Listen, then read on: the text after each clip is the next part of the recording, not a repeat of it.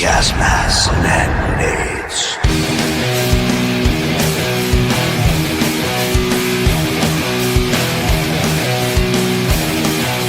Gas masks and hand grenades.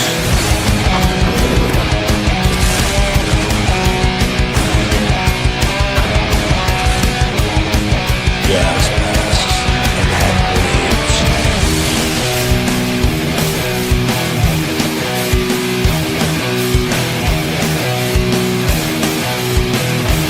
Gas masks and hand grenades.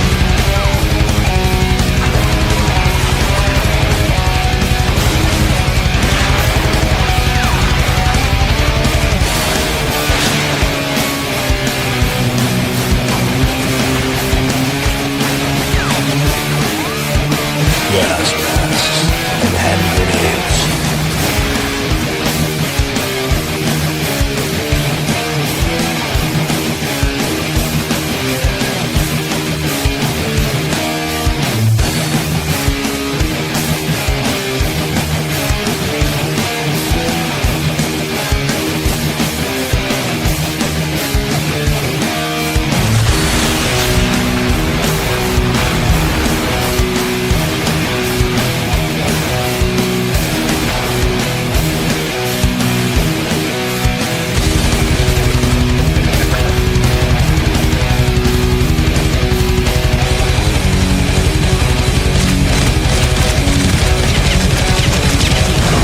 Gas masks and hand grenades.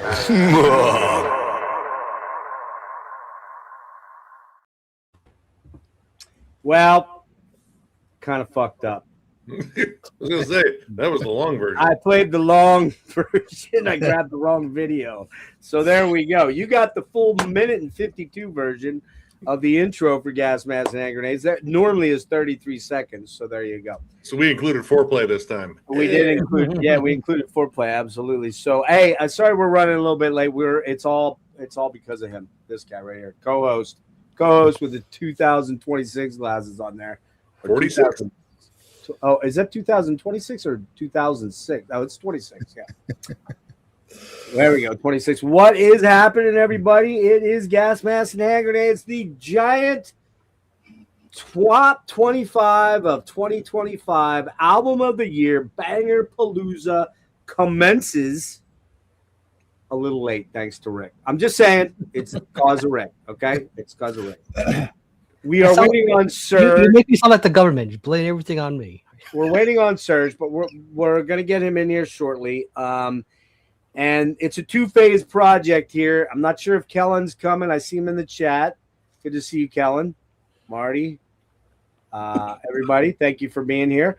This is going to be a long one. I'm going to try and keep it under 8 hours. No, I'm just kidding. I'm going to try and keep it under 6 hours. I'm being totally honest. But we'll see how that goes. But before we move forward real quickly, I'd like to thank my panel of guests here. Below me, well, at least in my view, we've got Mr. Logan from Metal and Beers Snob. What's up, Logan? You're muted on your side, dude. Yes, I try just in case I burp or something, you know.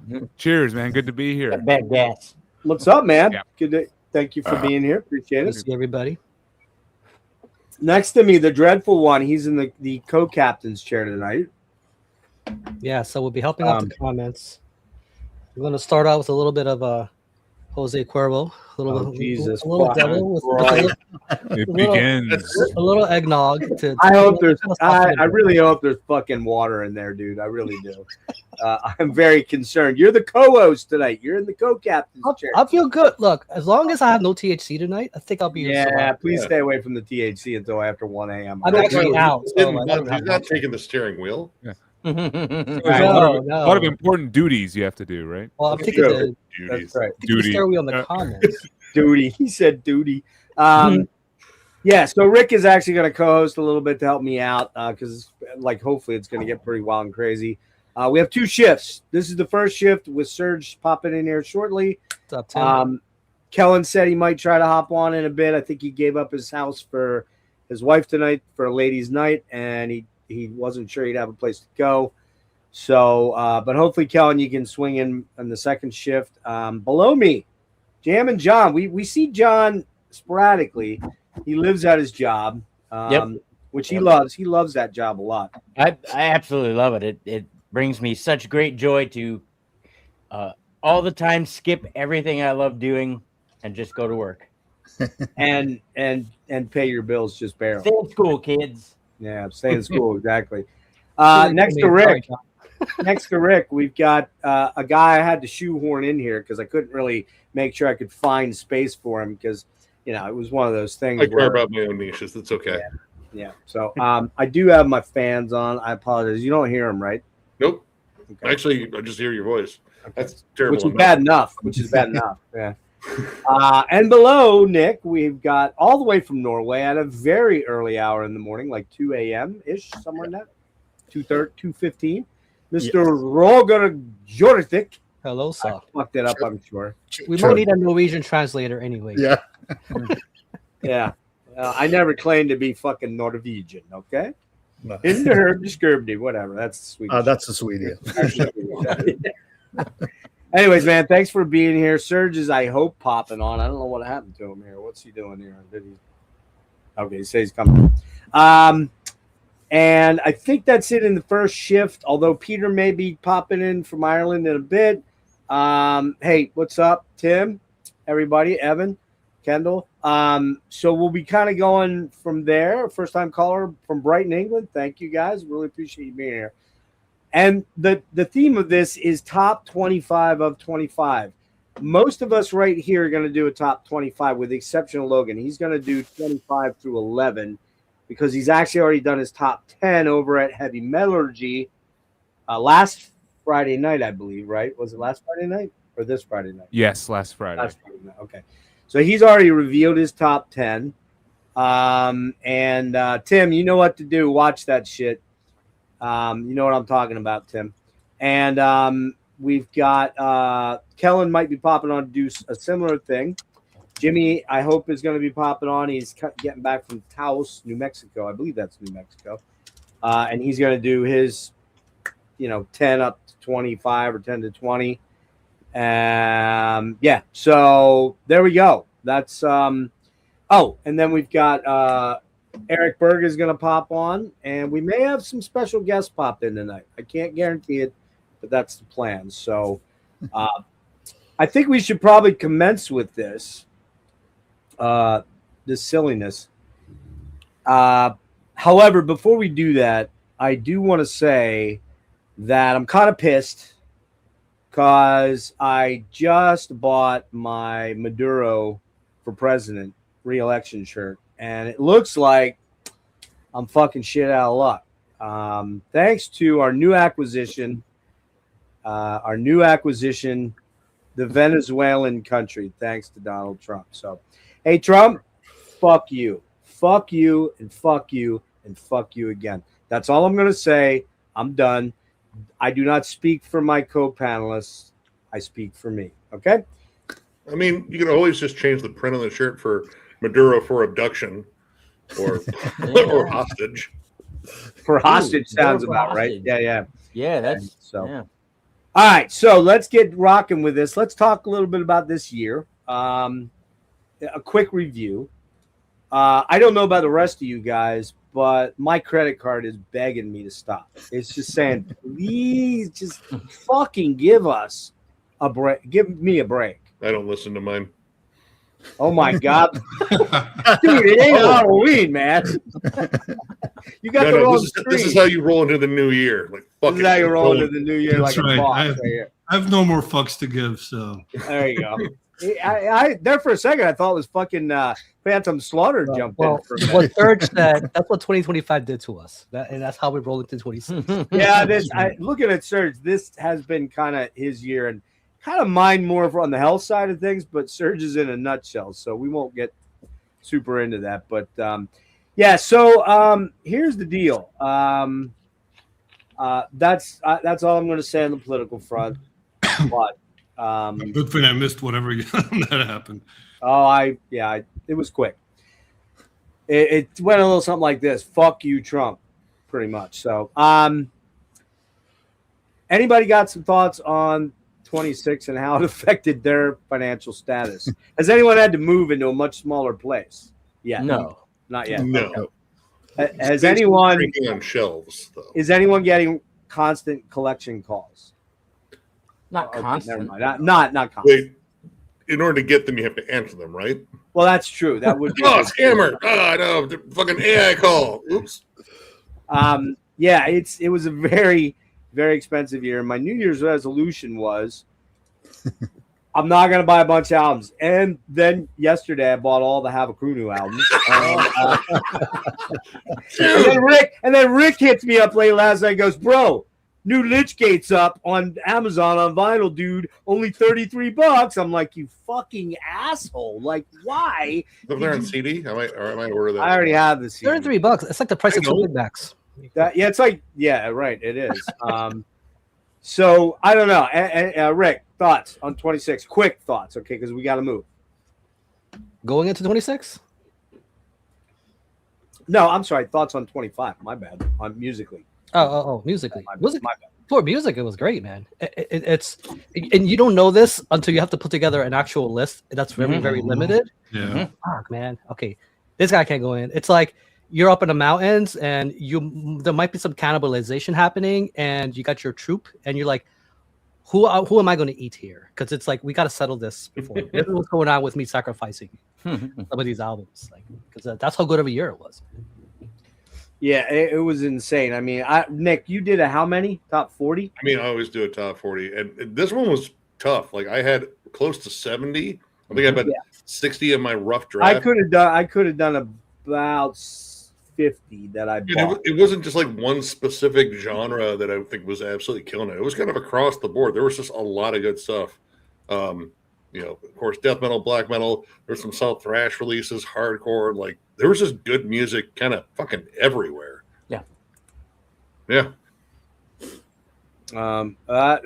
There he is, the contrarian, Mr. Killing for Company, the resident hater.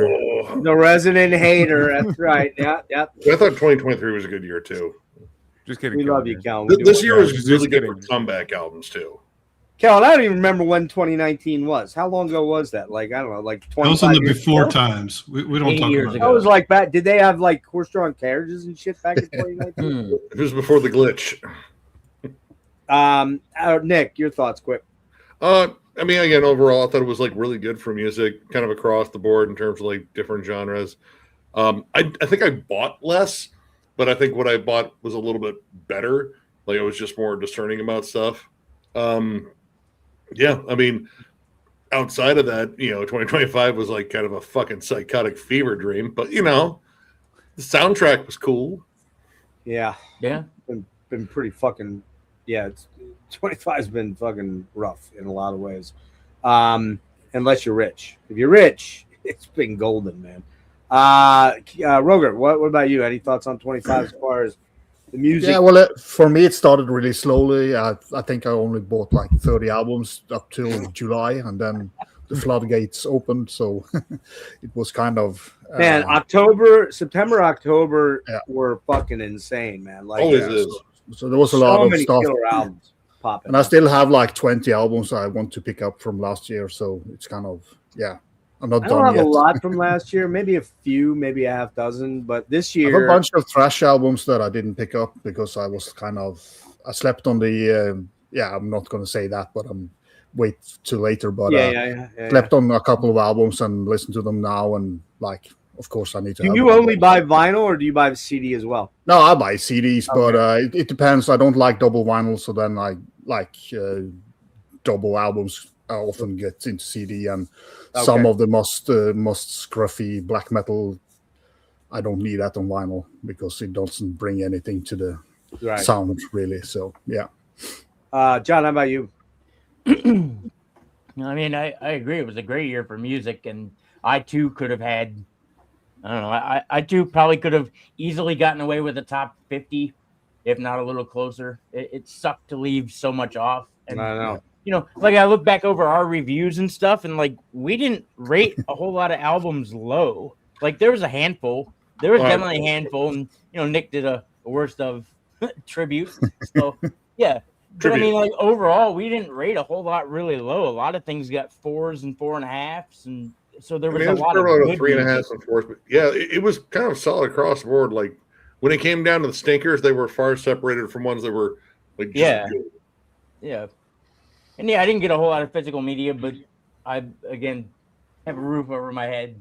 If I have to choose between a roof over my head and physical media, I'm going to choose a roof over my head. Yeah, I mean, look, I'll be blunt. Like, if I wasn't living with my 85-year-old dad, who's now slipping into pre-dementia pretty bad, there's no way I could buy all the stuff that I did. If I was living here alone, when he goes, if he beats me out the door, I'm not going to be able to buy 1/3 of what I was buying. I'm not going to be able to go to, the crazy amount of shit I've spent on concerts last year was absolutely insane. Traveling to San Francisco, to Denver, that's just not going to happen. And I knew that. I think I knew last year in particular, man, I gotta jam it all in now because I don't, my dad's 85 in May and he's definitely slipping. And some of you guys know about the toe infection thing, man. That could have been a leg if I hadn't gotten on that. And so it's, I got that to worry about. Plus I got my own shit, which is not great to worry about. So it's kind of,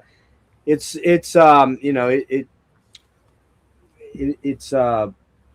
this was kind of the last hurrah. I don't think I'm going to be doing quite the crazy bullshit that I did. I do want to grab the new Ruins of Beverast on vinyl, of course. I did not want to pay the crazy shipping though, Roger. So I got to figure out a way. I got to hope that, a distro over here gets them and it doesn't completely bar. We got to start pooling resources and do group orders. Well, dude, okay. One of my albums that you're going to see cost me $60 through Peter. Yeah. And the reason it was cheap, it would have been $80 with shipping. And I actually went to buy 2 jazz albums today that were both about 21, 17, 8. Oh, what the fuck?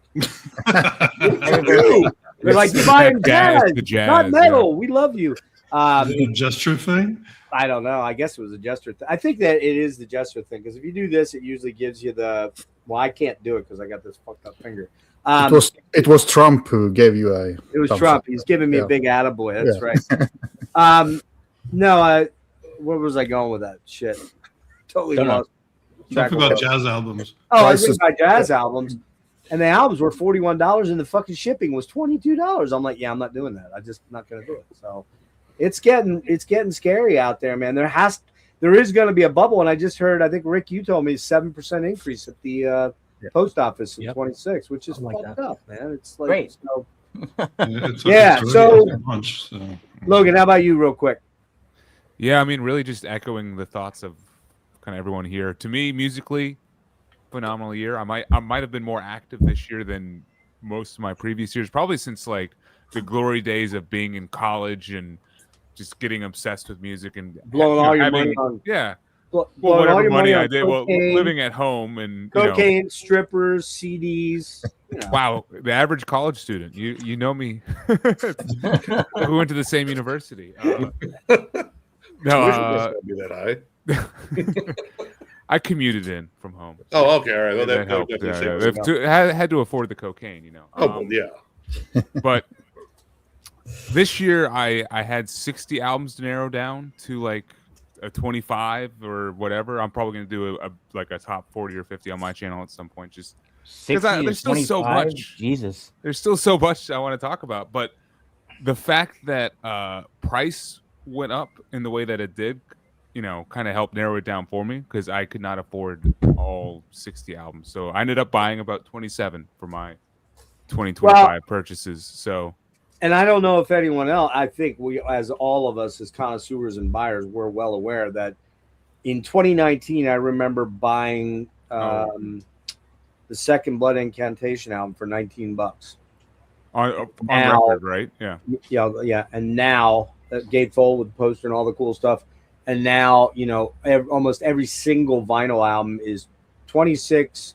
And if it's really elaborate packaging, you're starting in the 32 to 35 range, up to 45. Or for example, one of my things I'm going to show tonight was another $62 album because in a fever dream, I was like, I'm going to go. There's no ceiling. There's only floor. idiocy too, right here, mental illness. Yep, and I hate to say, even the CD is crossed. And I was just gonna say the line CD for me is starting to really move up. Except if you're Logan, you happen to live near these stores that always drop killer shit, and I go into these places and there's nothing but fucking Garth Brooks and TS. Holy shit, you found Skill the Summit? Don't tell me you found that in Goodwill. This is my Goodwill find today. Yes, You motherfucker! You motherfucker! Wait, what is it? Goodwill? Skill the Dude, that's a badass instrumental. Oh, you fucking cock. It's the debut too. That's a good one. I saw them on that tour actually. Oh yeah, I saw them with Devin Townsend, Cynic, and BT Bam. Nice. Well, I saw them with on the Prague Nation tour with Dream Theater, Zappa Plays Zappa, Queensryche, and Jeff Tate was still with Queensryche, but like right after that, shit went pretty bad. So, Serge, any quick notes on 26? You're not as big a buyer. You got a kid. Yeah, I mean, going on. Physical stuff, unfortunately, is not a super priority. I tried to get at least a top 10 worth almost. That's good. I told you. I can't keep up with you guys, but I'll say this: I can't really. I go more quality than quantity. And I found music that I think that was a low key. I think that was a low key slam on all of us right there. No, I don't mean that you guys value quantity over quality, but for me, I have to be a little bit picky. But yeah, I found new music that moved me. That's all I can ask for. That's the number Safe one. to say you don't have like especially when shit's bad and music is kind of like an escape. Oh yeah. Absolutely. 100%. We'll talk a lot about that when we get started here, which I think we should get started. What do you think, guys? Wait, Serge, you haven't bought one Mincecore album this year. One what? Mincecore. I don't think he knows Mincecore. Well, no. One. That like Minsk, like 30 split. Like Belarus or Chuck was the Mincecore guy. Remember? Yeah, and I agree. Logan does live on Goodwill Avenue. I only have one Agatha Police album. All right, here's the deal. Here's how we're going to go through this. All right, we're going to start with 25 and work our way back. And I just let Peter know he could jump in. He might be sleeping. He's probably sleeping. And then the other guys, as we can fit them in, I'll bring them in. If we have an album that overlaps, and I'm sure that's going to happen many times tonight, if the guy that gets it first expands upon it, you get it, and it's in your list somewhere down the road. Please make it quick, okay? Because I do want to think about the fact that I really don't want this to be an 8-hour stream. I don't think physically I can do that anymore. I can't either. Yeah, I will not be here for 8 hours. Yeah, so let's kind of try to move that stuff along. If someone talked about it, you got a cogent point you want to add to it. And I'm really talking to myself here because I am the fucking big mouth. We all know that. It's not a big secret here. But I used to like to comment on everybody's choices. I'm not going to do that this time. So we're just going to kind of move. And we'll see how it goes. So let's see. How about we start? Serge, you're doing a 10, 9, 8 down to 1, right? I mean, I put together a 23. I kind of okay. All right. Well, then let's get moving. So are we doing honorables at the end? I guess. Yeah, we're doing honorables at the end. Right. Rick, I need you to do me a favor. Could you? You have a piece of paper there? Or somebody have a piece of paper and a pen? I mean, are we jotting this down? I got good. Oh no, I just need somebody to keep track of how the order is. Oh. Okay, I mean, I can write down on my screen. You got to roll for initiative. Yeah, I know because I know I'm going to fuck up. So all right. So are you going first, Jeff? I can, or I can go first. Yeah, I just thought that too. I just need to do one thing. Hold on here. Okay, we'll just do that. We'll do that. So, Rick, if you're handling comments, just make sure it disappears when I go to move the next person in because I can't see like whoever's below Serge down there. And there we go. So, all right, cool.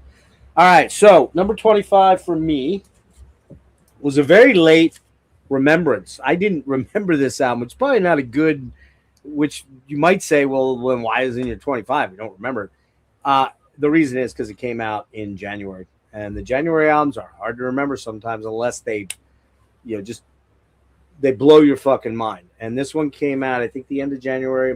Yeah, the end of January on K-Scope Records. This is Jonathan Houghton. Eyes of the Living Night. Not very metal, but but Jonathan has a tie to metal. Does anybody know who Jonathan Hooten is? Tribulation. Tribulation, former Tribulation guitar player. I would call this, and Jonathan, I'm going to just call him Jonathan, the Americanized, the bastardized version. Jonathan calls this dream grunge, and that's really true. I don't think the grunge, I would call it more Swedish folk mixed with ethereal, dreamy, sort of ambient popness with, there's no metal in this album, I'm going to tell you straight up. It's beautiful. First of all, Jonathan has an amazing voice, an absolutely stunning fucking voice. He's so good. The songs are very earthy, very fairy dust and pixie dust kind of, sort of. Very, very ambient, spacey. They're beautiful, mostly acoustic stuff. And my list will not all be metal. I will say that maybe 2/3 of it is metal, but my list is all the stuff that I bought for the most part that really moves me, like Serge said. So Jonathan Hulten, Eyes of the Living Night, absolutely gorgeous. This is an album you might want to put on when you're in a super chill mood. And the thing I love about this album is I'm a very high stress. I know you're shocked, right? Very high stress, very always on 10 kind of guy. And this really works incredibly well in my nervous system. And listening to it just super fucking calms me. It's so beautiful. I urge everybody to check this album out. It's really gorgeous, man. So Jonathan Hulten, Eyes of the Living Night. Okay, we'll just go down. We'll go down the row. Rick, I'll bring you over. I think. Why is it not working? Fucking A. It's not working. Nick, I'm gonna do you. Why does this fucking do this shit? Rick, you're go ahead, Nick. Can you do it? All right, I can do it. We're just gonna. All right. Either way, it's fine. I was gonna fuck up on the list that I wrote down in terms of order. All right, for me, number 25, you have Lick with the Necro or Leak. Not sure how you say it. It is Swedish for corpse, and this band plays absolutely savage, catchy HM2 death metal, and I think honestly one of the best out there doing it right now, because I think they can take most of their cues off of like Dismember rather than Entombed. Like, yeah, it's raucous, it's heavy, the guitar tone will fucking just sizzle your face off, but there's a lot of melody, like a lot of those Iron Maiden style harmonies, but absolute bruisers too. Morgrat might be one of my favorite songs this year. Getting to see them play that live at MDF and getting to meet these guys, hell of a fucking moment for 2025. But yeah, I still need to check that out. Dude, check out all their albums. Like literally, there's nothing like they put out that I think is subpar. And in terms of flat out HM2 death metal bands, they have so far the same batting average as Bloodbath. So yeah, check this album out. I mean, if you're an HM2 death metal fan like I am, you'll love it. This has just got great fucking catchy riffs to it and blunt force trauma riffing. Very cool. Very cool. Okay. Roger, I'm hoping this moves Rick down. Nope. Okay. Hey, can someone get get that off the comments? Get the comment down, Rick. It's not going down for me. Oh, there we go. Yeah, and it's Leak. That's Leak. That's right. Yeah. Okay. Yeah, you don't Like the you don't- vegetable. Yeah, you don't. After a few drinks, I gotta take one. Yeah. So my first pick is an old German thrash band, but one that's severely overlooked. The latest albums in this Paradox new album, Mysterium. Fantastic album by them. Everybody knows the first two album, but the later era is just as good. So you should go and check it out if you like Heresy. Heresy's kind of the album, right? You know. Yeah, I know, but all the albums are great, so you can't miss out on this band. But it seems like people don't pay attention to their later stuff. I've only heard of them too. Like I've been meaning to check them out.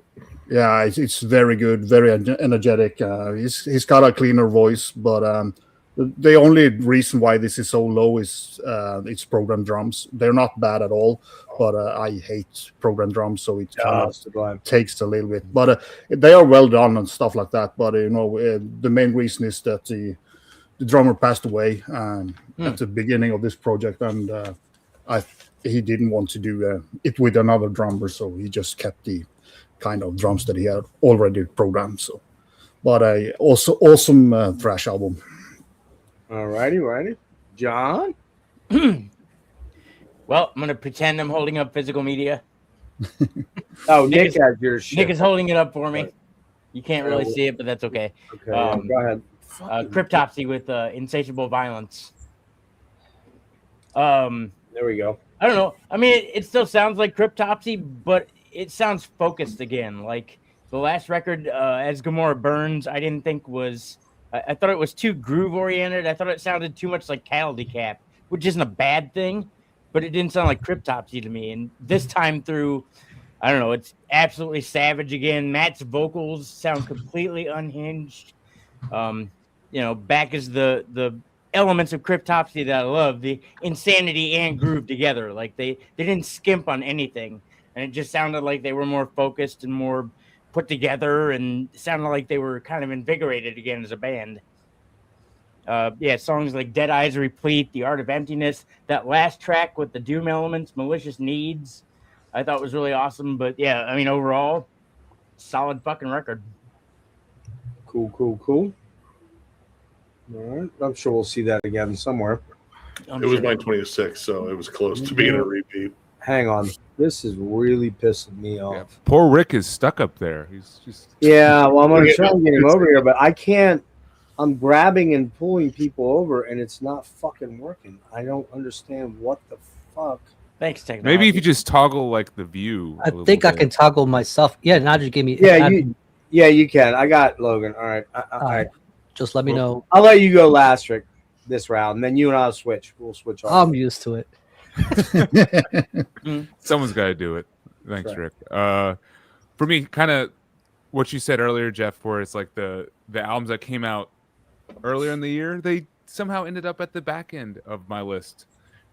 Kind of just tantamount to how good September through November. Like I had stuff coming out like the last day of November that just blew my list wide open. So definitely reaching towards like March and February, January for the first couple. True to my favorite style of metal and kind of music overall, let's go with some sludge. Arkansas, yeah, surprise. Surprise. Some weed-inspired, down-tuned, pissed-off riffage is what we got. Dirt Mother from Arkansas. These guys have an interesting story right here. They've been a band since like 2006. This is their debut album. So one of those bands where they've just been trying and trying. Well, they were on the couch. They had gridlock on the couch. Exactly. Well, exactly. Couch paralysis is real, man. It is. True to form. I've been there. True to form. Almost 20 years later, they shake off the couch potato and release their debut album, self-titled Dirt Mother. Creative. This is your 25th, right? Just so I'm clear. This is my 25th spot. Yeah, right. Yeah, Okay, yeah. Okay. So, I mean, it does what it needs to do. It is a mean and dirty sludge album. It's not like reinventing the wheel. I mean, probably was written between 2005 to 2008 to 2012 and so on and so forth. Slowly over the years, and you can tell it's just a great riff album. A lot of just pissed off energy. Interesting like sound bites of Southerners talking about beating each other up. No, really? What else are you gonna do in our... That's a shocker. It's the number one pastime down there. And yeah, it's got currently the band, the vocalist is the vocalist of Dead jail too. Oh, well, that's why they have a new vocalist, Jeff. Sorry. Yeah, the guy from Deadbird is the current vocalist of Oh, that's fucking awesome. So he just jumped in. So, dude, check this out if you like the Arkansas sludge scene, because this is a band that should be bigger and hopefully will, because I hear they're trying to get more out there with just a second album, hopefully within the next couple years versus 20 years. And So you had another Arkansas sludgy kind of band in your top 10, right? there will be another one coming up for sure, and not just me. I know. Oh, yeah, I know Nick's going to talk about that band. Real quick on that, anybody that wants to see Logan's top 10, he did that last Friday on Heavy Metallurgy, as did Rick, but Rick's got probably a completely new top 10 now. Because that's how Rick rolls. Rick rolls. Do you see what I did there? Never gonna give got us all. Up, never gonna say goodbye. Anyways, He's got more hits, guys. I don't know about you guys. Real quick though, one quick note: did anybody sit back and listen to all their albums before they made their list? Like, oh, Yeah. Okay, all right. I wondered, yeah, because I literally made up a temporary list and started going down through it, and as I got to like, I don't know, whatever number it was, oh yeah, that belongs higher, that belongs lower, that, you know, and there was a lot of jockeying for about a week and a half before I got where I wanted to go. So there you go. All right, Mr. Somebody Serge, stop me. Yeah. Serge. Nice makeup, bro. Well done. The red light sets it up pretty damn well too. With the cat too, walking in the back. Yeah, I got a little yes, cat appearance. There's another one there. Serge attracts a lot of pussy. I like the you know, with the facial hair like Cesar Romero. You got the thing. Until we get to top 10, I'm not gonna have really physical media, but you showing on again, I tried to keep it mostly metal, but I do have some other stuff like this one. It's fine. It's fine. This was Baldock Transmission. I don't know if you can. Does that work? We can see it. We can see it. Yep. Yeah. So this was an album with Colin Edwin and Chris Matland. So one half of original PT with John Durand on guitar. Porcupine Tree, for those that don't know what PT stands for. Yeah, it very much reminded me of like Matt Neuer era PT, like basically like kind of jazzy instrumental rock. Space jams, yeah. But yeah, they're so good at it. And John Durand is different from Steven. He's got a different vibe. All righty. Cool. Dude, how many cats do you have? 3. Oh, shit. Just floating in that stuff. All right. Oh, we got it. We got him. Wow. We got him. There you go. Can't hide forever, I guess. All right. Well. All right. 25. This was a late year drop, and I received the CD in December, ordered it in November, and some people, actually there's one person on this panel that I know showed it on his channel, and nice vinyl format too, but that was a little too pricey, Rich for My Blood, for the States.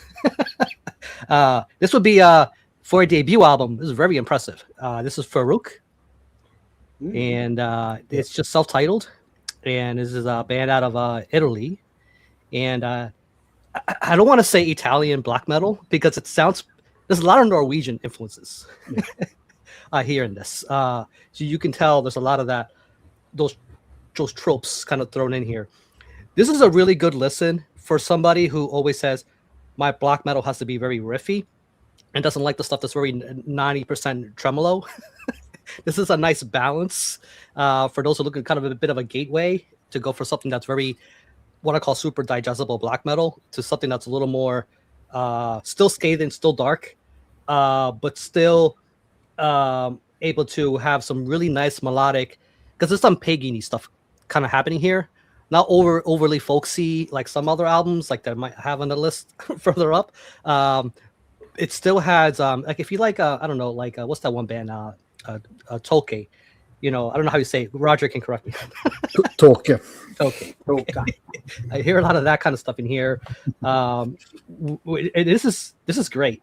You know, what brought me to this too is I found out there's a band called Mesa.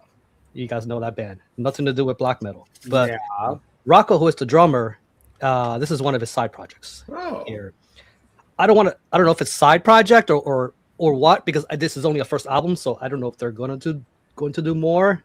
But it is impressive for a debut album, for what it is. I did just land on my 25 because, again, late year drop. Haven't spent a whole lot of time with it, but I love what I heard. Are they reinventing the wheel? No, but it's a really nice wheel. Yeah, really comfortable ride. I'm sure that Mesa name will come up again. Oh, it Well, will. somewhere. A few Yeah, times. Who? maybe. All right. And who would have known that was black metal? I can't believe it. Not at all. Yeah, with the monochrome and everything. I don't know. All right, number 24. I guess we should write these in the comments, huh? Yeah, I'm just gonna stick with the way we were going for now. Number 24, right?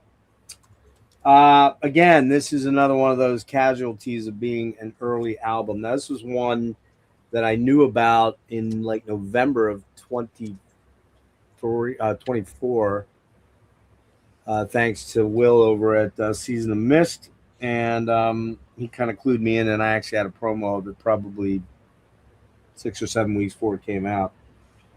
I can't say this one stayed with me as much as I had hoped it would, and I don't feel it's as good as their last album. I think it's on par with it, but I just don't think it's as good overall.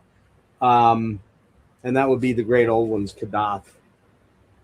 I really love this album. I do think the 15-minute instrumental was a bit of a reach for me. Yeah, it's good, but Nick, it's not that great. It's too long. It's too repetitive. For me it is. But Nick didn't like that. Apparently, that was not agreeable to him. My only complaint about this is I got this fucking album and they sent it in the goddamn. It's a cool one. I think there's only 200 of these. In the package and seam splits from Season of Mist. I was not happy about that. 250, yeah.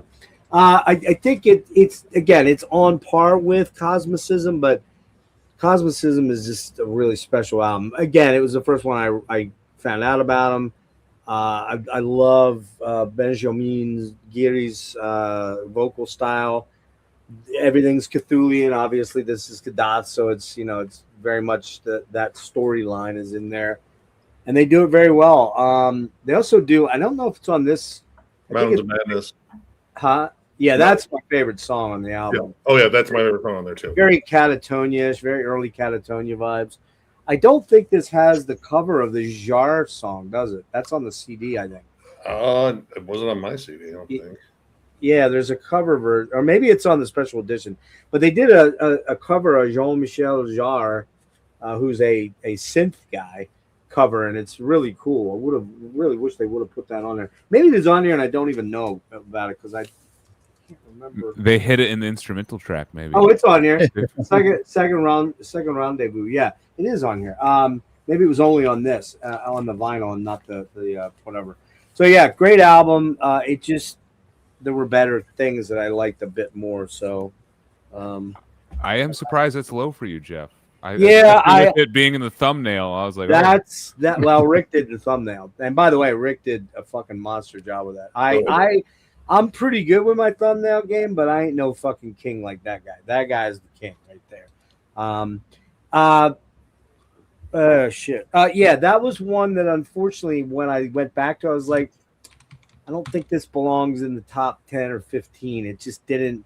There were other albums that really took me somewhere. You know what I mean? I do like it. I think it's good. I think it's going to be higher in Nick's. I got a feeling Nick's going to show it, and it's going to be higher in his thing. But all right. Oh shit! Come on, you.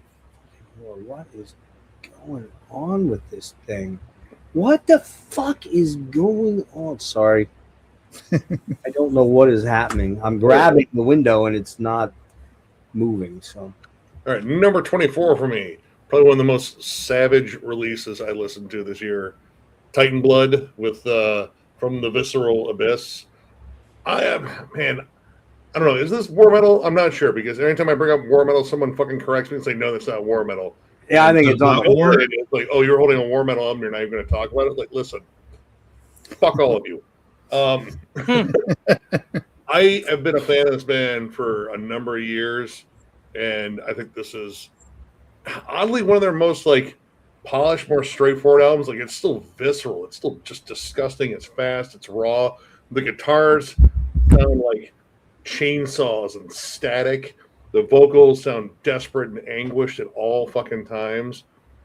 But oddly enough, like this one has more in the way of like riff work you can latch onto in between like just the scathing atmosphere in here that makes you feel like you're being like catapulted through fucking hell. Like this is just a tortured, anguished listen, but it's catchy. Like that's something that they kind of struggle with on some releases. Other releases, I think they get a little bit more towards the riffy side and balance out the atmosphere. This is like kind of like the Titan Blood. I would point people in the direction of. It's like if you are new to this band, this is a great place to start.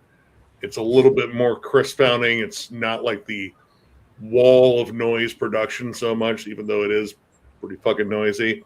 But yeah, absolutely vicious release. One of the heaviest things I think I've listened to this year, and just monstrous. Like if you just want something that is just pulverizingly dark, like it just suffocates you with nothing but evil.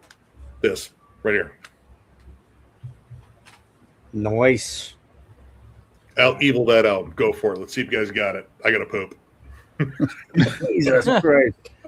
And you were talking about me talking about my piss jug, for fuck's sake. Holy hell. The evil makes you fool. You can do updates if you want to fill up your piss jug and tell us how much you got a new marker or something. I haven't gone there yet. I'm gonna top that, Nick, with some Dream Pop. Just you'll see. All right, Roger. If I can drag you over. Jesus fucking Christ. I don't know what's going on there. I might have to actually put. I think I'm going with Frenelite. Yeah, there you go. Yeah, dude. With Ashen Womb, which is another kind of not so far from Titan Blood, really, in terms of being crushingly heavy and evil and dark. Just love this band. They do it right, and again, a little bit like Titan Blood. They are a little bit better production on this one, a little bit clearer, but could have been higher, could have been number 15, 14. It's just you have to place some albums here and there. You have to give a number to something. I think actually it's a great. It's hard to order it that low, I think. Yeah, that's a great point, though. I think on my list, it's really the top 10 that are kind of the ones that are like those with the diamonds in the rough, maybe even top 15.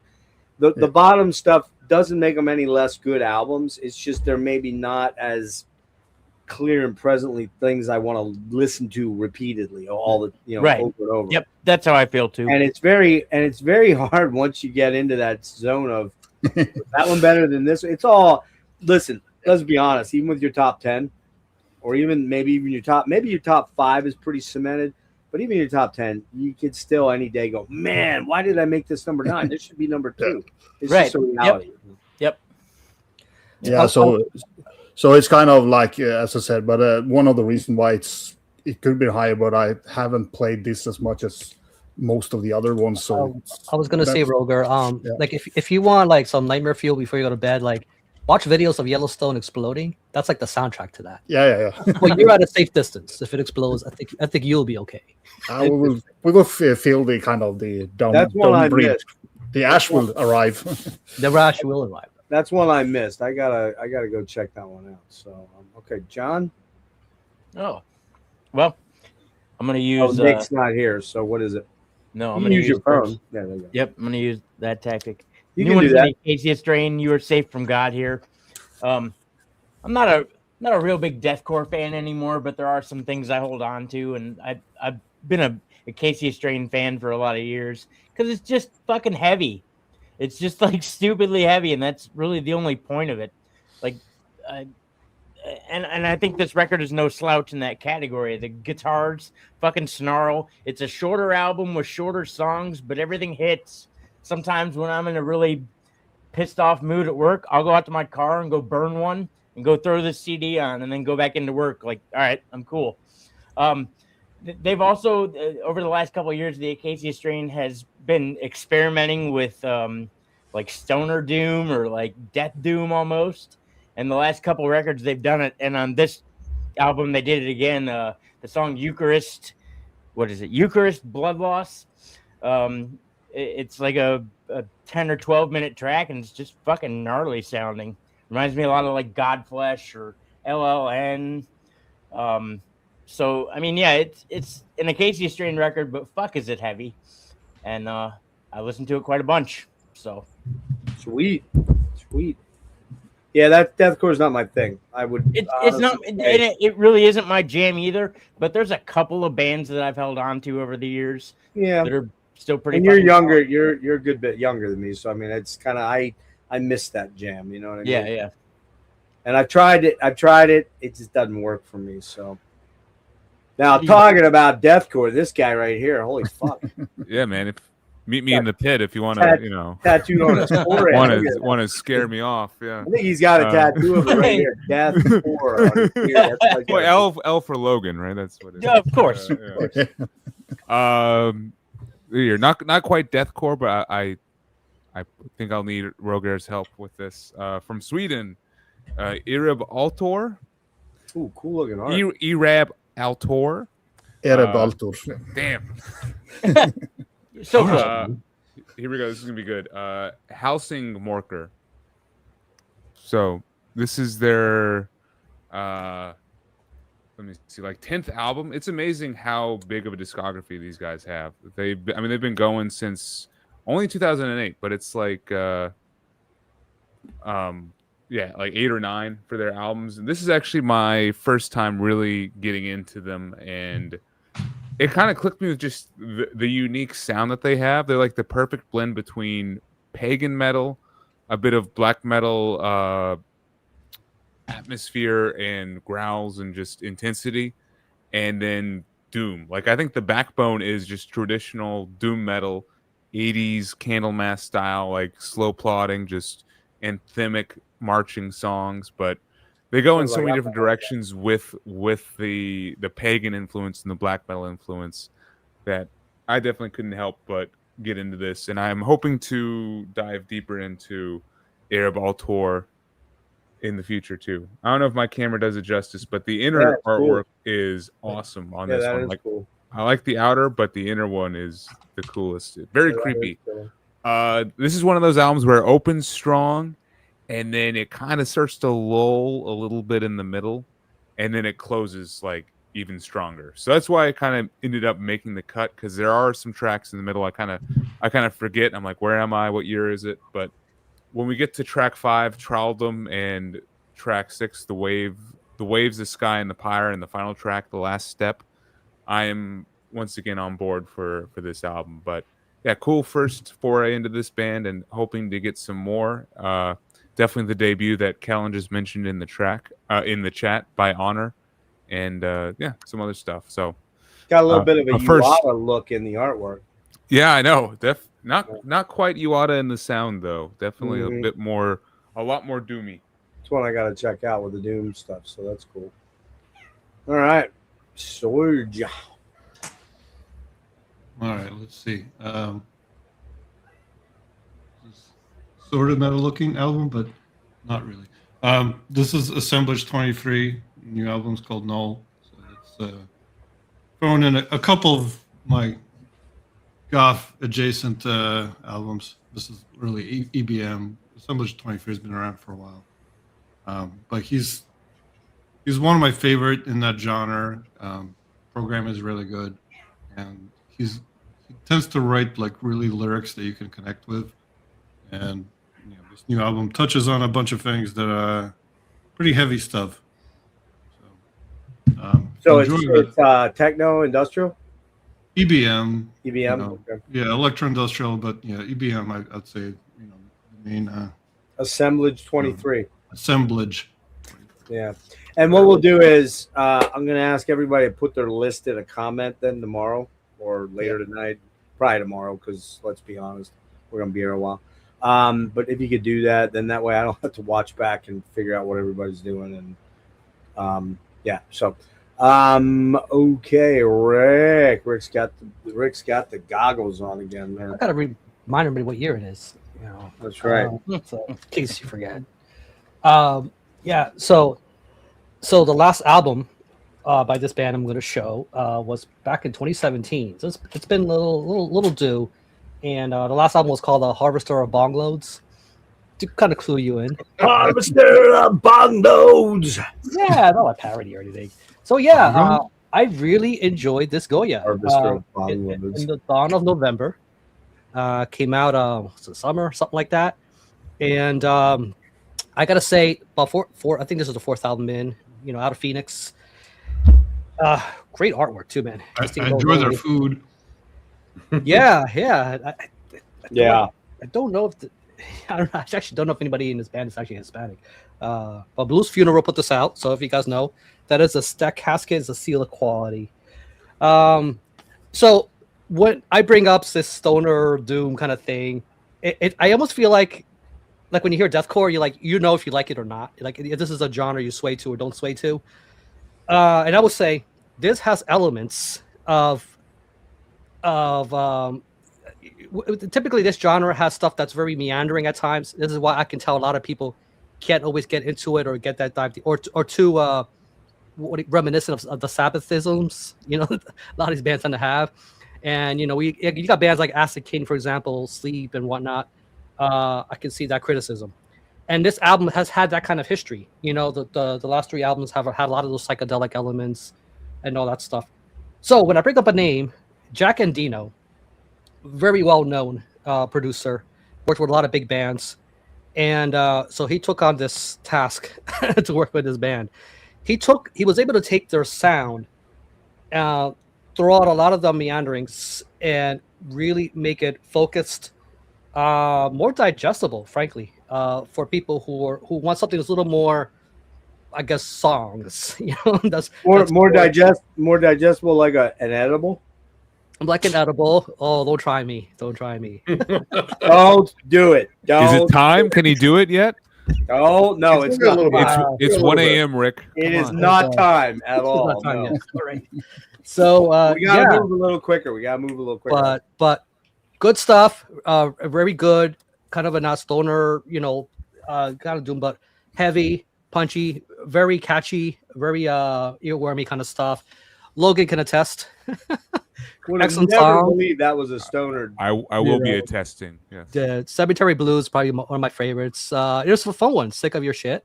It's a fun one. Sick of You know, Man, I want to be God, dead. man, it's a pretty You know, good album obviously. title. you So tagged me with that album a while ago, and I just totally fucking forgot about it. it's good stuff, man. It's worth picking up at some point. But like I said, if you're gonna start and you're not quite sure, or you're not just super big on stoner or doom, this is a good one. That's a very easy listen and very catchy. Just a lot of fun. All right.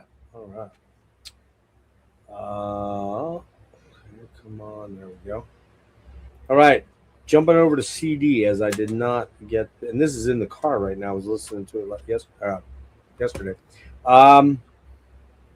This is probably, I think, one of, if not the most consistent thrash band. I don't have a lot of thrash. I think I only have maybe 2 or 3 albums that are thrash, maybe only 2. But this absolutely, with the exception of maybe one other band, 100% my favorite thrash band from the Bay Area. And that's going to be Testament Parabellum. I don't know. I think is that Alex's? Yeah, Alex's signature. I saw him with the Alex Golick trio about 5 or 6 weeks ago, and he signed that CD and this. Man, it's just a great fucking thrash album, and a lot of great songs. There's a little bit of a black metal element on this, kind of, because Eric's a big black metal fan. Trying to remember the songs. I think it's Shadow People, Witch Hunt, not the Rush song, by the way. See how I did that? I brought Rush up in this stream, and Yeah. You're batting 1,000, Jeff. Did I tell you guys I'm going to see Rush? Never mind. Yeah, 2/3 of Rush. Adjacent. 2/3 of Rush. Yeah. Yeah, man, Testament. I like that artwork too. Who is that? You guys know. Kjörvik Cantor. Elran Cantor, yeah. It's just a fucking killer album, man.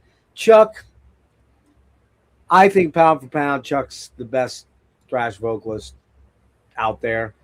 There's guys like Russ Anderson that I love, but he's not doing it anymore. Who? Mark Osueta. Mark Osueta is great too, but they haven't put an album out in a long time. The new Forbidden album that's, I think, being started recording this week. I've heard 3 tracks of the demos. 2 of them, I think, were released on YouTube videos. One of them was not, because it's like a 10-minute song. It's fucking super fucking badass. I think that, without question, Forbidden is going to be right up there top tier next year. But yeah, man, Testament, just pound for pound, they're the kings, I think. Yeah, over Metallica, because the Metallica hasn't put out a great album in fucking when? How long? Slayer, you know, I stopped listening to Slayer after Seasons in the Abyss. I did. I checked a few of those albums after that. Saw them later than that, but I didn't. You know, wasn't interested in the music. Anthrax was never my jam, other than the first album. I never got into them much. And who else? Who would be the other one? Megadeth. Oh God. Yeah. Yes, I do like the first 3 albums, kinda mostly, but I still struggle with Dave's vocals even on those. And now it's just, I don't know. I haven't even listened to new stuff. I have no interest in it at all. There you go. Parabellum. Testament. All right. Ricardo. Ricolo. Oh, no. Wow. Oh, wait. I went to you. Isn't it Nikolai? Yeah. I thought. I was like, I don't know where I went there, man. I was, you know, my mom's still on Goya. Down there. It's waxing weird the zone. static. It's the Goya contact high. It's the Might be. it's the Jeff is spaced. Thinking about that piss jug. That's what I'm saying. He's gearing up for his next run. I got it. I'm gonna have to hit it soon. I'm telling you. I got a Sharpie marker. I think I can hit it this time. All right. For piss jugs. Number 23 on here. Band I've been listening to for a while, and here lately they've just been fucking on it. The Haunted Songs of Last Resort. This band, when they're on it, they're on it. It is like that perfect blend between thrash metal aggression and like just old school melodic death metal, like tons of At the Gates rest for fairly obvious reasons. But it's feistier. It's more aggressive. It's more biting and snarling. They got a good gift for melody and good harmonies, and they have full fucking Ola England on guitar. Ola. And everyone, I'm sure, is rocking Solar guitars. If not, I don't know why not. Yeah, they are. But yeah, everything on here, it sounds feisty. It sounds on point. You know, they don't sound tired. They sound reinvigorated. Marco sounds fucking vicious again. You know, I do miss the fact that I think Peter Dolvig had maybe like a little bit more dynamic in his voice, but when it comes down to like balls out aggression that is effectively communicated from album to album, Marco's kind of the dude. In terms of like these last 3 albums, this one I think might be the most balanced. Solid melodic tracks that still have a good urgent bite to them, but also just mean as shit track. Like, dude, the first 3 tracks on here will fuck you up. Warhead and Fire Reborn and Death to the Crown. They're all fucking barn burners, and then they finally let you cool down a little bit, but not really much. But yeah, just good old school fun. Like this just reeks of like early to mid 2000s Melodeath and just Slayer. You know, just violent fucking thrash. So yeah, check out the Haunted. They still roll. Nice. Roger. Roger. Yeah. For those who don't know, I do separate lists when it comes to death metal and black metal and all that stuff. So therefore, it's kind of, this was my number 17 on the death metal list, but that's Paradise Lost's Ascension. Oh. Which I think is a awesome album. They have been pretty good the last couple of albums, but this one is back to the Icon era. The guitarist said in an interview that he was very inspired when they re-recorded Icon, and he got inspired by the way they wrote songs back then. So therefore, this album is kind of a throwback to the good old times with Paradise Lost, and I really like it. It's not a style of music that I listen to a lot because it's a little bit soft, but really enjoy it. It's very soft. Let's be honest. I mean, it's soft. Oh, it's so gloomy. For Roger. Roger's way too strong. Testosterone. Yes. Not enough testosterone. You're gonna hear about that album much higher in my. So yes, I know. Because I do listen to that soft ass fucking metal. I'm just saying. Yes. All right, John. Jesus. Oh, here I gotta Are you still on the album detail here? If not, Okay, was it you or was it? no, I'm gonna use Serge's trick, and just do Yeah, you can do that. Yeah, I had Yeah. that one for you. the new Immortal. This is my first like real run with In Mourning. And to me, this record, like, you remember when Opeth stopped being Opeth? Mhm. No one remembers that. Come on. When they ventured into some other territory, which was still their sound, but it wasn't the Opeth I loved. I think In You Mourning. whiny fucking old school Opeth boy. Hang on. You I whiny. agree. Hang on, With, stop. Let me get my comment out. John is right. John Yeah. is right. Whiny ass Let's not fucking draw a Opeth. line here. Yeah. Jeff, don't you have a whiny jug ass- to piss in? John, listen. What? Let me finish my statement. You All right. whiny ass Opeth boys that came in much later into the fray, because Serge and I got in very early on that band. I'm Yeah, just me too. telling you, I get it. You don't like the prog stuff because Michael's not. I don't mind. That's not. You got into him with Deliverance, right? In Blackwater Park. No, I got in Blackwater. Yeah. Yeah. No, I'm talking to John. Oh, Yeah, I got into you it came with- into it in Blackwater. Deliverance. Yeah. Yeah, Deliverance and Blackwater were So the did two. I. Yeah. Oh. Yeah. Hold on. But I I started with the didn't- first. I started with the first album. So But I shut the didn't fuck moan up. and John groan is and right. whine. But I didn't moan and groan and whine when Michael stopped doing the death vocals. It was. I'm not whining per se. Like I just there's two schools of thought with Opeth, and one is the really good version that I love that's heavy and fucking dark and beautiful, and then there's that other version of music that I still love that's proggy and rocky and sounds nothing like Opeth. I would disagree with that, but go ahead. As I just, So, basically stated. Go ahead. So, yeah, I'm John. I'm busting your balls. You know. I that. know. But I mean, but I know. I do.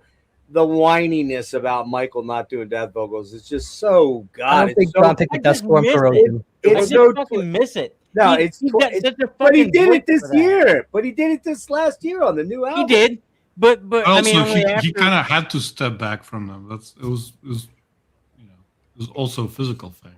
Right, and I'm not that's great. I'm not giving him shit. I still like those records, but yeah. Okay, so In Mourning. Yeah, sorry. Yeah. To me, it just reminded me of the torch that Opeth put down for a second, and In Mourning just kind of picked it back up and said, "All right, we're just gonna do this," because it just reminds me a lot of Opeth. Yeah, exactly. And it's got such big, beautiful atmosphere. The soundscapes are lush and rich and full. I forget it. What's the album with the obelisk on the front? A bunch of years ago, it's got like an obelisk. Huh? I think it's Monolith. That's right. Yeah, that's how I came into them, and I was like, Same. "Oh, this band's good," but they rip off Opeth on every single song, pretty much. There's a little bit more breakdown. What are you gonna, I mean, at least if you're gonna do something right, do it right. I mean, they did it right. Yeah, I agree. Yeah, I mean the fact that this is mixed by Tony Lindgren. I mean, I don't think you could make this record sound any more beautiful than what it sounds. Yeah, I need to actually catch up with them. I have 2 of their albums. I just haven't. Afterglow is an essential one. I think what color is that album? Orange. No, it's not the one I have. I have the mauve, purplish looking one. Garden of Storms. Yeah, that's pretty good. It's pretty good. Yeah. So I mean, I've got to dig into it too. Like I said, this being my first run, like I've heard In Mourning before, but this was the first time I sat down with an album, and I was like, "Holy shit, man, this is fucking excellent." Great mixture of like heavier and groovier songs. Some really awesome the song North Star had a death metal breakdown in it. Songs of the Cranes, the Sojourner. It was a good jam from front to back, and I fucking loved it. And so I think there was a period of time post Blackwater Park, maybe Ghost Reveries, where a whole lot of bands started to copy the Opeth template, and every band. I'm going to talk about one of them in a bit.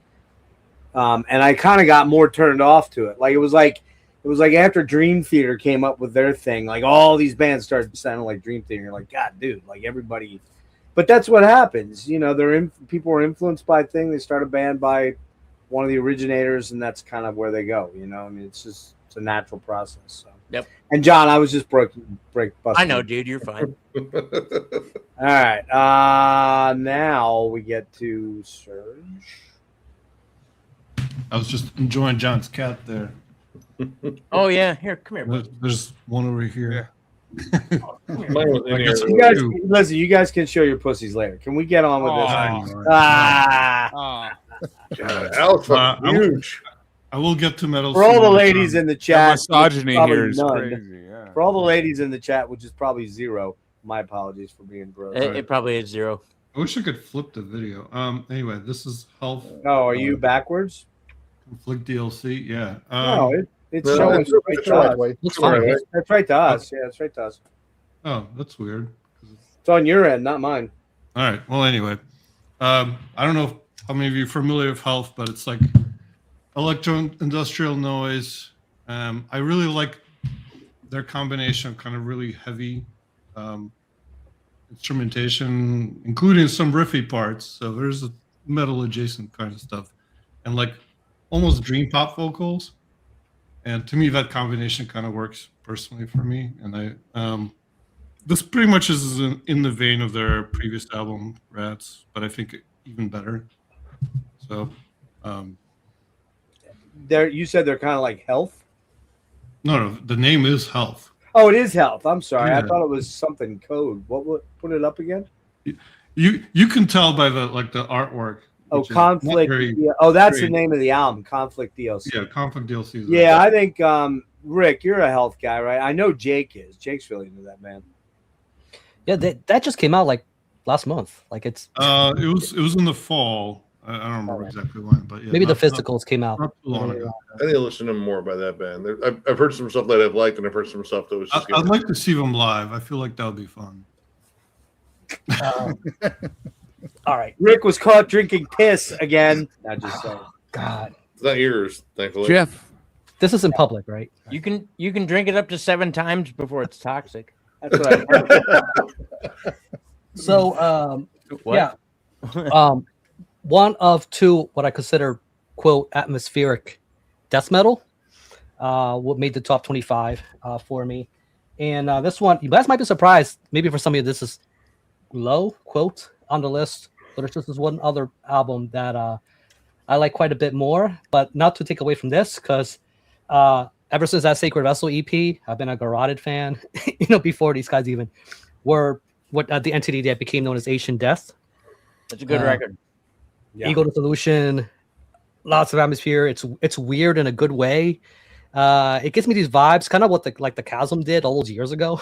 Yeah, it's very chasmy and very morbid angel-y at times. It's Horrendous.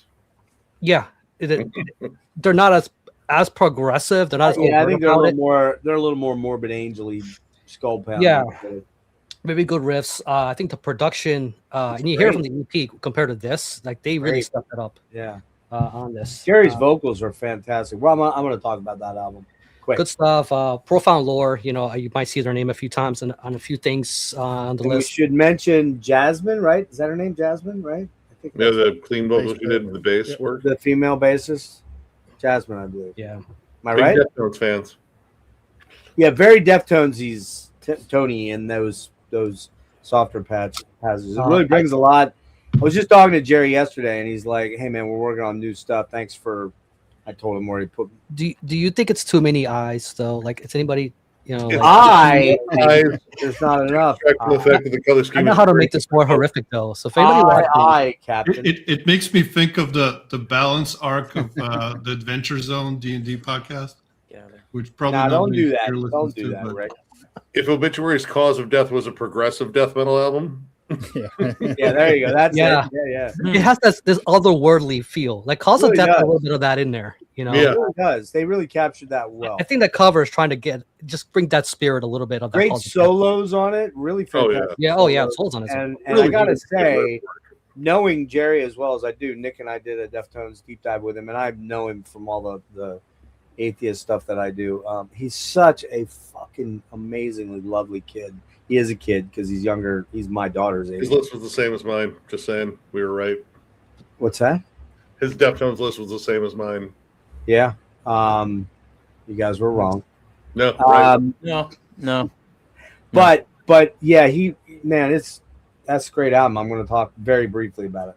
Jasmine Alexander. Jasmine, that's it. Yep. All right. What do we got here? Oh, look at this. Double LP. And you know, the thing I realized about doing this list this week or whatever is I bought a stupid amount of fucking vinyl, and I'm blaming all of you guys. These guys right here. Because I keep telling you, it's your fault I'm buying vinyl. I should not be buying vinyl, but it's all your fault. The one was excluded as me and maybe Brian Arkham. But it's so pretty. Yeah. 1914. Verbas Unitas. Verbas? That's a fucking jam. Verbas Unitas. You know, these guys are like Sabaton, but not terrible. They're really good. It's like getting a story from a veteran rather than a history teacher. Yeah. I feel like comparing them to Sabaton is a little mean. Well, it was meant to be sarcastic. First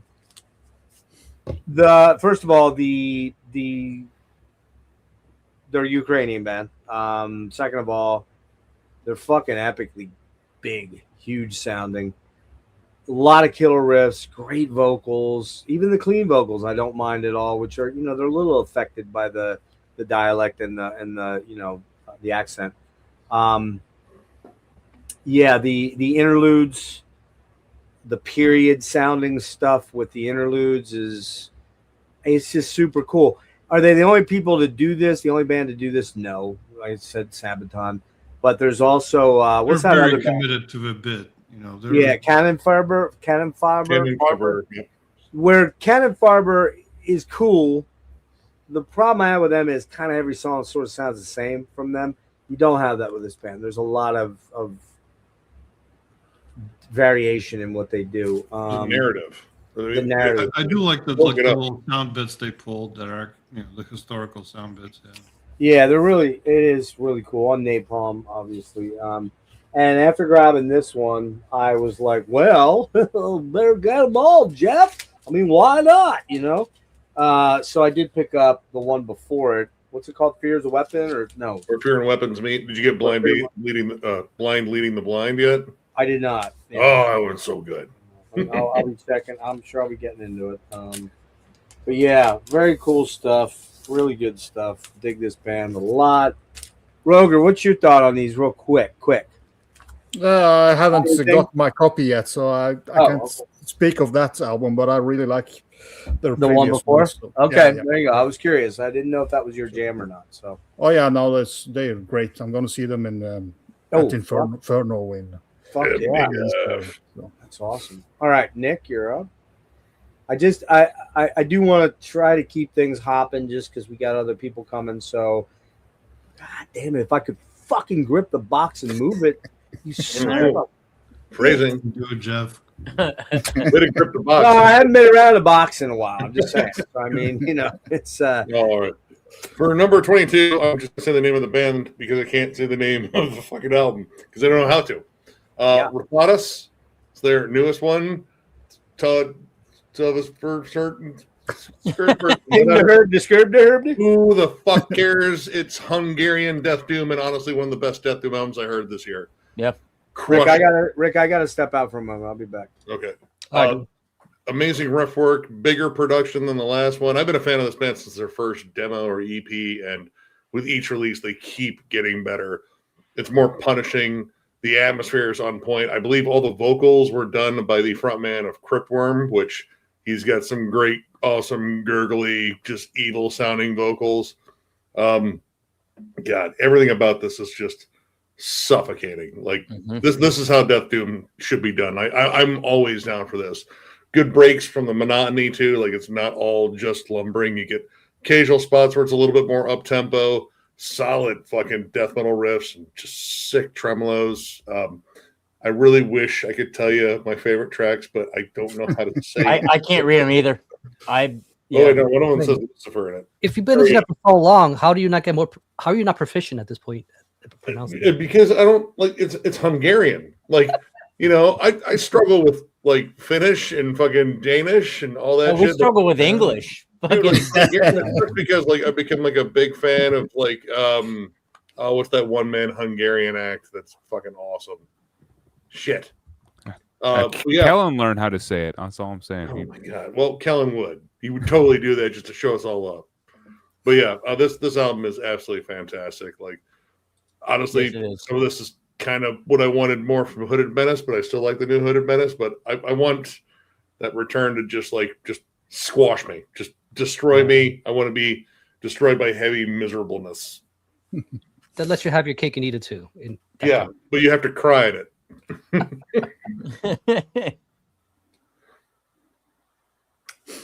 It's Roger next, right? Yeah. There we go. Throne and quartered. Yeah. Lord of the Two Horns. One of the better old bands that are still around. Should have been a bit more kind of up there, I think. I feel that they are quite overlooked in the kind of grand scheme of things.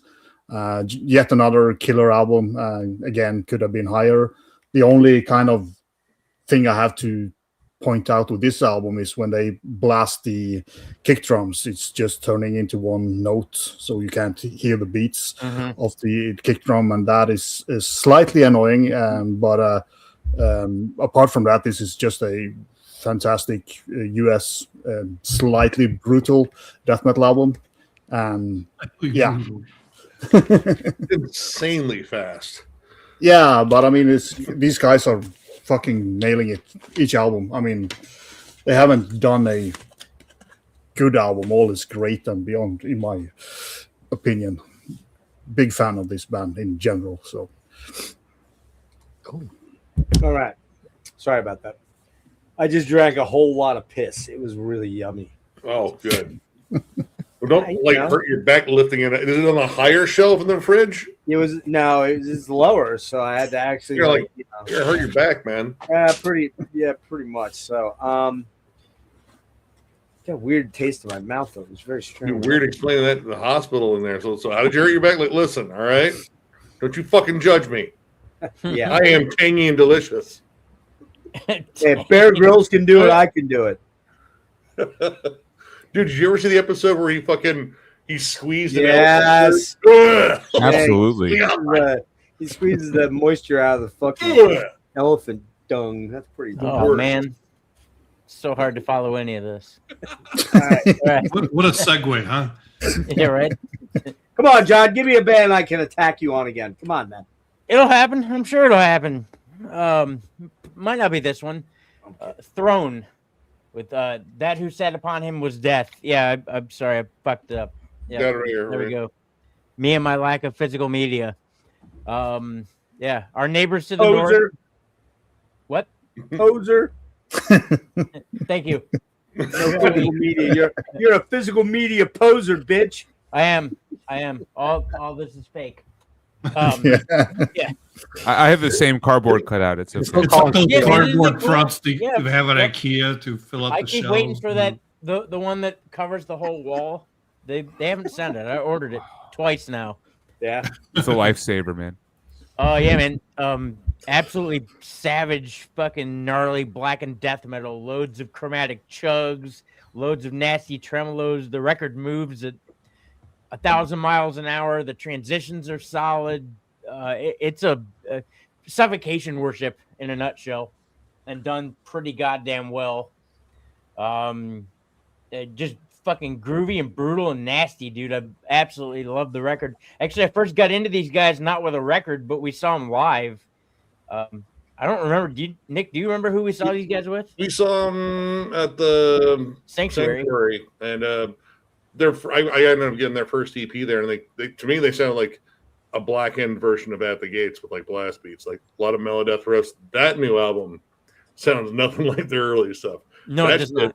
It is brutal as hell. The Hate Eternal, Vader-like moments, just fucking packed. It's a giant kick to the face. Our Penance, early 80s Divinity too. Yep. Yeah, savage, fucking brutal, nasty record. And they're our neighbors to the north, kind of. They're from Jackson. Throne, that's what they're called. Throne. Yep. Throne. Yeah. Throne. Yeah, we've seen them a few times now. But They crush live. yeah, dude, it was a fucking crushing album. Logan. Sweet. And real quick, you guys forgot me last time. I slipped Did through I the really? cracks. It happens. It's okay.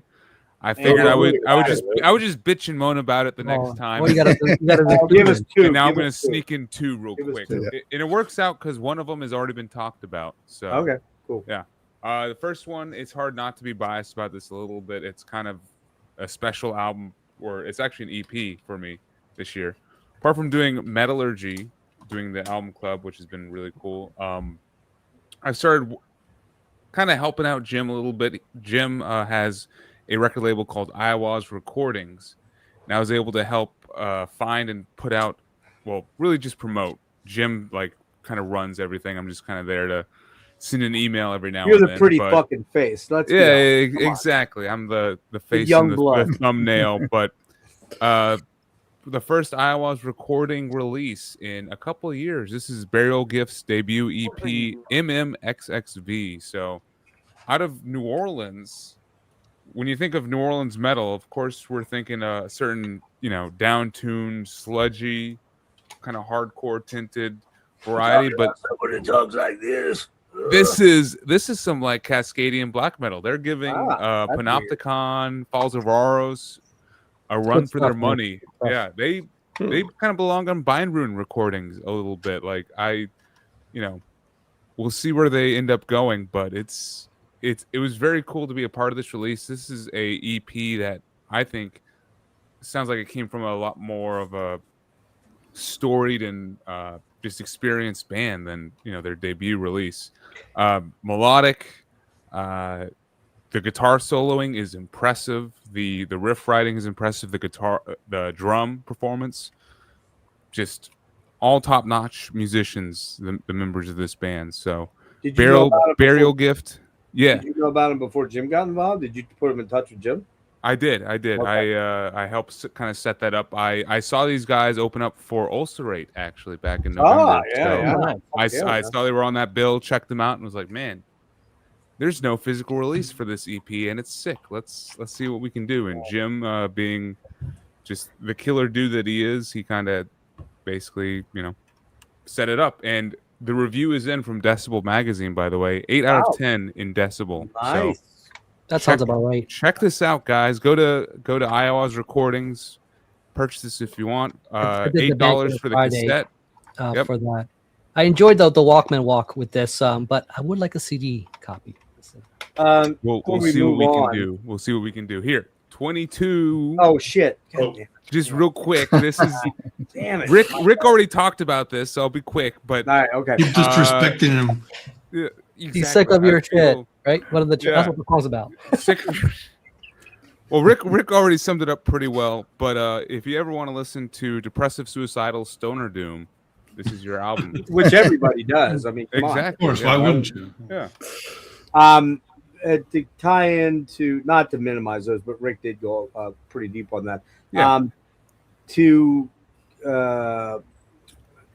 further what you said though about Iowa's, it reminded me that everybody's contact information, or not contact, their whatever. If it's a YouTube or just an Instagram, everything's in the description. So if you're signing up here, go check these guys out. See if you dig what they do, and sign up or subscribe to their YouTube. I think all of us have YouTube channels, right? Yeah, all of us have YouTube channels. I didn't put anybody's Instagram. Maybe I'll put those later. But Roger, you don't have an Instagram, right? Nope. Okay.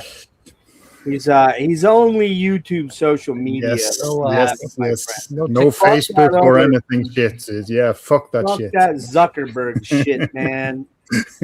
Okay. Like Google's So- any better. Yeah, right. Well, God damn you, fucking bitch. All right. I'm going to slowly ease into metal, sort of.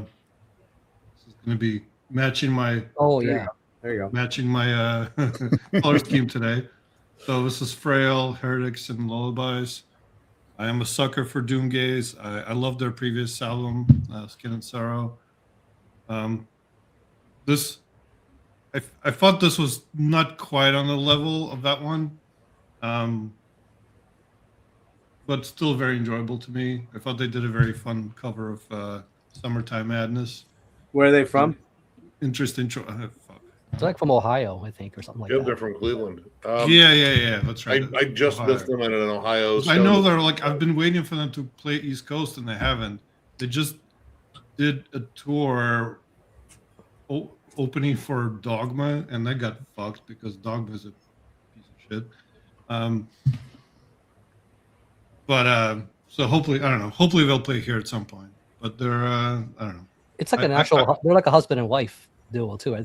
They're I believe they're actually married. Yeah, I think so. I mean, if you look at their social media, it's the two of them for the most part. But it's Doomgaze. It's enjoyable. Doomgaze. It is a little. I feel like they need to break out of the formula a little bit. But that said, I do enjoy the formula. So. All right. That first EP they put out still like my favorite though. Like it's really good. Oh, come on, dude. Jesus fucking. Ricardo. Well, I can help you out going forward. Like after Serge, I could just put myself. That's true. I'll take advantage of it, right? It's not you, everybody. I'm grabbing people, and unfortunately, I have. Yeah, one of those, I see you're kind of struggling with it. I have one of those. I don't know. The wireless mouses, but I don't know where the mice. What did I say? Mouses, mice. Well, it's not a mice when it's a single mouse. It's not a mice when it's a single mouse device. Make sure just said I have a wireless mouse. Anyways, wireless mouse. And I can't find the plug-in thing. I don't know where the little fucking plug went. So I would use that and be able to click you right over, but I'm using my laptop and it's got the finger pad, and apparently I'm not very good with my fingers anymore. Shame. All right. So I guess Atmospheric, black metal out of Russia, 6th album in, and I gotta say they never put out a bad release, but I gotta say this one's probably my favorite. I did like Rotten Garden quite a lot. So that would be Nightside by Grima. Oh yeah, I forgot about that album. Fuck. This thing is Napalm put this out. Well, yeah, it's labeled here Siberian Atmospheric black metal. Serge, have you gotten on these guys at all? I don't think I know them. I feel like you would really dig them. I will say this: I dig them. I am a little bit more hesitant these days with like Russian bands, but I feel like these guys are, as far as I know, they're safe. Well, I mean, look, for the most part, creatives, musicians, they don't want to, they didn't. These masks too are like a thing they do live. Yeah, that I think their image is a little more cooler than the actual music. The music's a slightly derivative, but it's good. I saw one of the music videos, and they take like the stuff that I like about like Sayor, and the real like a little bit of Uada, that majestic thing they do with Druk, like a long-winded the Druk thing for sure, which is really beautiful passages. Night of the Silver Storm is probably one of my favorites. What is it? Impending Death Premonition. It gets really like really epic. When did that come out, Rick? Do you remember? Was it over the summer? Really early in the May year. Or something. Yeah, March maybe. I was going to get that, and I could not find it anywhere that was affordable, and I forgot about it. Yeah, that's the problem with a lot of these is they get dropped early, and then they don't repress it until sometime way later, and it's hard to get a physical. And they have like what 4 albums? 3, 4, 5? This is their 6th. Oh, it is their 6th. Okay, wow. Yeah. So good stuff. Like I said, they're not reinventing the wheel, but another one that does the wheel really well for this style. It's a really good winter listen. So if you're gonna get into them, like that, this is a good period to get into them. Yep. Serge, I think you dig them. I do think you dig them. Okay, going up to Montreal, Canada. See if I can get myself over here. There we go. All right. I thought this might end up higher in my list, and I do like it a lot. There's some some uniqueness to it in many ways that I'll talk about in a sec here. But yeah, Zachraides, La Grande Heresy. And speaking of heretics, look at this guy right here. Hey. Mr. Tyler has What's joined going on? the fray. What's up, dude? What's going on, man? What's happening? Tyler, you were doing 15, right? Yeah, I'm doing 25 through 11. Right. Okay. Yeah, 15. We'll get to you. Well, I'll let you go next. Zachraides, La Grande Heresy, which is Phil Tugas from Worm, First Fragment. I don't know, a bunch, like tons of other fucking bands. Cathedalist. Cathedalist. Oh yeah, I'll have to get that. And apparently there is new Cathedalist 2 albums worth coming at some point. I'm hoping to get Phil on to talk about the new Worm, which comes out next month. Sounded pretty fucking good from what I heard so far. But yeah, this is very Hellenic black metal. Phil's got a great voice, man, for doing this stuff. I mean, he did a lot of the death vocals on Atramentus, which I love that album, and also I forgot to mention that till now. Also with Cathedalist, but here I believe he's doing all the black metal vocals. I'm pretty sure. I think the whole thing's him. But what's really cool about this is it's very necromantia, worshiping in a lot of ways. So it's primarily bass oriented, and you're gonna hear some like Billy Sheehan, like fucking radically black metal tremolo tapped shit. He's a fucking monster, man. I tried to get him on for this, and he didn't get back to me. I don't know. Maybe he just wanted to be sort of low key obscure. I bought one of the first presses, the black one, and then they came out with the. Where's that? Hold on. No, that's not Jizz. I was gonna say, man, that's very The blue. You got a lot of power there, That dude. blue right there. yeah, that's pretty incredible, man. At that That's age, impressive, dude. No wonder Like you're. an episode of Law and Order. you don't know Jesus. shit. At that age. That's not what your mom said, John. Just saying. Anyway, I wanted that flag, but here's the thing. I guess I didn't read it. I thought it was going to be this size. It's kind of weak sauce. That's but, why I didn't get it. Yeah, I should have known. Anyway, Stuck up second there press. with the jizz? Or sorry. Huh? Is it stuck up there with the jizz, or do you have to use nails? Who needs thumbtacks? Hold on. I don't know, Nick. Yeah, I don't know, Nick, because once I was done with your mom, John's mom, I came over to talk to your mom. Oh, we talked man. about Death Row Tall and other things while we were going at it. Anyway, so yeah, the red one, which I think was only limited to 50. I think. I'm not sure, but I think. Killer album, just I think really great. that's the second pressing, right? Yeah, I think. Yeah, it's second pressing. I sent the first pressing to Jimmy, so because I'm that kind of guy. You guys all know. I'm like the king of the VCLT here. Come on. Okay. Anywho, moving on here. Nameless Grave. Yeah. Yep. Nameless Grave. Where are we at? We'll go with Tyler. Oh yeah. Tyler, what number was that for us, guys? I'd be at 21 now. Yeah, We'll be at 21. Yeah, you just That was started my 21. 21. I just did So 22. Tyler, do you want to rip through 4 quick to catch up? Yeah, I can do that. And we got to keep it fairly quick pace. Easy. So, as everyone knows, black metal is my thing when I do these lists. So, Just Put that as out an there. addendum, nobody's going to know any of these bands. Okay. Peter will. Peter will. He's Peter, coming in. but Peter's not here. But Peter would. You're right. Yeah. I do want to say real quick that these, like up to my top 10, these are just simply ones that I didn't give enough time to, but easily could have competed for top 10 slots. And But I just didn't give enough time in because I buy addition- too much shit. I'm too much of a collector scum. Tyler, Anyway, hold on one sec. Tyler's 1 through 10 is on the Metal and Hiker deal on Jimmy's channel, Future Ruins, which is in the description there.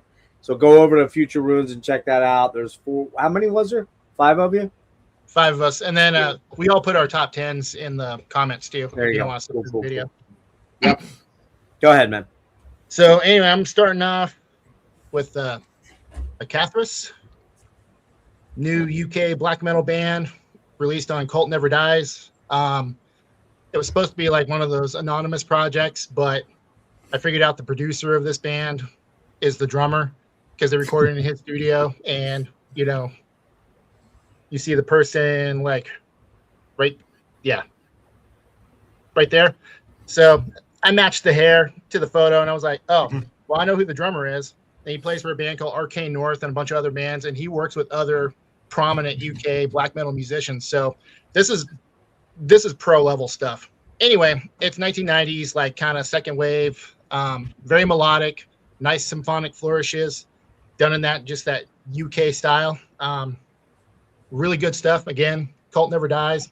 I didn't know they put out albums. I thought they were just like a book label, but what do I know? So that's number 25. Is that the Eckenroth guy? Yeah, that's the Eckenroth stuff, right? Cult Never Dies. Yeah. So then, so that's 25. Number 24 was the new War Moon Lord album. Wow, look at that. Symphonic black metal done in that Finnish style. A5, that's pretty cool. Yeah, I like the art on this, so I had to get that A5. But did Hell's Headbangers release at A5? Who? Yeah.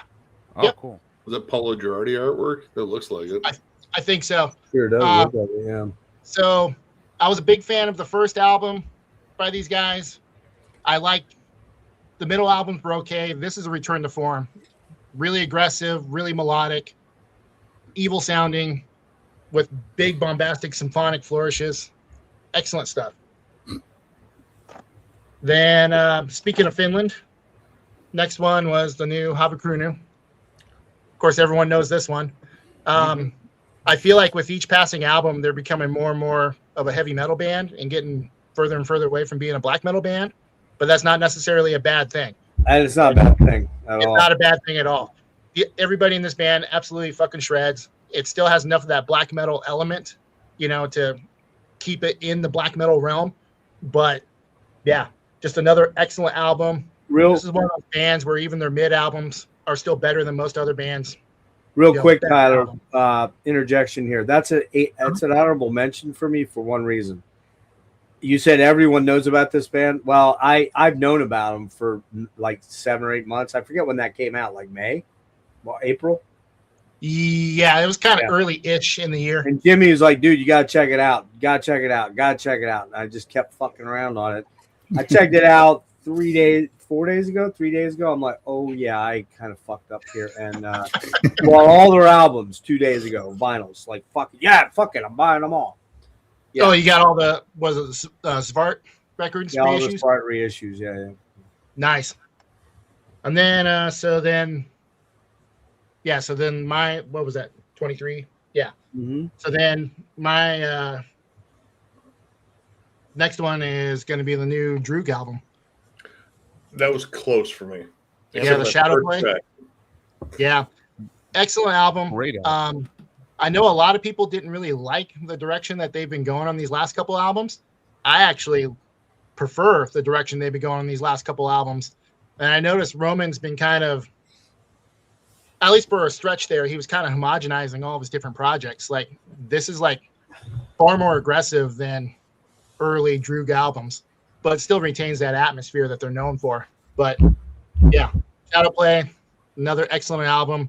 And I think I like this the best of the recent batch of albums of theirs. But yeah, Ukraine black metal. And then actually all 3 of Roman's stuff was on my expanded list for this year. He released 3 albums. One more? You'll see one of them in a bit. One more, right? That caught me up. Yep. Oh, you are caught up? Okay. All right. Yep. Yeah, good stuff there. Okay, now I'm all fucked up. Nick, right? Yeah. Nick. Hey, Frederick, I'm just warning you, dude. I might show some colored vinyl. You might not want to be here for it. I'm just saying. I don't want to. He might show you his piss joke. All that cool shoegaze. Yeah, I just, Frederick, I'm thinking about your mental health here, man. Okay? Anyone that mouths off at Jeff has to take a sip from the piss jug. That's right. You know it, bitches. All right.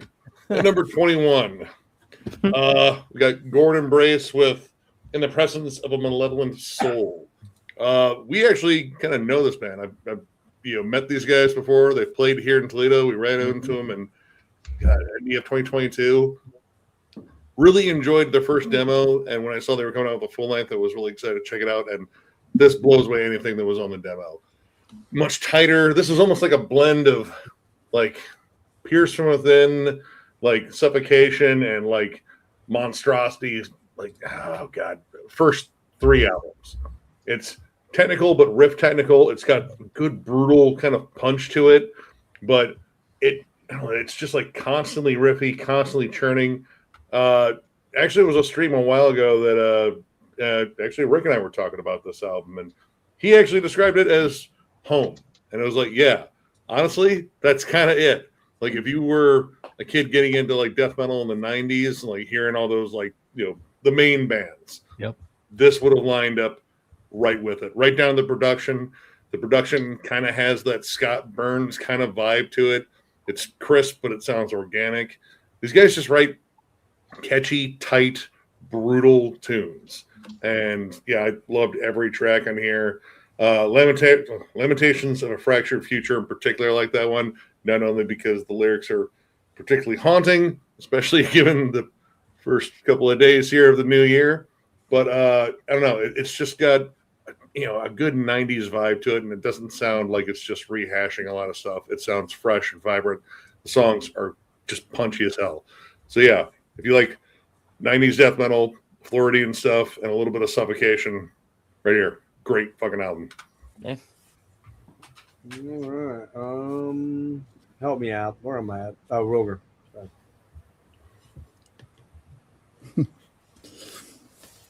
Going to Spain and some Death Doom, Oneirophagus. That was close putting it on my list. With the Revelations from the Void, I just dig this band. Third full length, I think. This vinyl is self-released. The CD was on Personal Records. Just killer, well-crafted Death Doom. They don't reinvent the wheel, but again, Girardi cover art as well, so cool stuff. But they do have that what I call Spanish howling vocals, which Jade use, that they have infused in this project. So that's awesome and do something different than the normal Death Doom. Also, the vocals are a little bit more throaty. It's not as deep, juicy as normally Death Doom would be, but I think that's very cool. Give them a little bit of character. So, awesome Death Doom album. All right. Yeah, that was really close to making my list. That was a solo review I did. Or that was earlier on in the year. It was like March or something, wasn't it? Yeah, I think it was pretty early. The vinyl was a little bit later, but I waited for that because I ordered it from, of course, the band. By the way, if you feel like doing it, you don't have to, but if you want to, I noticed Rick and some people are starting to drop their choices into the chat. It's up to you if you want to bother with it, but if you do that, I guess we wouldn't even have to. We could post our list later, but it's up to you if you want to do it. It's up to you. I mean, I can do that too. It's not a big deal. it's still easier in comments for those who don't want to scroll through like 8 hours of this. I don't know how long. Yeah, right. Like, oh man, somebody said something 6 hours ago. I got to scroll through 1,300 chats to find that. Let's do that. Go ahead, John. Let's do what? What are we doing? No, you can catch up on once you're off screen. You can catch up. Everyone can catch up on their choices in the comments. Oh, that's fine. Stop doing. Yeah, I'll still post mine. What I shared tonight, I'll still post. Yeah, that's fine. That's fine. Yeah, we all have to catch up on that. I think Rick just started doing it. So, go ahead, John. Go ahead. If you see this cat chewing on my fucking refrigerator cord back there, somebody say something while I'm talking. Jesus Christ. Or was he a spark, right? Yeah. Let's see, number 21, Dawn of Ouroboros. With bioluminescence. God damn it, I'm fucking up. I'm sorry. Got it right here. Yep. It was my first rendezvous with this band, I believe. What are you doing? Jesus. Sorry. Yeah, it's my first run with this band. I think this is their first release. Was this their I think it was the first their one. debut release. Very similar to Ne Obliviscaris, just without like the more folky metal vibes to it. Again, huge clean production, big giant lush atmosphere, huge like dynamic songs. There's a lot of prog influence going on. There's a lot of fusiony leads. It had some like real Devin Townsend vibes to it. And then their vocalist Chelsea Murphy is a hell of a vocalist, dude. She's got great growls and screams. She's got a beautiful, clean voice. There's some LA Noir vibes going on in the song Slipping Burgundy. I just thought it was a really good jam. Again, very like relaxing album, like very much able to kick back and just enjoy my time. Amazing tight drum performance. The songs flow well between one another. Yeah, it was a jam. It's their third album. Third album? Well, just kidding then. Hey, Logan, I'm gonna see if I can endeavor to forget you again. Okay. Just, I think you're muted. You're muted. Oh, there you are. You're back. You're muted. Nope, you're very muted. You're muted. You're very muted. Uh-oh. He kicked his fucking plug out. You're there. His cat did it. I blame the cat for sure. There. No. No, just it says you're muted now. You can kick. Now you can. There we go. There you go. No. Nope. No. No sound. No sound. Want to bounce out and come back in? Yeah, continue. Nope. Oh, all right. We'll come back to you. Just bounce out and come back. Okay. Where am I? Who's next? Serge, right? No. Yeah. Yes. Yeah. Maybe. Wait a minute. What? Yeah, I think it's Serge. Yeah, but now it's what the fuck? You want me to put him on? Yeah, put him over. But you know what? Oh, yeah. It's just- It's not letting me. It's not. I know it's not letting me either because I think Logan. I think Logan's still like up on deck. You know what I mean? Can we guess what he's going to show? There we There go. he is. See, yeah, that's weird. We just found a weird little loophole in the StreamYard thing. He's up there. I can't move anybody in. Go ahead. Damn. There you go. You're back. Hear me You're now back. at least? Jeez. Yeah, we Yeah. can hear you. Yeah. You were in the box that was We didn't spotlighted. even wait for your corpse to get cold. We're moving ahead.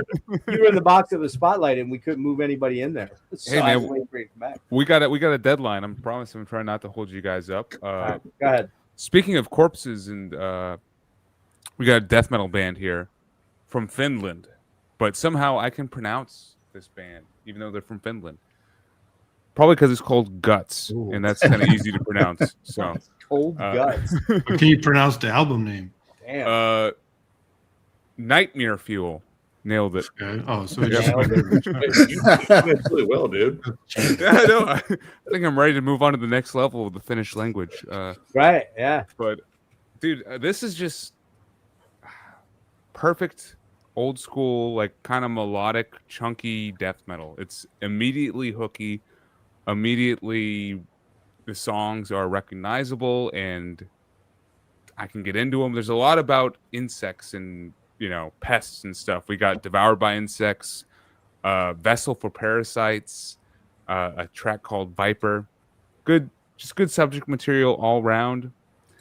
A great, just old school but slightly more melodic death metal album. So was And that happy was, happy to find these guys. Yeah, That was a January drop too, so I can see how people might have forgot about that. this is one of the early ones which did stick with me. It almost dropped off the list, but like the guitar work here is actually pretty impressive, and the bass work especially is well up front in the mix. So honestly, the instrumentation and the production really kind of sold this album, as well as just the songwriting, because some of the melodies on this album will stick with you, for me, throughout the whole year. So yeah, You said they're Guts, Finnish. You said they're Nightmare Finnish? Fuel.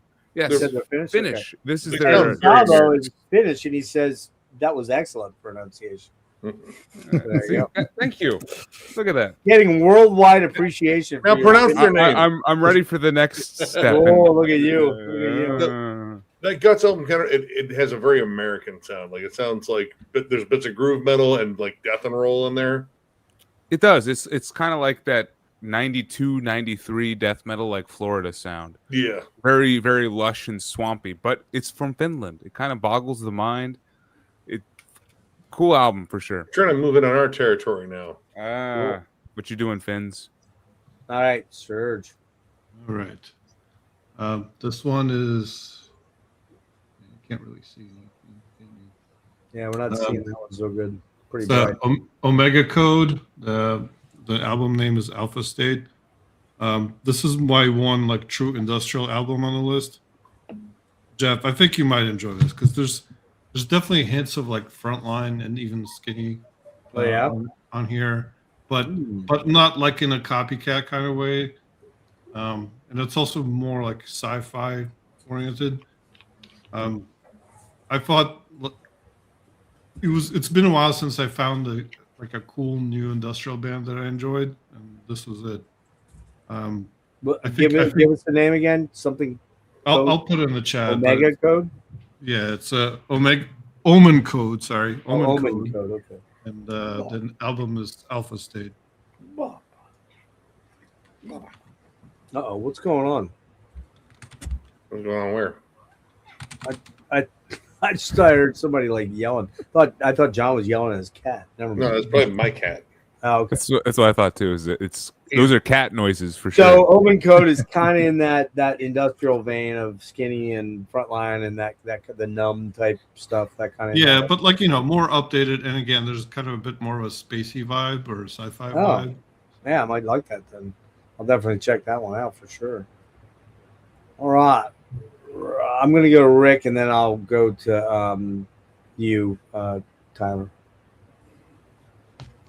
Shit.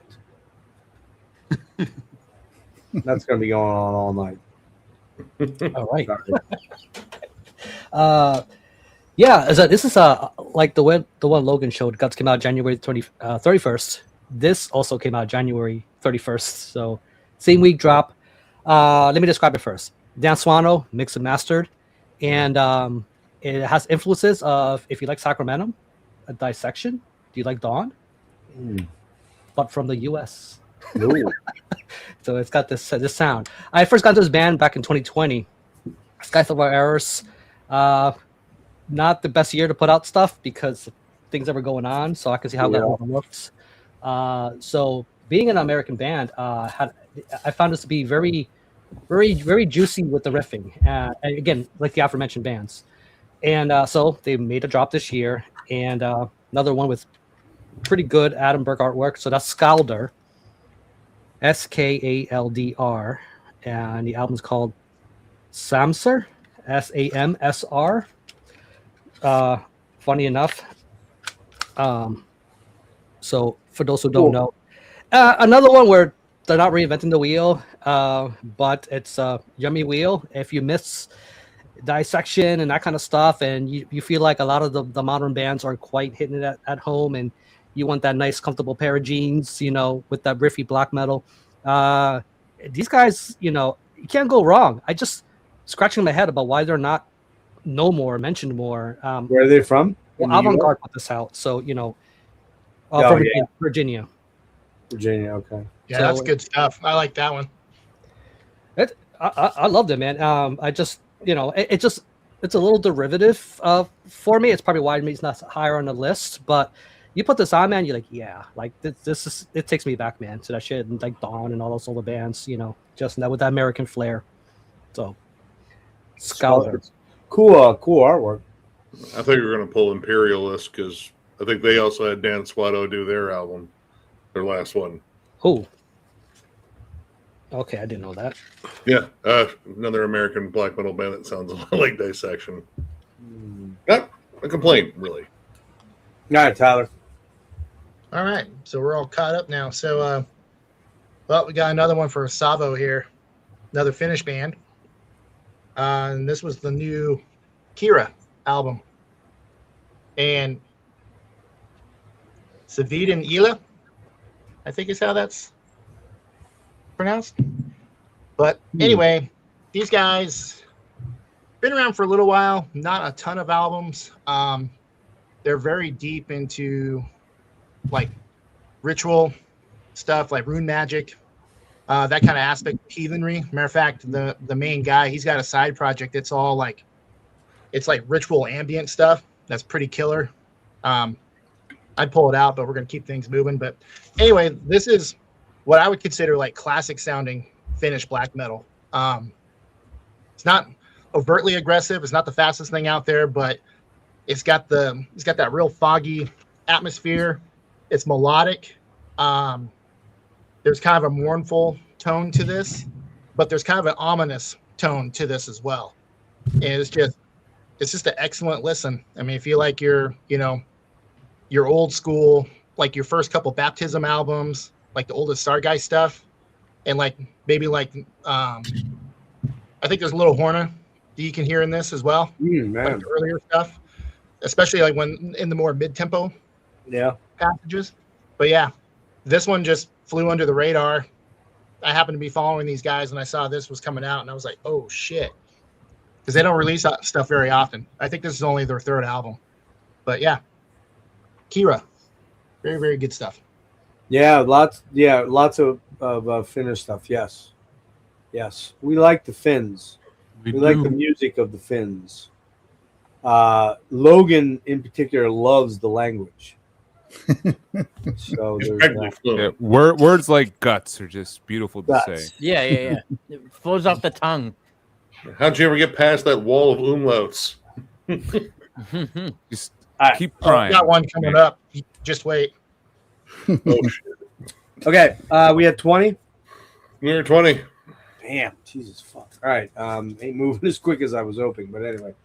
November, Words of Indigo. I got to be honest with you, man. Like when I heard news of this, I got a promo for it. I want to say early October or late September. I can't remember which. And I'm like, wait, what? What? November he's coming out with an album? They hadn't put an album out in almost a decade. And I like this band a lot. I get the negative. The negative on November has always been Carmelo's vocals are very monotone. They are. I wouldn't necessarily argue that. He has a very nasal sort of delivery, like a monotonic delivery in some respects. He's got a killer black metal scream. I think he sounds awesome. In fact, on this, he sounds a little Michael Ockerfeldt, Opethian, early Opeth. The cool stuff, man. The stuff the cool kids like, But, What? What? But yeah, really beautiful artwork. Travis Smith artwork, which I don't know. Is it just me, or is Travis Smith sort of not as relevant as he used to be, or is it just certain bands? Maybe. I don't know. I mean, he did the last Opeth, so he's still working with certain bands. Anybody else check this album out, or know this album, or listen to it at all? I don't know if I've listened to a full November album. I've heard tracks from compilations years ago. Right. But all I've ever sat down and listened to a full album of theirs. So Okay. I can't really say. So you didn't listen to this one? No, I didn't. So wait, Jeff, were you saying they're playing the good era of Opeth? Is that what? No, they're from. Okay, first of all, they're from Italy. Number one. Number two, very progressive, very proggy, but not wanky. Not wanky prog. More ethereal. So like the good era of Opeth. Right. The superior. Okay. The Superior. Well, Actually, I heard that it's called that. I mean, their songs are very. I mean, does anybody know this fucking band? Yeah, I've heard of them. I've never actually, and I may have heard a track on like samplers and Hey, such. Roger, you own anything by them or no? I have a couple of the old ones, but I haven't listened to them in years. And you like them at one time, but not so much now. Is that what you're saying? Yeah, it's kind of a style that I liked for a couple of years, and then Got out of it. Okay. Yeah. It's well, first again, it's been 10 years almost since they put this out. Now, COVID in there was part of the deal. Mixed and mastered by Dan Swano.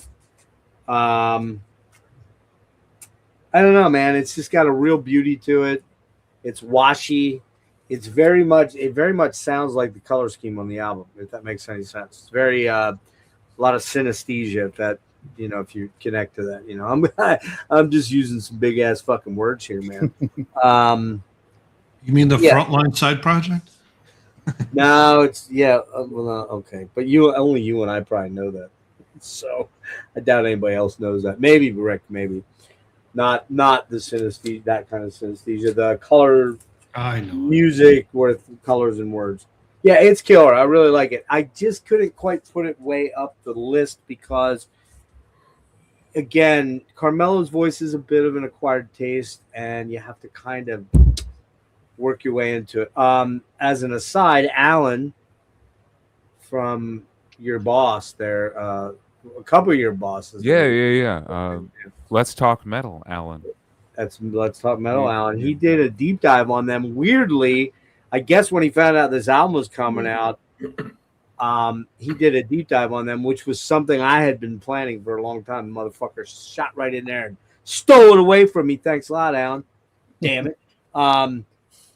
But I did get to interview Carmelo, which was kind of a shocker because when I got into this band about 15, 20 years ago, to think that I would have interviewed the guy is kind of ridiculous. But to be fair to Alan, he did put up that video when you were, what do you call it, temporarily banned. I wasn't temporarily banned. I pulled it down because I couldn't. Because of the promo. And here's the other weird thing. In my list of top 25s, I have interviewed 1, 2, 3, 4, 5, 6, 7,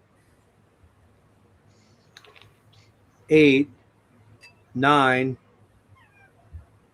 10, 11, 12, 13 of the 25 artists that are bands.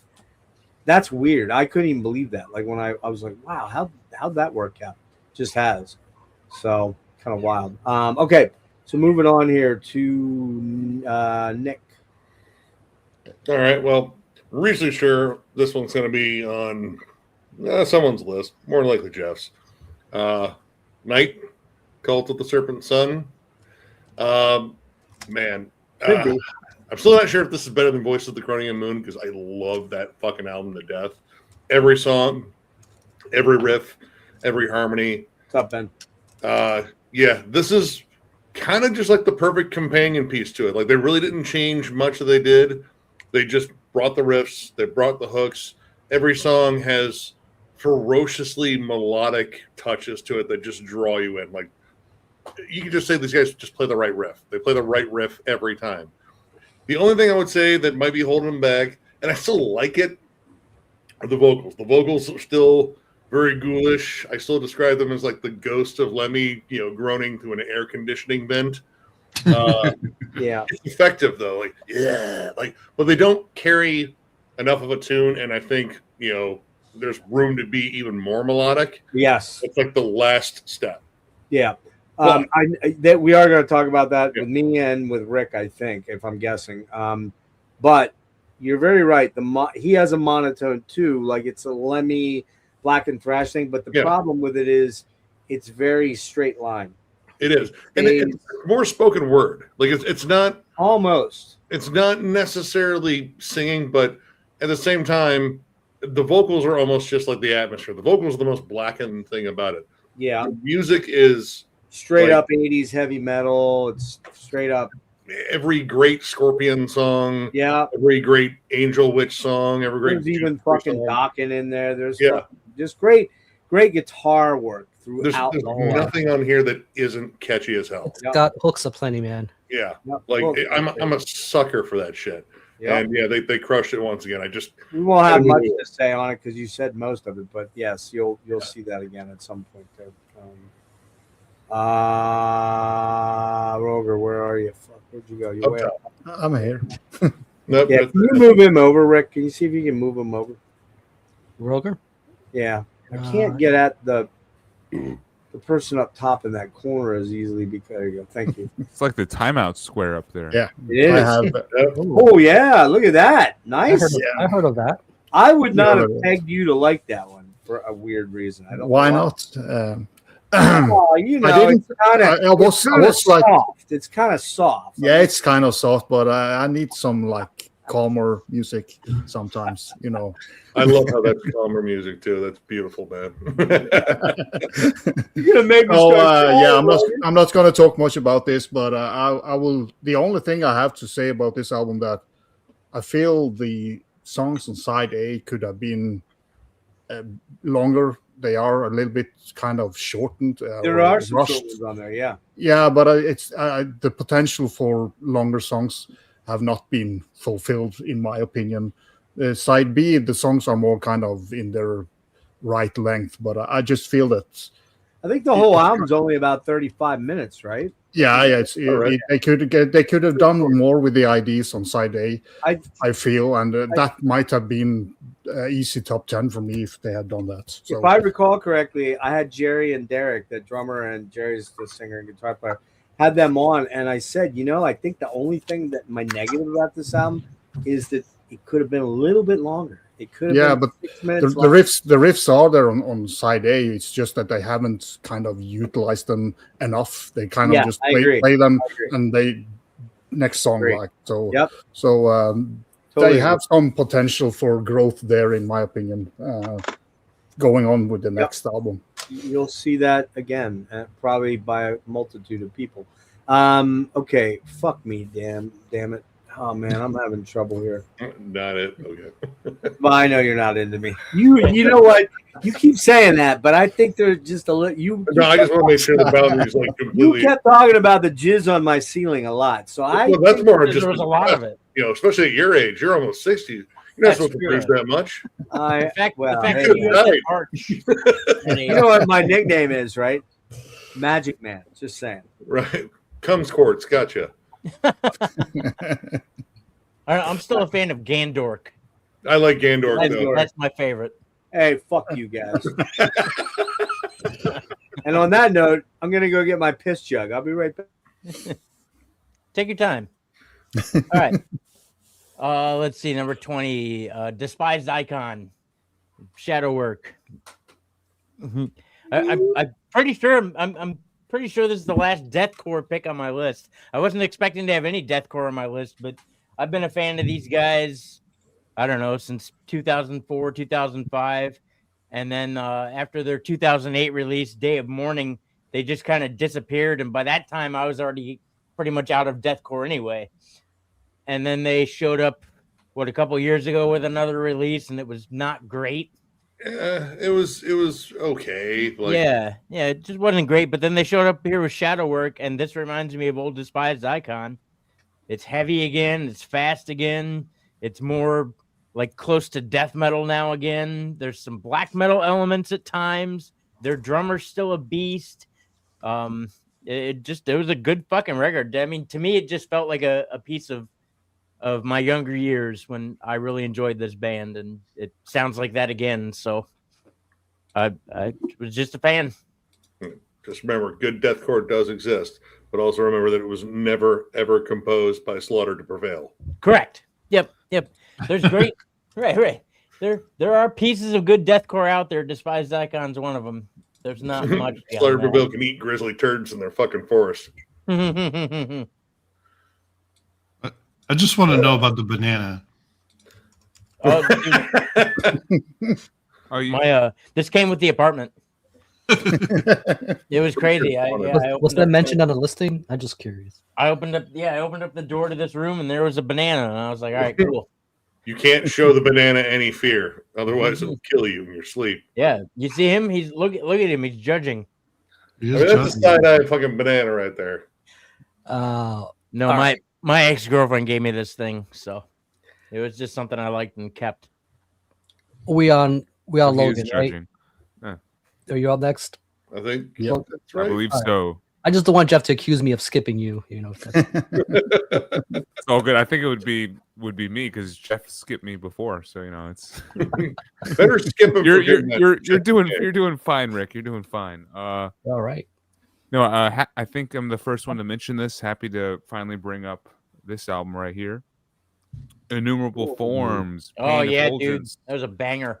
Yeah, they finally did it. This is one of those bands I've been listening to them since their debut, but they've never release like an year-end list-worthy album. But Mm-hmm. album number 3, here we are. Their sound feels fully realized. I am very much interested to just the dynamic between like kind of more of a UK death doom sound and like the old school American death metal sound. This balance that they have going on. It's melodious, but then at the same time, it's just kind of brutal death doom too. Like Yeah. it's almost like the core of this sound doesn't care that there's some beautiful, amazing guitar work going on. It just wants to pummel you with the next like death metal riff. But the guitar work here is absolutely impressive. The vocal performance by, is it Justin? Is that the main guy? Yeah. Absolutely killer. I think he nailed the production on here. I don't know if this is an Arthur Rizek production. Probably. I think we reviewed that one. I think it was. I think it. To me, it is. I don't want to quote myself on it, but the production is amazing. The balance of melody to brutal death metal, just trudginess, is killer. As I said, just a perfect balance between like an American, obituary sound with something like Paradise Lost, and a lot more melodious at that. And the guitar solos are absolutely amazing. Yeah. Tracks like Blotted Inside and the title track Pain Effulgence are worth the price of admission alone. So I was very happy when I started listening to this, and a band that I've been like following since their beginning really kind of realized their sound and just, to me, killed it. So Yeah, Innumerable Forms. Yeah. I still love their debut, but all their albums are good. They don't have a bad album. I really like their debut, and I really like the last one too. It's just there was always something I thought was just missing a little bit, and I think that it was the guitar work just stepped up an extra bit. The production did as well, and yeah, this one I could not put down throughout the whole year. So, Evan, Justin and Erik are Dream Unending. So, yep, yeah. So I mean, that's Justin does the. Thanks, Ben. Yeah, thanks, man. That was very nice of you. Fuck yeah, dude. Cheers, Ben. You caught I think Andrew. Maybe I missed it. Also did a Oh, thank you, Andrew. Oh, thank you. Appreciate that, You, brother. Andrew? Fuck yeah. I'm rich. Rich, what am I gonna do with it all, man? I don't know what to do with You it guys all. keep doing this. He's just gonna buy more vinyl. There's- I'm joking around. I really. There's 2026 stuff. You should I hear the new appreciate it. Fuath album or whatever. Yeah, I'm gonna jump all over that $75, $80, almost $100 fucking Ruins of Everest variant there. Wait till you hear guys, the new fossilization. hey guys, Yeah. I'm coming to a realization here. We're 2 hours in. I think we probably should have done multiples to start.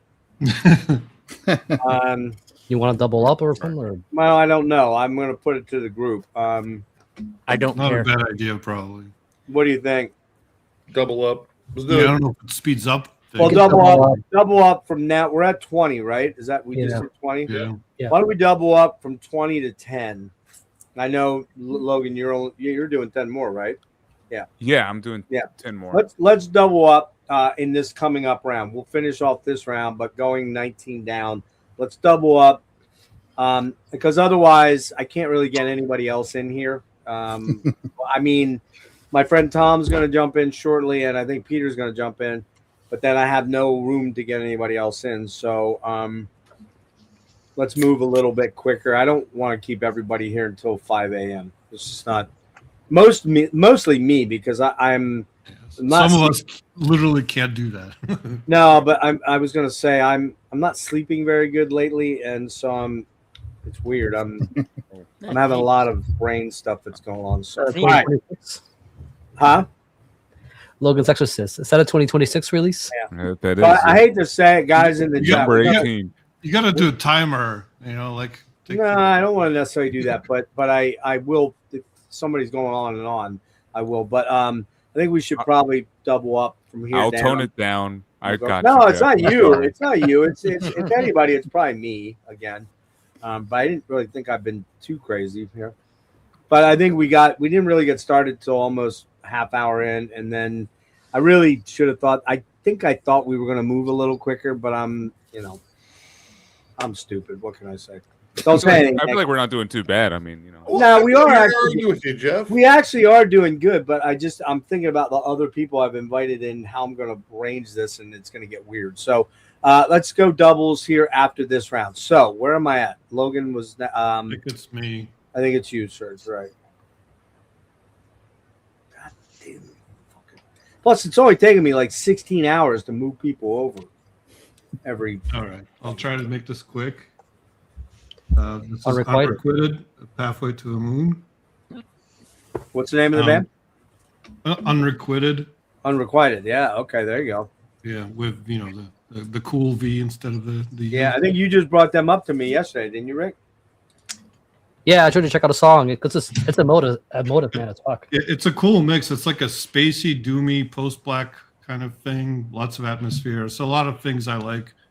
I probably would have had a higher, except the drums need to be better on this thing. I feel like I think it's just the one dude, right? Yeah, it's William. He uses a Chinese symbol for his name. Yeah, I don't know, but yeah, I think he maybe could have done better with the drums, but everything else is pretty cool.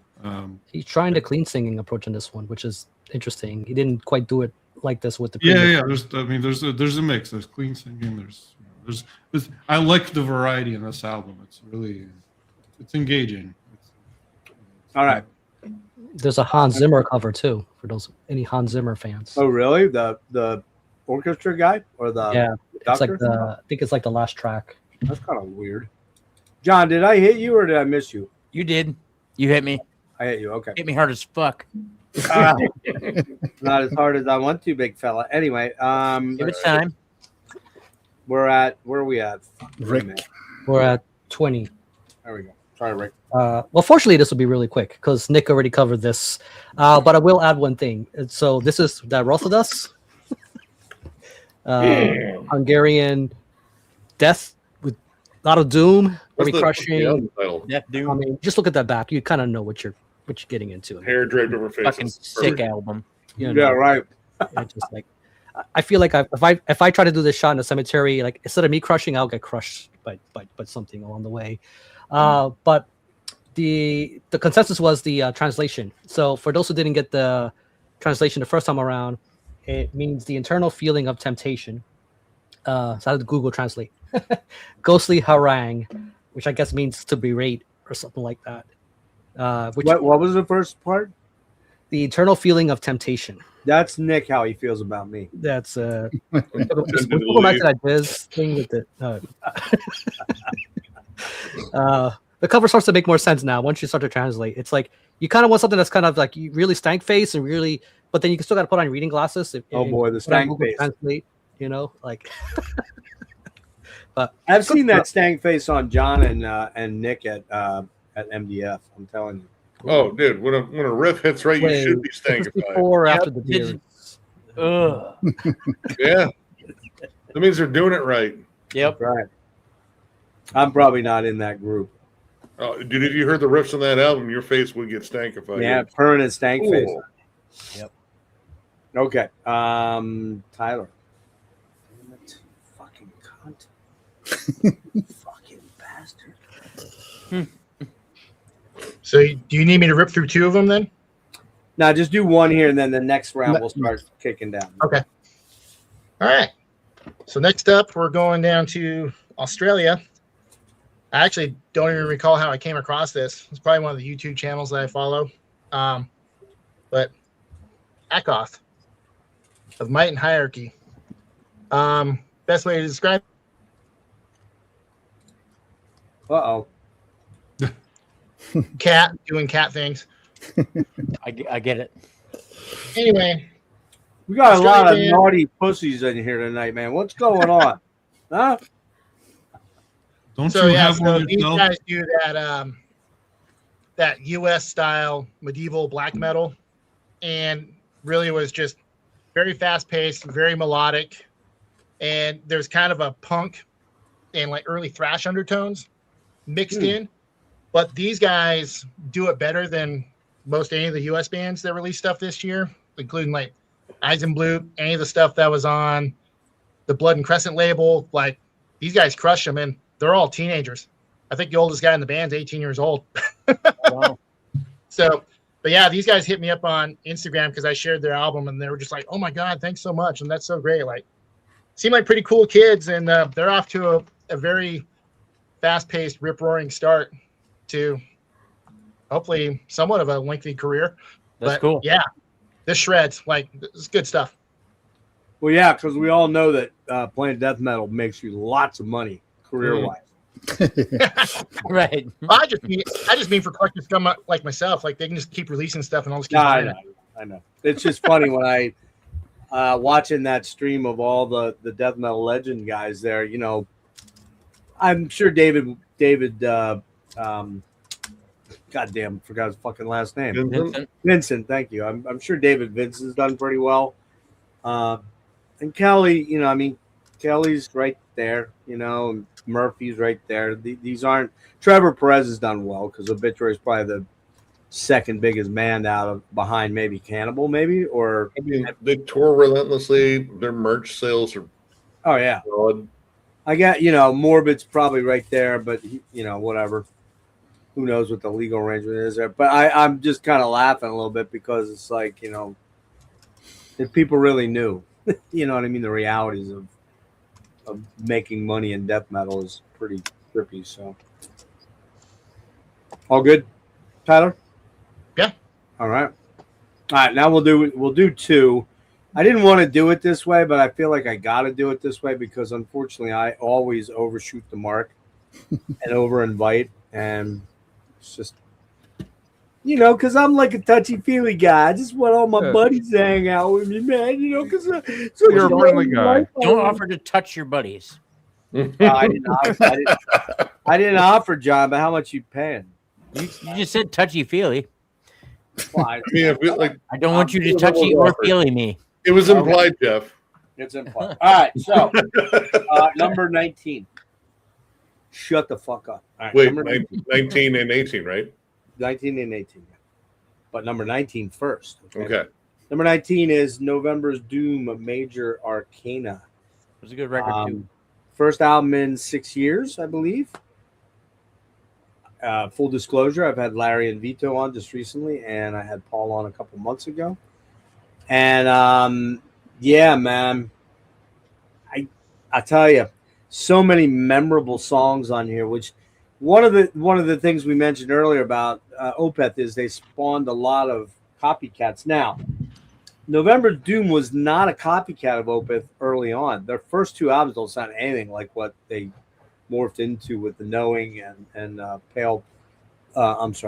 Welcome to the Fade, when they started to get more Opethized, particularly with Pale Haunt Departure, which is probably my favorite. Had a lot to do with it too. Huh? I feel like Agalloch had a lot to do with it too. Agalloch probably a little bit in there too. Yeah. Don't bring up, if a certain guest comes on, do not bring up Michael Ockerfeld, okay? Because it'll be a fucking bloodbath, man. Yeah. Really, really, really great album. Paul's vocals might be the best he's ever sounded. He's always had that ferocious, like, growl, but his clean singing on here he's always had a good clean singing vocals, but he's way more dynamic on here. I mean, just so many memorable songs like Major Arcana. Ravenous is fucking killer. Let's see, The Dance, The Fool. This is a really, really killer album. I think. He might pop in tonight. We'll see. Not promising. He's trying. This is John. I think he's gonna pop in later, but he's on the West Coast, so probably after midnight or 1 o'clock. Sorry. Yeah, Major Arcana. All right, very, very good album. Go check out the interviews with Vito and Larry. Lifer's in there, and Paul. Man, they're great fucking interviews. All right, not metal at all, but very doomy, ethereal, gorgeous. Some of you guys know, I kind of always had a crush on her. I hate to admit it. When we did our 3-hour interview, it was very clear she did not have a crush on me. Just saying. She's also like 15 years younger than me. So, Marissa Nadler, New Radiations, her first album in since 2020, I think. So again, the whole pandemic thing. This is a really cool variant. I got to show it real fast. Hey, close your eyes. Close your eyes, Frederick. I don't want to harm you in any way, shape, or form. Looking at this cool color vinyl. Really cool, like pearlescent green, blackish clear. It's not showing up. Like malachite. Yeah, it looks like malachite. Exactly. It's beautiful. That was the super limited edition, like 300. I will say this didn't hit me quite as much as her last album, Path of the Clouds, and my real sweet spot with that didn't come out right. My sweet spot in Marissa's catalog of recorded music is July and For My Crimes and Strangers. Rick and I went to see her. I've got tickets to see her in Philly February 14th, I think, on Valentine's Day. Maybe I'll propose to her. I'm just saying. It's just Marissa, I'm just kidding if you see this. Kidding around. Great album. It's really wonderful. I don't think it's quite as good as the last album, though. It's a little one-track key. It's kind of everything. It sounds more samey than most of her albums have in the past. Profound Lore, right? No, Sacred Bones. Sorry. All right, there we go. Nick. Mm-hmm. Dose copies. Those copies. All right, number 19 here. We've been over it quite a few times. I'm a Gurney to Alaskan. This is my first experience with this band. Looking forward to seeing them at MDF next year. No, this year now. Sorry. Yeah, right. Killer album. It was described as pagan black metal. I kind of had something in my mind as to what this would sound like, and it completely didn't sound like that. This was an epic journey through riffy fjords and mountains and landscapes. A lot of enslaved-esque stuff in here that I love, but yeah. There's also a lot of Moon Sorrow in there too. I hear Moon Sorrow without the over keyboardish stuff, and a little bit more. Roger said it. A lot more like heavy metal, man. This album. There's a lot of major chord driven stuff in there that I thought was kind of cool. It kind of it made the gallop not so like we're galloping into battles. No, we're galloping and just taking in this immensely fucking awesome fantasy world that we live in called Finland. Wow. Yeah. But number 18 though was Veilburner, Longing for Triumph, Reeking of Tragedy. And I've become a huge fan of this band over the years. They have consistently challenged themselves with every release, changing their sound, morphing it. And this one is oddly the most accessible one, but in a way I would say one where they really kind of pushed even more musical boundaries, even though it has more contemporary elements, because contemporary and them rarely link up. The songs are scatterbrained at time and odd. You get these bizarre transitions and weird rhythms, and the atmosphere is wall-to-wall madness, especially with the fucking twisted vocals on here. But this one surprisingly caught me off guard with melody, pretty solos. There's a lot of cool syncopated heavy riffs, but there's a lot more melody and a lot more instrumentation here. There's open spaces where there aren't any vocals. This is, I don't know. I don't know if this is going to push into completely different territory in the future, because they already have the next one done and are working on the one after that. All right. Because they're insane. They're absolutely insane, but they're productive. But yeah, this album is fantastically weird, but also, I don't know. It just has a different appeal than some of the other ones that I've heard. Nick, aren't you glad I introduced you to that band? You didn't introduce me to that band. It was our friend Joshua Coe. Yep. Actually, that's true. And it's not in my list. I didn't get a physical copy. I'm still waiting. Did get an answer to my email finally, but me too. Actually, I'm still waiting as well. This is This is by far their most listenable album. I think is what it is. Really, I wouldn't denigrate that by saying, oh, it's any less weird, because it is still very weird. Before it came out, when I was talking to the guitarist and composer, he said it was going to be more akin to the self-titled or Veilburner. I mean, I just call it the self-titled. It's just easier that way. And I feel like that's kind of accurate, but I don't know. This one felt less complex in some aspects, but again, melody was the thing that jumped out. Like that was the thing. Was like, okay, this is like oddly a completely different ingredient for them because everything's very atonal and dissonant with this band. The Tom, guitar and vocal performance. Tom, you can jump in here anytime you want, man. Because it's just a first come, first serve at this point. Yeah, the guitar stuff is wonky, weird. I hear fucking Voivod at times. I hear Strapping Young Lad. Yeah, what's that? Strapping Young Lad. I still hear Alien in a lot of their stuff. Yeah, Strapping Young Lad. Yeah, it's great stuff. Great Decapitated. Stuff. Right. Yeah, a little bit of that. Yep. Roger, give us 2. Yeah, going to France and one of the best bands from there, Belenos with Egor.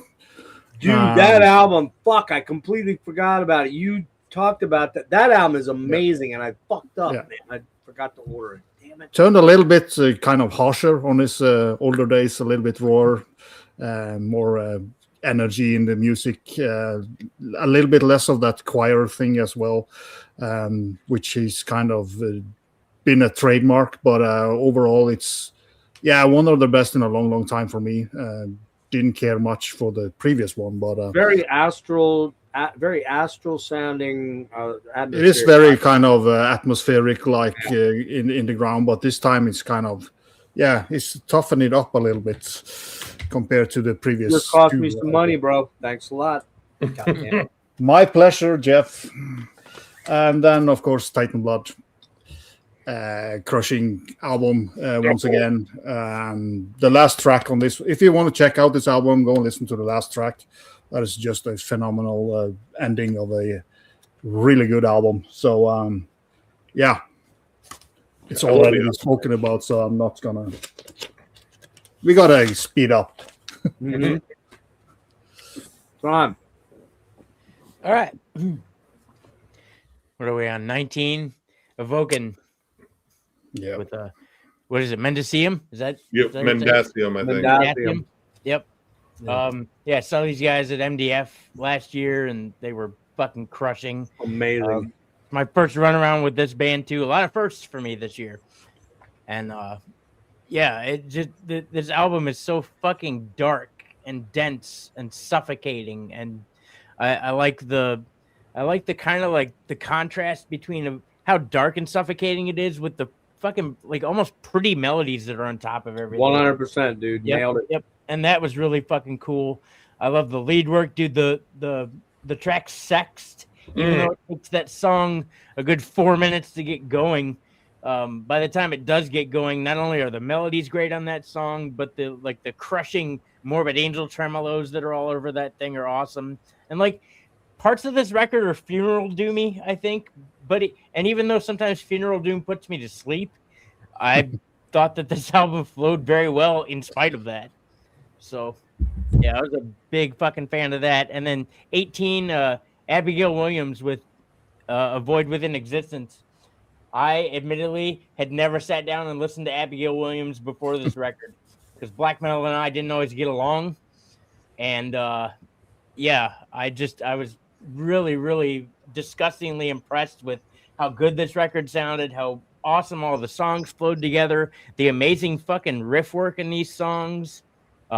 Plus, Gabe Sieber plays drums. I'm a giant Gabe Sieber fan, and I think pretty much anything that man touches as far as drum work is concerned is going to be awesome. But yeah, cold and mournful melodies and harmonies. I like that everything had more than just like static blast beats to it, and there were really intricate drum parts going on. I thought it was a killer record. I mean, I could babble more, but I'm not gonna. Hey, Wade, just kind of your comment there just sort of solidifies my John's a poser comment earlier. No. You're a poser if you don't like Phil Collins' No Jacket Required. Yeah. Really? I'm a poser. Yeah. Okay. Oh, yeah. Wait, studio. You don't like No Jacket Required? Huh? You don't like No Jacket Required? I have to listen to it again. I know Stephen. I know Stephen Wilson just did a big fucking. There's I think just came out a big box set of it. Maybe I'll have to listen to it. I do love In the Air at Night. I mean, you have to love that song. But I don't know. In the words of this famous Norwegian guy I once knew, it's soft, bro. It's soft. One of my favorite records of all time. John, just one comment about two comments quick on Evokin. I did a killer interview with Vince and John. Oh, cool. And oddly enough, this morning at like 4 a.m., 5 a.m., I found out they released 50 more tickets to the Heart of Winterfest in Richmond next Saturday. Oh, shit. Because it was sold out. Evokin is headlining that, along with Valdrin. Ooh. And your boy here, who I don't even know if I can make it. I don't even know if I'm going to be well enough to make that trip, but I bought a ticket because, I'm that guy. So, and Mendacium, we're going to talk about that, but it's going to be. Yeah, we're going to talk about it later, too. Yeah, we are. Okay. Where are we at? I'm sorry. Who's next? Logan. Yes. Logan is playing with his pussy again. Sorry, it's because my pussy saw John's, and let me ask you a question, Logan. Does your pussy need scratching? Yes, I don't work on it at all. So that's what I thought. It's got a dry underbelly. If anyone can help me out, call this number. Dry underbelly. Oh, we are such misogynists. Right, go ahead. But next two albums are actually both LPs. These Sweet. I'm mainly a CD guy, but every now and then I luck into some records. So, courtesy of Marty and Bindrune, this is probably my favorite Cascadian black metal album of 2025. Returning, Numinous. Yeah. So, this is just absolutely beautiful, gorgeous stuff. If you could hear a black metal album that makes you think of, peak summertime, the summer solstice, this is that album. It makes me want to go out on like a lake and go camping in June, in May, just when it looks like this. I mean, it's absolutely beautiful. The melodies are lush. The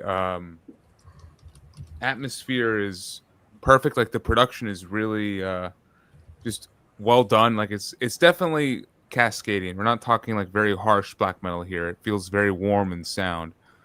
One of the cool treats on this album, though, is the middle track, because there's only 3 songs here. It's about 40 minutes long, 3 songs. The middle track, Ancestral Shadow Portal, makes me think of Heilung, or one of those like folky Norwegian bands where it's just like all ritualistic chanting and very much in tune to like some kind of pagan. It might help if you pull the photo, the one when they're covered in mud. That'll really show it. So it's kind of like an Americanized version of maybe what Heilung or Wardruna kind of do for the middle song, and it really helps break up these 2 epic, more traditional Cascadian black metal songs. And I think it just helps the album flow very uniquely, and it feels refreshing in a sense. So I was definitely impressed by Returning's brand of Cascadian black metal. Let me show off this killer Bindrune record. Go pick this up if you can. That's for Frederick, right? That's for Frederick. I got another one for Frederick. The first time this Arkansas band is talked about. Wait, come on. All right, yeah. I had a feeling. Interviewed these guys, by the way. You did. Phenomenal interview, by the way. I watched him as I was like getting ready for this album to come out, and I finally was able to see these guys live here in New Orleans. Absolutely amazing. If you can see Wake live, please do. I'm a huge fan of this band from, their basically earliest recordings to now, and I think this comeback might be their most focused and realized version of themselves. So I still enjoy certain albums like Voices of Omens better, but I don't know, this is just awesome. Like yes, tracks it is. Like You Swore We'd Always Be Together. Oh my god. Yep. The Return of Magic. And then my favorite song is actually with Stardust Flowers because of the riff that kind of carries that song out. It's awesome. The way it like kind of cascades from one like flourish to the next, and then there's a vocal like shout, and it's awesome. The anger sounds very genuine, And the anger sound, very genuine album, very genuine band, and I think that's one of the reasons why I like this as a comeback so much. They did it for genuine reasons. You can tell they're excited to be back. They want to be here. They're writing music because they feel inspired to write this music. It's not. I'm not a big sludge guy, but much at all. But there was something unique about them. They have this sort of Appalachian sort of it's rustic. mystic sound to them. Yeah, that's cool. Oh wow. Oh yeah. Frederick, cover your eyes, Frederick. Watch out, Frederick. There's like 4 colors in there. Oh my God! It's a holy shit! It's almost a rainbow. But it's like their sound is, they got the sludge, but then they mix it with post metal and psychedelia. Yeah, there's psychedelic in there, and there's definitely some. You argue it's progressive. There's some shoegazy weirdness. Yeah, you're going to hear me gush slightly about that later. Okay, cool. Looking forward to it. This is definitely worth the mention. Serge. All right, 19. We talked about this already. Okay, cool. Autoplay. Except for that first track. Yeah. So I won't. That's a band I gotta. Where are they from again? Ukraine, dude. Ukraine. Okay, I gotta go check them out more. I tried them once, and I was like, it's all right. It's a big discography, but yeah, they do have a lot of albums. Yeah. Go ahead. Sure. All right, and 18 is Hangman's Chair. Yeah, I bought that album. I love that album. It's still in the shrink. I still haven't listened to it. Yeah, you son of a bitch. I was sucker for a portmanteau. I don't even know how to explain that. That's fucking idiocy. No, wait a minute. No, I didn't get that one. It was the one before. Loner? The blue color one, huh? Yeah, a Loner. Loner, yeah. That's a. And I did listen to it once, so that was an older album. So that's I did not pick that one up yet. I do want to pick it up. Yeah, I mean, how do we explain that band? Kind of grungy in a way. It's kind of like, I called it depressive rock. Yeah, but it's got nice riffs. It's got it's got these urgent vocals that keep you. They're kind of like The Cure. They kind of reminded me of dude. I was about to say they make me think of a heavier Cure. Yeah, heavier Cure. Yeah. Cure, typo, and yeah, there's a little typo in there. Yep. A little bit of gaze. I gotta pick that. A little bit of Deftones. Deftones. Yeah, I gotta. I don't know about Doomgaze, but yeah, because I think they're a little bit more urgent. But yeah, I mean, great album, I thought. All right, Rick, you're up 2, please. All right, this one here. First of all, if you didn't get the edition with the Red Sonja, then you're not a real fan. Right here of number 0, talking about Castle Rat, New York's Castle Rat, which this is a band I want to see live. They sell out every time. I can't imagine why. Yeah, I can't either. They had a really good issue of Decibel with really good articles. Great articles. You should check out. This gets a lot of points for fun, man. This is just a really fun. They're very unapologetic about all the fantasy, and their antics. But they do get lumped in with the gimmick bands. But if you were to go back from the first album to this, you can tell they were taking a lot of notes and really taking it to heart. And it's leaps and bounds from what the debut was. Yeah. There's actual substance. This is actually really good. Catchy tunes. Logan knows we did a review on this collab. It's kind of cinematic in a way. Weird to describe. They do these flourishes with the production. Heavy Metal the movie done in this album form in a lot of ways with elements of Barbarian. Conan the Barbarian. Exactly. I just it's just very first 2 Sword albums, and those albums are yep glorious riff factories.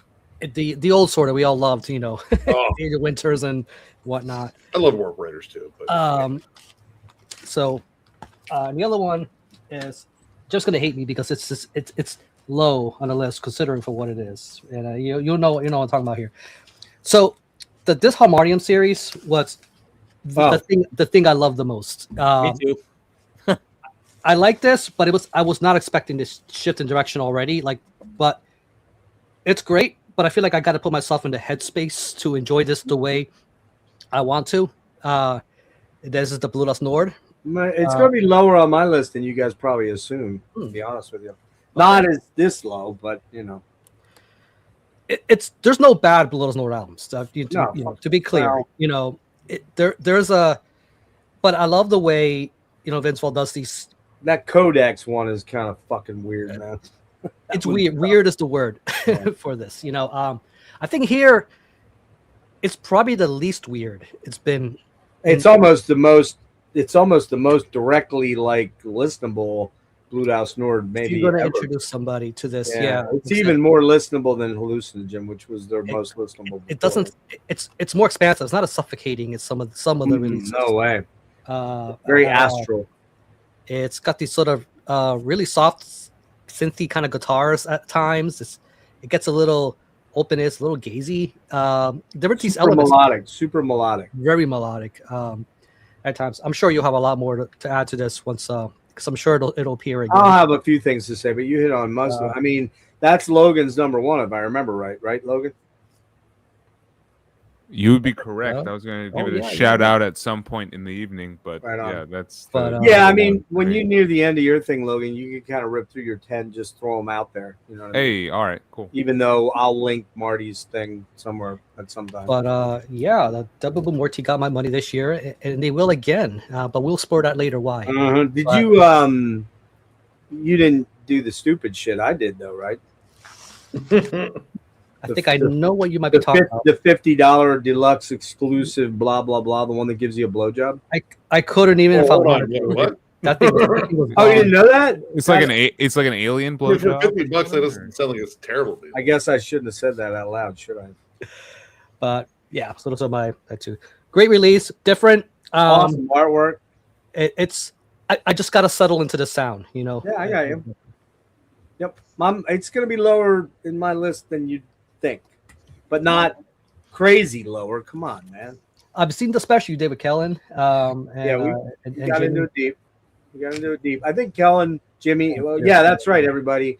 We did a deep dive on this album with Peter, who's going to be joining us shortly, and also Kellen, who I don't know if he's going to make it or not, and Jimmy, who I think is going to join us shortly too, depending on how full we get. What's up, Eric? Hey, Eric, and Eric's going to join at some point too.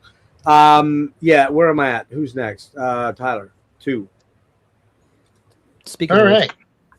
So, first off, I'm going to throw the band or this album name into the chat because I'm not going to try to pronounce that name. Pagansari. Pagan Sarv. Okay. Yeah, Pagan Sarv is the band, but how do you say the name of the album though? Oh shit! Yeah, that's umlaut L. Fuck. Purian. Puro.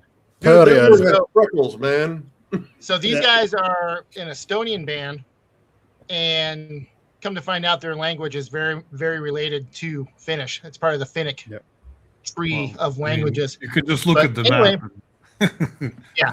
I mean, they're right across the water from Finland, but so pagan black metal, obviously, but these guys are a lot heavier than your standard black metal fare. Like, not quite death metal, but it's not high pitched tremolo type stuff. It's beefy riffs, deeper vocals. Really, the album kind of sounds like what's going on here. It's just ritualistic. There is melodies that kind of emerge from the murk, as it were. But yeah, it very much sounds like a band that's in a region that's surrounded by Russia, Latvia, Finland. Like it combines all those sounds. But yeah, absolutely killer stuff. No idea how to pronounce that name because that's, like I said, that's a lot of umlauts and O's and whatever, but highly recommended. Beefy, heavy, not atypical black metal stuff. And then number 18 is the new Raventail album. And these guys are fairly long-running Ukraine band. And this album here, 1,000 Years of Crime and Murders, it kind of, I think you get an idea of what this album is probably talking about conceptually. Past albums were highly symphonic, like drenched in symphonics. This is stripped down and extremely aggressive. I was actually shocked at the level of aggression on this album when compared to the previous stuff. It still has the symphonics, but it is a very blast happy, very angry album, but very, very excellent album. Ukraine black metal done extremely well. And it's gonna be the first of a couple albums that probably are going to be on this same subject matter. There we go. 1918. All right. Very, very good. We're moving along good now. Okay. It would be me, right? Back to me? No. Yeah? Yeah. Think so, yeah. Yeah, it's me. Okay. This one might come as a surprise to some people. Maybe not. I don't know. I don't know, man. I wanted to go higher with it because was it last year or year before? 23, I think it was last album. Was very high. I think it was 7 or 8 or something like that. And the reason was that I had this artist album 2 years ago higher was it was kind of a culmination or a summarization of all the things that he, as an artist, does best. And I'm talking about Steven Wilson. You guys know Steve and I are buddies, Serge too. I've been a very long time fan and friend for 30 some years almost. And I do love this album, The Overview. I really do. It's great. It's kind of, I guess you might say, it's a return to Prague. I don't know that he ever left Prague, to be honest with you. But it's a little bit more straightforward, like conceptual Prague. Of course, can't just have the album. Got to have the limited edition book too. Why not? Because I'm just fucking Mr. Big Bucks, like they say, right? And so happy to reconnect with the OG US fan. That's not true. That's just not true. I'm not the OG. Serge was there before I was there. Sorry, Serge. You weren't there. Had you been there, you probably would have gotten that too. I know you're very upset and unhappy, and probably won't want to talk to me again. You're not the first guy. That's a long line to get into, but yeah, it's a cool album, man. I dig it. It's fun. It's just the problem with it. There's a lot of long passages with not spoken word, but like dialogue stuff, and it's about going up into space and looking back at the Earth and seeing how minuscule and tiny we are in the grand vastness of the fucking universe, because we're like a speck of fucking dust, a mote compared to the vastness of the universe. It's a great album. It's really cool. It was awesome to see live 3 times. Rick got to see him once, right, Rick? Oh yeah, I would only add that the dinosaurs wouldn't agree because that rock didn't miss them at all. The what? The big rock didn't miss them at all. Oh yeah, no. We're trying to spec in the universe, but the true. And Rick got to meet Steven, which was kind of cool. Got him backstage. Yeah, I'm being a star fucker. I know. It's just what I do. He's a cool dude. But when we were there, it was two other women, right? They were there with us. Yeah, I had to bring Steph and his sister back there. Yeah, that was fun. I didn't know what to say. I was like, But I knew her from a long, long time back. So anyway. So yeah, great album. I don't think it's as good as the Harmony Codex, and I kind of enjoyed the Harmony Codex songs a little more. This is 2 tracks, 41 minutes, both 20-minute songs. Lots of cool parts. Kind of Supper's Ready-ish if you know Genesis, or Close to the Edge-ish if you know Yes. It's in that vein, a little more rocky. And this one here, I really wanted to move this higher, damn it, but there was other albums I just felt were stronger, but this is an absolutely beautiful, not only is it a beautiful splatter or whatever, marble, I guess they call that, right? This is a beautiful fucking album, man. Steve Von Till. I think it's called cool pick. Alone in a World of Wounds. Man, Steve has one of the most world-weary voices. If you know Neurosis, and I know that we've got some fans of Neurosis here, this is a very ambient, I don't know. Did you listen? Did you check this out, Serge? No. You really should I check don't- this out, dude. You should really check it out. It's just a beautiful, beautiful, painful in many ways album about life, loss, passing of time, death, all the things we as human beings on this planet deal with. It struck me very intensely. I'll never forget when I got it and threw it on. I had to just stop what I was doing and sit down and listen to it. And man, I was being a little soft, being a little bit of a pussy. Nah, it really had me pretty choked up, man. It was deep. It's a beautiful album. Steve, I tried to get him on. He didn't want to come back on. I wonder why. I wonder if it was the 5-hour interview we had that scared him off. I don't know. Nah, he probably had other stuff to do. So, yeah, really fucking amazing album. Alone in a World of Wounds, Steve Von Till. Man, heavy, deep stuff. So there you go. All right, that was what? 17, 16? Yep. All right. Yeah, it's very soundtracky. Whoever said that? Oh, yeah, it's very soundtracky for Wilson. Yes. Also for that Steve Von Till's very soundtracky too. I haven't pissed my pants yet. I have a piss jug. Oh, I'm done. By the way, at 10:20, I was done. I don't have to. Now I can just piss anywhere I want, like in the cool.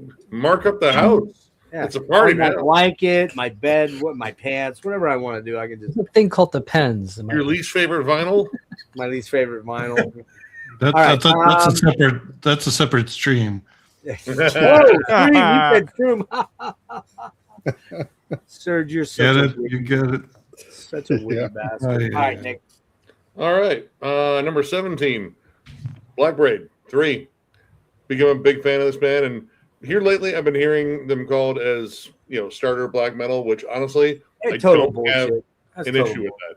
That's total bullshit, though. No, honestly, I don't have an issue with it because all these fucking black metal purists are like, oh, they're just. Well, no, it's a good jumping off point because, all right, for me at least, because this is riff-oriented black metal. Yeah. It still has the atmosphere. Still has It's got some heavy metal in it. It's got some heavy metal moments in it too. You know what? This is the best part. Point. You know what the best part about it is? All the native flute and native instrument stuff really set it apart. I think. Yeah, for sure. I think they kind of dialed it back a little bit on this one than they did on two. Did they? I thought that atmosphere in there was a little bit more like permeated, like it was all over the album. This is kind of drawn back a bit. It's a little bit more about the music, but yeah, I wouldn't disagree with Wade saying it's a little bit derivative, but really, let's be honest. How much of the shit that we listen to isn't derivative? Like riffs. All these riffs that we've loved in the past, we will hear again in other bands. Yeah. But I think they did a good job, or he did a good job, rather.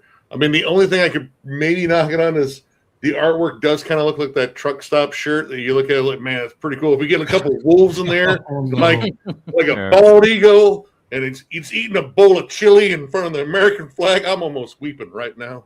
But I think I had a shirt like that. I live in Ohio. We run into these people all the time. I'm reasonably sure John sells those shirts at his job too. Or I do. Seen them.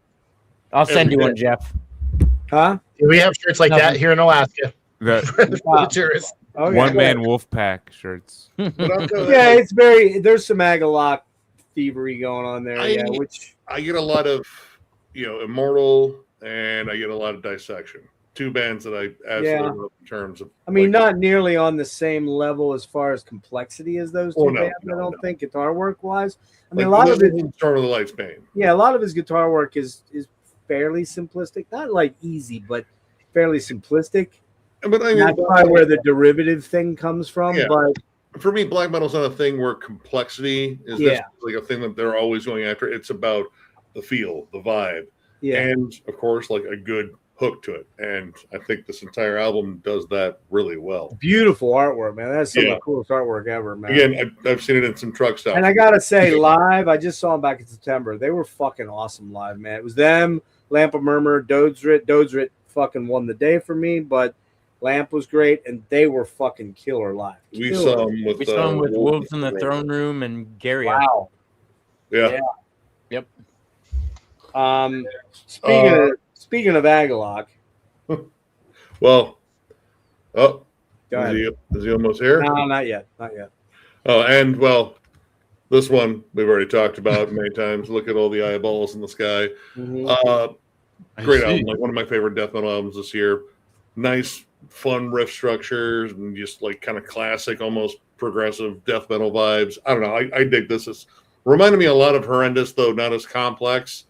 But I think the sky's kind of the limit for this one. I'm really looking forward to what they do after this because there was a big improvement from the EP too. But yeah, big fan of these guys. Okay, sorry. I'm sorry. Where are we at? Norger. Oh. Over. There we go. Yes. Going to good old Benediction. Really like this album. One of their best albums, in my opinion. And Dave Ingram sounds like, he's 20 years old. Dude, he sounded great live. Yeah. It's really, his voice has really been kind of getting better the last couple of years. As kick-ass cover, Benediction is well known to everybody, so I'm not gonna talk more about it. It's just an extremely well-crafted album by them, in my opinion. I'm gonna talk a little bit more about the next one because I don't see people talk much about this. Chilean metal devastation. The Delusional Mystery of the Self, Part 2.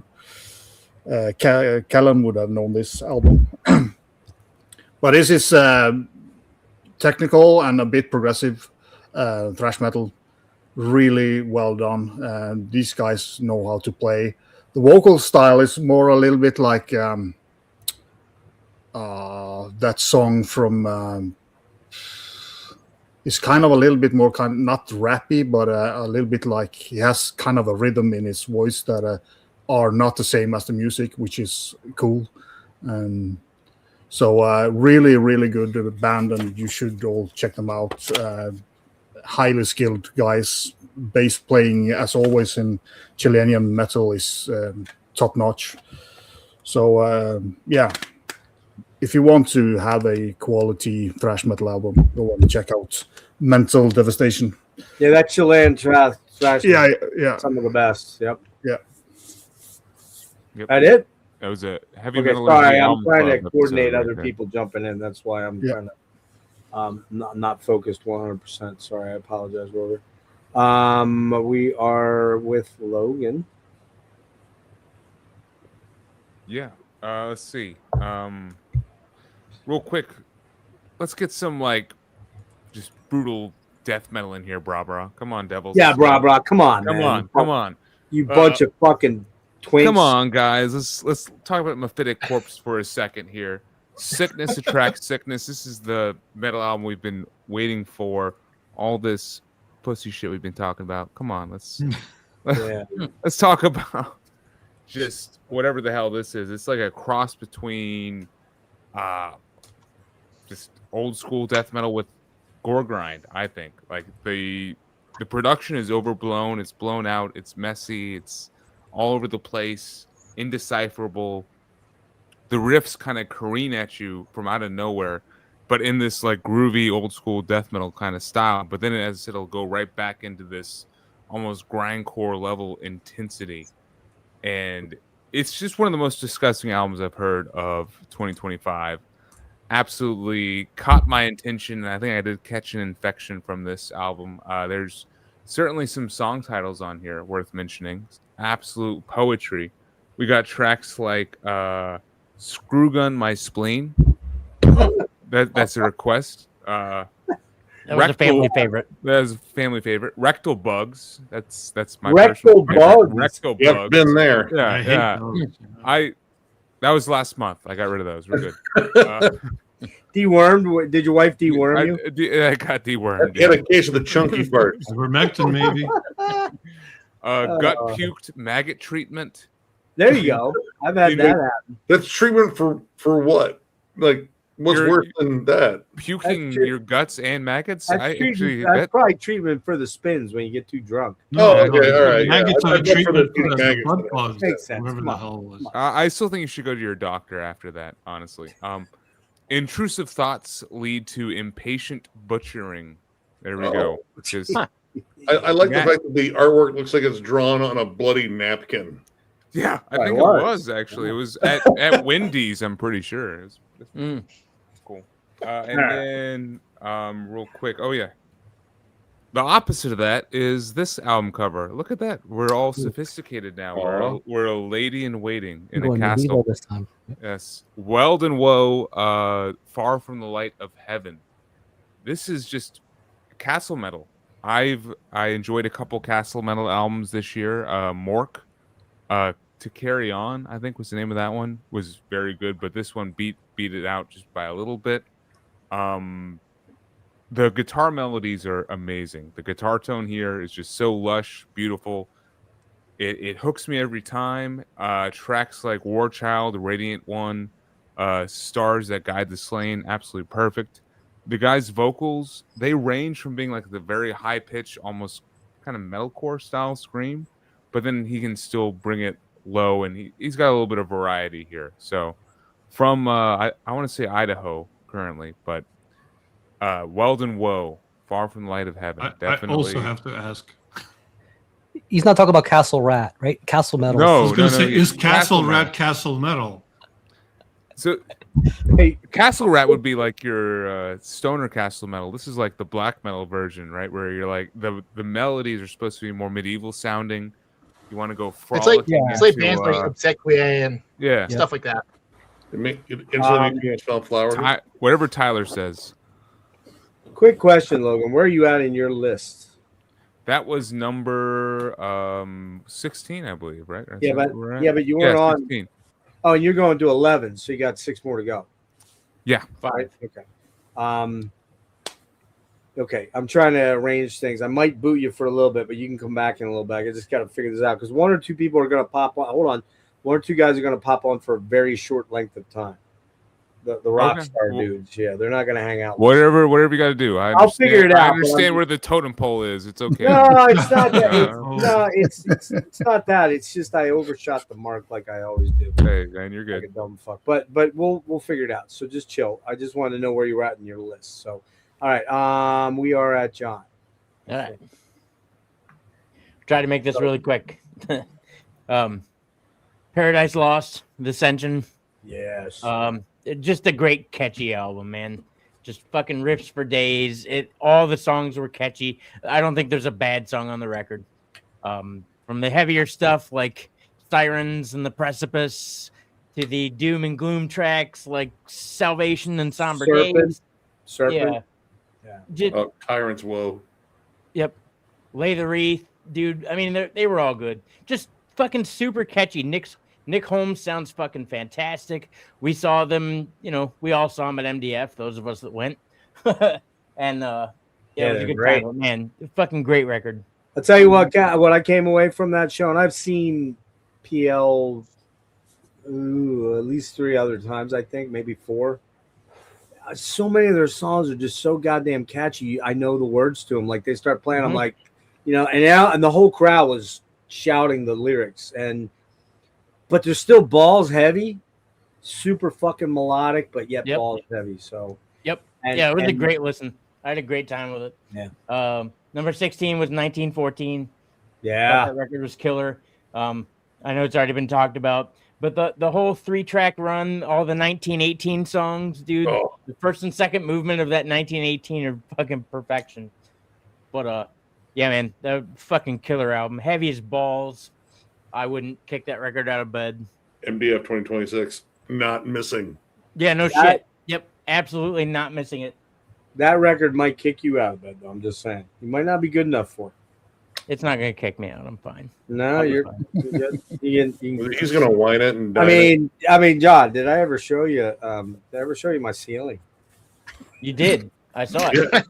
It looks like you already blew your load before you even got to this album. Oh, I can work it. I can work another one up. I'm pretty sure. So Well, you do have that P stored, so that's right. No, I'm kind of empty now. All right, Serge. Sorry. Come on. Alrighty. Come on. Why are you fucking doing this to me? All right. 17, we already talked about. I pretty much only know this through Jeff because he raved about the live show he went to. I'm not a huge black metal fan, so start of black metal probably applies to me despite the makeup and everything. But I usually enjoy black metal that has a bit of something extra. So whether it's kind of atypical instrumentation like here, that tends to be the case. So I enjoyed it. And then 16. 16, I put Azam Ali's solo album, Synesthesia. She's probably the singer with my favorite voice ever. This was pretty much electronica. She programmed the music, and it's got some traditional elements, but mostly electronica, and then obviously her voice. When I saw her with her band Niaz doing the Fourth Light tour, that was the only time in my life where I actually cried watching music, and that was really weird. Wow. But her voice Listen to some Shapes of Despair. That'll do it for you next time.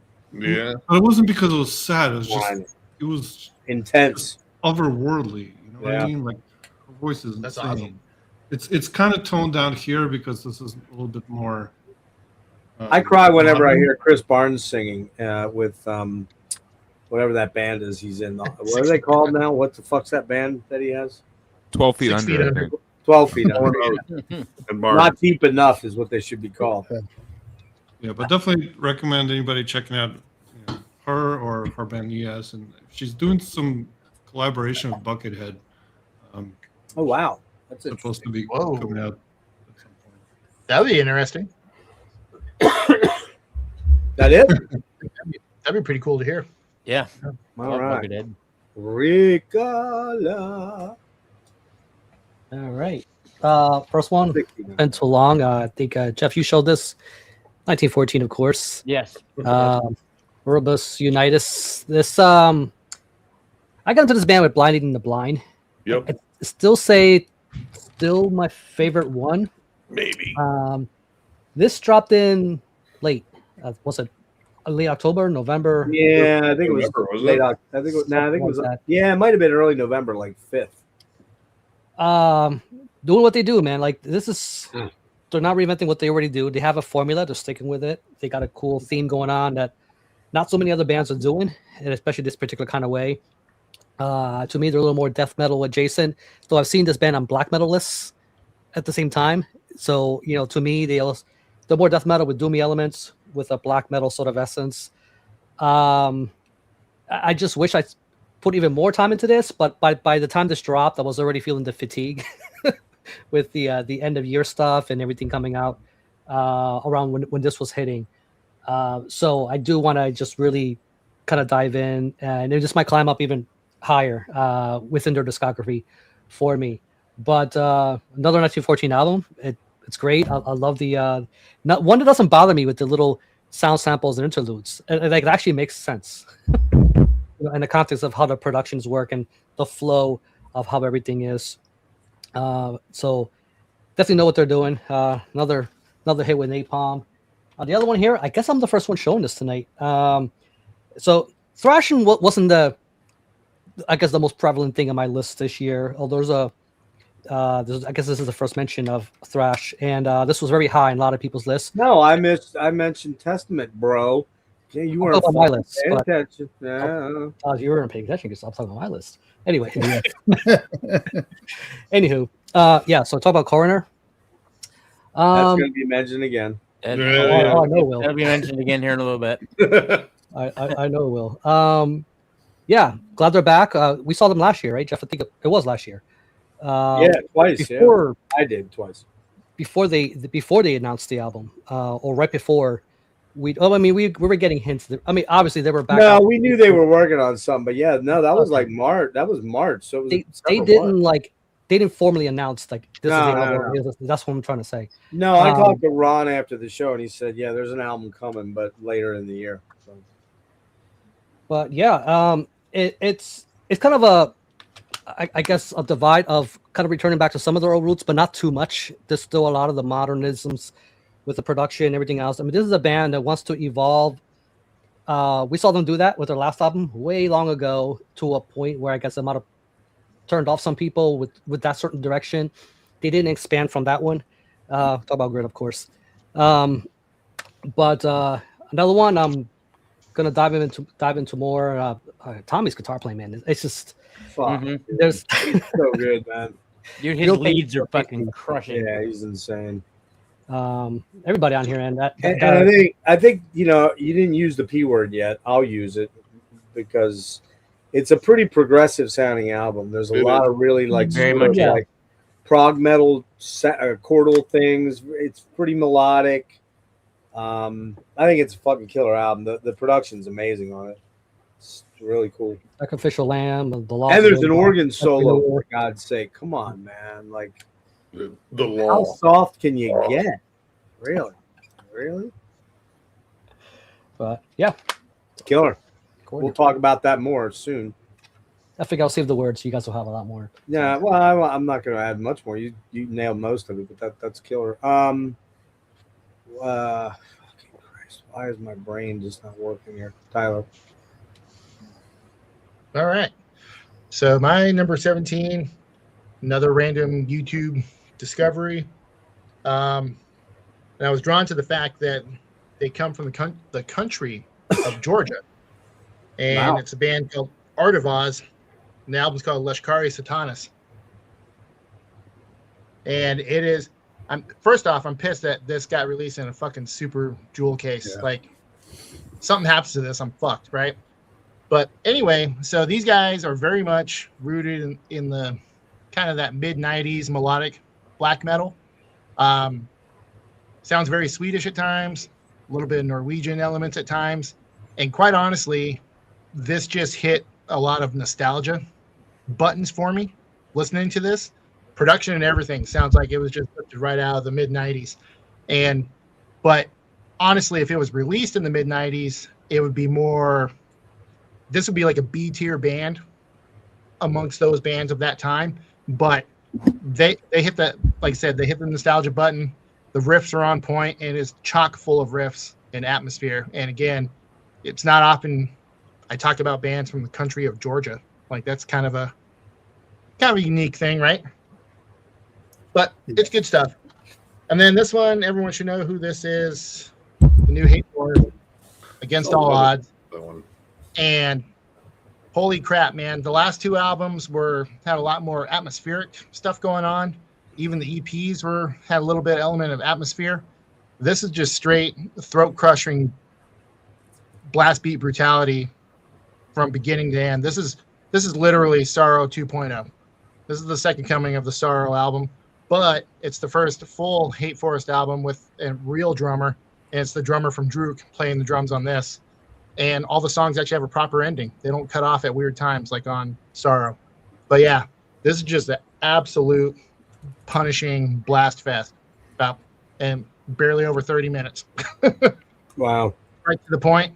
But again, this is the third part of the trilogy that they established with the first two EPs before this, and it's all about their hate for Russia right now, for obvious reasons. Wow. But yeah. Wonder why.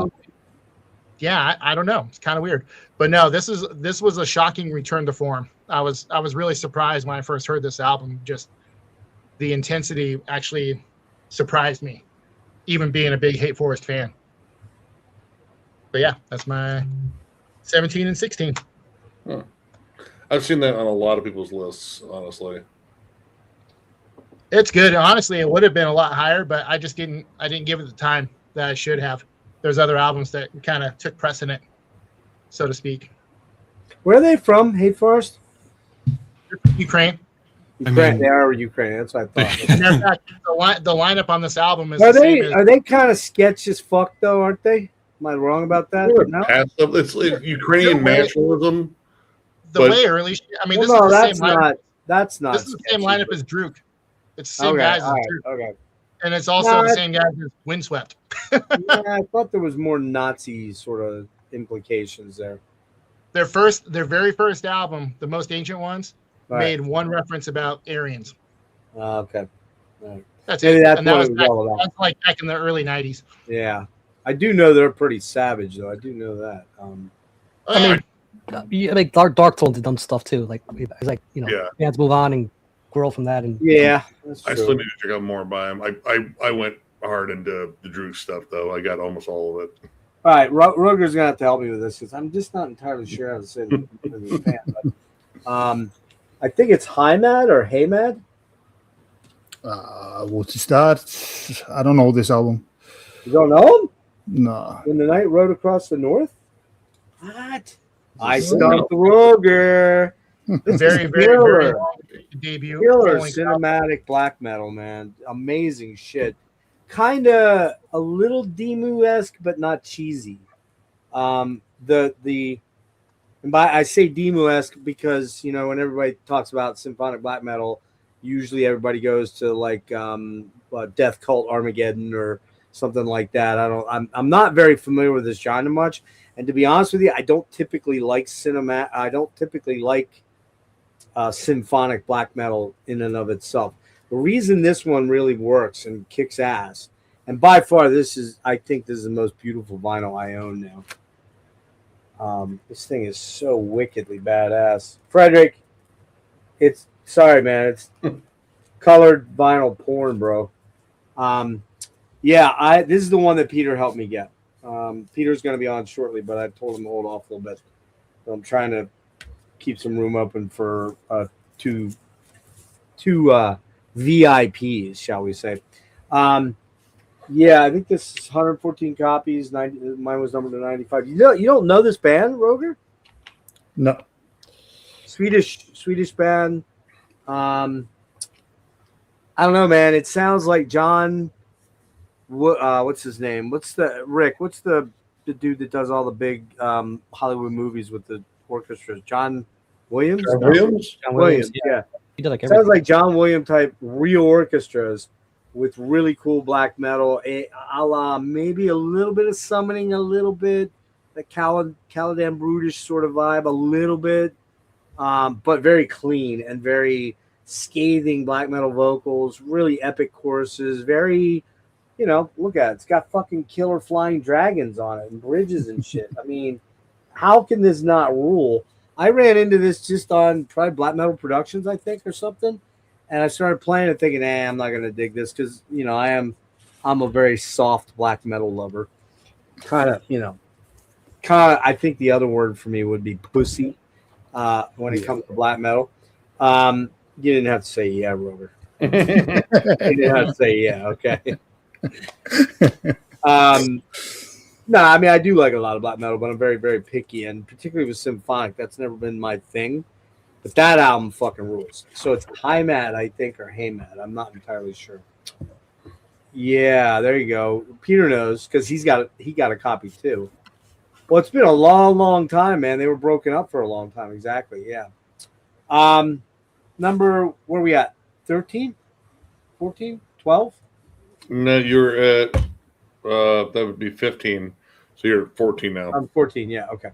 Number 14, out of New York City, NYC. Lathe of Heaven, Aurora. Oh. Man, I love this band. This is their second full length on Profound Lore. Very much rooted in 80s post-punk. Think bands like Ultravox to a degree.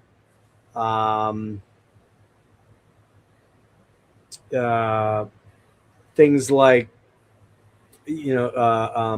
Depeche Mode kinda, but a little more guitar oriented and bass oriented. man, they're just killer. And I saw these guys, young guys, man. They're only in their mid-20s, early 20s. Saw them live in March down in Baltimore. They fucking ruled. Might have been 50 people at the show, something like that. But if you like 80s rock that has like really cool guitar lines, has that lush, chorusy, ringing, delayed sound on the guitars that, you know, it's just a little bit of Bauhaus, a little bit of Peter Murphy early on, same thing. You check them out, Serge? He just wandered up. He's coming back. Wandered off, okay. I can't manage to knock over my beer, so.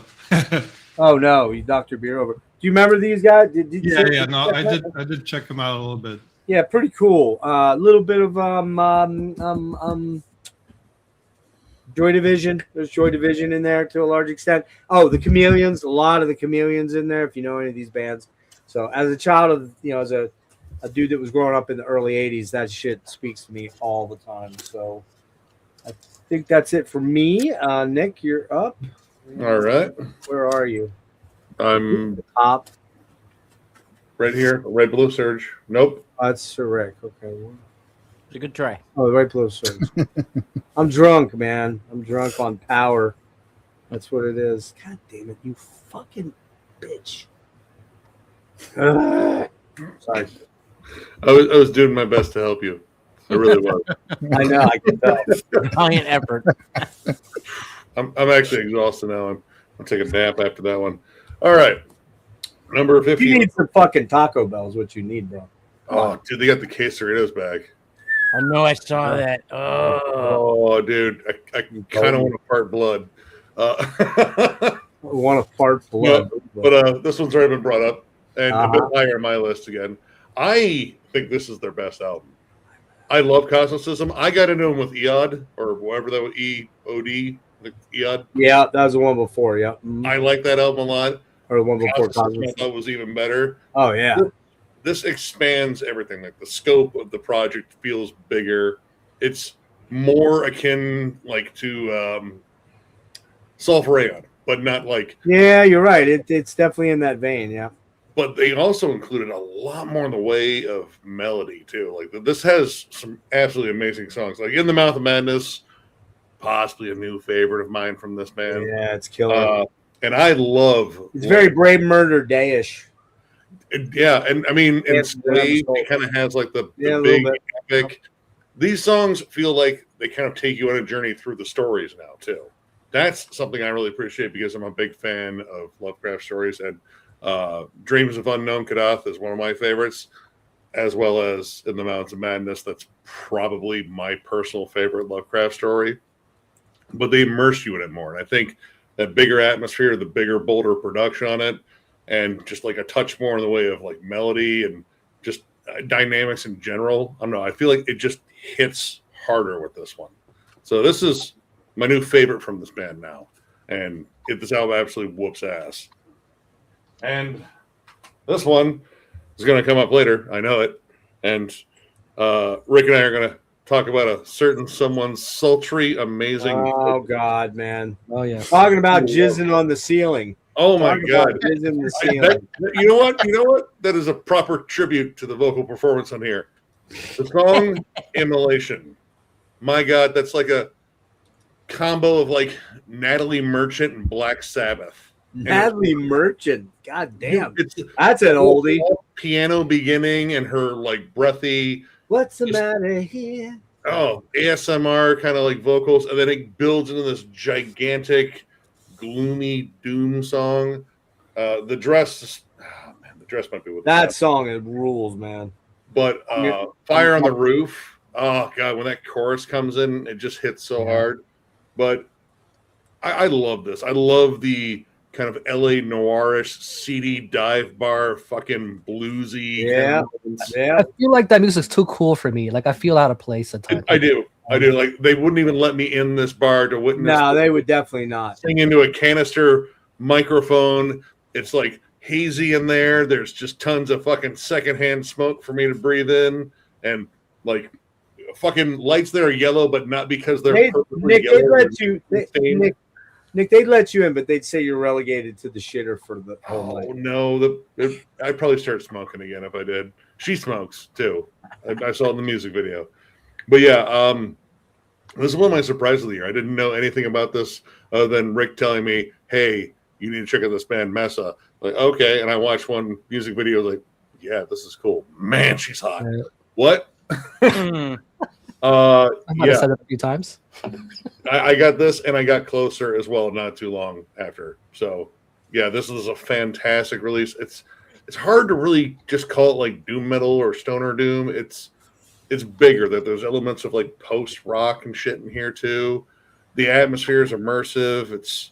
I don't know. It's sultry. It feels, I don't know, just kind of like dirty and leathery at the same time. I love this album. All right. You'll see that one Bring again. that, Rick. She's mine. No. I got some pictures to show a little later. Oh, you son of a bitch. Here's the thing, though. When she sees my hair, you guys are done. Let's just be honest. Well, she's probably taller than you. You Who isn't? you buddy. I've seen her Hey. in person. She is. Serge, it was great having you in. It's been a long time since we've Oh, seen you, damn. but you know, who isn't? I know one guy that's not. Sorry, Rick. One other guy. One other guy. You could be tall in other ways. Just saying. John, you're not much taller than me. What are you, 5'9"? Don't worry about it. I know Logan's tall. Logan, how tall are you? If you want to tell us. You don't want to tell us. Around, well, in your calculated thing, around 6. You're 6 foot? Yeah, all Norwegians are Yeah, he's fucking about my height. fuck you, Scandinavian goddamn bastards. Yeah, well, I don't know. Fuck all of you bitches. Hold on. I'm trying to coordinate getting these rock guys on. Okay, so we are at where are we? Fuck me, Roger. Sorry, man. Yeah, we have talked about Havregryn before, Tavastland. So I'm not going to say much about it. Other than yeah, it's a killer album. As I said when I talked about the previous one, it's like Running Wild is playing black metal. That's exact. That is such a great analogy. Yes. Yeah. Yep. And there's nothing wrong with that at all. No, nothing wrong with it. An older band that I've been a big fan of since the 90s is Hate. Yeah, dude. Bellum I Regis. need to check that band out. Dude. Oh, I love it. They're like better Behemoth now. Oh yeah, way better than Behemoth. And yeah, just crushing black and death metal. Really well written songs, great production. I mean, everything is done right with this album, and it's one of their best in my opinion. And I follow this band since their first album, actually, back in '96 or something like that. So The record before it too was really good. yeah, they've been kind of, but I have the two previous one was kind of similar to each other. This one is kind of a little bit, I don't know, more energy. It sounds or feels like. And Where are they from? Are they Polish? Polish, yeah. They're Oh, they are Polish. Okay. Yeah. They're going to be on tour here in the States with Belphegor and Incantation. Yep. Yeah, I would like to right. go. That's where I saw that. Yeah. So, You yeah. might be the only person that brings them up. No. No. No, John just snuck that in there. Speaking of John, is this right? Yeah, this is right. Yep. All right.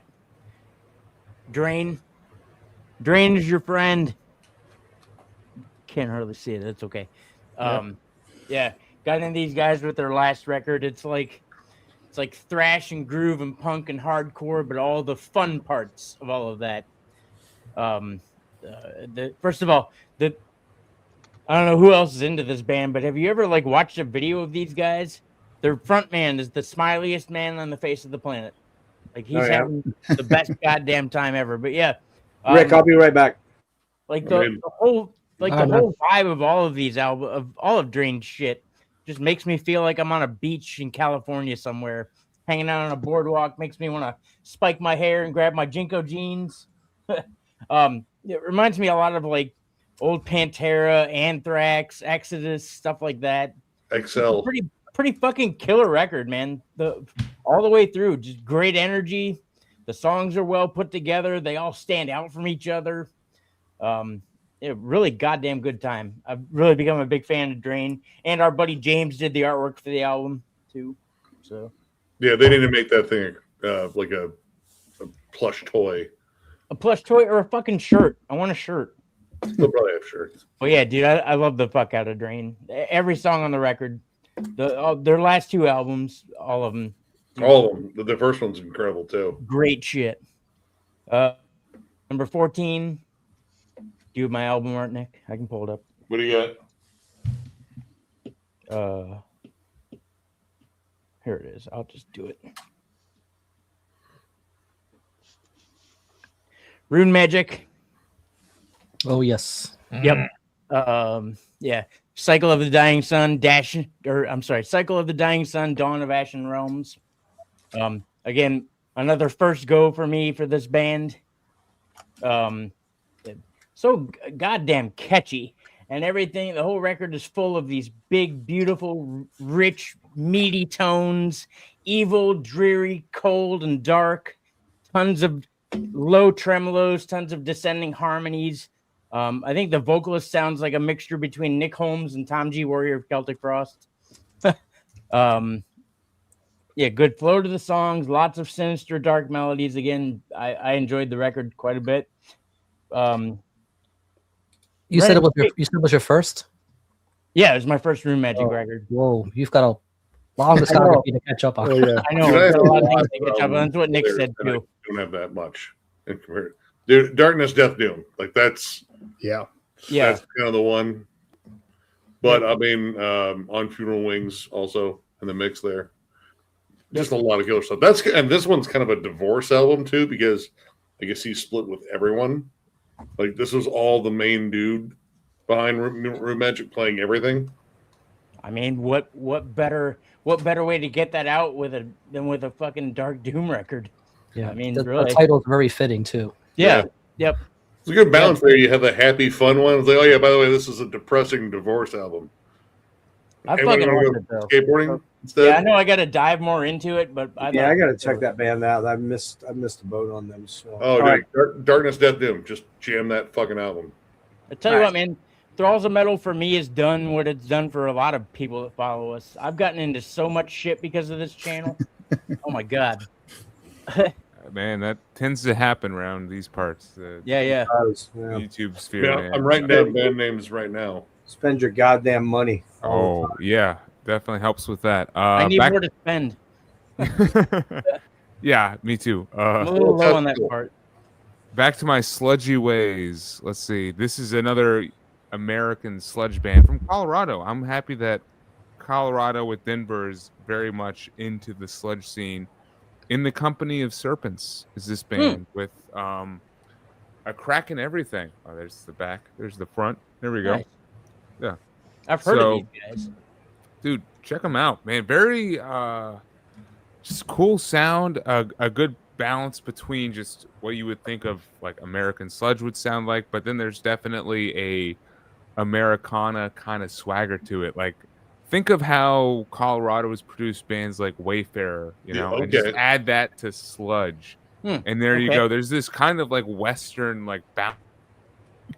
And the guitars themselves feel, just drenched in being like in the mountains and stuff. It's very, very cool to hear that come through in a sludge album. And this made this immediately interesting to me. And it's all a story about a guy finding his sobriety.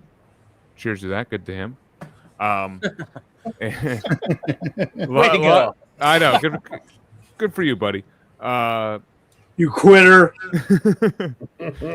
Dude, some of the choruses on here, just the riffs are perfect sludge anthems. Endless Well is the song I would recommend to anyone wanting to check out this album. So, In the Company of Serpents, a crack in everything. And then Rick beat me to the punch on here, but this will not be the last time we talk about Coroner. Dissonance Theory. This is a comeback album. I don't know. I get complaints with it. I understand, but to me, this is Corner being modern. They're metal in 2025. They're adapting, but they're still not losing like who they were. I'm a big fan of Mental Vortex. That was like, I think Yes. that's like one of my Uncharted. favorite. Yeah. So when I hear tracks like Consequence, The Law, Trinity, Renewal, They're all sold. super So fucking catchy. They're super catchy. I think Yes. it's just well written music, man. Yeah, it is. You But know, they're I can't- heavy as shit. They're still heavy, man. Exactly, and there's new influence in here too. Like they've adapted. They're not trying to play what they played That previously. proggy influence, man. It's a cool. little more- I hear modern like Meshuggah and Gojira and some Little of like, the bit, riff yeah. choices and stuff. Yep. And Although we have to note. I forget which track it is. I think it's. I can't off the top of my head. I can't The remember. Law reminds me of Rush. Like there's some. Well, I Oh. think it's name the tracks real quick. Consequence, Sacrificial Lamb, Chrysium. I think it might be Sacrificial. Oh, we just lost Logan. Oh, Oh, there he is. Okay, he's back. We lost you for a sec. Ah, I think Sacrificial is the It one happens. where it's a total ripoff of Heartwork.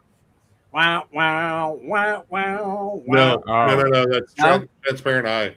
That's Transparent Eye. Yeah. It's Yeah, total yeah. ripoff. It's not really a rip-off. Yes, it is. It's That was totally fine. that You rip. were such a curmudgeon. It's a total rip. There's just he'll no have it reason. higher on Maybe the it list was- than me. Maybe it So was purposeful, but yeah, I've got it up higher, quite a bit higher. Yeah. Same. Okay, so I think some people are going to be joining us here in a minute. I think. I'm trying. God damn it! What the fuck? So do you have more space in the panel? Like, because we were I have eight I have people, two right? spots. I have two spots. Wait, 1, 2, 3, 4. You got two 5, spots, 6, right? 7, 8. I have two spots, and I've got 1, 2, 3 people that want to come in, but I've in a moment, and then I'm not sure what's going on with my one rock guy. He's seen my messages, he's not responding to it, and then I've got another rock guy that's being like way too cool for school. That he's like, well, maybe I'll come in, maybe I won't. If you want, when we get to the top 10, I can dip out and just come back later when you're ready Yeah, to I do the mean, whole. Yeah, I mean, I might have to kick Logan and Rick out for a bit because you guys have already done your top 10s elsewhere. We'll Yeah, sort of I see mean, how it I guess goes. whatever And then- you got to do. Yeah, we'll probably be going for a bit yet because 1 or 2 of the people that are coming in, 1, 2, 3 of They the got to people are, catch up on their own. no, stuff. 3 of the people that are coming in later actually, or later, Jimmy, are only doing 10. So it's not like they're going to be, I mean, I so only Jimmy- have like 3 albums left I want to show. So Yeah, Jimmy hit me up just now, and he wants to pop in, so I think he'll be jumping in next. Okay, you did too, right, Logan? Right. Okay. Fuck, man, guys, where am I at? Serge, sorry. yeah. I mean, guys, seriously, I'm not kidding you. Like, I'm having some issues I can tell. right now. So, well, it's a very real thing, John. So it's a very real thing, and it's gotten very much worse since MDF. A lot worse. So, all right, go ahead, Serge. All right. Where are we? 15. I had Stephen Wilson's overview. Yeah, you're about where I'm at. It was good, but haven't seen the show live with you. I think it needs the visual element to It really does. properly come across. Yep, And that's why without that, it can't make it into top 10. I agree 100%. The visual element really draws you in and really kind of cements it. Yeah, certainly. Like I think it really needs to. Sometimes there's albums that kind of have to go together with a visual. And then 14 is Machine Dialectics by Mitochondrial Sun. Which Wow. is the project by Nicholas Sundgren, Oh formerly yeah. Dark Tranquility. Yeah. I was gonna say. Dude, if you enjoy like spacey synths, this is amazing. Oh, Is it like Tangerine Dreamish? There's definitely Tangerine Dream influence, but a little bit more modern. If that sounds like something more- that might appeal to you, Is it more dark wavy? Yeah. Is it dark wavy? I don't know if it's dark wave. Like There's no Carpenter gold. Brood or like those type bands? It's just spacey synths, man. All right. Cool. All right. Cool. That sounds pretty interesting, man. I'm gonna check that one That out. sounds I pretty didn't cool. didn't even know he did that stuff. Is he the synth player in Dark Tranquility? Yeah, he was a guitarist. That's what I He thought. was the guitarist, but he plays different things. Multi-instrumental. He had another project a while ago called Lathora that was pretty cool too. Yeah, he does a lot of cool art. He did a bunch of cover art for Dark Tranquility, but a bunch of other bands. Cool. Rick. All right. One is the first time mention, I think, on this list, and the other one I'm going to go real quick because everybody's talked to death about it. Okay. So, international acts. This is the other atmospheric death metal. It's a weird category. Nobody quite sounds quite like these guys. It's an international act. So this is the second full length from Jade. Yeah. Yeah. It's on order. It should have showed up, but it didn't. Weird cover, Mysteries of a Flowery Dream, which I think is fitting. It's like, I hear like, if you like Dream Unending, but with elements of like So for Aeon, and it was even all this chanting like Ruins of Beverast-ish kind of things kind of going on in the background. It does rely on a lot of atmosphere to kind of get this sounds. It puts you in this weird, kind of like the way that Ancient Death puts you in this kind of this weird feeling, like you're in this otherworldly kind of thing. You kind of get those vibes here. In another kind of, it's like being on a different moon. It's like you're still celestial, but you're on this different moon. That artwork's so badass, though. Let's be honest. It's weird to look at first. You're like, what the hell's going on here? It's more Adam Burke stuff. I mean, this guy, had a very busy year. Let's just say that. But yeah, very cool. Check it out. Like I said, not quite sure how to describe it. It's got some cool melodies, some really cool lead work, and but it's still pretty dark. So for a second full length, last one was pretty good too. But I feel like there's some things they've improved on this, and I like the production better. That's another codependent purchase I just made last week, thanks to Rick. It's all his fucking man. fault. By the way, everybody, Mr. Jimmy has joined us. So, Jimmy, What's up, dude? What's up, fellas? How's it going? Good, man. How are you? We'll get to you in a couple minutes here. hey, Rick, remember that last one? What's that? And real quick, everything everybody said Yeah. about this, again, there's a reason why it's on a lot of lists, for what it is. And I agree that this is probably the more, I guess, easiest one to get into for those who are just kind of getting into this band. This is probably why we're steer people. Like, start here. If you want to kind of dive your toes in the water and just kind of get a feel what this band's about. And I like the heavy metal elements, and all that. So, have a crew new. Well, you can just do what I did and buy all the fucking albums like in one, No, I already had them before. No, me, but Oh. to people new to the band is what I mean. Oh yeah. I mean, Jimmy talked that band up to me since fucking. When did that album come out, Jimmy? May? It's like the middle of the year, I think. right? April? Yeah. April, May? It was before MDF. MDF. Was it after MDF? No, I They think kind it of was both came out at the same time. I don't think they're both like May drops. May, June, Yeah. something like that. Okay. What's the name of the one with the giant spider on it? Jade. Mysteries of a Flowery Dream. All right. Yeah, that's one I slept on and kind of missed too for some weird reason there. You would like it, man. Totally. I feel like it's Yeah, well, I the way you were talking about, I'm like, all right, Rick knows me pretty well. a little out there and weird, just the way you Just like gonna grab one before they disappear. And because who'd that come out on? Some weird label, right? it. God. I mean, I got it at Nuclear War now. You can get Pulverized. it over. Pulverized Tracker. And they're Italian, or no? They're international. They're national. Yeah, they're from all over. Spanish and Yeah. Germany or something like that. US, maybe. I don't know. I don't know how they make it work, but somehow they do. Okay, where are we at? Tyler, right? Yep. All right. So my number 15, the new Cenotaph album, Chimeras. Picks right up where Montberta left off. Yeah. Extremely grand, awesome, melodic French black metal done right. Pretty much anything that the drummer and the main guy of this band, Fog, the Necropope, anything he's involved in is going to be absolutely stellar, and this is no different. I should have given this way more time, and it should have been higher on my list. But again, as I mentioned earlier, this was something that I did not give the proper amount of spins that it needed. But yeah, if you like your super melodic French black metal, like very much in that Snob for Behemoths, that kind of is that the one? Is that the second album or the third? It's the second full length album. And is the first one like a dude standing with his back like naked or something on it? Or yeah, he's like kneeling at the edge of a lake.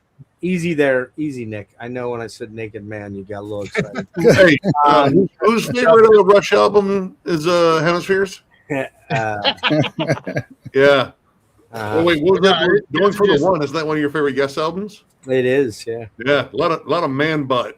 A lot of man ass there, yeah. But yeah, I mean, they haven't missed a step. I mean, I've been meaning to get into that years ago, and they haven't missed a step. Like this is, like I said, this picks up right where the last one left off.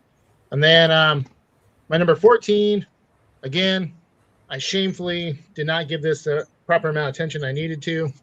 That was the new Grob album, Kremis. German black metal, extremely atmospheric. Dan Kapp of like Vulcan's Men, Winterfilleth, slew of projects like helping with the songwriting on this, and it's absolutely that's cool, incredible. You show them the real cover. How optimistic that cover looks. Yeah. Right. No, I love the art in this, like, because I know you got the same thing. Yeah. Just I had to get the bougie edition, but no, this is just Jimmy. Is that the one you sent me? Yeah, that's it. Because I had to get the bougie edition as well. You. I got Jimmy's sloppy seconds on that album, not the cool one, just the sort of. Well, the regular CD has a lot of the artwork too, so it's worth having. But the expanded one has way more cooler stuff. I mean, it just has 3 extra tracks that really weren't needed. But what are they on? What label is it? Prophecy. Oh, Prophecy Records. Prophecy loves doing those expanded edition things. Yeah. Yeah. But no, this is just, and I kind of made a mistake. I was like kind of refreshing myself on all these, and I was just like, so many of these should have been in my top 10. I fucked up, but it's kind of the rule I made for myself is like, once I establish what my top 10 is going to be, what I decide it's going to be, it's canon. I'm not going to change anything, but I can still have regrets after the fact.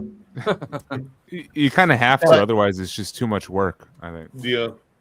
Absolutely. But no, this is stellar. And like I said, the atmosphere is just dense on this. Like it's so good. And then there we go. Jimmy, you ready to roll with a few things? Yeah, sure. Oh, fuck. Hold on. Oh no. That was the piss jug, I think. That was not. Oh God. That's a story. Why did you move it out of the refrigerator? It was safe there. No, I knocked my microphone down. Okay. Sorry. Let's see. Where are we at here? Where did you boot Tyler? No, he's still there. He's off. I just turned my camera off. That's all. Oh. Yeah, I know, but why can't I? Why are you doing this shit to me? Hold on, Jimmy. Rick, can you move Jimmy into the box? Now that it got this fucking laptop. God damn it, man. What's up, man? Back from what's going on? House? How do you pronounce it? Yeah, I've been kind of on the road today, so I figured I'd just pop in for a little bit and show a few things. What number are you guys on? Well, we're approaching 10. What are we at, guys? Okay. 12 and 11. 12 and 11, right? Or 13 and 12. Yeah, 13 and 12. So were you going to do like a from 11 to 20 or? I could do whatever. I just pulled a few from. Yeah, go ahead. Well, go ahead and give us like 2 at a time. Okay. Yeah. I mean, these are kind of really in no order. I mean, I ended up picking like 25 this year, but like looking at my list, I mean, I listened to a good like 40 records, and there's like pretty much a lot of those that could have just ended up in the list here. But well, go ahead. If you've got 15, do like 3 right now. Yeah, I'll just show. I'll just show a few. I'm And sure the ones that we've all talked about, I'll just say we already talked about, but go ahead and add your thoughts in. Okay. Yeah, I figure leak probably got mentioned. But You're only this the record second rolls. person. You're only the second person. Yeah, I'm the only one. Jimmy, we know it. We saw him. Yeah, dude. I mean, got to see him at MDF, and they just do Swedish killer gospel, set. Oh, amazing. And they just really, it's kind of nostalgia band for me. They definitely sound like the old school stuff, but like done in a more like kind of modern fashion. Sounds really good riffs. Great record. I picked the Necrotic release, even though it's not really metal, it's just a dark folk record, but anytime this dude puts something out, I mean, I'm usually all over it. And it's kind of just a collection of a bunch of like folk songs that he's written over the last like 10 years. But I just I keep coming back to it and just really, really enjoying it a lot. And then I'll just throw a third one, but Unleashed. On your lands. These guys aren't really doing anything different. They've been kind of just bumping out records like once, every couple of years or whatever, and kind of just stick to their formula. But I feel like they've kind of been on a roll for like the past 3 or 4 albums. And this is just really well done, catchy. Like they just have it, nailed down to like a well-oiled machine in terms of, the songwriting. The lead guitar player that they have on here, I think, has been kind of a big gun for them in terms of like the songwriting and stuff. But it's just really catchy, just fun, unleashed stuff. And I've been a longtime fan of the band. And I just feel like this one, like it kind of just kept me coming back to it. It's very memorable. The songs are just, they just kind of stick in your head. And man, it was great to see these guys at MDF finally being a fan for many years. And I fucked up. I know you guys kind of skipped out to go see. I think they were playing at the same time as Black Curse, and there was some other stuff. It was Black Curse. That's why I didn't go. Yeah. Yeah, which I was kind of bummed to miss, but like there was no way I was going to miss these guys because they don't really come to the States very often. And like being such a long time fan, it was kind of a huge deal for me to see them. But it's a really good record, man. It's just, like I said, nothing really new, but it's cool to see that these guys are still going strong and still they're kind of like the Obituary of Sweden or something. They're just kind of always consistent, always just putting out stuff that's just good. So yeah, they've been pretty solid since Midwinter Block. Like it's like that album on. Yeah, it's just steady production. That one was great, and the Hunt for White Christ was really good as well. AOTY might be the best of that entire later bunch. Yeah, but great band. Love those dudes. All right, awesome, man. Good choices there. Where are we? Oh yeah, I guess I'm next. Rick, throw me in. I can't grab and put people in. I don't know why. I don't know what happened here. Where are we at again, Nick? Sorry, number wise. 13 and 12. 13 and 12. Okay, so well, look, guys, I am not gonna do this to you. I already professed my love for Marissa, so I'll go easy on you and leave. What's Sarah? Is that her name? Mm-hmm. I'll leave her for you guys to fight over. I know I had the promo for this late April, early May, because I can't remember when it came out. When did it come out, Rick? Like May? Yeah, something like that. Early May or late April? Reviewed it. Al and I reviewed it right before it dropped. So it was like, yeah, it was May, right before I went to Florida. And I actually had an opportunity to interview them, and I fucked up and didn't get in time and get the interview done. Yeah, Rick was bugging me about this for a while. And I remember Rick talked about somehow I'm getting an echo on people now suddenly. We didn't have that earlier. Rick, what was the album before this with like the Panopticon thing on it? The Tower? Is it called The Tower? It wasn't the one before. Not right before. You mean the first album. Is that the first one? The one, it's like Black. Yeah, I remember you recommending that to me, and I said, yeah, I'm going to check it out, and I never did, of course. That's their more like stripped down, probably the most metal thing they've done, and every time they've progressed, they've added more jazzy stuff and whatnot. But I remember you suggesting this band to me a while back, probably like 2020, 2021, maybe? Probably, yeah. I've been into them since the beginning, yeah. Yeah, you were. And you were the first person I ever heard talk about them. And I just didn't do it. And then we were Stan and myself and Jimmy were roomies at MDF, and this was playing, and I didn't know it. And I'm like, dude, who the fuck is this? This rules. And Jimmy's like, dude, that's that Mesa, dude. And I was like, oh, fuck, man. Okay, yeah, got to get on that shit. And you kept bugging me too, Rick. And I finally was like, yeah, I got to commit. Don't quit. Commit. And this album is amazing. Like Nick said, that track, oh, man, what's it called? Immolation? Yeah. Yeah, Immolation's killer. The dress is amazing, man. Oh. Reveal's great. Oh, they're all great. It's fucking great. I mean, I'm always a guy that weirdly has some issues with, and it's not a misogynist thing, I swear to God, but I always have issues with female-fronted metal hard rock bands sometimes. She's fucking amazing. Absolutely amazing, man. So good. And yeah, it's an amazing album. I mean, it's a lot's been said about it. I know someone on this panel is going to talk about it a lot because it's kind of probably be near the top, if not the top album. And then following in conjunction with that, I struggled between which one I wanted to put where, but this album, wow. Faytooth, holy fucking shit. I knew about these guys because I believe Marty did the somebody did a I think it was Alan. Alan maybe did and this is called Labyrinthine. But Serge was the one that brought these guys up to me. But I had remembered from back then that I'd watched them do an album club thing on this, I believe it was Album Club. Yeah, on the previous album they did. Quite a while back. And Serge asked me actually to go to the show, and like a fucking dumbass. Why is that right after I had my oral surgery though, Serge? I think it was, right? Yeah. I don't remember. Anyway, and Serge picked this copy up for me at the show, right? Or no? Yeah. Really cool, dark blue. This is a fucking banger. Oh my god, man.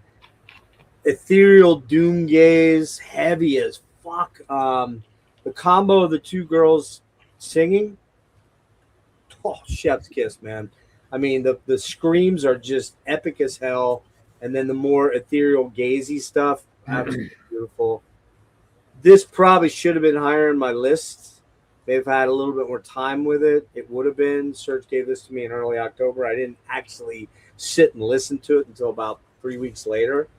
Mind blown, man. I'm mind blown. I know this is going to be on Serge's list. I don't think there's any way it's not going to be on there. Sorry, dude. Yeah, so there you go. Two more there. We are at Nick. Yeah. No. Fuck you, man. Close, he has hair in his face. Rick, I'm sorry, dude. Move Nick over, Rick. Sorry. I don't know what's wrong with this. All right, both of these have been brought up before, so I'll make this one pretty quick. Abigail Williams, was it A Void Within Existence? I think this is possibly their best album, and it's not entirely just black metal this time. There's elements of post metal, there's death metal, like found out death metal vocals on the first track, Life Disconnected. Very riffy, very atmospheric, very harrowing at times, but approached in different ways. Probably my favorite tracks in here are Talk to Your Sleep, which is just droning, heavy, dark, sludgy, like post-metal, like very into like Cult of Luna. And the last track, No Less Than Death, is like a dreary epic, a little bit of that kind of like Wayfarer sort of energy to it. Killer album. Again, I think best thing they put out, and I absolutely loved their last album, Walk Beyond the Dark. And another one that's shown up quite a bit, Paradise Lost, Ascension. Mm-hmm. We could just all go ahead and say Paradise Lost fucking rules, and Yep. would be wrong. Yeah, they nailed it once again. Their formula is tried and true. I fucking hum the chorus to Tyrant Serenade like all the goddamn time. Yeah. Like it's an instant fucking earworm. But dude, Salvation. Half the songs on that album are. or more. Yeah, no, and they're different too. They kind of balance it out. You get more. Oh, yeah. You get Mhm. heavier songs. Mhm. I like the fact that Nick Holmes brought out the gloomy James Hetfield kind of gruffness Yeah. occasionally. It's Paradise Lost. They don't fucking miss. Next time they put on an album, will probably be in my year list too, because I can't imagine this band putting out a shitty album at this point. Yeah, but man, I don't know. Like, I'm kind of foreshadowing here, but this is the best thing they've done in a while. Obsidian was good, and I like. Medusa's a fucking banger. Which one? Medusa. That's the only one I don't own. Weirdly, of them, weirdly, and I saw them on that tour. That's really weird. Yeah, I gotta Faith check that. Divides Us, Death Unites Us. I think is awesome That too. was good. The Plague Within was Plague I think Within. one where they kind of came back, but there's something about this album that just fucking. Tragic Idol's awesome too. Well, again, they don't do bad albums, but this one I think is, man, I think it's a step above like anything after Draconian, anything pre-Draconian. Give that to me most of the time.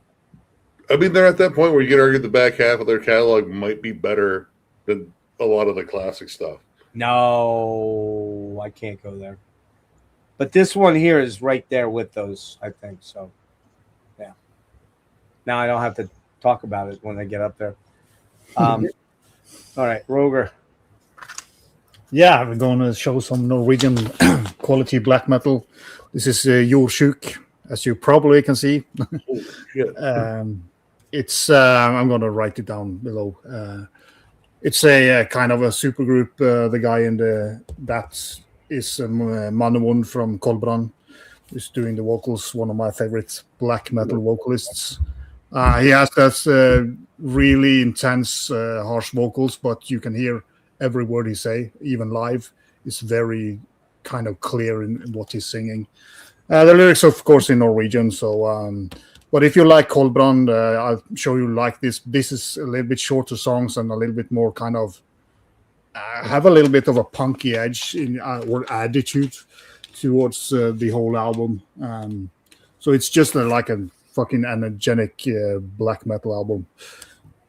And, Man, Roger's such a pro. Did you see how he just slid that fucking into that sleeve like not like he's been doing it since he was like 2 months old? That was unreal. You gotta watch more. You gotta watch more of his videos. He's even more pro. He's even more pro. Yeah, I'm like a fucking dope. I'm like, oh. Dope. Then we have Ulvehyrde med dødsdømt or sentenced to death. This is a concept album about people that were sentenced to death in Norway in the 1800s.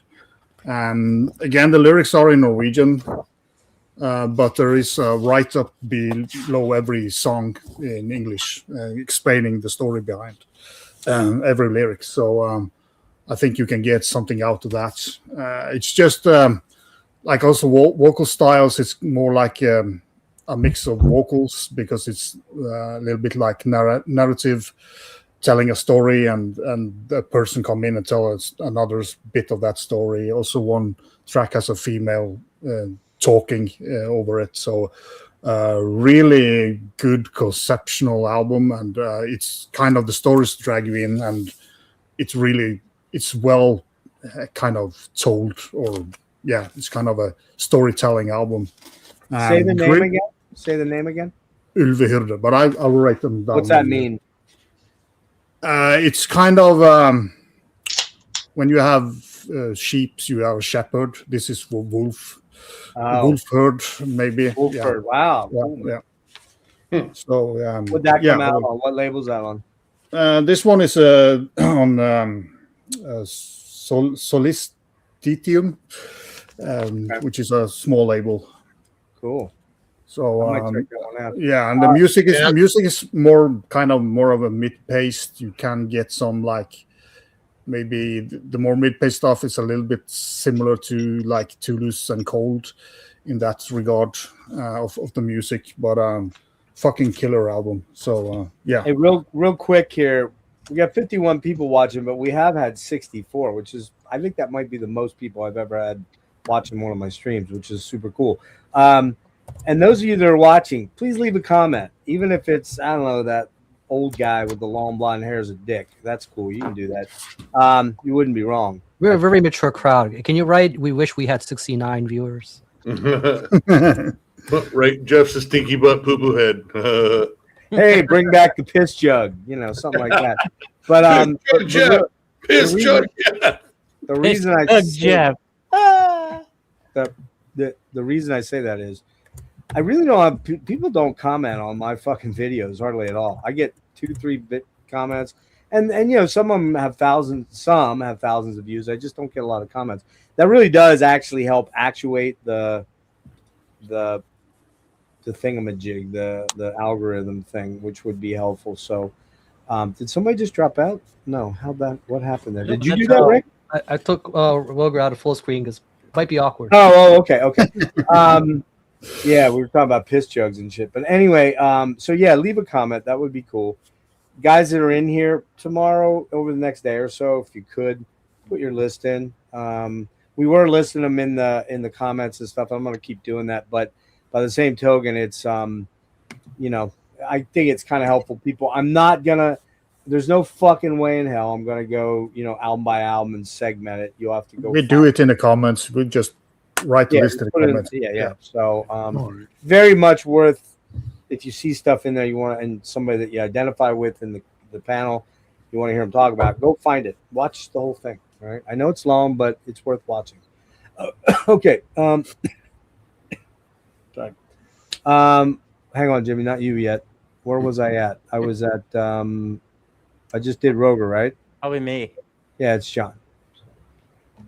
And I just don't understand. I can't grasp and move. Sorry, Rick. You're gonna have to do it the rest of the night. John, are you going next or? No, it's John. It's John. Yeah, John's. What do you want? All right. I know Jimmy's kind of behind. Not really, actually. He did 3. He will catch us up. So okay. All right, great. Number hey, Scott, 12. Yeah. Escarnium with inexorable entropy. Yeah, dude. Here comes the heavy. Evil stank face death metal. Jam-packed full of my 2 favorite things on the face of the planet as far as evil stank face death metal goes. Chug and Dissonance. This record's packed fucking full of it. And low tremolos, and it's about as evil as it gets. I love this is what Nick refers to as a John band. I don't know if you've heard him say that over the years, but Nick pointed this out to me as a John band, and he couldn't be any more correct. This record is just nasty sounding, dark, evil, heavier than shit. Reminds me a lot of bands like Ulcerate and Immolation. God damn, the song Cancerous Abyss, bending, lurching, sliding riffs.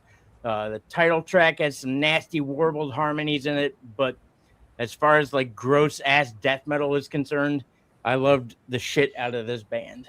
So that was my number 13. My number 12. I gotta pull this up. Hold on. What was the name of that, John? Escarnium. Escarnium. Okay. Escarnium. And the album was called Inexorable Entropy. And I'm not doing an 8-hour stream, Tim. Yep. I'm still having a rough time talking to you guys. I'm still getting used to my teeth, so it's not going well. What's saying there, John? What's that? I'm just kidding. You go to the dentist to get 1 tooth removed, and they take 13 of them. Oh, I'm very much in that vein. Yes. Yeah. It's been a great time. It's lots of fun. Yep. Number 12, Shrieking Demons with the Festering Dwellers. We reviewed this this had to be amongst our first reviews for 2025 last year. It was early. We found out about this band courtesy of another band, Besserus, because they share some members. Yeah. There's a care packet. Yeah. I guess at its core, it's pretty much autopsy worship, but I don't have a problem with that. Like at all. What? Even the vocals are very much in the vein of Chris Reifert, but I mean, this is riff after riff after riff after riff after riff. I mean, there's not a bad song on the album at all. All the songs stand apart from each other, but I mean, it's like, so think about like when you're grooving on a riff in a song, and then and then you think to yourself, man, this riff really needs to be harmonized, and then bam, they harmonize it, and it works like that throughout the whole record. They hold on to riffs for the right amount of time. The transitions are smooth, but I mean, it's just from song to song to song, it's awesome. It's very raw sounding, but it's very natural at the same time. I kind of think that this is what it would sound like live. But it is a absolutely killer record, and I pretty much knew from the minute we reviewed it that it was going to end up in my end of year list. So, killer fucking record. It's got early death energy. I mean, like Scream, Bloody Gore, Leprosy. Like, yep. I'll never kick that fucking shit out of bed for each record. Yeah. Absolute banger. Right. We had Logan. Yes. Or Serge, Logan. Okay. Or thank you. Whoever you want. So for this, I have 3 albums left that I want to show, but they're kind of intermixed with the next 13. Do you want me to just like kind of jump to the 3, or can I just be like, You can do the 3 if you want, and you can hang out until I think Peter's jumping in here in a minute, and how many? I definitely just want to get to a point where I'm done, and you're like, okay. Yeah, if I got to boot you, I got to boot you. But I think Peter's coming in a minute. We're still open that one slot. I don't know what's going on with this other dude, and it sounds like my one rock star buddy is gonna bone me. So, yeah, that's what they do, right? It's all good. Especially when you look like a hot chick like I do. I know. It's your hair. It's your hair, Jeff. I'm sorry. The Creedius is so good. Yeah, right. Yeah. That's the 13. That's the 13. That was in my list. That was number 10 in the heavy metallurgy stream. Oh, nice. Number 12 ended up bumping out Zacredius. Caustic Wound. You're the first one that brought that up. Yeah, Grinding Mechanism of Torment. Profound Lore has had a phenomenal year. I've absolutely adored a lot of Profound Lore releases, and this is another band that, to me, has kind of come into their own with this album. Like, I enjoyed their debut, but they killed it on this one. Like, the perfect balance between grind and death metal, and a bit of hardcore energy in there as well. Like, the way tracks like Blackout and Drone Terror and everything just kicks in. It has to be a perfect mixture of grind and a couple of other stuff like hardcore for sure. The perfect album for 2026, honestly, going into the new year. Like let's get the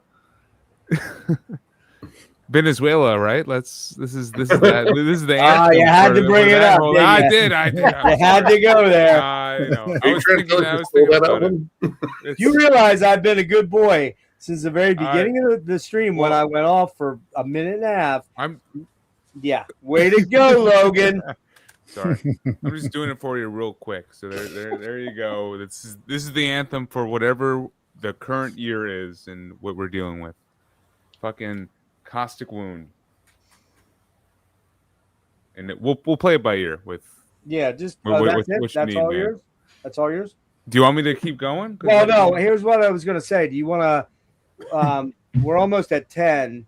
And then, maybe what you can do is just show your 10 quick, boom, boom, boom, and people can go watch it on Heavy Metallurgy where you go into more detail. Assuming it didn't change. It did. It has. There's 2 albums. It changed already. There's 2 albums. Well, there's 2 albums that I didn't want to show on Metallurgy specifically. So it already. So that's why it's changed, because I didn't think a certain album. All right. Well then. All right. Okay. Well, I'm kind of in a similar boat. I know what you mean. So we'll play it by ear. We'll play it by ear. I can wrap it all the next round if you want me to. Well, no. We don't have to do that yet because Peter is here. Peter, you want to turn your mic on real quick? Peter. Yeah. All right. Hello. Good morning, everyone. I think we're okay. You can actually turn your mic volume down a little bit on your end. It's a little hot. Okay. So back that up a little bit. Go ahead and speak. How's that? Yeah, you can go down a little bit more. We are getting a little bit of an artifact, so you might want to move the mic away a little bit. And I know that the echo cancel. Yeah, that's a little better. Okay. Is that better? Yeah. Yeah, everybody say hello to Peter. He's up very Hey, late, Peter. like Roger. Peter. Middle of the Cheers, night. Peter. I think we got Morning, up. all. What time is it, Roger? What time is it your time? That's what is it? 6:30. 6:30. Okay, Peter, you're at 5:30, right? Yeah, that's correct. Yeah. You guys are fucking champs. Do you sleep beforehand, or you just like stay up? What's the? I went to bed at 12:30. Yeah. And got up at 3:30. So you got a couple hours. Well, Oh, I in the didn't name get, of rock and roll, you're a badass, man. I went to bed at 12:30. I probably fell asleep at about 2. I bet you some eggs and bacon sound really good about now. Listen, I just want to say for all us soft Americans, Peter and I'm really into that word soft tonight, as you noticed. might be because I have issues. But anyway, Roger and Richard. Thank you very much, man. Thanks for doing this, guys. Peter, I'll get to you in a minute. We'll put you on the tail end then, and we'll let you kind of catch up, okay? Cool. We're at number 10, so I'll probably have you do like 3 at a shot to get. Yeah, I'll run through mine quickly. Yeah. I'm sure we won't know any of them. Just kidding. Where are we at? After Logan, it was I think it was me. Serge. And I think we're at 13 and 12. We're at 13, and so we're doing 13 to 10. 13 and 12. Yeah, let's get Yeah. Oh, we doing 11, 13, 12, 11. Wait, hold on. I was at 11, 10. Oh, I'm the start of it. So yeah, I'm at number 11 to start next Well, you round. will be. Yeah. So go ahead. Let's all get on the same page. All right. 13 is Ramina, the Silver Sea. Yeah, somebody's trying to get in, and I can't get you in right now. Sorry, Tom. If that's you, you snoozed too long, bro. Peter jumped in, so I don't know when I'll have a spot for you. It might be a little bit. Sorry, go ahead. Yep. So anyway, Ramina, Silver Sea, Gothic Doom, really, really cool, atmospheric. You know, me being a Gothy person works for me. Something you might like. She does, the singer's female, but she on one of the tracks she does a duet with Mick Moss from Animator. Very like emotional, especially that track, but overall album. So it doesn't feel cheesy like some Gothic Doom albums tend to be. So almost made my top 10. I just had to kind of figure out. And then let's see. And then I guess 12. This is the band is Sarah. The album is Halava. Another Finnish rock band. I guess I don't have a better genre for them. Depressive rock. I don't know. But I've liked them for a couple albums now. They put out a new one.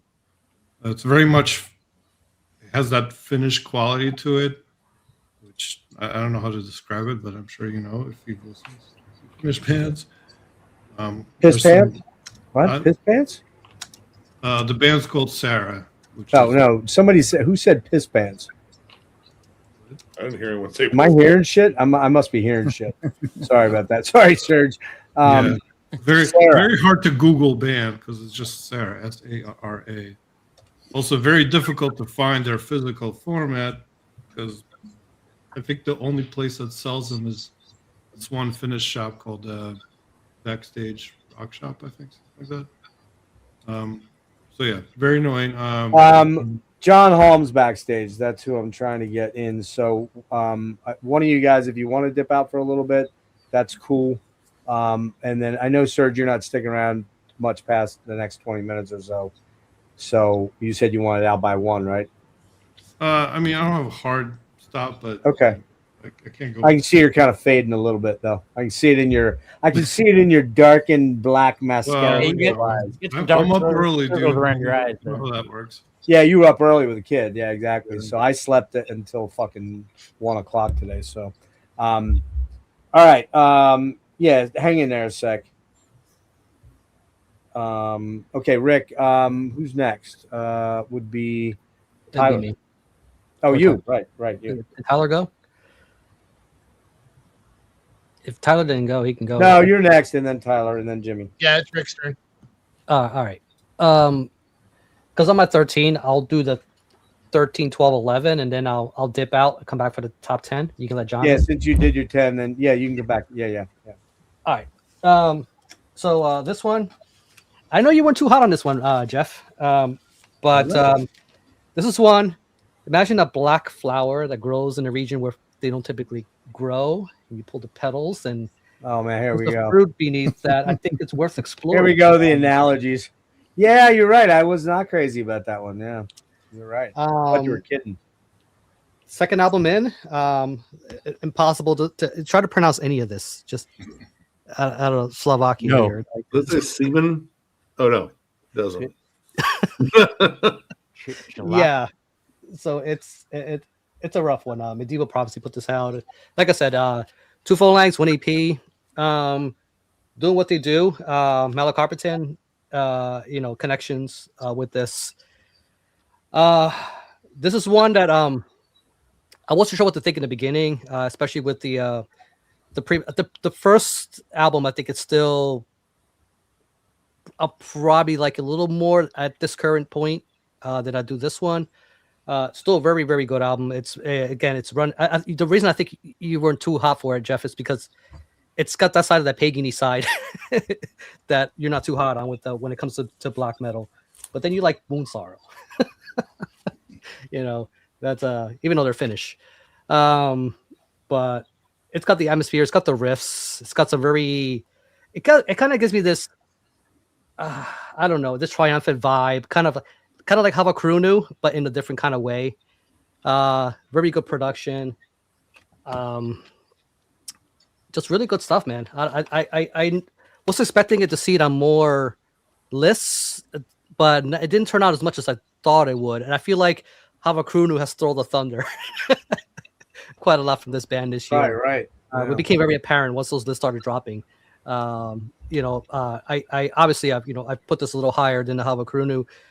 It's definitely every time I listen to it, I like it even more and more and more. So for those who have Stan Garago, it's also fun hearing people trying to pronounce it. That's the way I say it. I don't know how you guys say it at the same time, but really good stuff. The other one is who showed this? The Frenolith. Ashen Moon. I did. Yes, we talked about how you might get hit with ashes if Yellowstone erupts. I keep saying it, but it just gives you those vibes, man. Just that whole apocalyptic thing and whatnot. Third full length, right? Yeah. And I love the essence of Desolate Landscape. Sick album. I love Chimera. I love how it kind of this band just kind of expands and does a lot with their sound out of Denmark. Out of Denmark. Yeah. Nesako, believe, put this out. This sick death metal. I feel like I should have had more death metal on this list this year, but there was just other things that kind of took over.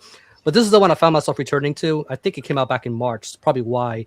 So it just had more ample opportunities to come back and return to it and just really soak in those riffs. Great band. And then number 11, and I believe this is the first time this is showing up on this list because it's going to show up quite a lot. And so I guess I'll do an introductions. But before I do, you guys know Dreffel and how he is and how I am with things. But there's an endorsement by somebody here. So you guys know Nick Rhodes? And from Duran Duran, yeah. He just wanted to give a glowing endorsement for this band for covering their song on this particular track. Because really? For this generation. I know where you're going. We might have forgot about this. I know where you're going. Duran, So I was going to say Duran Duran didn't put it out. They put their album out last year. And I missed it on my list because they're still putting out good music. Shockingly, you think a band like that would lose some momentum, but no. Did you hear that? Did you hear that last Duran Duran album, Danse Macabre? It's fucking awesome, man. I have it. Yeah, it came out Halloween. So good, Halloween day, right? It was a Halloween specific release. It was Halloween, and it's got all kind of cool covers on it. Yeah, they're real pictures. But even the real songs are great, man. They're badass. It's great, yeah. The music videos are kind of neat too. It's very early AI too. The one video, so it's a little crude, but but it works for what they're trying to do. Yeah, of course. Talking about Hooded Menace, save you some trouble. Lacrimose Monuments of Obscuration. For anybody who might have or came from the American public school system, we have a hard time pronouncing that. But Ben Scudder art. I mean, look at this thing. Doing what they do. Hooded Menace, or trying new things, or expanding with their sound and getting more to that classic. And that's where the Duran Duran thing starts to make sense. Everybody mentioned that before in other lists, and but there's a lot to this album. There's really cool solos. The Death Doom is there.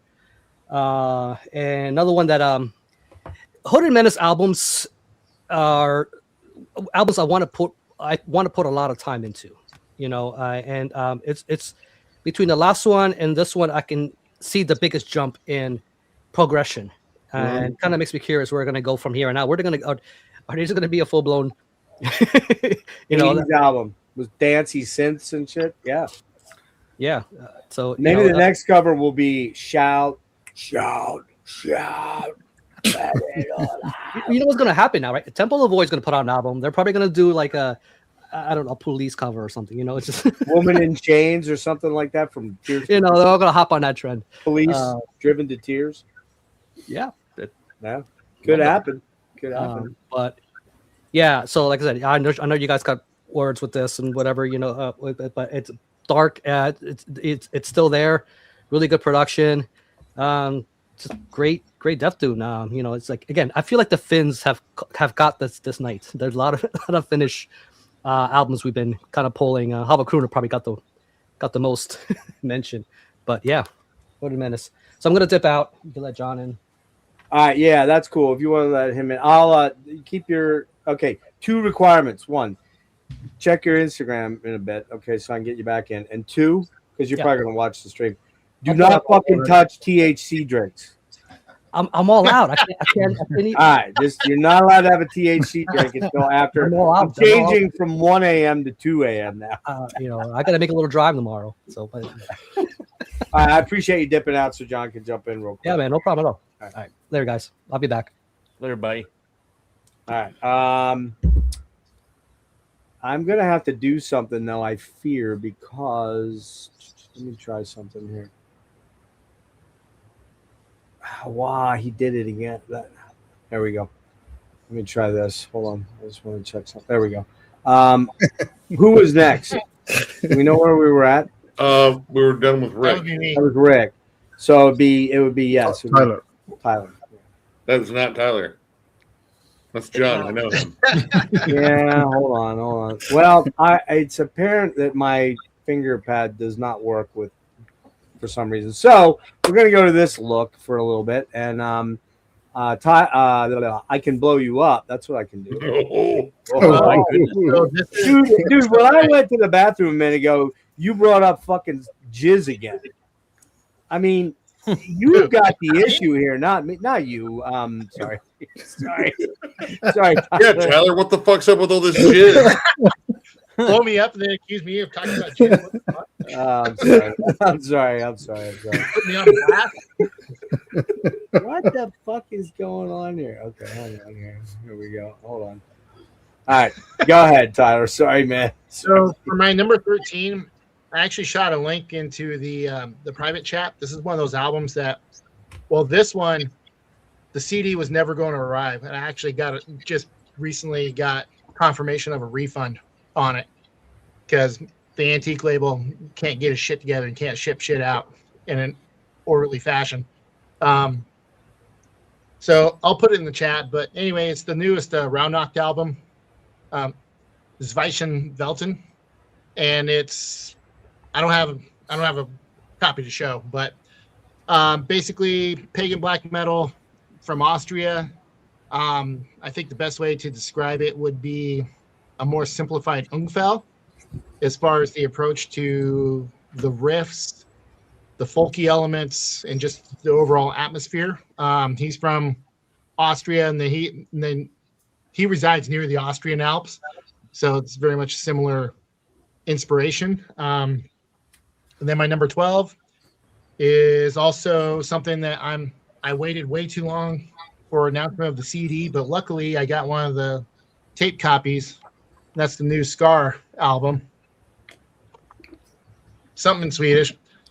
I talk Hyman's Job, I think is how you pronounce it. But anyway, if you're familiar with the order of Intony bands like Aldridge, actually, really, that's the only one you really need to compare this to. This sounds like a continuation of the last couple Aldridge albums, to be perfectly honest. I believe Jimmy has the vinyl for this, if I'm not mistaken. But this is excellent. And again, Yeah, it just came in today, bud. Nice. But yeah, this is one of those albums where, you know, I held out. I was like, you know, I don't want to try to listen to it on YouTube or whatever. No, I tried getting the Walkman. It showed up broken. So I had to get a refund on that. So anyway, long story short, I held out for too long for announcement of a CD. Never saw an announcement until the main guy behind this project, OWGA, he just made a random announcement on Telegram about, he's like, oh, I have CDs now. And it's like, oh, well, shit. Because it's being released through Amorfati, and they didn't even announce that there's going to be CDs. So anyway, I'm waiting for the actual CD to show up for this. Jimmy could show the vinyl if you want. And then do you want me to do my 11 as well? Yeah, and you can still hang unless you want to dip out for a while. That's I okay. didn't know if I didn't know if we needed more room. No. We just Rick fell on the sword to let in Dr. Ruthless, everybody. Welcome, Dr. Ruthless. How are you, good sir, Dr. Ruthless? Terrible, but you know. This is going to be good. This is going to be good, everybody. Get ready.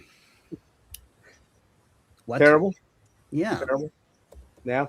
Yeah. you keep asking me to come on your damn show. I know it's terrible. What I know. I keep doing. It makes life very difficult to cope with. You see. Yeah. Well, you know. Trust me, we're all there. Yeah. I know. And I could just feel the fucking love. You can? Just actually making me a little verklempt. I'm just saying right here. Oh, it could just be diarrhea. Maybe it's it could be just diarrhea. Dr. Ruthless. When I asked Dr. Ruthless about 6 weeks ago to come on, said, would you like to come on? He said, fuck you, was I think the first thing he said. But the second thing he said was, fuck you, I only own like 2 albums from 2025. Mm-hmm. So his list won't take long at all. Actually, I have 3. Actually, You no, got 4. 3? 4. Wow. Well, one's a book. One's a book. Okay. Yeah. I don't play by your rules, Jeff. You didn't get the memo, did you? Everybody, as you all know, Dr. Ruthless is AKA Nomad, AKA John Haughm from Agalloch. And he has the probably profoundly terrible job of actually being a friend of mine. So, it is, or at least I say that. I don't think he would say that if the other people like separately. So, oh, I know I would never say anything like that about being. Yeah. But, John, have you met most of these guys? You met Jimmy, I know. I'm just gonna say sure. Yeah, everybody. Sure. We'll come to you, sir, in a few moments that you can show us your book or something like that. And we'll get, I mean, we're all really excited to see that book because we're all big readers here, of course. book or words? Although I am reading this right now. It's pretty good. That's not something new. Hey, so where was I at? We were at who? Peter. Jimmy. I think what I'll do, Jeff, is I'll just triple up on these next 2 rounds. Okay, you can do that. So, yeah, these next 3, I did reviews for all 3 of these for Heavy Metallurgy, but I think that they were worth showing, and they didn't quite make the top 10. But hadn't heard anybody talk about any of these as well. But one of them is Enfoglir. This is Akalabeth. This came out on Debamore Morti. And this is kind of just highly symphonic black metal. Kind of requires for you to be sort of a Tolkien fan because it's complete Tolkien, madness. I mean, these guys are definitely cosplaying completely. from the top to the bottom. And it's more like symphony, actually. It's more just like an orchestra with like black metal kind of as an accompaniment, which, might kind of turn some people off a bit, because it's sometimes you just kind of feel like there's a little bit too much symphonics in your black metal. Well, there's just a little bit of black metal in this orchestra. But yeah, I mean, if you're a Tolkien fan, I think you would dig this. It sounds very much like, like very inspired by like Howard Shore, the composer of all the Lord of the Rings movies music. It really just kind of it's not like Summoning. It's like a lot of Tolkien inspired metal bands that you listen to. Oftentimes, like they kind of just look the part and they have the concept, right? But the music doesn't really always, like if you listen to Summoning, it doesn't really sound like Tolkien music. It just sounds like really crazy, like medieval black metal. But this actually sounds like it is very, it's got the big choirs and all kinds of different instruments, and the fact that these two guys are like from Montana or something like that. It's very, a lot of it is obviously programmed. It's not like a full symphony, but it sounds like it's pretty close to that. Wait, they're from Montana? Well, actually, I think they're from Connecticut, and I think they live in Montana now. I could be wrong about that, but I talked to one of the guys, and I'm pretty sure he said that's where he was living now. I hope they don't live in Butte. No. I mean, it sounds like they could be, kind of make sense. So, I mean, one of the cool things about doing reviews for Metallurgy is like, I think everybody there is like kind of just picking things that they want to do, like that they're interested in. So it's not so much like we're like music critics or whatever. It's just like you pick an album that you're kind of interested in covering that you think you're going to like a lot.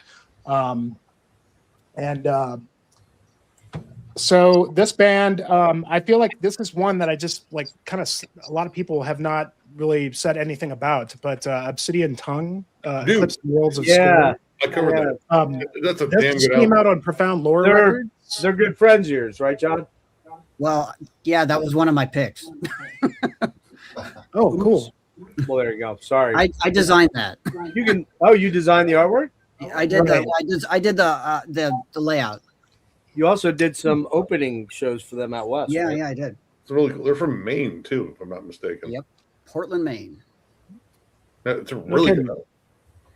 Well, it's one of those records that like I ended up reviewing this, so I ended up listening to it a lot. And like the first couple, I liked the last record a lot, and this one took a couple of quite a few listens for me to really kind of like just kind of connect with it. But I mean, once like it was like a fifth or sixth listen, it really clicked hard. And atmospheric black metal, but it sort of maybe a little bit of a Cascadian vibe to it. But obviously, as these guys said, they're from Maine. It does have that sort of East Coast sound to it. But like there's a lot more going on too. There's a bit of progressiveness. I hear a little bit of, I hate to say it, but there's even like some Opethian kind of Tool sections in here that Nick, you might even kind of dig this a little bit. Yep. I'd be curious. Oh, you do? Okay. But yeah, really awesome album. Just two guys, and yeah, it's just very unique sound for atmospheric black metal kind of stuff. And then the other one I picked was the new Hamkara record, The Harrow of the Lost. This came out on Bindrune. And this is, kind of a long-standing project that released one record about 10 years ago. It's one of the guys that did some stuff for the band Woden's Throne from the UK. And this kind of sort of feels like in the spirit of that, if you were to like take like the Panopticon thing and give it sort of a, an English vibe, like a UK vibe to it, it really kind of is what it sounds like. Even Austin did the drums on this. But just a really good atmospheric black metal record. 4 tracks, just like the first record. Just a lot of it's just very vibey, very melodic, very just sort of transcendental and kind of like perfect, like wilderness kind of record. So, but yeah, I hadn't really heard anybody really talk about this one either, but it's very good. Worth checking. I think Rick brought it up, but somebody brought it up on Metallurgy, I believe, right, Logan? Oh yeah. I can't remember who, though, Rick. to be honest with you. Was it Rick? Rick or Jim or Yeah, somebody. It's a Bindrune recording, so it was definitely mentioned. Yeah. Just a little bit of John Haughm stroking in the chat. Good evening, John. Greatest band of all time. I disagree. If anyone saw what we call his band in private chats, it'd be kind of funny. But actually, even more so than that, if anyone saw, and I'm sure probably surveillance technology has seen it, if anyone saw the private chats between me and Haughm, it's kind of a wonder we're not in an El Salvadoran prison. We'll get there. I thought that's where you guys met. Yeah, I think it'll be, one will be my cellmate. Yeah. So, okay. So now we are on to, please help me out. Peter. Yeah. Ah, yes, Peter. Hey, Yeah. straight from Belfast, he says, or somewhere near there. How you doing, man? Yeah, doing grand. Yeah, down Patrick, not Belfast. So, and he's in Ireland. Yeah, so I'll rattle through these. Yeah, give us 5 to Five, get down okay. to where we're at. Were you going to do 25? Yeah, I have 25. All right, so I'll so go do through 5 these. now, and we'll get you down to us then shortly. One more round. Yeah, I suppose number 25 is probably the hardest one for me to select because I had options of about 40 or 50 bands, particularly the Italian black metal scene. But I went with an early favorite from the year, which is Gas Brand, a German melodic black metal band. Man, that's very shades of mayhem, mysterious days. Oh, yeah. Yeah. Purple cover with a castle, it's Yeah. going to be good. So the album's called Fading Away into Nothingness, and that's their debut album, but it was independently released. So they had 2 previous EPs, and it was one of those bands I discovered on Bandcamp of all places. So quite sort of melodic, fierce sort of riffing, just straight ahead, kind of basic black metal, but when they do change up the tempo, it kind of goes into like quite epic riffing and stuff like that there. So and some good variation on the vocals as well, between the clean sort of hymnal chanting and the streaks as well. And Yeah, that was good. I didn't want my list to be all black metal, which would have been very easy to do. So I decided to put in something that actually I thought was a fun record to give me a break from all that, and that was the latest album from Seven Sisters. So they're a UK kind of heavy power metal band. If you want to think of a mix of Witch Hazel and Iron Maiden, and that's what you kind of get with this. So it's quite a fun one, something I would stick on just to break up all the black metal, like I said. 4 tracks. The last track is actually like a 20-minute epic masterpiece that has like 5 different parts to it. Really cool band, very young band, but I think it's their 5th album maybe in the last 10 years. Cool album cover. Yeah, it's like That one sounded interesting. it's called Shadow of a Fallen Star Part 2. So there was a Part 1 album came out I think in 2021, but I think this is far better than it. It concludes the sort of the story. And then something else that's a bit different. Scottish band called Coven. And I think, Rick, you showed this in your top 10, I think, in heavy metallurgy. So this is like a mixture of shoegaze and doom metal. And I think it's actually I've seen it being referred to as like doom gaze. I suppose one way I would describe this is kind of like a less abrasive, more gothic Chelsea Wolf. One of those type of bands that leaves a lot of space between the notes. Yeah. But when they do get heavy, it really hits hard. That's one of my honorable mentions. So, yeah, you're the first person to mention them. It's cool stuff.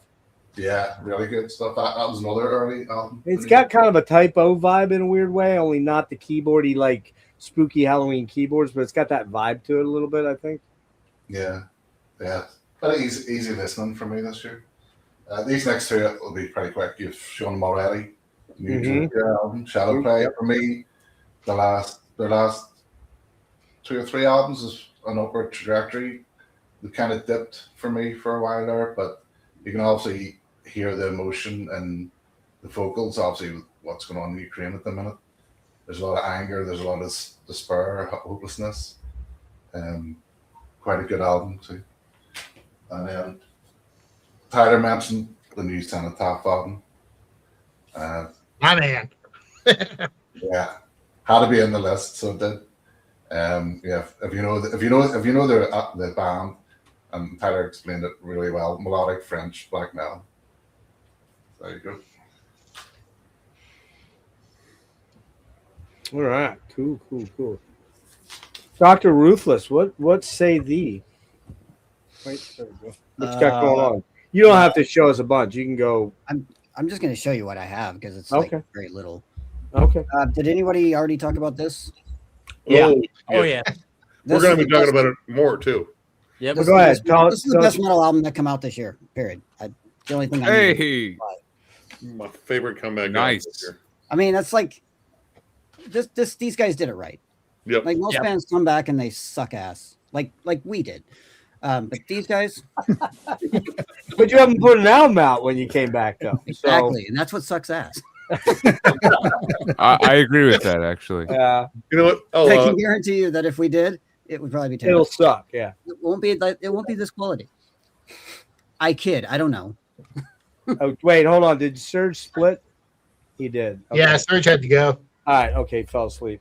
And then, of course, we just talked about this one, the Obsidian Tongue. Hello. Nice. oh, I'm here. Yeah. Yes. So yeah, great record, great guys, great fun to play with them. I sang with them when I played those shows with them as well, because on their second album they sang on one of the songs. And then well, I don't know if anyone's got this. What is? No, nobody. I think. I'm probably the only other Live? person. Yeah, look, see, your cat finally made an appearance. I haven't seen anyone. Hey. Listen, attack. God, listen, I have a story to tell about that cat. Well, anyway, the new Leibach, it's live. I think they really want you to think they actually played live in Iran, but I don't think they did. But it's very much That would seem Iran really theme. highly unusual, wouldn't it? Like, Yeah. yeah. I didn't know Leibach was still around. Yeah, that's what I was going to try. Oh, okay, you guys do know Leibach. I didn't think Yeah. you guys would know that. Okay. And then the book, of course, I'm not too cold, Jeff. Come on. Oh, fuck yeah. Sweet. which I actually talked about it today on my Instagram. But okay, go ahead. Gloat a little bit. Tell What the about real story. Well, I'm in it, but so is a lot of people. Are you known as Dr. Ruthless in it though? That's why. No. That's a Frasier reference. Ah, Have okay. you seen the trailer for their video game? The side-scrolling Metroidvania? No, Dude, it looks ridiculous. Like Yeah. they turn like the album covers into boss fights and shit. Did the fucking Holy shit. did the documentary come out yet, or was it only in theaters so far? I think it was only in theaters, right? The Voivod one. Yeah. The Waylon one? I don't know. I didn't know think there it just came out on DVD. I never. Are you sure? I never saw it advertised yet. That was on sale. I don't know. I'll have to go look on their site. I know there was a premiere because I know Wagner was there, I believe, and Right. all the guys in the band were there, and Right. I think maybe even King Fowley was there, I believe. Of course he was. Was he in the book? Is King in the book? yeah, he's Of course. in Yeah, the of book. course, yeah. Mikkel Eicherfeld's in there. Dave Grohl's in there. Ackerfeld. Wow. Yeah. Your favorite guy. Paul Masvidal's in there. Paulie. Nice. The guys from Voivod are in there. Is Rick Ross in there? Is Rick Ross in there? No, but he should have been. I already told that story earlier back before we started. Also, the best release of 2025 was this. Oh, now I have a story to tell about that cat real quick. Oh. John tried to kill that cat. No, I'm I just did saying. not. You Cat got out. I mean, that's what cats do. That's what you say, but I think the story's different. I think if that cat could talk, that cat probably tell a different story. I love that cat. We notice, and you hate everything, so I that's do. saying a lot right there. Right. So, I hate most living things. that's true. Okay, where are we at? Me? But anyway, to end my thing with 2025, most of the stuff that from 2025 that I'll probably hear, I won't hear for a couple of years because that's just how I am. You know, like the new Druk, I heard a couple of tracks from it. It's pretty good. But I don't listen to bands like albums when they come out that year usually. Yeah. So I didn't have much of anything from this year, you know. You The live probably box- listen to more shit because I bug you about and be like, dude, you gotta check this out. And then you're like, I'm more interested in discovering unknown stuff from the past. yeah, that's what I'm always into. we're creatures of that sort. There's no question. Right. Yeah. So, yeah, that's all I had to show. You sticking around a little bit? Probably not. What a cunt. He's honest. I mean, you know. I have to wash my beard. That's going You have to wash your hours. beard. Yeah, it's what time is it out there? It's fucking 10 o'clock. You better get started. Might take you all night. It might. All right. Well, I'm gonna go then. If you know, but you can stick around. I mean, you're Well, okay. don't you need people who need to come back on? Just one, Rick, and he needed a break anyway. So. He's gonna go And I actually have a spot right now. Yeah, he so- can come back on if he wants to. Yeah, he can come back on if he wants. All right, I'm gonna go. This one was a very late entry, the only late entry that I basically took after the end of November. Man, this fucking album is absolutely. Hold on, I gotta get rid of that comment. I don't want anything obscuring my good looks. Sorry. It's a true story. This fucking album rules. And had I had more than 10 days with it, because I think it came out on the 19th. So where are we at? 19. Yeah, we're roughly 10 days. This would probably be in the top 5, I think, for sure. This is a fucking mind-blowingly kick-ass, killer, weird as fuck album. And that's why I love it. And it's the lead singer is a friend. You guys have seen him, and I think you guys have. Some of you guys have been on a stream with him. Star fucking a little bit here, but this is Lichgate Precipice. Yeah. Man, this is Greg Chandler of Esoteric. This is I saw it best pronounced as let me pull up my little cheat sheet here. Where a guy called this, what did he call it? Like a trip to a medieval mental asylum. That's exactly what this sounds like. I couldn't have put it any better, and so I stole that guy's thunder there. Man, just chamber. It's like fucking haunted black metal meets prog metal chamber music. It is just a fucking mind fucker of an album. Killer artwork, and Greg sounds absolutely unhinged at times on here. Because he goes kind of, in Esoteric, he's the, the super affected, distorted, psychedelic, acidy, weird, swirling sort of thing. On here, he goes full on black metal screams. Absolutely killer, man. So, Lichgate Precipice. I just can't say enough good things about it. Okay. And what number are we on, guys? 10? Yeah, 10. Yeah. I don't know how we ended up at 10 and an odd number, but oh well. And actually, you know what? Because of that, I think I'll do one more album to get us to an even number. Wait, we talked about your number 10 right there, then. Yeah, because I've still got 11 to do. Oh. I did 13 and 12. Yeah, I guess you're right. Never mind. Maths. I ain't much at the maths. Numbers are hard. Yeah, it is. So hang on a sec here. I just put my buddy Tom in. Hey, Tom. Get to you in a minute, buddy. Yeah, we've already talked about this a lot. It's a really killer album. Jerry's a good friend. Love that guy. Love that kid. He's such an awesome dude. Jerry plays an atheist. It's atmospheric death metal, but with a cool twist. The female vocals by Jasmine really, really make it really super cool. I forget what variant this is. It's colored vinyl, so it's probably gay. Just saying. Oh, shut up. Yeah, so... But yeah, Ancient Death, Ego Dissolution, great solos on here that really fit. All right, somebody's got me echoing bad. Tom, that's you, bud. I think you need to make sure you don't have a live stream going in the background. So, all right, better? I think that's better. Yeah, there we go. And yeah, so there you go. Ego Dissolution, number 10. Really killer album. Congratulations. They're working on a new album already. I think it's going to be better from what I'm gathering, from what I'm hearing. But everybody says that. Everybody but John Haughm says that about their newest albums. I mean, Not his solo stuff. I'm talking about his band. that's at least memorable PR. Like, hey, what do you think about the new album? Is it going to sound good? It's like, nah, That's going to suck. That's true. Yeah. Don't listen to our album. It's going to suck. So my buddy Tom Sundgren from Capital Chaos TV is here. What's up, man? What's up, Tom? I think some of you guys may have run into him a couple streams back. I can't remember what were you on for that time, Tom? Do you remember? It was like some anniversary for you guys, or the 5-year anniversary of us being. That's right. Yeah, right.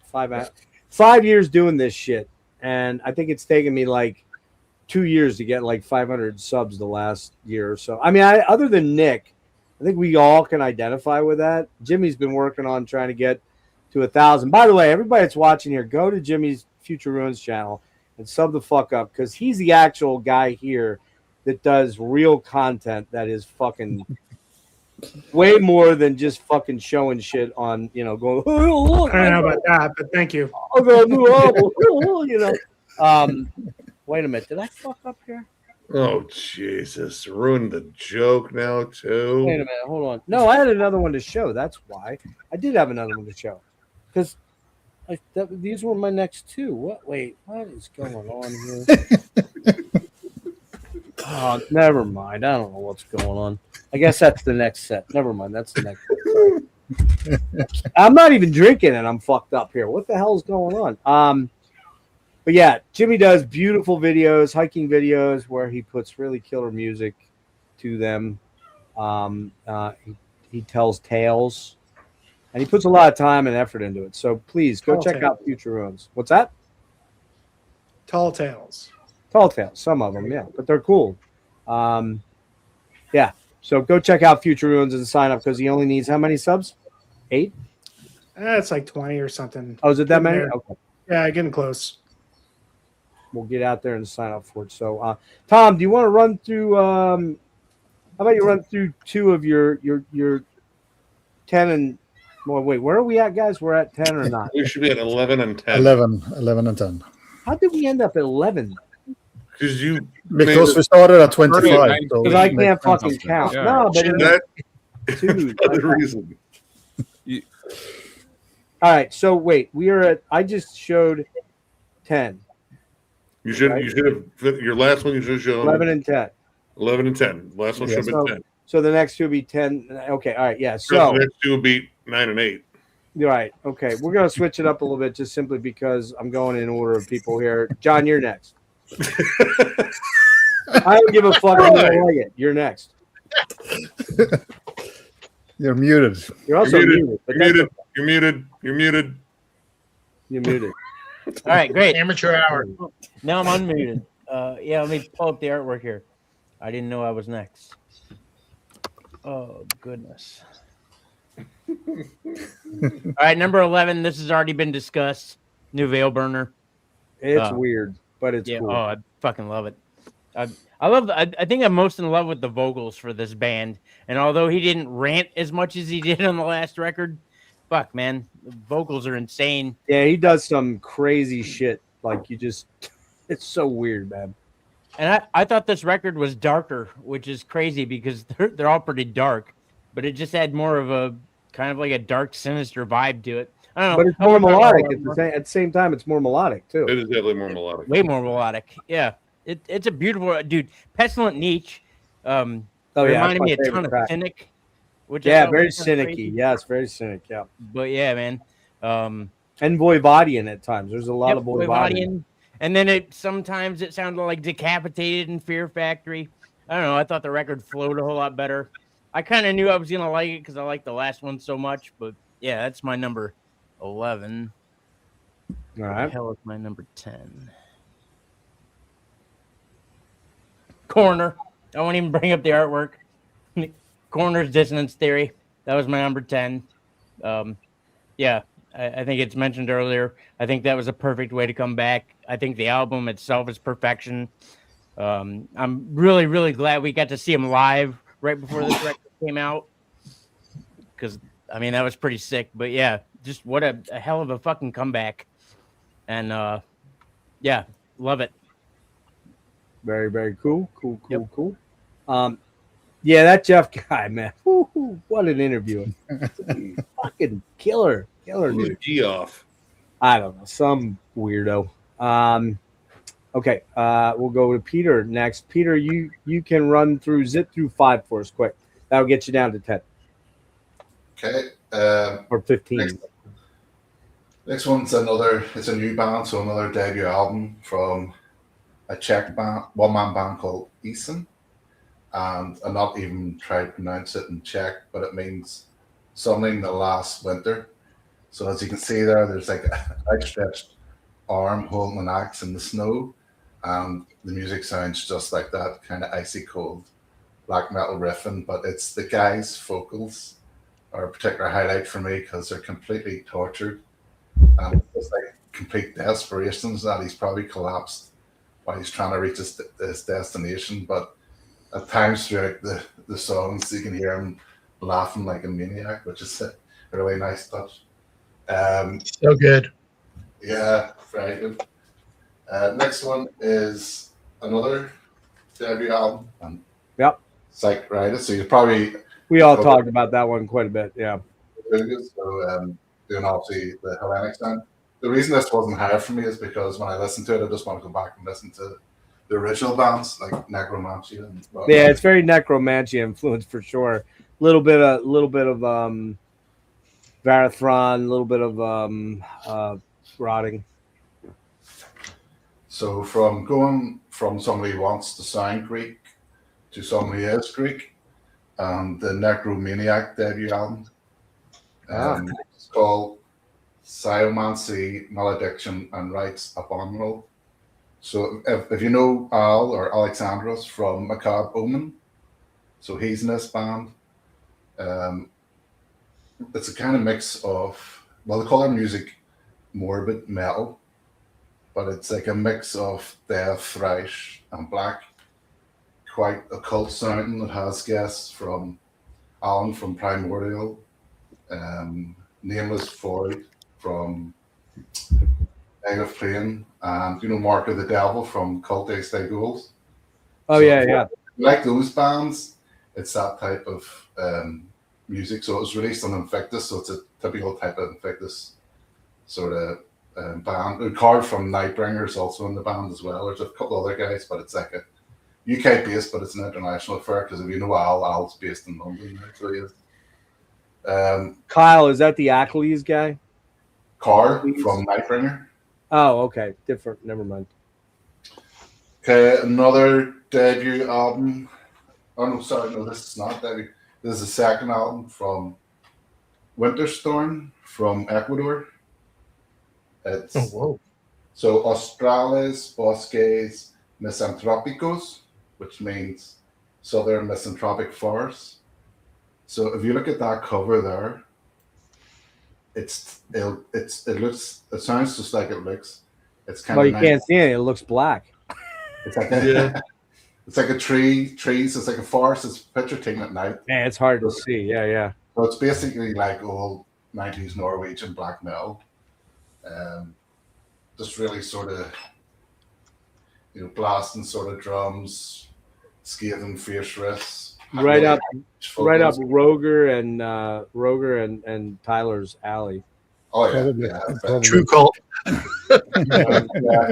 Ecuador. I'm way too soft for that shit, Peter. Yeah, I don't know if you knew this, but I'm soft. So unfortunately, it's out in Forbidden Keep, that label. So only in concept at the minute, unfortunately. The next one is number 16 for me. This was another debut album which took about 30 years in the making, and as soon as it was released, the band split again, and that's the Eternal Darkness. Which, if you like your Death Doom, this is like classic 90s crushing, heavy as fuck Death Doom. I don't know if you know the band, but I know that name. I've heard it. Yeah, they released a whole load of demos and EPs back in the 90s. And this is their compilation they released about 20 years ago. which is Wow. well worth picking up. The new album has a bit of a cleaner production, so it doesn't sound as heavy as the older stuff, but for what it is, it's probably the heaviest thing on my list. I don't know. Other than Zacritus, I haven't heard of a fucking album you talked about. Not shocking. Again, it gets worse. Soft poser. Yeah. Okay. Jimmy, what do you got, man? I'll just triple up real quick on these three. But I don't know if anybody talked about Perdition Temple. No. Malign Apotheosis. This is Gene from Angel Corpse fame. And he also put out another record. I think it was like the same day as Malefic Throne. That's right. Yep. Yeah. Which is great as well. But this is kind of like, to me, like this is sort of like the spiritual successor to Angel Corpse. And it very much sounds like that. It sounds like it's really what he had lined up, you know, whereas the Malefic Throne stuff, it's really good as well. But, you know, he's got Steve Tucker in the band, and he's got, you know, Longstreth on drums, which is absolutely amazing trio. But, like, I don't know, there's something about what he's been doing with this band has been really killer, you know, seeing them at MDF. And the drummer is just, there's kind of like an element of groove. It's still like crushing, like, you know, really, really fast, you know, hyper fast, blasphemous death metal. But, yeah, man, I mean, it's a really killer album. Has anybody talked about One of Nine yet? No, nobody's talked about it. Wow. No, I still have to check that out. Yeah, I mean, another profound lore release, and you know, again, another Tolkien-inspired band, which is always kind of like, you know, gets me, as you can tell. But this is really good. I was a little hesitant with this, you know, being an American band. I think these guys are, you know, I think they're Texan, or they're definitely from the Panhandle. Just one dude. But the more I listen to it, I ended up really, really liking it. Melodic black metal stuff, very much kind of like in the vein of Summoning, but like a little bit more streamlined, kind of modernized, but very, very good stuff. And North Carolina, by the way, is North Carolina. Okay, yeah, I knew they were at least somewhat southern, Logan, but yeah, they're really, really great record. And you know, bringing it up to my my top 10. Which I'm not going to go through tonight, but as Tyler said, all of our lists are up on my channel on the stream we did. This one just barely missed the mark, but it is just worth. And I'm sure everybody's going to be showing this one is obviously the new Evoken.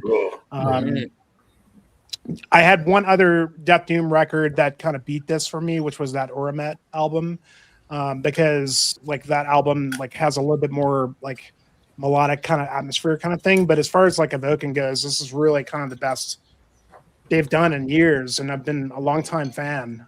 They kind of like took it back to the roots and just made a really killer, awesome sounding album that's just really got all the great elements of Evoken. And the only complaints I have about this a little bit is the cover art. I wish they would have just put the logo over here, and put the name over here or over here, so that you can like see the window. It was kind of interesting. Yeah, but I didn't take notice of that. That's a good point. Yeah, it was kind of a weird aesthetic choice. But if you read the liner notes about what the album is about, and you understand what's happening with this dude, it's really sick and fucked up. It is sick and fucked up. Yeah. Goddamn, man, this album's amazing. And yeah, I could have easily been top 10, but there were so many good records this year that we're gonna definitely talk about that in my list, but sure. excellent, amazing album. And you know, as far as Death Doom goes, I mean, like they're kind of the cream of the crop for me. I had you weren't on earlier when I said this, but early in the AM, because I slept during the day and got up in the middle of the night and whatever. Anyways, I was doing laundry and I saw a post by Heart of Winterfest, which is in Richmond, that they had opened up a few tickets for next Saturday for the Evoken Valdrin. Those are the two kind of headliners. There's like 6 or 7 other bands. And the Friday night is Holder and One of Nine, to tie it into what you were talking about. So I had really wanted to go to the whole weekend, but I realized that I'd have to get a hotel for 2 nights, and I just didn't think I'd do well with that, with how I'm doing neurologically lately. So I did grab a ticket for next Saturday night for Evoke, and I'm hoping I'm well enough to make the trip down, stay the night down there. But I will miss 109. And that's one of those ones, we talked about this earlier, Jimmy, before you came on, that there was so much good music and so many killer albums that came out in 2025. You just literally couldn't keep up with them all, man. You know, we've all talked about we could have done 50 or 60, but I didn't buy 50 or 60, even though I bought a fuck ton of shit. You know, a lot of stuff. Just kind of sick in a way how much stuff I bought. Well, get on that 109, man. It's a really good album. Like when I first heard it, I thought I was like, I'm not sure if this is going to be like another, you know, but it really kind of lives up to what it's doing, you know. Really just good medieval black metal. Catchy, good riffs, you know, like channels that summoning vibe, but like, you know, kind of modernizes it in a way. Very good stuff. I'll have to check that out then. It was one of, like I said, you told me about Have a Crew New months ago, and I fucked around until like 3 days ago, and I was like, whoa, man, I really missed the boat here. I didn't include it because I literally just bought it 3 days ago, and it's an honorable mention for me. But so many good albums, man. You know, and to reiterate what Jimmy said, he has a killer channel, Future Ruins, and he did hiking. Was that 2 weeks ago? Yeah, it was me and Tyler here, and a couple of our other buddies from the wilderness there, like just breaking down all their mostly like black metal guys and stuff, you know. Yeah. But, like, I just breaking down like all those guys' stuff, really quality releases and a lot of stuff that like has not been mentioned, you know, like because you know Tyler and those guys they really dig into the underground and find the good shit as does Pete here, you know. So yeah, go check that out if you're interested. Yeah, Pete, Jesus Christ, man. I don't know if anybody can keep up with him and Tyler, man. Those two, kind of exhausting trying to even, you know, fathom where they dig into all this stuff. But I bought too many this year.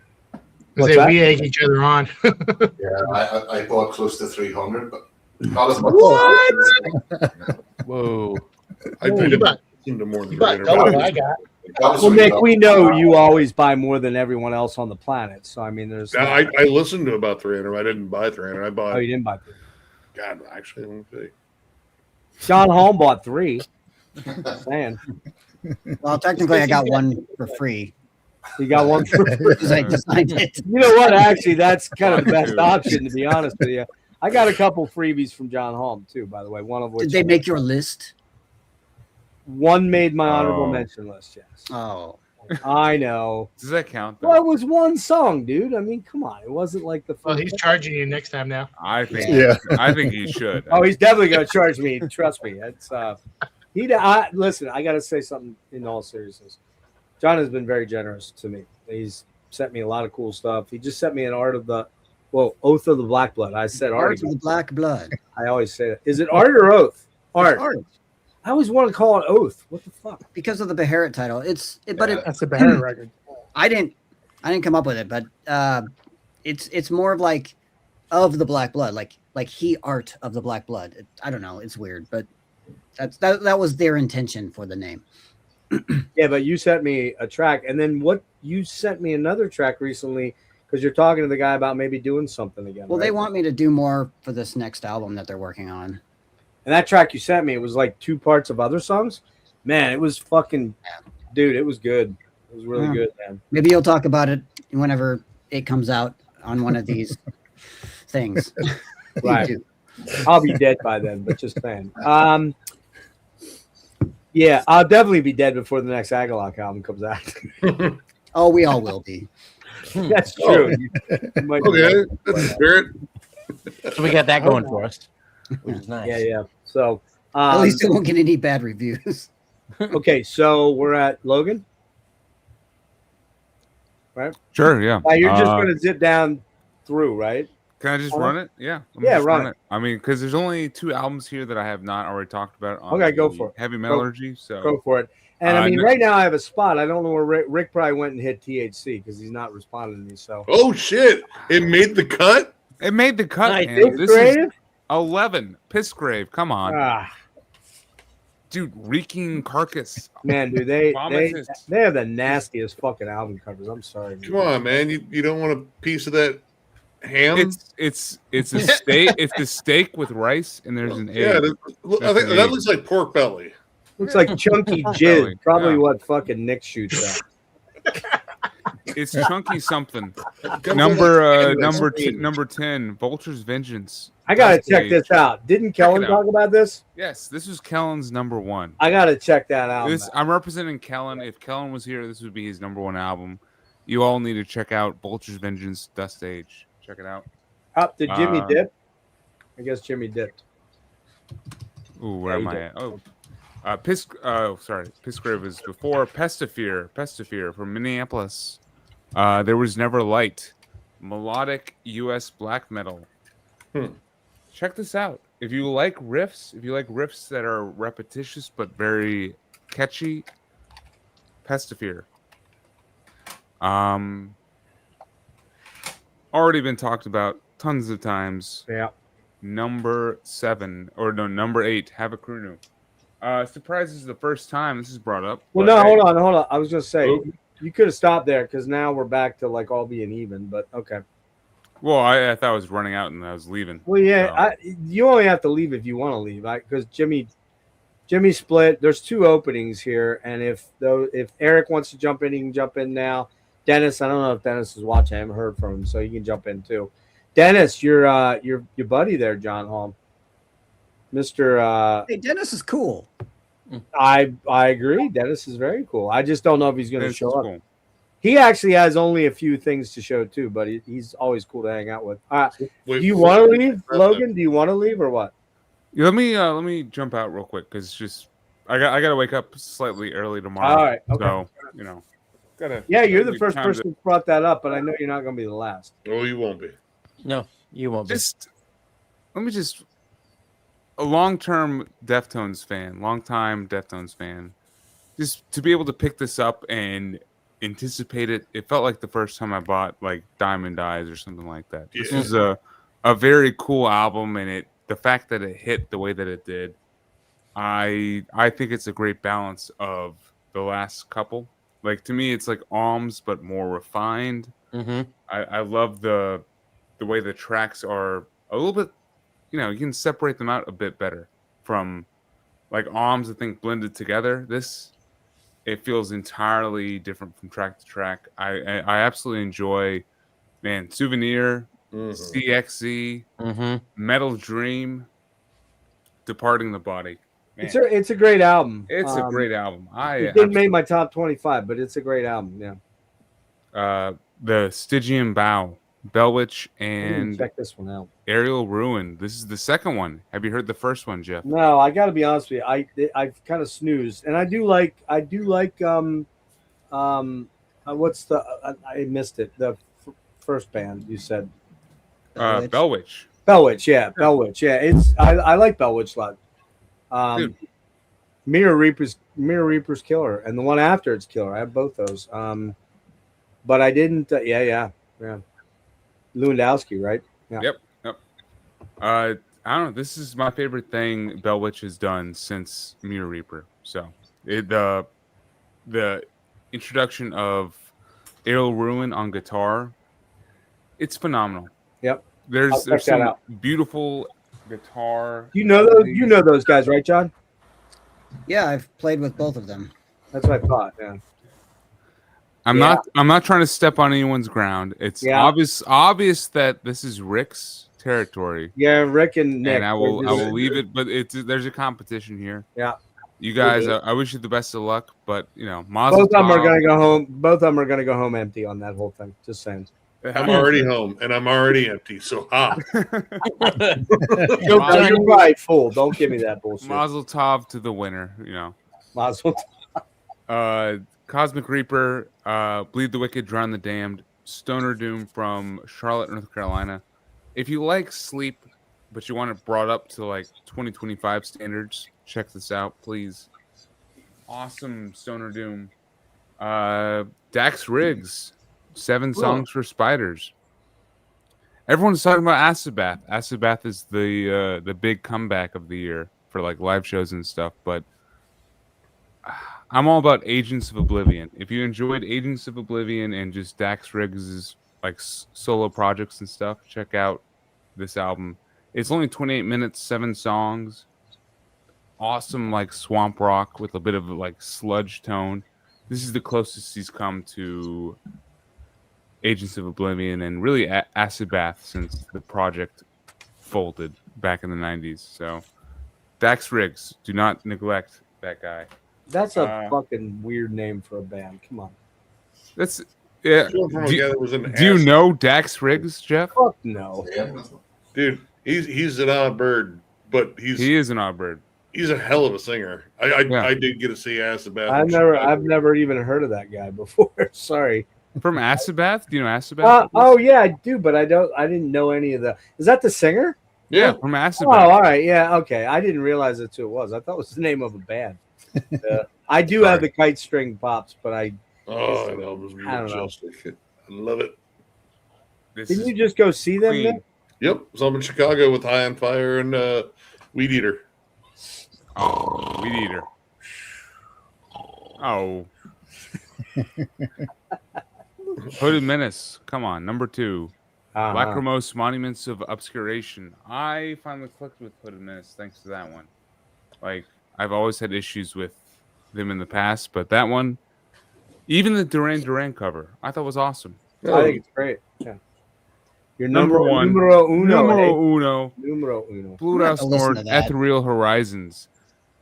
I don't know. As soon as I heard it, it clicked with me. Like, just, it was one of those listening experiences where the music is just electrifying.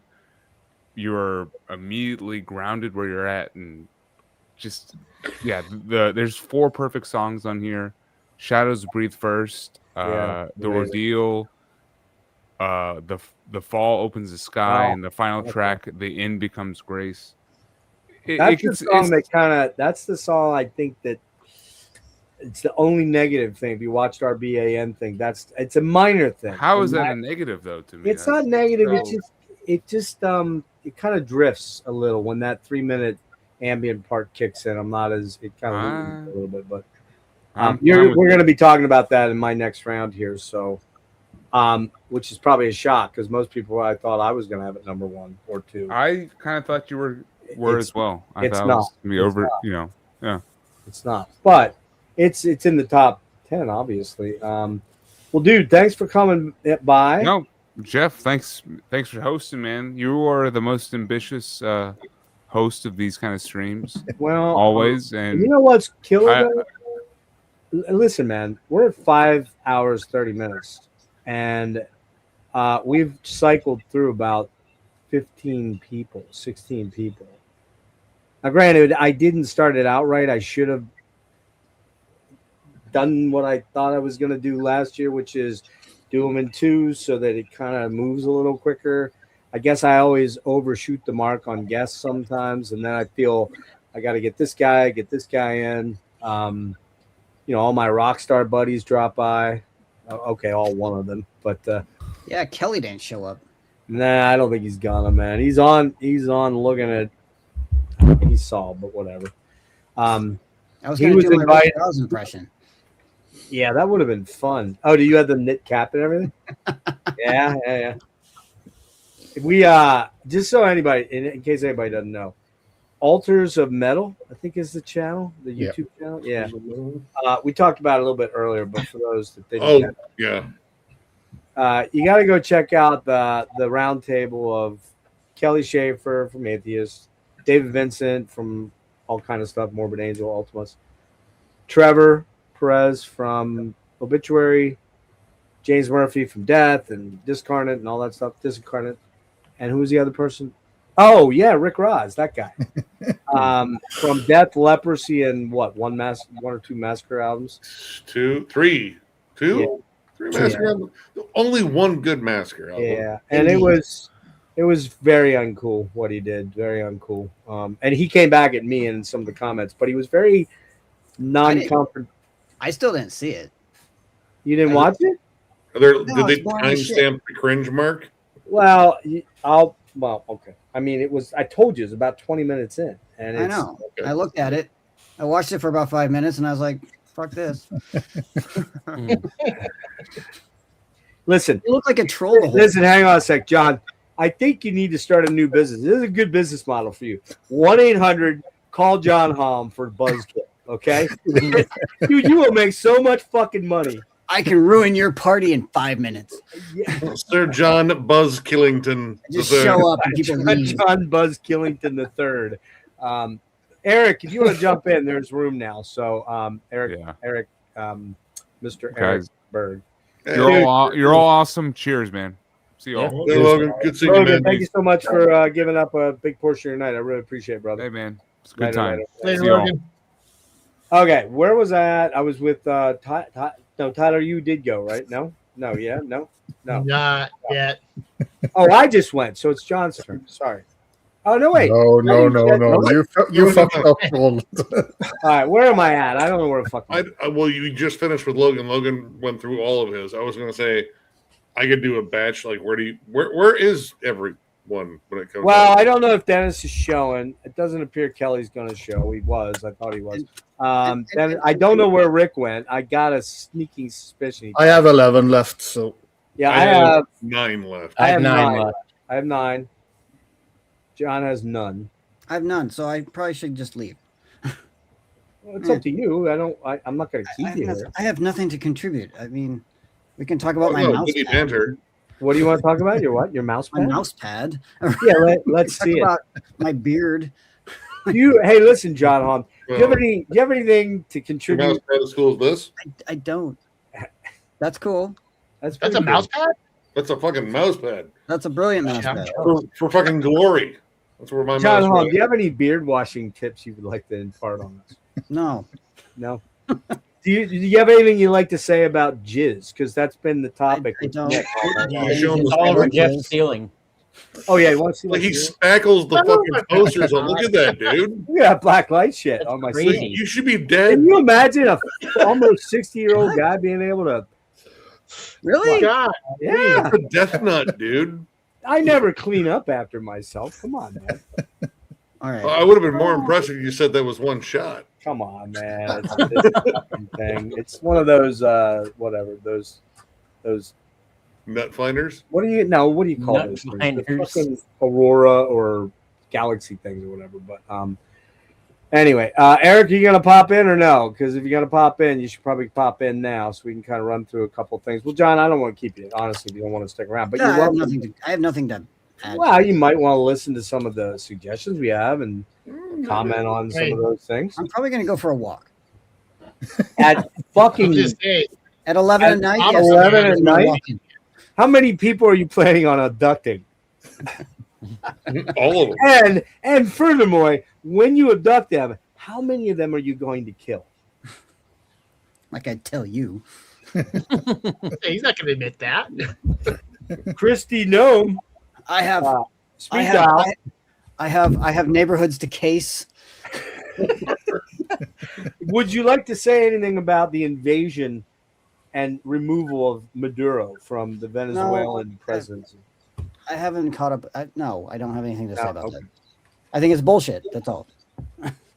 I know you'll have much more to say to me privately, I'm sure. I don't know. I've been too busy to pay attention to stuff. So All right. Well, listen, John Haughm has a suggestion. Go listen to lots more Talk. That's, yes. you know, and maybe some Lieback That's and probably a little bit of Coil, right? a lot of coil. A lot of What Coil. about Roll the Bones? Oh! I have one more. I think it counts for this. No, dude. Listen, man. Does You're it done. count for You're cut 2025? off. Does the new Ulver count? It came out this year. Yeah, it came out in 25. They But streamed it in 25, but it's going to there's no physical until February. Right. But it's. I'll great. let you. It was going to be an honorable mention for me because the physical's not here yet. But It's great. It's It is exactly what I great. hoped they would do. very cool. It's very cool. Past the pop stuff, which was great, but I'm glad that they. It's very ambient. It's very ambient and sort of MSR very music of the night. night. Yeah, it's very When I'm casing neighborhoods, I play it. exactly in your iPod ear things, you know, because you're a big supporter of the iPod stuff, you know, or the iPad or whatever, whatever. My But, Walkman. it kind of has a backpack full of zip ties. It kind of has a spiritual successor sound to Perdition City. Yeah, and there's a little bit of shadows in there too. Oh yeah, for sure. Yeah, that sad boy. You're kind of a sad boy. It's great. Just saying, you're kind of a sad boy. Sure. A soy boy and a sad boy, kind of mixed a little Whatever, Dennis. Whatever, Dennis. Yeah, well, I don't know what happened to Dennis, man. Like, you want to stick around if Dennis pops on? I guess you'd stick around then, but for me, no. They've met like real people. It's weird. This is silly. All right. Well, listen. Every time I talk to you, silliness ensues. Well, What are the odds? You could lose my number. It's up to you. Yeah. All right. Well, dude, thanks for popping in. But you did kind of disappoint me on one. To be very honest, I'm just being honest. We'll do a little therapy here real quickly. You intimated back about 6 weeks ago you were going to show up here in a Christmas sweater, motherfucker, and you didn't do that. And so here's the bottom line. Nobody else did either. What? I don't care. You told me you were going to show up in a Christmas sweater. Yes, I did that so that everyone else would, and then I wouldn't. Yeah. It's kind of an interesting plan. Let's see your Rick Rouse impression real quick. Oh, I don't have my hat here, but he looked like a garden gnome, man. He had his like beard tendrils, and he had his hat to here, and he's all dude. At one point, he The whole pulled time, his fucking hat over his nose. he was just like totally suicidal, you know, just like what this. is going on, dude? And then, like half the time, he was just sitting there like this, and he didn't have any clue when the question was asked. He answered like a question that was 2 or 3 questions ago, and he fucked that up too. Oh, I'm watching this later. Yeah, so I don't know. What do you guys think? I'll take a poll. Should I bring? About Rick Ross? Do you ever see him on his Facebook? He puts like basic like PB&J or like mac and cheese dinner. It's just like hello random pictures like Of PB&J and mac and cheese. like, Going all out, man. put his Going whole, way. dinner. that I was guy like, played all on leprosy. Yeah. What? Did he really play though? Did he? Yeah, he did. I mean, he just did. Yeah. You've heard me play, John Haughm. I think I'm a much better guitar player than Rick Ross. Yeah, but you're not on leprosy. I'm not on leprosy. This is true. Yeah. That's true.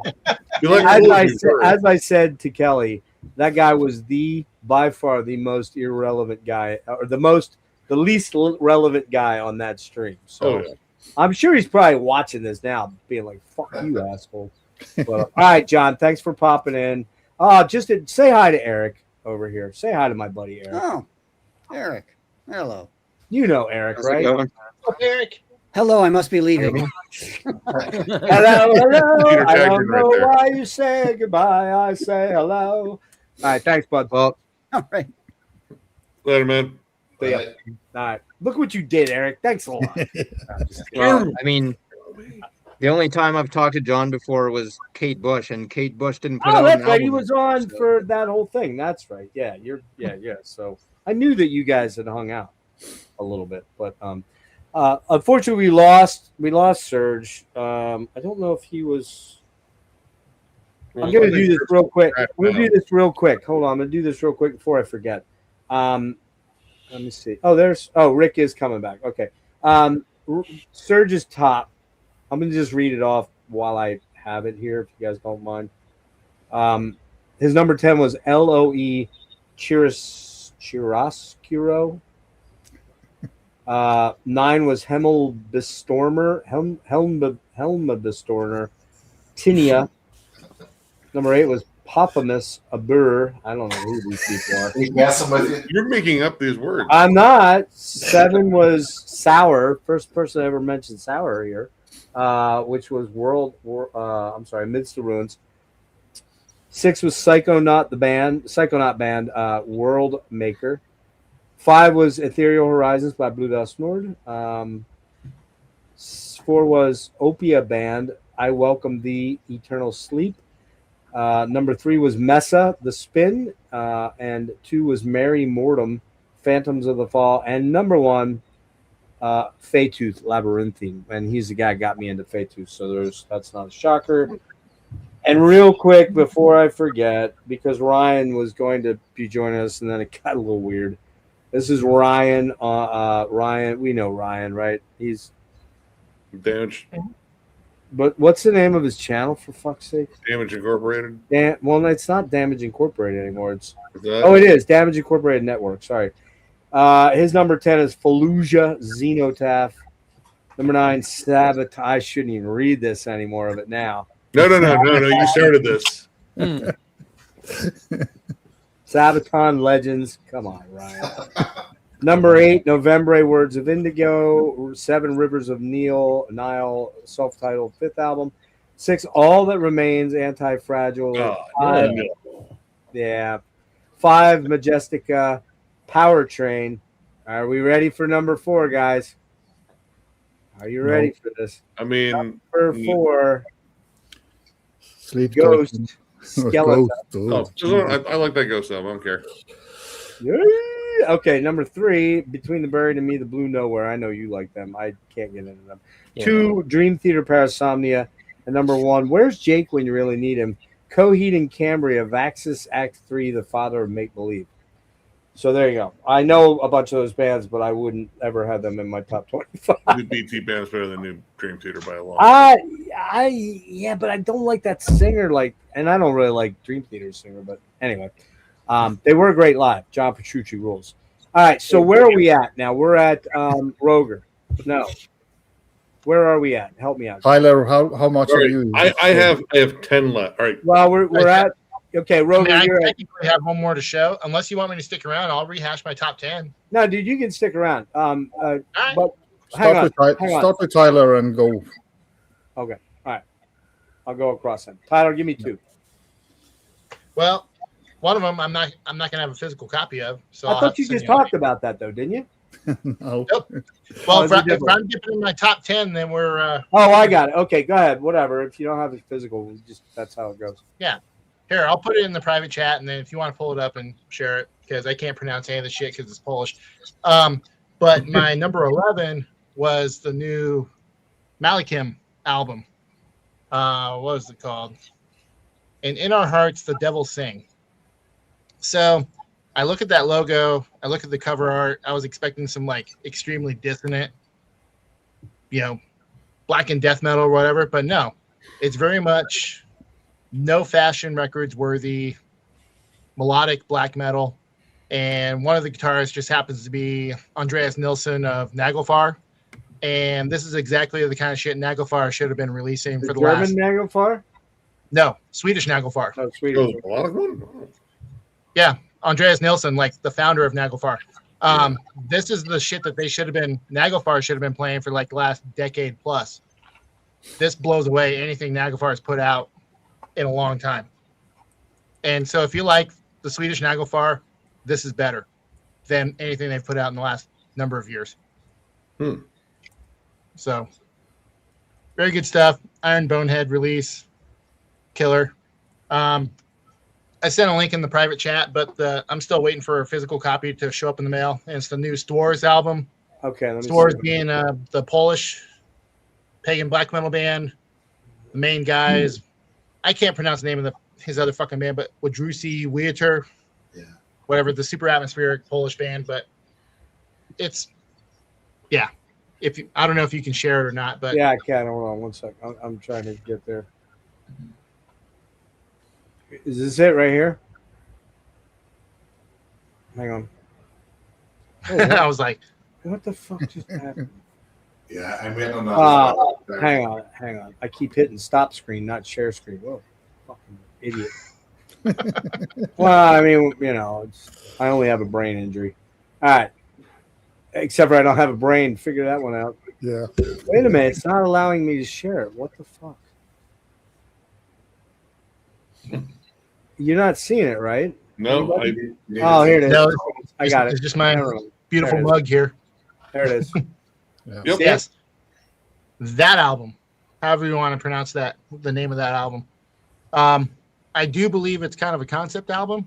I'm not entirely sure on that, but there's a lot of repeating melodies that go through the course of the album. And it's kind of a callback to their earlier efforts, like albums 3 and 4, like from, I don't know, 10 plus years ago. A little more aggressive than more recent albums. But yeah, that was my number 10. This is one of the only albums that I constantly visited YouTube links to listen to. But I'm a big homer for this band. I have everything I can get on this by this band on CD right now. So I was high as a hog when this came out. Werewolf promotion. Who's Werewolf? Is that fucking that dude? No, it's No, different. that's the Polish. It's one of the Polish labels. Okay. It's not the Werewolf, right? Okay. No, that was. I shared one of those albums like a while ago. Way to go, fucking nice going there, Tyler. Didn't tell me that, like, you know. War Moon Lord. Oh, yeah. Shit, he's part of that band sometimes. Really? Anyway, is that the dude in what's his name? Satanic War Master? Yeah, that fucking guy. Fuck that guy. He's friends with J Dog. Fuck that guy. Anyway, that was my number 11 and 10. 11 and 10. All right, so Roger, now you're up now. Okay. Yeah. Wade, real quick on the Red Shoes. Good album, but one of my least favorites from her. Sigen Helgin Combat. There was once a band called Necros Christus, and they turned into Sigen.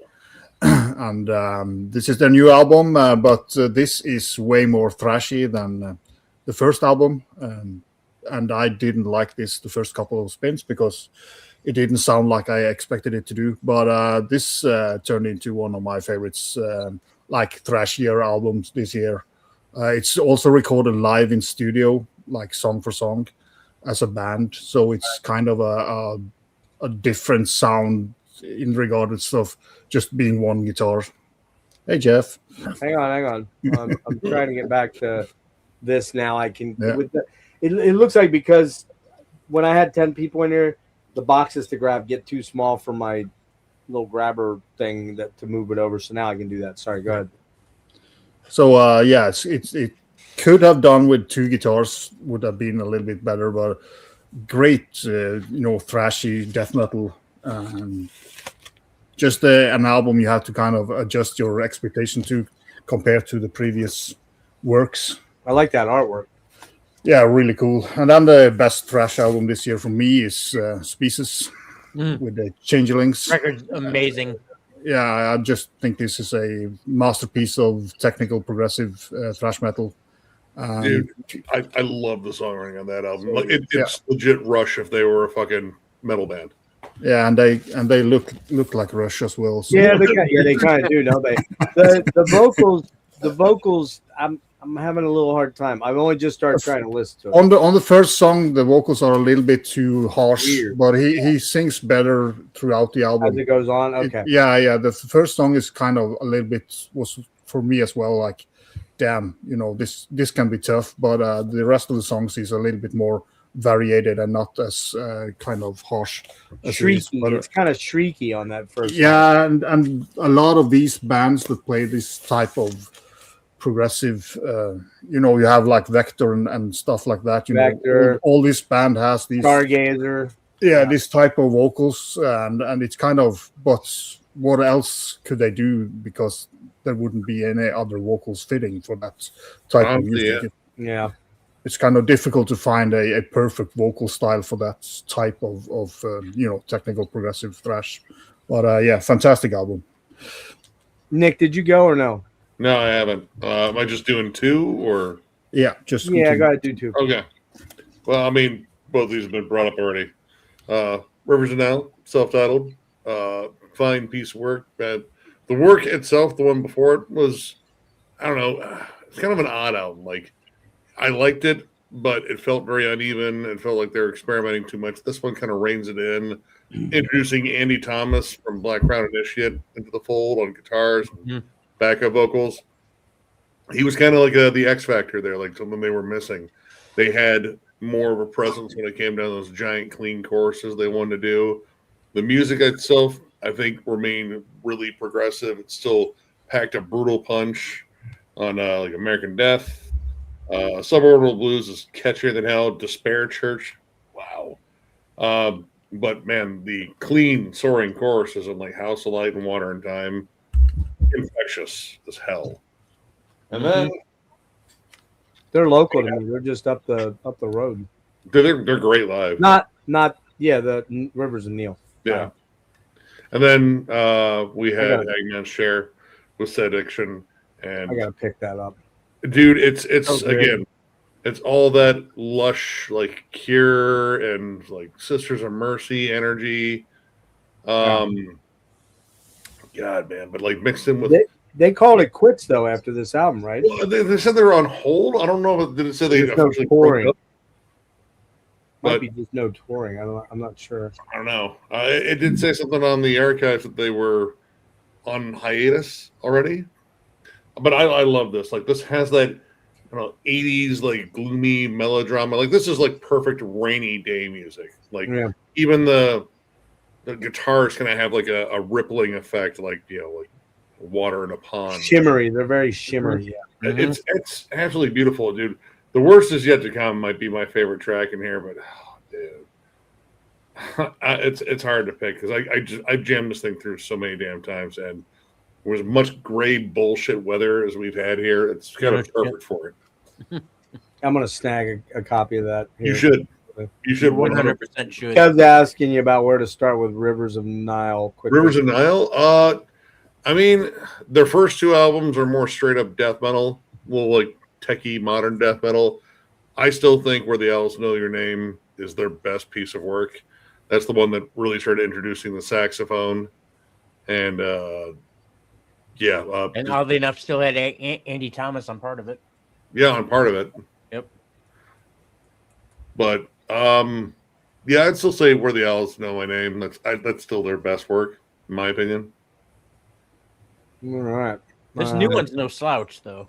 No, it's good. It's good. Yeah. I mean, hard pressed ranking that band, but yeah, I think that is a solid album.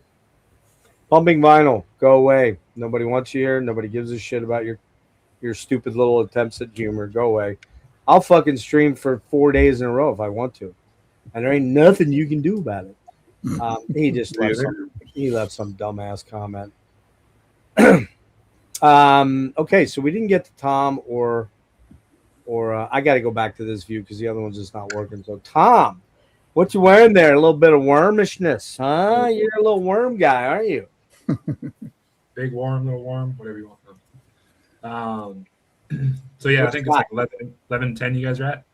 But yeah, I won't go into it too much too. But of course, Species. Yeah, dude. There you go. God, I fucking love that album.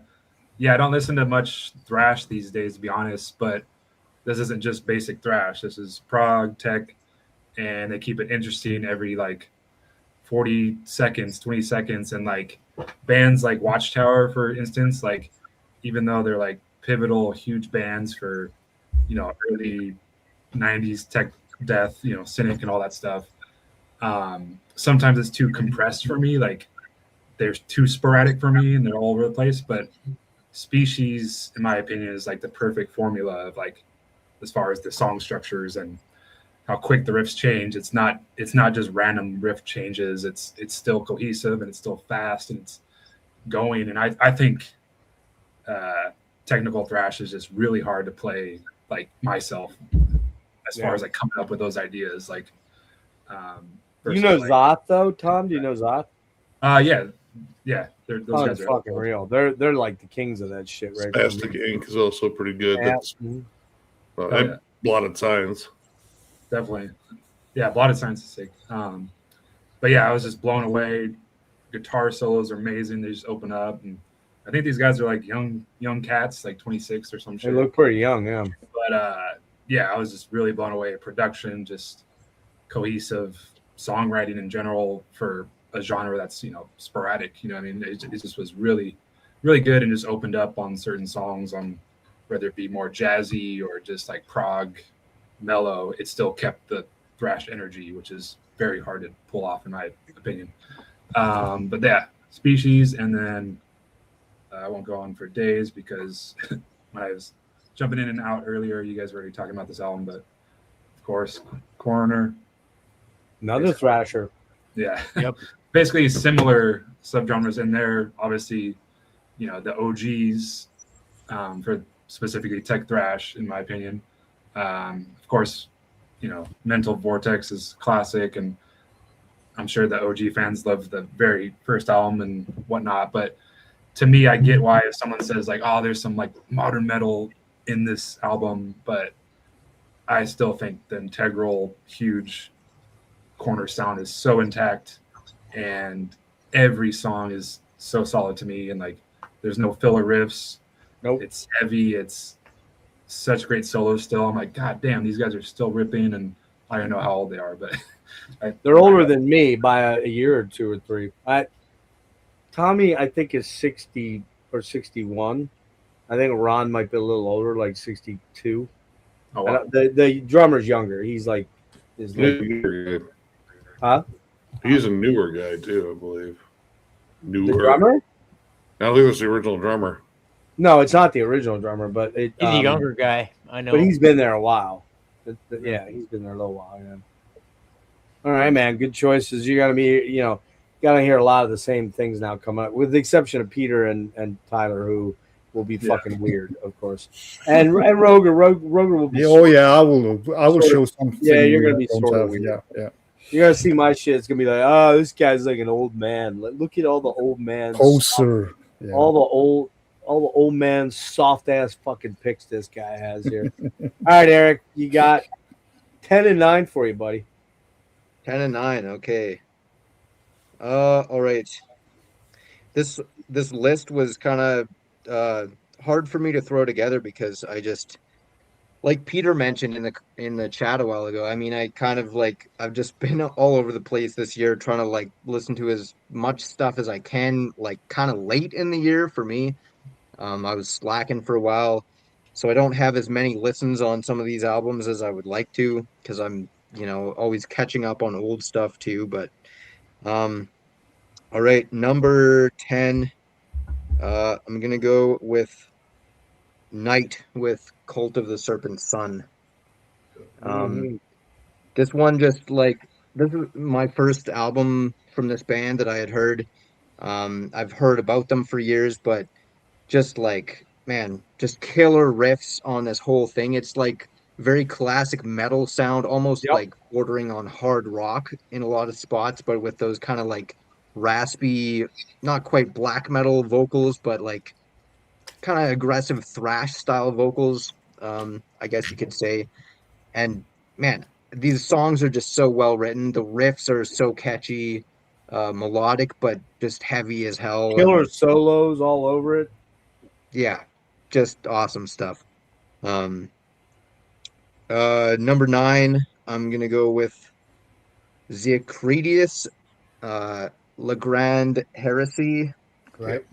Quebec band. Phil Two Guys. We've talked. We've talked a bunch about it. Yeah, already. Exactly. Like a lot of my picks are gonna. I mean, people have talked about this quite a bit already. All right. Definitely in the Greek style of black metal, but just. And not original, really, but just so well done. I mean, it's a great example of something that it doesn't have to be original to be very enjoyable. I love the one thing I would say about production on this. It's just like sounds very old school, like it could have come out of that 90s scene. I love the like bass breaks where the bass takes the lead, soloing like super crazy. Melodic riffing. Just what's that? Yeah, the bass. I was gonna say the one thing. I think you're lagging a little bit, but the one thing that's killer about it that you don't really hear in a lot of those other Hellenic bands is Phil Tugas is fucking soloing like a lead guitar player on the bass a lot in these songs. Yeah, I mean, you're like, what a bit of that in Necromantia, of course. A little bit. But yeah, very cool. Not quite that. Not quite as smooth and crazy as Phil takes it to. You know? Yeah. Which other bands was he in? Is he the guy from like Cathedalist? Worm's the big Worm thing. as well. Okay. Cathedalist, Fractal. No, what's it called? First Fragment. Yeah, he's a fucking sick ass guitar player, man. All right, let's see what do we got here. All right, so we hit everybody. We're back to the beginning, I believe, right? Yeah. So we'll just doesn't need to be me. We'll just start in the corner up top. Roger, what do you got for? Okay. 10 and 8. 10 and 9. Sorry. Well, it's 9 and 8, but that's okay. How the fuck? Oh, yeah. Yeah, you just fuck it up all the time. I know. We're going to France and some heavy black metal execration rites with a misanthropic path of carnal deliverance. Wow. That's a title. Yeah, out on the Gods of War production. Really more of that, which Tyler talked about earlier. It's more heavier guitar tone and a little bit more deathier vocals, but music is definitely, or riffing is definitely black metal. Do you have some like some of the Inquisition like trademark riffing here and there, but yeah, just a fucking banger of an album. And this is one that I like it to have a black metal album you can really crank up the volume to, and not cut your eardrums to pieces, but a fucking killer album. Cool classic artwork on there too. Yeah, and then of course the Sepulchral Curse album, Crimson Moon Evocations. I really like this band. Finnish, of course, deeper growly vocals, but music is kind of all between like almost brutal death metal to almost melodic death metal, and they have some parts there that's just have a more melodic lead on them, but then they turn into a more brutal style, and it's very well produced. And are we talking like demigod brutal or sentence melodic? Yeah, more demigod brutal if you want to. Oh, yeah. So, but it's just a fantastic band overall. You know, the previous album was one that I played the hell out of. So, and this is one of my most played album of the year. So, really awesome death metal. Check out it. Hold on one sec here. Trying to see if Rick fell asleep again or not. He came in, I let him in, and he disappeared. I don't know. I lost all control here. See, the Dreadful One was next. He could go over his top 10. Rick, where are you? Rick, where are you? Ground control to Rick, the Dreadful One. Just go to John. Let's just get on with it. Yeah. I mean, I got 8 left. I mean, I can go 4 and 4. Yep, I can go down my whole fucking You list. can do that if you want to do it. That if you guys want to get out of here. I mean, it is getting kind of late. It's getting late, so it's actually not really that late. It's 2, but it's late if you want a quesarito. Dude, I think they're closed though. Fuck off! Don't you dare! Well, I'll tell you what. Let's do it in 3s then. Go ahead. 3s. All right. Number 9, Depravity with Bestial Possession. Pretty much. Like, you ever get tired of waiting between Suffocation releases? and so you decide that you're going to try to find another band and then also deicide and aborted. But then you realize you also need some tech death. So you look up the Zenith Passage. Like, if you were to pull out all those records, it would be Depravity. Again, super chuggy, super dark, super dissonant, low end tremolos. I found a lot of that in my list this year. We reviewed their last album, but I kind of forgot about them, and then this one kind of stuck with me more.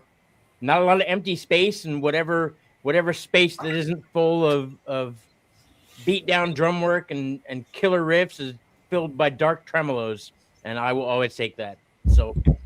Yep, that was number 9 for me. Number 8 was Wake, The Return of Magic, and I know we've all talked about that, so I don't have anything to add beyond that, beyond what everybody's already said. Cool. You swore we'd always be together. That's kind of an amalgamation of my dating career. You're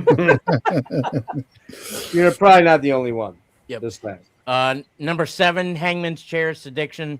There's nothing really more I can throw into that, but you need to listen to that, Jeff. Yeah, I need to get that one. Yeah. I think I had it in. I think I had it and ordered it, and then it was back ordered, and then I canceled it, and it never came in. So. Yep. One of the most beautiful records I think I've listened to all year, easily. Number 6, the self-titled Rivers of Nile. I don't have anything to add over what Nick said either. I think it's a brilliant fucking album. I think the addition of Andy Thomas into the band was exactly what this band needed after they started to kind of push more into their more, melodic and proggy territory, like push away from their full-blown death metal. And I think his clean vocals on top of Jared's already clean vocals, I think that's just what they needed, because I don't think The Work was their best album by any means. Do you want me to just keep going? No, that's cool. We'll do 2 more rounds, and we'll get out of here fairly quick. Okay, so Rick is back. Everybody, welcome, Rick. Rick, welcome. Back.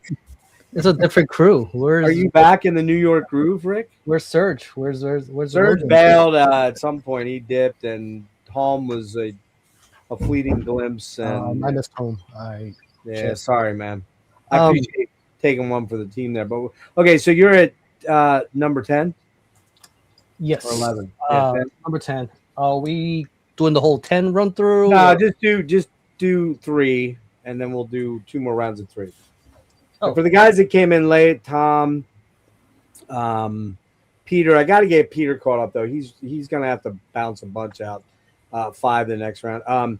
For you guys, sorry, man. It's just every time I try to do this, I fuck it up in terms of like figuring out a way to get moving quicker, and people add in and jump in. And so it always starts with the best intentions.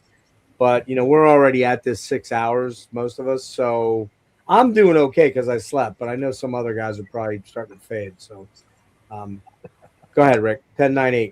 All right. The tour CDs. So I got to pull them out real quick. All right. Props to Roga for that Spoko curse. That shit rules. Yeah, awesome. I got to get that one. Sounds good. Kind of just showing the Finnish side. Got a lot of attention on the stream. So this guy. Not sure what else I can add that has already been talked about. I think Jimmy kind of summed it well with this band. They Death Doom out of New Jersey, so closer to my neck of the woods. Represent. Profound Lore, another one hit it out of the park. Getting these guys on. I know there's a twisted story to this, but this kind of harkens back. I mean, that logo was a giveaway. They're telling you this is kind of return to certain roots, and but it still feels very much like a something that would come out in 2025 as far as the Death Doom album that is still very much a very relevant sound. It's still very, I don't know, like this is kind of a downer, kind of a bummer when you put it on. Regarding Funeral Doom is kind of what it's supposed to do. These guys know that formula very well. They've been doing it for a long time. I think between this, I don't know if it's a favorite yet, but between this is a light, Outramores are among my favorites. Abagoja was good, but I think I like this one better than the last one. Just a little more. There's just some inventive things that they do.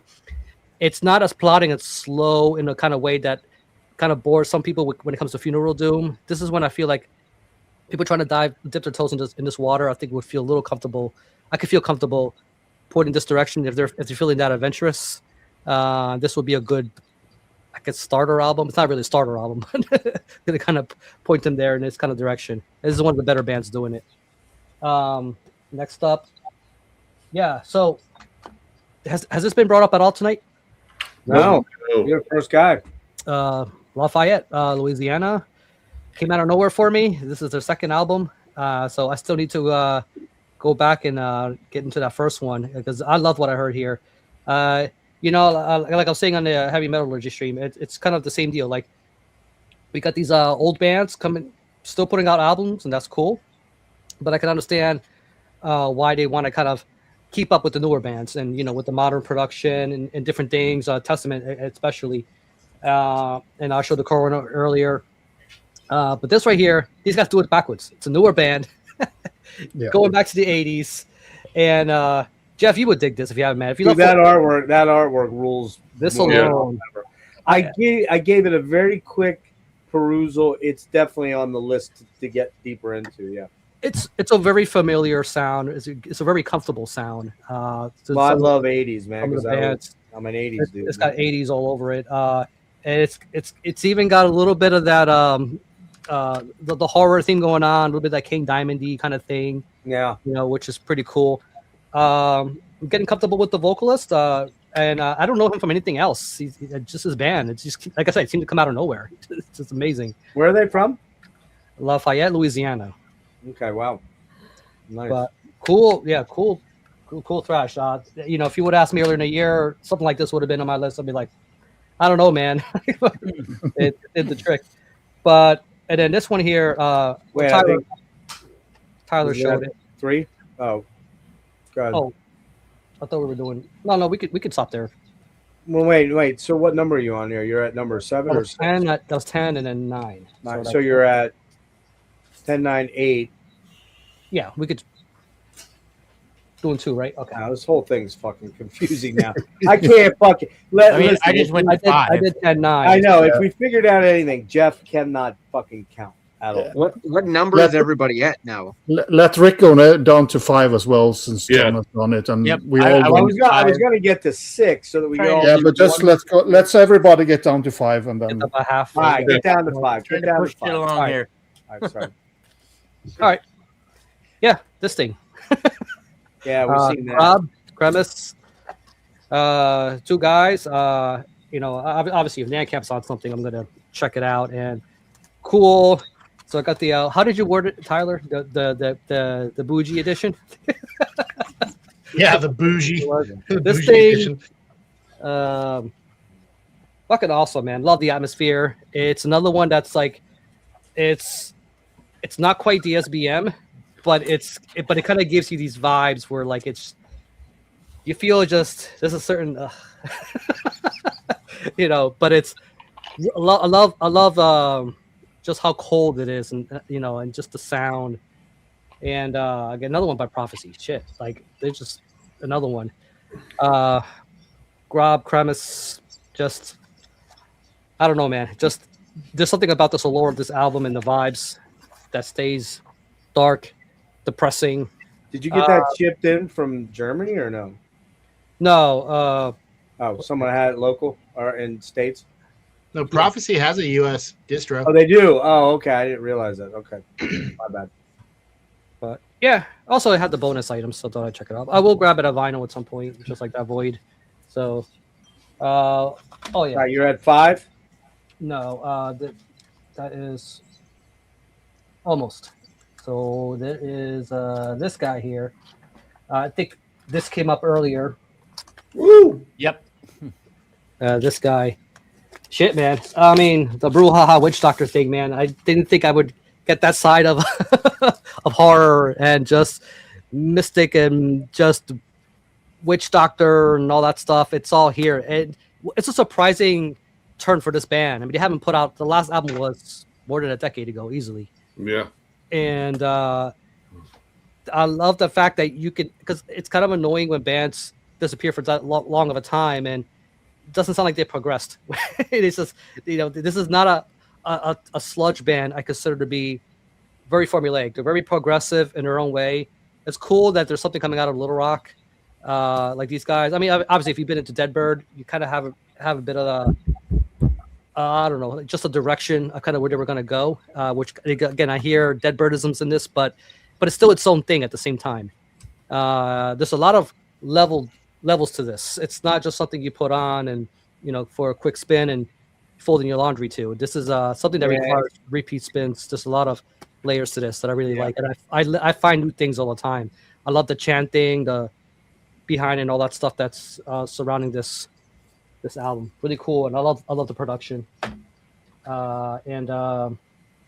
Okay, we had 5, and this is the 5 right here. Well, don't do 5. Don't do 5. No. So I have 5 left over. 2. Everybody get to 5. That was 5 left. Okay, that was 4 I showed. Okay. So you have 5 left? 5 left. No, this is the last one. This would be the 5th. So everyone has 5 albums left. Are you on? Is that your 5th choice or your 6th? This is my 5th choice right here. Yeah, then hold on. Hold off.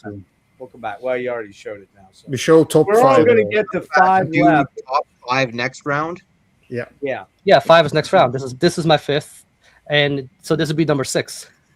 Oh, it is number 6. Yeah, that's what I asked, and you said I'm going to show 5. This is 5. And street count. hey, I'm not the only one that can't fucking count, apparently. Okay, I'm just saying. All right? It's too late or too early to do math. Woo, might be both. All right. All right. I'll just have you know, I haven't had a single fucking drink or a smoke of a bong or anything. So a few eggnog and tequilas in. But yeah, see, that's why I'm thinking the math's getting a little fucking fuzzy at this point. But all right, yeah, it's the night. Who showed us earlier? Somebody showed us earlier. A bunch of people. I did. At least two people. Well, Erik just showed it a minute ago. Yep. Yeah, very well deserved. We caught these guys, Jeff, and amazing. Rhodium Moon was good. I kind of put these guys both albums kind of side by side. They're enjoyable in that same kind of way. As far as the vocals, I would probably say, this is like I think in the next album, if they fix the HVAC, Lemmy would sound more clear on this. Yeah. Yeah. But, this thing's like a catchiness machine. Super catchy. Everything about this, the production, it's got that classic metal vibes, all the stuff that you loved about they love the 80s. I hear a lot of traditional metal, classic metal. Those are the two things. And yet it's got a little bit of that edginess because of Van's "The skull will never let you down." Whether the skull is never down. It's cool.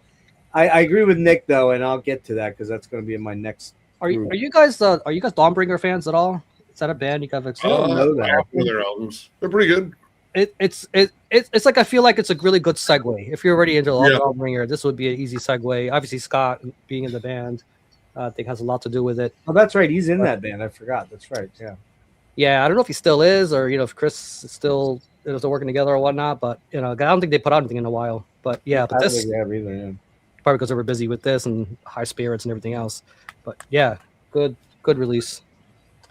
All right, I'll go quick. Roger, you are at 5 then, right? So two more to get down to 5. So. Okay, all right. Well then, but Peter has a lot to. Yeah, no, Pete's got to get caught up. I'll do a bunch here too, quick. All right, so number 9 for me, and nobody's mentioned this yet, which is fucking criminal, but maybe someone will. But I got a feeling I might be the only guy. Valdrin, Apex Violator. Holy fuck, this album is so good, man. I mean, this is by far their most straightforward black metal album, yet it still has symphonic elements, but they're not like, they're not symphonies and they're not cheesy keyboards at all. Carter uses a Roland 420 MIDI processor to play the guitar on. So you get things like keyboard rolls and stuff that are actually the way a guitar would pick them. Saw these guys back. See you, Wade. Yeah, catch the rest tomorrow. Saw these guys back on the 9th. That was the last show I went to. I got terribly fucking sick from being at the show and hanging out with these guys because they were all sick. Signed it here for me, which is cool. Does anybody know this? Does anybody listen to this? Yeah, I got that recently. Yeah. I know of the band. Oh God, it's so fucking good, man. Yeah, I wanted it to be higher, but there were just a few that just kind of edged it out. But Valdrin, Apex Violator, it's definitely their most savage and heavy thing. This is hard to see. So this is the super limited everything but the kitchen sink blowjob version of Blue Dust Nord's Ethereal Horizon. Super cool, fucking amazing packaging because it's Debit Morty and that's what they do. 2 double vinyl with the exclusive splatter, but real quick, in case you didn't watch the thing that we did with Peter and Kellen and Jimmy. Really cool vinyl, and then on the D side, because it's only a 3-sided LP, you get this. Oh no, that's the same one. Oops, sorry. You get this, which I think is cool. The album on the front. I'm not gonna pull the thing out. Plus, you get a lyric sheet and all. Rick, does your lyric sheet have all the pictures in it for each individual song? I could look. I don't remember. It probably does. I'm guessing it does. But yeah, the slipcase, the exclusive variant, the the etched. Well, it's not etched. It's like laminated, and it's not like how they used to do the fucking picture discs, and maybe still do, where they're kind of cheap. This is fully like ingrained into the vinyl. It's really fucking well done. $63 for that bad boy right there. Oh yeah. Jeff's got lots of money to burn. Yeah. Coroner, dissonance theory. What more can be said? Fucking rules. For a comeback album that is how old? 29 years? 30, I think over 30, 32, 34. 32? I don't. You're gonna have to look hard to find a band that can pull this off. Ron sounds like he hasn't aged a day. Now, granted, they're not out there doing 400, 300 dates a year or 200 dates a year, or whatever. But they've been doing festivals and dates here and there. But he sounds fucking vicious. Tommy Vetterli is one of the, he's one of the best guitar players on the planet. He's kind of, when people talk about, oh, he's so underrated. He's underrated, man. Yeah. But people that know that dude is a riff monster. Great solos in this thing. Very progressive, kind of earwormy in a way at times, right? And finally, one that I literally forgot until, like the Jonathan Houghton, I almost missed this one. I was going through, just to double check, I was going through list of 2025 releases. Couldn't believe I overlooked this one, which kind of be like, it couldn't have been that good. I listened to this thing endlessly for like 6 weeks when I found out about it. And then I have to admit it, I did kind of forget about it and putting this together. And that is Johan Langvist, The Castle, the singer of Candlemass. I love Johan's voice. I do like Messiah a lot too. He's great.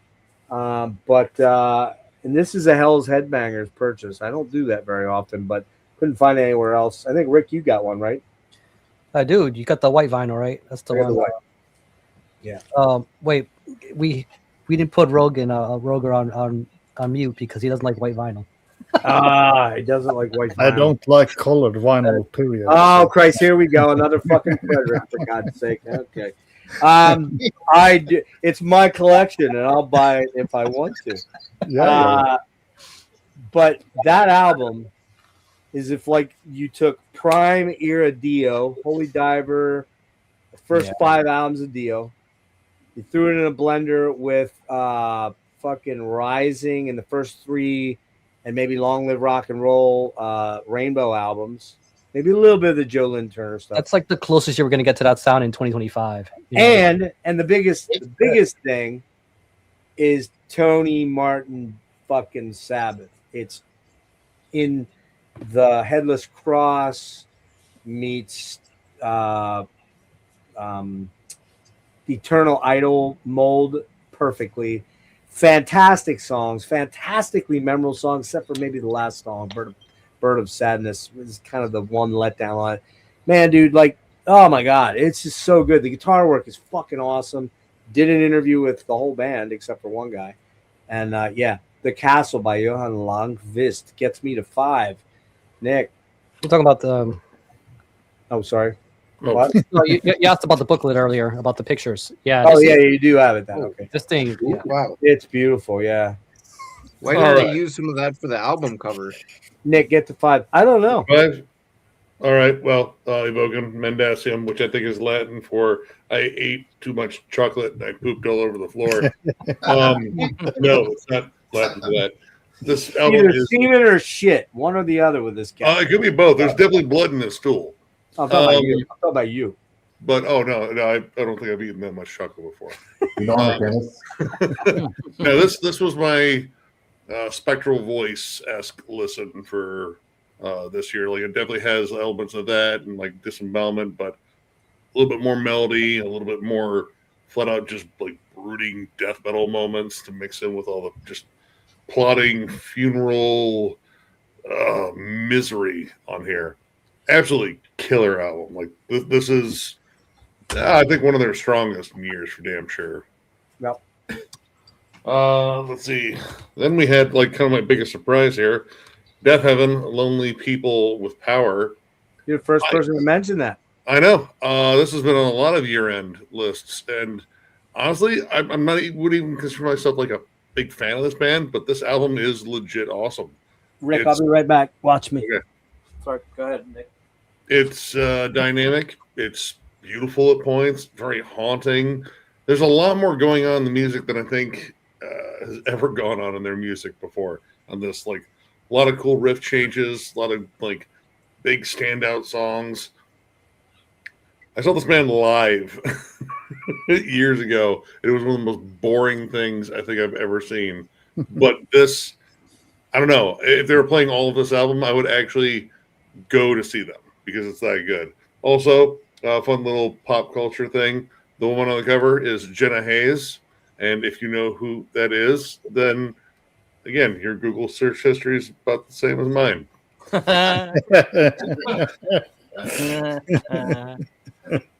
And wait, is it 4? Yeah, I think. Hold on here. Wait, let me double check. Okay. Next up, one of my big comeback albums for this year, more on the hardcore side, Dead Guy, with, and I love the title of this, Near Death Travel Services. This band came back from, I didn't even think they were going to come back. Like, I thought that after their last album, which, shit, was back in the 90s, they were just done. And then, kind of without warning, they showed up, put out an absolutely kick-ass album, became Decibel's Album of the Year. And this thing is just vicious and snarly and kind of picked up right where they left off. Like, these guys were kind of like the proto-model for bands like Botch, Dillinger Escape Plan, Norma Jean, and fucking Coalesce. Like, they were, you know, kind of like the OG math metal band. They weren't as complex as them. They still had stuff that was like more relatable, just like straight up metallic hardcore and shit. But it was there. And yeah, this album's just snarly. It's mean-spirited. Like, probably my favorite track on here is New Best Friend. And you gotta read some of these lyrics. The lyrics are fucking great on here. The Long March, the Long Search for Perfect Timing, also really good one. But yeah, this was a good like 90s throwback. This makes me want to go back and get those albums that I'm missing from Victory Records all those years ago. And another one that's been up here a lot, 1914. This album's fucking glorious. I don't know. Out of the last 3, it's really hard for me to say which one's my favorite. I might still lean to Blind Leading the Blind, but man, dude, this is just incredible songwriting and great use of atmosphere. Like, this is atmosphere that transports you to the hellish torment of like trench warfare. Trench warfare is a particularly fucking just gross and personal fucking warfare. I always thought World War I stuff was just, I don't know, like just way fucking worse than the World War II stuff when it comes down to like depicting it. And they capture that fucking vibe. Yeah, incredible piece of work here. The 1918 3-parter, that's, I think, the best stuff they've done on this album, at least. Oh, man, absolutely killer stuff. I'm pretty sure I got syphilis listening to that album. You didn't get it from the album. Oh, well, you could be right about that. I don't know. I hope you got a receipt from that lady. Was penicillin around before at that time? You probably would have been screwed. That's a good question. I don't know that it was in 1914 to 18. That's a good question. I don't know. I don't know my history well enough there. Peter, you got a bunch to get through. So I'm so sorry, man, because I should have had you. I held a spot open and then things got weird. So I hate to make you jam, but where are you at? 15, right? 15. So want me to do 10? Yeah, go for it. Might as well. Some of these will be repeats. So. Well, if they're repeats, then just move. Yeah, move. So a repeat, Malakin, Tiger Show this one. So yeah, old school Swedish black metal from like the mid late 90s. Hell yeah. Number 15. Number 14, Runenvacht, German band. It's their 8th studio album called Das Letzte get it out. I think they're 8th. 8th, yeah. So it's like it translates as the last escort. So one of my favorite covers this year. So it's pagan. Yeah, I love that cover. It's like what, and it's black metal, I assume. Pagan black metal. So basically, my high school German let me down. So I had to go to Google Translate because everything is in German, and it's basically about a warrior's journey to the other world. So, and it's encounters Valkyries, the Einherjar, Nidhogg. So it's a lot of like Norse mythology, Germanic mythology. And there's like female spoken parts come in for the place of the Valkyries.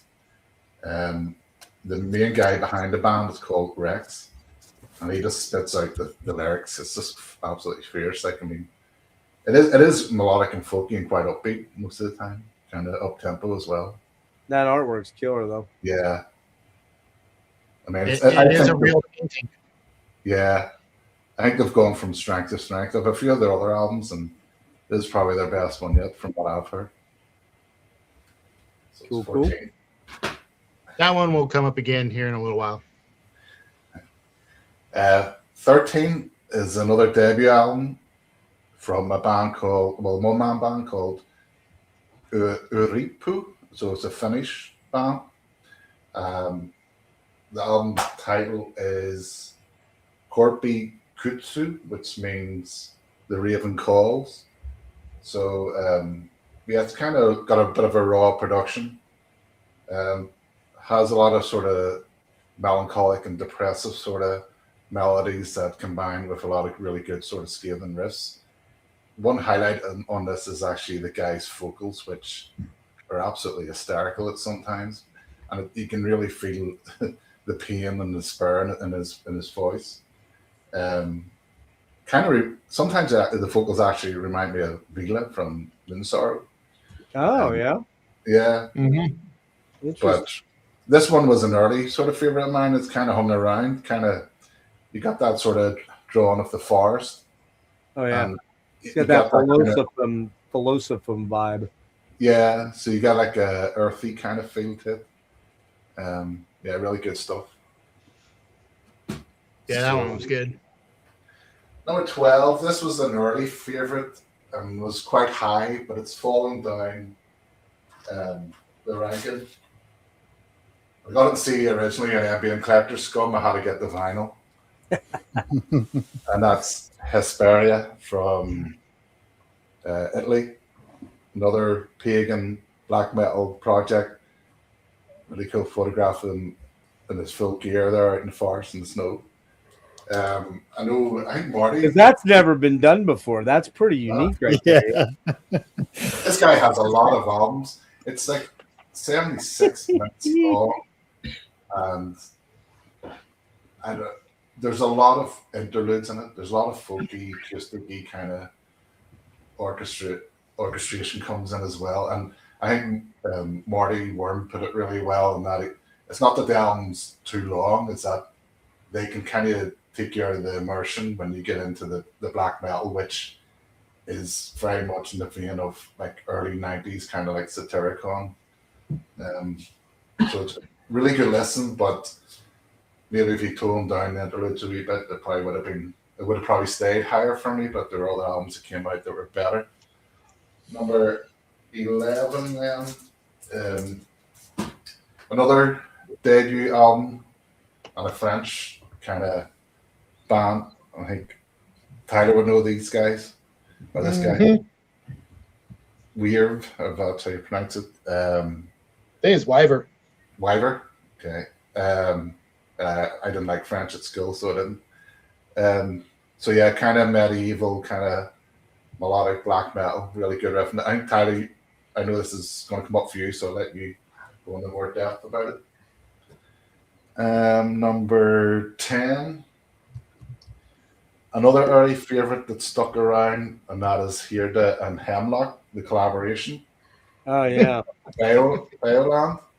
This here is excellent. This is like the spiritual, for me, this is like the spiritual successor to Forefather, because I don't know if those twins are going to do anything again in the future. They kind of have eased off on releasing music, so very much based in the old Anglo-Saxon ways, and they have the lyrics in like old English. The songs are actually bookmarked by folk songs, so it opens up with a couple of folk songs, and then the black metal takes you through the middle part of it into then more folk songs at the end, and that's probably where, because it is a collaboration, her is more black metal, where Hemlock, if you know, that's the girl over there, she's the main girl behind Hemlock, it is more sort of folky type instrumentation, so using like acoustic guitars and flutes, and I think they even use the boran in it as well. That one's coming up later too. They're obviously very proud of. They're from Sussex. They're currently in the southern England, and the lyrics are all about sort of like their area and the natural habitat and sort of the rages of time and weather and stuff, and harkening back to the old ways and the struggles of the people back then. Number 9, then. This is one that's been shown before. Have a Crooning. Yep. Yes. Rips. Okay, number 8. I think Tyler, you actually posted this in the Heavy Metal Lurgy Discord, and absolutely loved it as soon as I heard it. And it's a band from Chile called Triumphal Vengeance. To get the album, you have to email the girl who owns the label, Death Revelations. It's based in Norway, and she sends out tapes in a wee slip case. That's pretty sweet. Yeah. So Triumphal Vengeance. So you have to email her and ask her if it's available, and then she'll post you out the tapes. But if you know it, I think Chile, like the black metal come from Chile recently is really skate, and it's very riffy, very harsh sounding, very thick. Yeah, excellent. We turned that. What's the name again? So the band are called Triumphal Vengeance. Okay, got it. And the album is. But called, they're from Chile. Chile. Yeah, the album's called Spears of Conquest. And it's what type of music again? Thrash? It's black metal. What? Black It's metal. black metal. Oh, it is black metal. Okay. So yeah. That's one of those ones they won't ship to the U.S. Was that Really? right? Yeah, they wouldn't ship to the U.S. Wow, that's weird. Okay. Probably because of customs or the import or the tariff bullshit or something. Yeah, that's one I picked up on Bandcamp. All right, Did go you? ahead, man. Sorry. Number 7, Nessa. Yeah. So, Don't tell me Finally you were got- after Sarah too. Oh, that's right. You're a married man. Never mind. I finally got to see them live. Did at you? that Mission Festival there in November, and they played on the main stage. So there's like thousands of people in the crowd, and I just thought I'd rather see them in a small club. Okay. I just thought it was good, but I just thought it was just maybe too big for them. Number 6, this one here has been mentioned before, but in true collector scum, I've got the CD of Scar on the LP. So yeah, as Tyler said, if you like old ridge, like old sort of enslaved, you like this. I'm jealous. My CD still has not yet to arrive. Well, it's your tip off. You said to contact OWDA, so I did, and he sent me that out. So just before Christmas. Yeah, I mean, he said he got my order, so I'm just gonna. When it shows up, it shows up. So. Yeah. So that takes me down to 5 then. Okay. Very good. Sorry to make you jam all those in. This is fucking crazy, man. That's what she said. We had like 60. We had like 63 people at one point in time, and we still have 37 people watching at 3 a.m. So there you go. Tyler, get to 5, and I guess All we'll right. rock out the 5 in one round. All right, so that means I got 4 to show then. So my number 9, this is absolutely my deepest cut on my list. One of those random ass Bandcamp discoveries. It's a California band called Feral Lord, and this is actually an EP they put out this year called Wunyo, which is the rune that's on the cover. I was very surprised that I like this. It's very atmospheric black metal, but they delve into kind of the noisy aspects of like, kind of the post type stuff. And like they get like a little bit into the dissonant type of shit that I don't really like. But the majority of this is very droning yet melodic. It's like a Slavic style black metal. So I thought I discovered this new jam. I was like, oh shit, this US band I hadn't heard of before. Like, I'm gonna go check out the previous albums. Previous albums were literal noise. I literally could not listen to the previous albums. Wow. So I'm hoping that this is a sign of things to come in the future, because the previous efforts were, just atrocious. But anyway, it's 3 songs named after runes. So got Wunyo, Rido, Ansus, and just barely over 30 minutes. Album length to me. I don't fucking care. But yeah, it's really good and like super limited. They only printed like 30 of these CDs and they still have some for sale. Like, go figure. But like I said, I kept coming back to this, and I'm not quite sure how to help again, I'm surprised. I liked it as much as I did. So yeah, that's my number 9. Siri says, "Fuck you, man. I'm not sure how to help you." So then my number 8 is the new Drudensang EP. It came out on Fulter Records. Again, it's a little over 30 minutes, close enough to an album to me. German black metal, very melodic, very intense. Yeah, I mean that's all the I more. like that artwork. Let me see that artwork again. So the artwork on the regular CD is a little bit different, but it's the same artist. But yeah, this is absolutely it's got that Haymad vibe to it with the flying dragons and or is it dragons or are they angels? It's demons. Demons. Okay, yeah. Right. So the drummer on this band, Nefastus, he was on a few of the Belphegor albums. So to kind of give you an idea of the quality of musicianship that's on this. But they've been around for a while, but they released one album last year, and it's a bunch of splits and EPs, including this is the second of 2 they released this year, which I didn't even know about the first one. But yeah, like I said, this is just, I'm not going to try to, let's see, what's the name of this? Geistersvang? Oh yeah, that one, yeah. German shit. But guys, dumb Americans trying to pronounce foreign band names. Geistersfang, it's the cousin to Farfignugan, I'm pretty sure. But if you like just fast-paced melodic black metal with a lot of there's a lot of atmosphere. There's a lot of stuff crammed into this 30 minutes, but very, very, very, very good. Cool. And then Peter showed this all.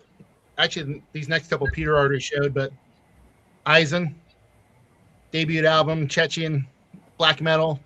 A lot of the melodies in this remind me, it's more like Swedish style. Like a lot of it reminded me actually like a slow down E-stop.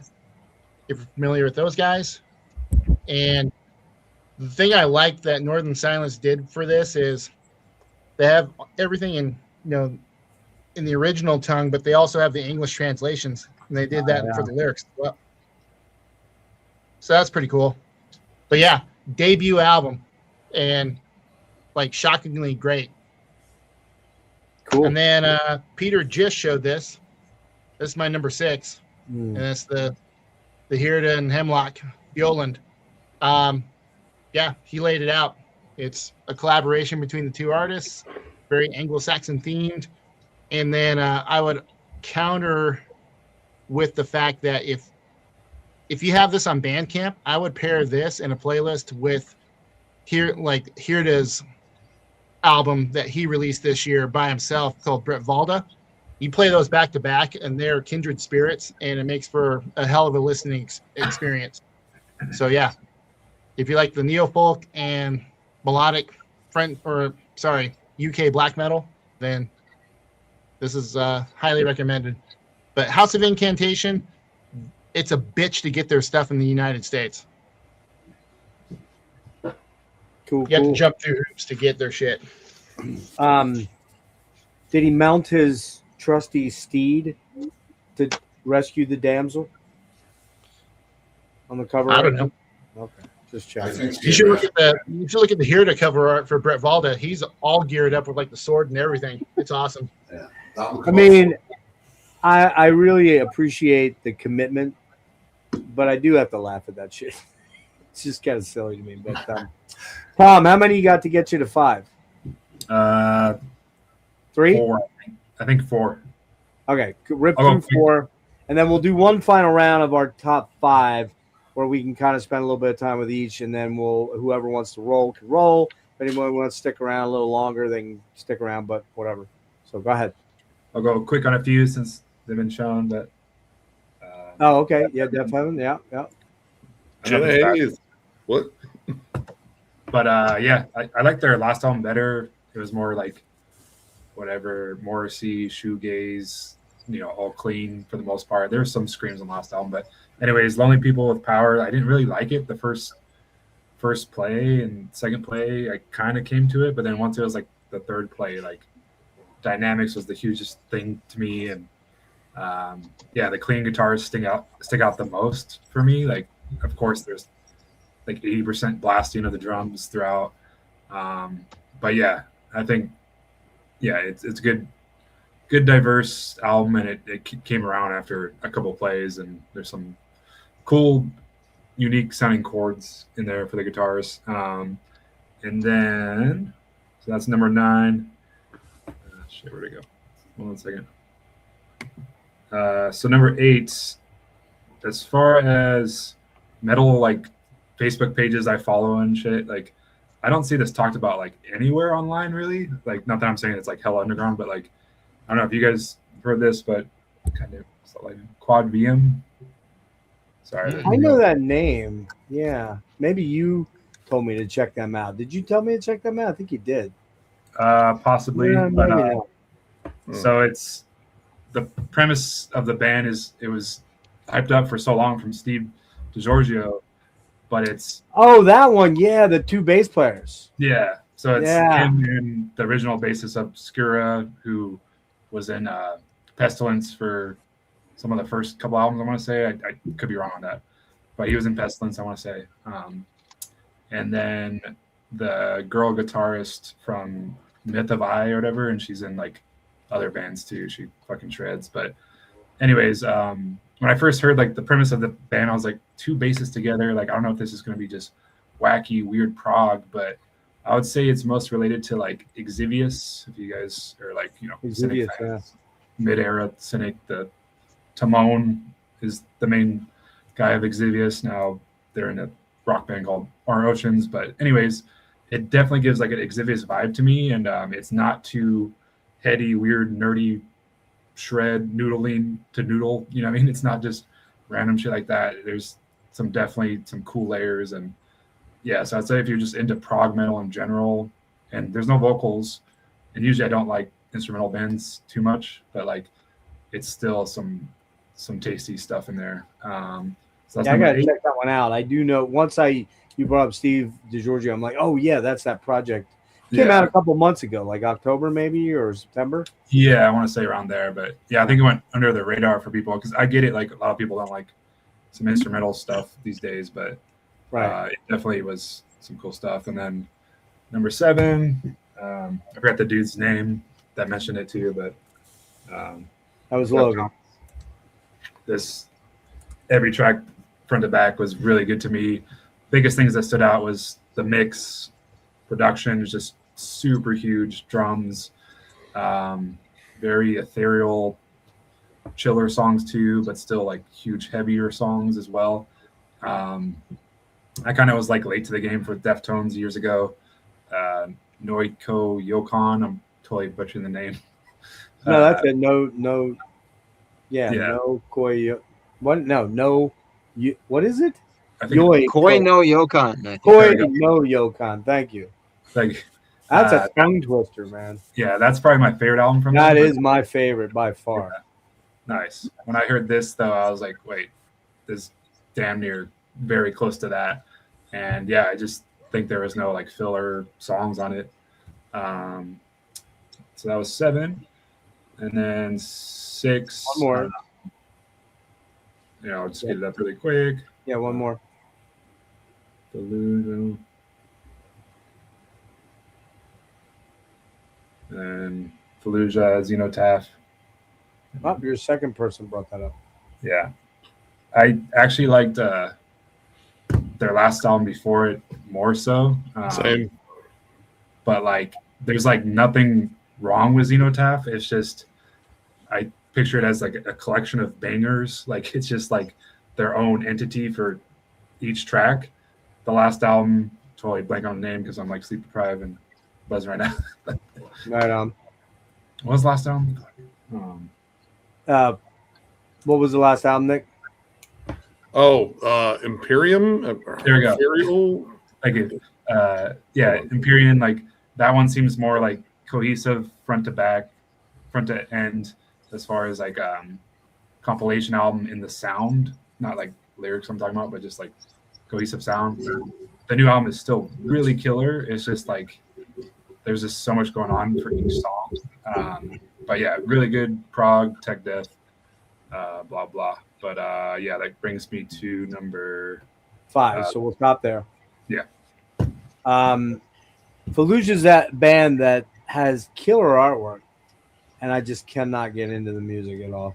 It's just I'm not a big tech death guy. It's other than the OGs like Atheist. I struggle with tech death. Obscura, all those bands just don't. They're too noodly for their own good for me in a lot of ways. But Fallujah definitely has killer art. Whoever their artist is amazing. And it always makes me go, I want to like this album more, but I'm just not into it. So, all right, Erik, E-Force, where are you at? How many? I forgot to point out before, I'm the biggest poser on the stream too, because I don't have any physical stuff to show. I don't either. So many other money. Neither does John, and neither does Tom. So you're in good company. Stop paying your bills.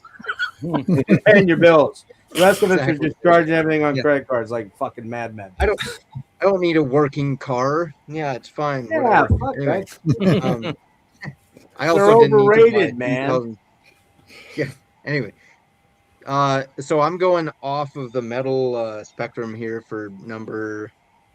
What was this? 8, I think. 8, yeah. Number 8. Lars Fredrik Frøsli. Oh, wow. He's the keyboardist in Wobbler, who are a Norwegian prog rock band. Yeah. This is second solo album, I want to say. There's actually no guitar even on this thing, but you don't really miss it. I mean, it's classic 70s prog rock. I love that style. I mean, I've been on so many of Jeff's streams where we nerd out about that kind of stuff. Oh yeah, for sure. But yeah, the production fits it very well. The songs are long, but they have enough interesting stuff to go to justify their length. I don't know. If you're into prog rock, definitely worth checking out. It's nothing new.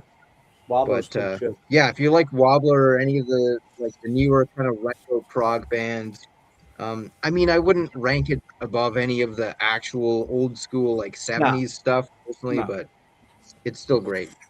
Where am I here? Number 8, I think, or 7. Varuva with what was the Mar de Deriva.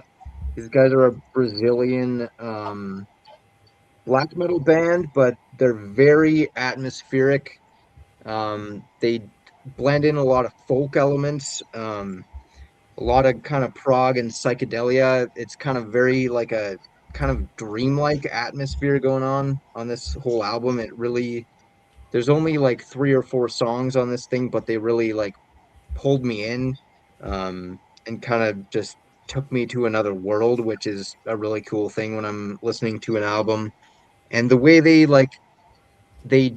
not only switch between the black metal and the folk and psychedelic stuff, but they blend all of it together as well. It's just masterfully done. So I've seen that one come up a lot on a few different lists. Okay. Cool. Look at that. And one more. This is my first exposure to this band Imperial Triumphant. Yeah, you're the first guy to bring them up. They're going to be Wolfstar. in my honorables. Yeah, I was actually pleasantly surprised by this thing.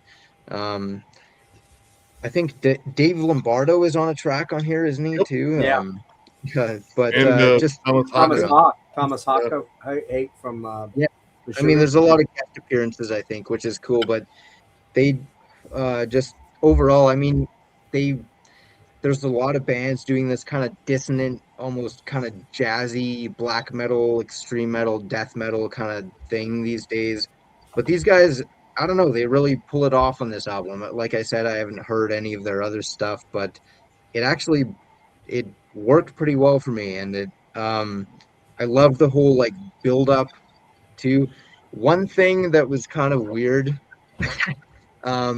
With the last track of this, actually, the first time I listened to it, they have this whole build-up at the end that sounds a lot like the Beatles, She's So Heavy, and my internet actually shit the bed right before the song ended, and it cut out like the Beatles song does. And I was like, oh, man, that's total like homage to the original. And I went and looked at my phone, and there's like 20 seconds left. My internet just crapped out. But you anyway, thought that was like purposeful. Yeah, that's an honorable mention for me. That's a band that I struggled with for quite a long time, but I've kind of come around on this album. This is the album that kind of brought That's me the in. first album of them I've got into. Yeah. They're really, really good live. So they are. Are they? Okay, cool. I see there's a crowd of like, wasn't even 30 people. Yeah, I saw them with Mayhem. That's what really made me go, yeah, I kind of dig this band. I'm in live. I think they're cool. They're cooler live than on record, I think. Yeah. But Zach's a great guitar player. I met him. He's pretty cool. All the guys seem to be pretty cool. We're all at 5, right?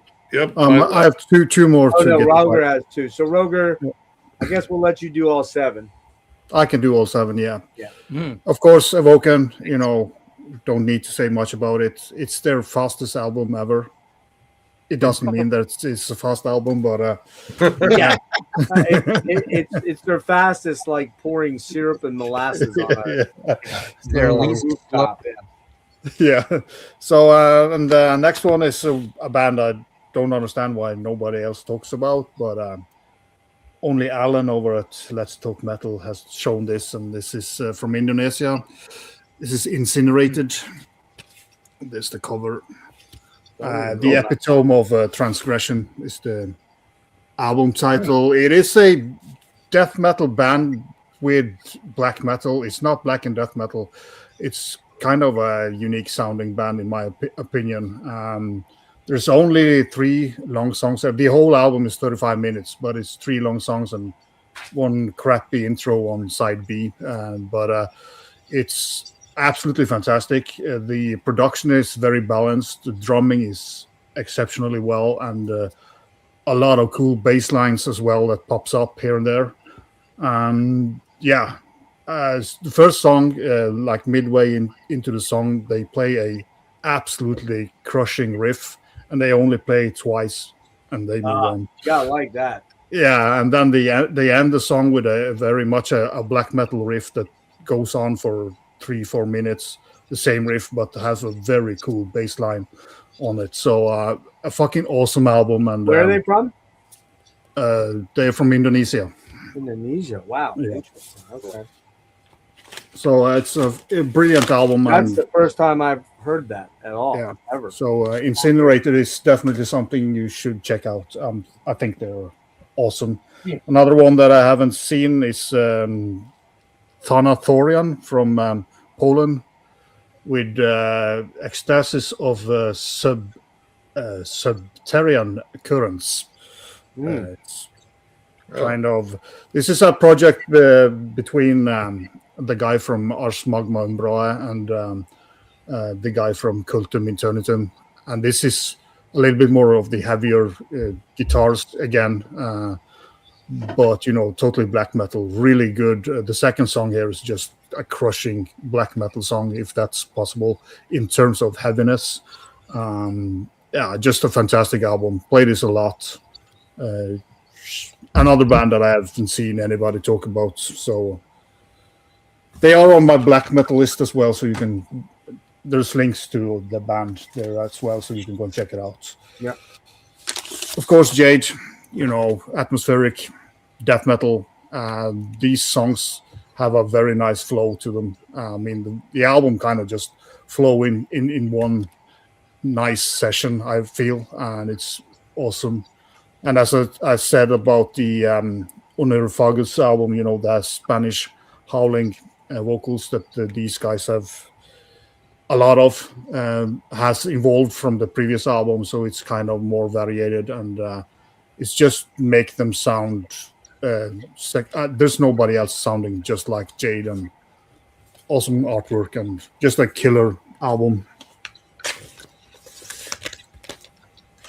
And then we of course have Rotadas with the album Töveskert Kissekert Örök Ertesert Lidet Sarang. Oh, that's what you said. Yeah, that's how you pronounce it. So. Oh, that's so simple. What did I Say find? that 5 times fast. No, I can't. I was pretty happy with this one. So yeah. But the letters are familiar, but it sounds I don't have the vinyl yet. I didn't know it was that shiny. Very glossy. The problem is the CD is kind of brighter on the artwork, and that it was the same thing. It was the same thing with the previous album as well, as the vinyl was much darker. That shine is the only light on that album. Everything else is dark. So dark. I love it. Another album I haven't seen anybody talk about in this stream, at least, is Mortual from Costa Rica with Altar of Brutality. And this album is fucking awesome. It's brutal, or death metal with a lot of brutality in it, with kind of a thrashy drummer, which make this album it's so fucking like organic sounding drums on this album. He also have these kind of pads that he plays on, like the 80s, gives it a lot of 80s kind of thrash drumming on it. Great deep vocals, and just a fantastic album. Great production. But name again? Mortual. Mortual. Yeah, I have saw an that EP. artwork. It's punishing. I saw that. Yeah, but this album is 2 steps up from the EP. It's just Need to check that out. awesome. Yeah. This is one of my most played album. Where are they from again? Costa Rica. Costa Rica. Wow, that's rare. You don't hear about a lot of Costa Rica. Actually, No, it's not. dude, you'd be surprised. There's a fair amount of bands. Is there really? Yeah, there are the last couple 4 or 5 years. There's been. Did you say it was When- death or black? This is death metal. It's Oh, death death. metal I kind thought of. you said black. I was gonna be there. I've never heard of No, it. no. It's kind of more towards the brutal side of death metal. Okay. Very punishing riffing and deep, juicy vocals, but the drummer kind of tones that brutality down a little bit with his more playful playing. So and my top album is definitely none of you probably have heard. Is the Norwegian project Aftergang with Andvake. I will do like this and put it in there. So this is a very unique sounding album. If you see this instrument, which is a 8 or 9 string fiddle, it depends, with 4 overstrings and 4 to 5 understrings, which brings a lot of melancholy into the music. And this is a folk musician. This guy has been a professional folk music or fiddle player for 20 years and have won a lot of awards for folk music, but he has always wanted to do a kind of a black and metal album without really being black metal. But there are a couple of segments with black metal on here, like pure black metal. But apart from that, this album is kind of the first time that for me at least, somebody has managed to bring Norwegian folk music into a extreme metal band and kind of make it sound fucking ace. It's really like a kind of an enslaved tone on the guitars, and you can hear a lot of the same enslaved, but with way more folk music into it. And it's just a absolutely fantastic album. it is based on like folk music, written songs, and you have put electric guitars on instead of electric guitars trying to play some folky like tones. But yeah, it's just an absolutely unique album, and there's never been done an album like this, and therefore I love it. And also, like the second song here is you will not get it. It took me 5-6 spins before I kind of hooked onto that song, because he used a sing technique that is normally used just for singing, but he has put a different kind of instrument on. Kind of the playing on the guitar is not adding up to the vocals, but it's when you get that, you will love the song. But it's kind of very, very well done. Is this the only album by him? Yeah, this is the first album. He had done some tracks, but yeah.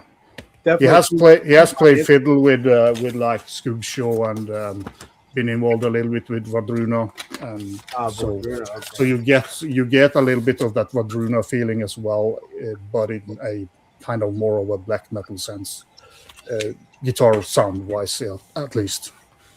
All right, Rick. Yeah, you got my attention on that one. Yeah, I hope you check it out, because Mine it's too. Yeah, it's better than Osmagin. It's way better. Artifa Gang. Oh shit. Okay. All right, Rick. All right, top 5.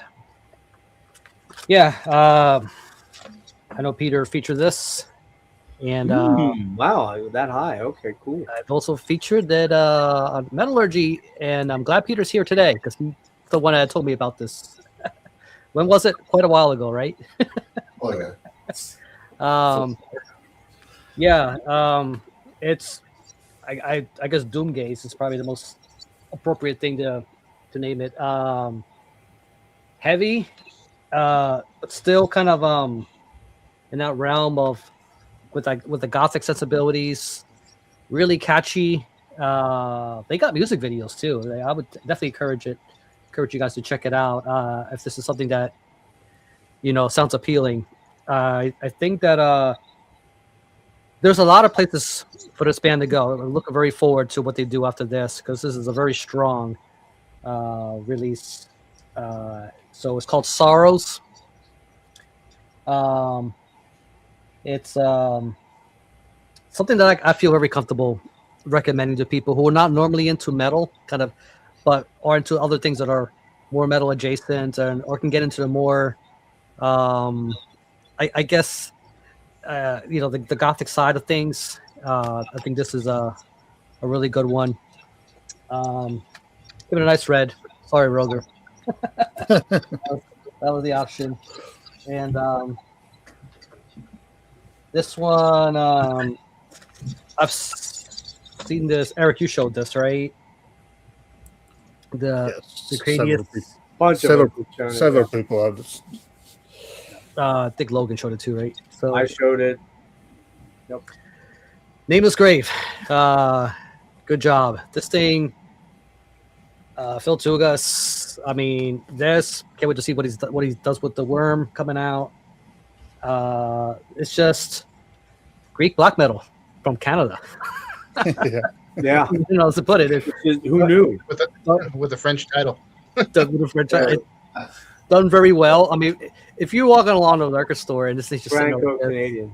Oh, that artwork's great. That screams by me, like right away. I mean, that's, when people say, the covers and everything, and I get it. I mean, but this is one of those times where how many people have blind bought it just on that cover, but we're just beginning. The cover and the logo. This thing, the logo's killer. Yep. My graphic design sensibility tells me this thing needs to pop or something, but I actually don't mind it. I think it gives it more of that old school flair, just plopping it on there like that. Yeah, and one of the other reasons I bought that reissue, Rick, was it came with a T-shirt that had that was the only way you could get it.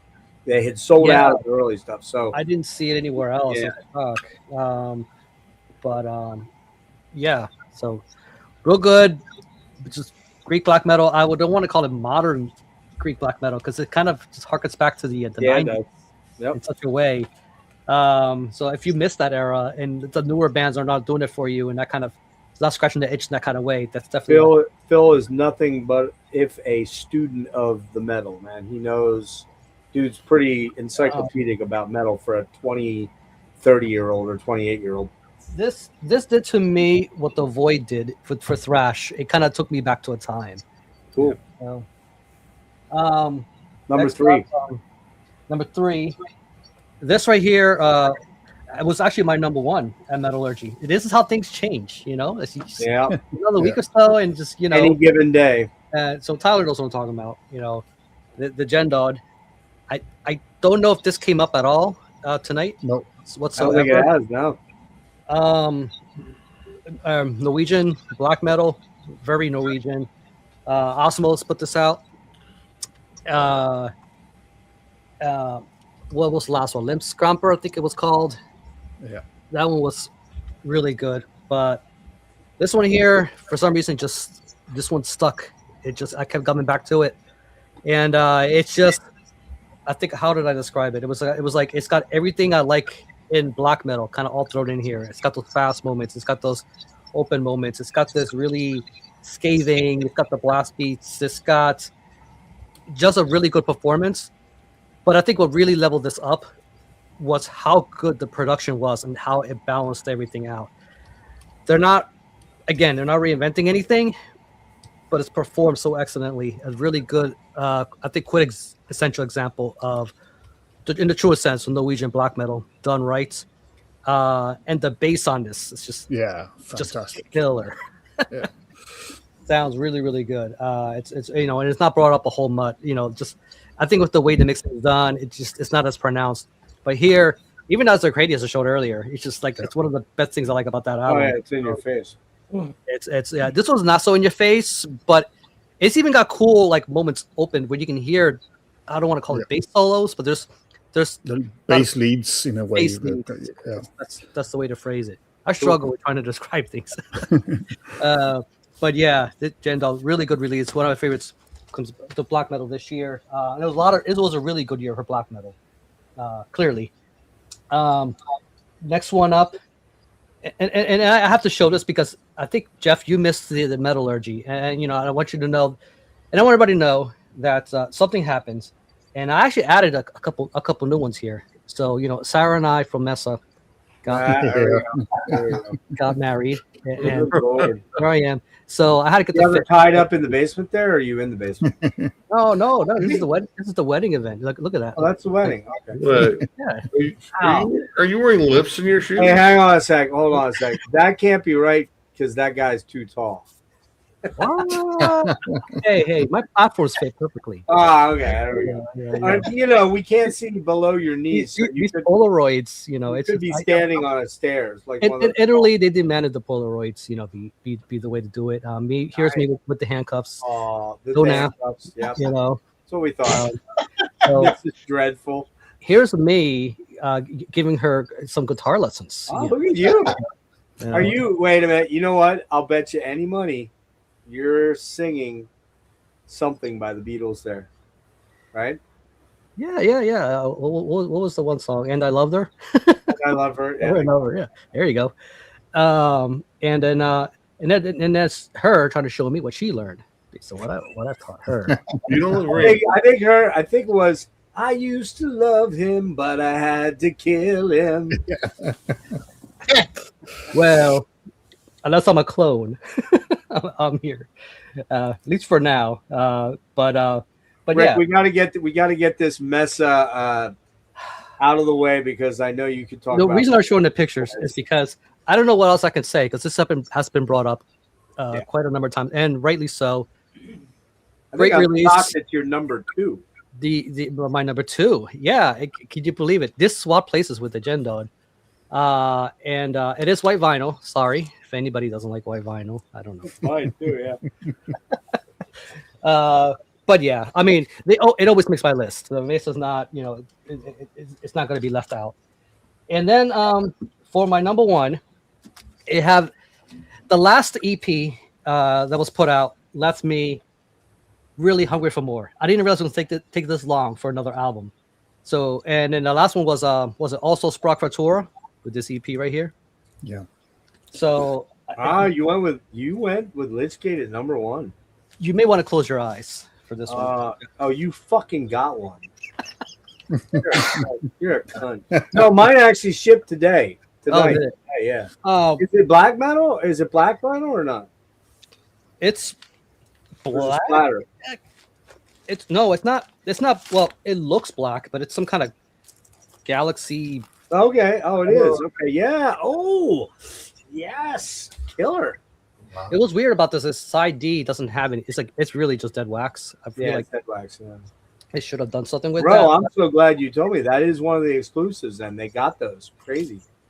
And that came from Amazon, right?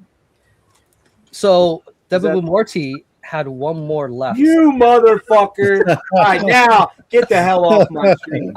Get off my fucking stream, you son of a You have to close your eyes. You didn't listen. You fucking dick. All right. It sounds of betrayal. That is betrayal. Complete betrayal. I ring your buddy up and say, "Hey, Jeff, they got one last copy of this left. I'll defer and give it to you." Hey, you guys remember when Jeff and Rick were friends? Yeah. Remember that time? Greg Chandler divorced us. Hey, but at least I got Sarah, so I'm good. You fucking bastard, you. Man, next time I come down to Philly, motherfucker, I'm pissing in your drink when you go to the. And I'm gonna ruin your marriage to her for my own reason. The reason I predicated why that EP left me wanting is why it was my number one. It's because this is a December drop. I've been listening to this even before the vinyl arrived, and it arrived around the time I did the metallurgy stream, but I didn't feel right including it quite yet. Getting that it just got in my hands. I didn't feel like I put enough time into it. All I needed was another week. It's absolutely amazing. Lichgate, this is their best one yet. This is my favorite thing they put out. Hell of a job, guys. For those who don't know, it's very avant-garde kind of doom. It's not in the funeral sense like the way the esoteric stuff is that he does. This is very haunting. Another reason why I love this is because I got out of this what Lost Nord didn't do for me, the disharmonium stuff. This has more of that suffocating side. Did you hear how I described it? Were you in for that, or did you miss that? I think you might have missed that. But it was described by another guy on Rate Your Music as a medieval chamber music for a medieval lunatic asylum. Yes. That actually is a good way to put it. Perfect. It's creepy, man. Yeah, it is. Suffocating, creepy, and it's got this whole asylum kind of thing. You just look at the back, you kind of get more of that vibe. Great release. I'm very surprised something this late of a drop. What's going to be this high on the lists, whatsoever. But who else could have done this? Greg Chandler, of course, master. He sounds great on it, man, in all his different incarnations. Hey, Rick. My address is 340 Walnut Street. So you said yours was arriving. Well, it's not going to be that one, though. It's going to be black vinyl, motherfucker. So there you go. See, I didn't know if they had just black vinyl. I just we'll find out. We'll see what happens. All right, John, you ready to roll? Yes. Wait a minute. Why is he not? All right.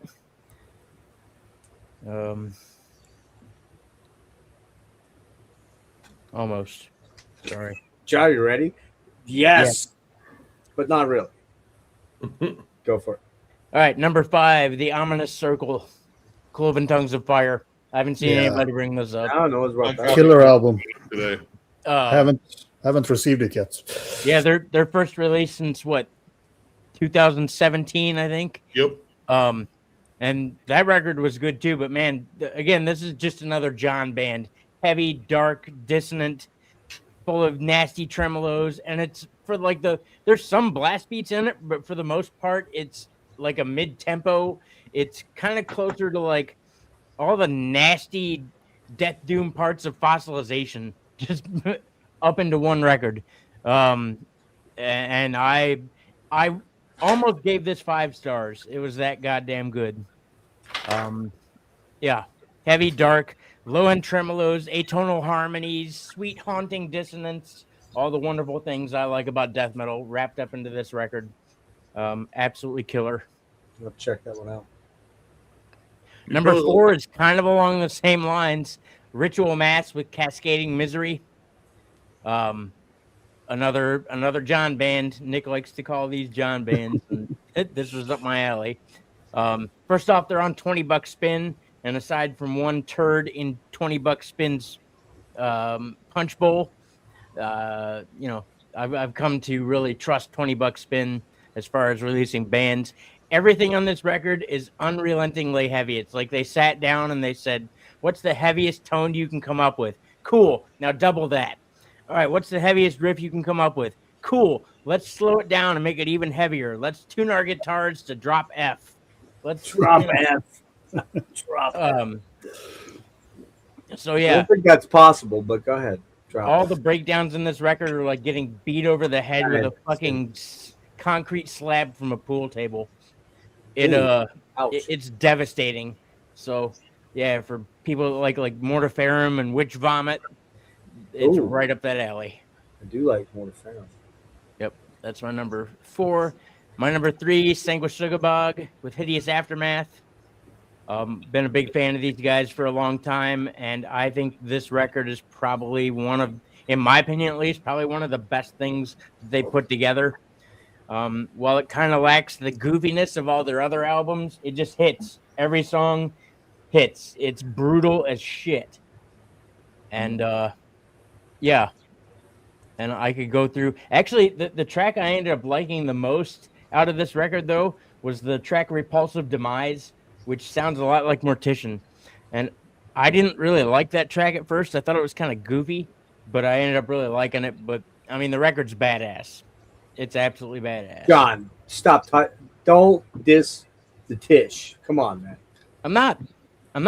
I just didn't like that song at first because I didn't think it hit. I didn't think it hit as hard as the rest of the record. That was a low key J Dog. There were so many guest names in this thing too. All right, number 2, one of my 2 5-star ratings for the year.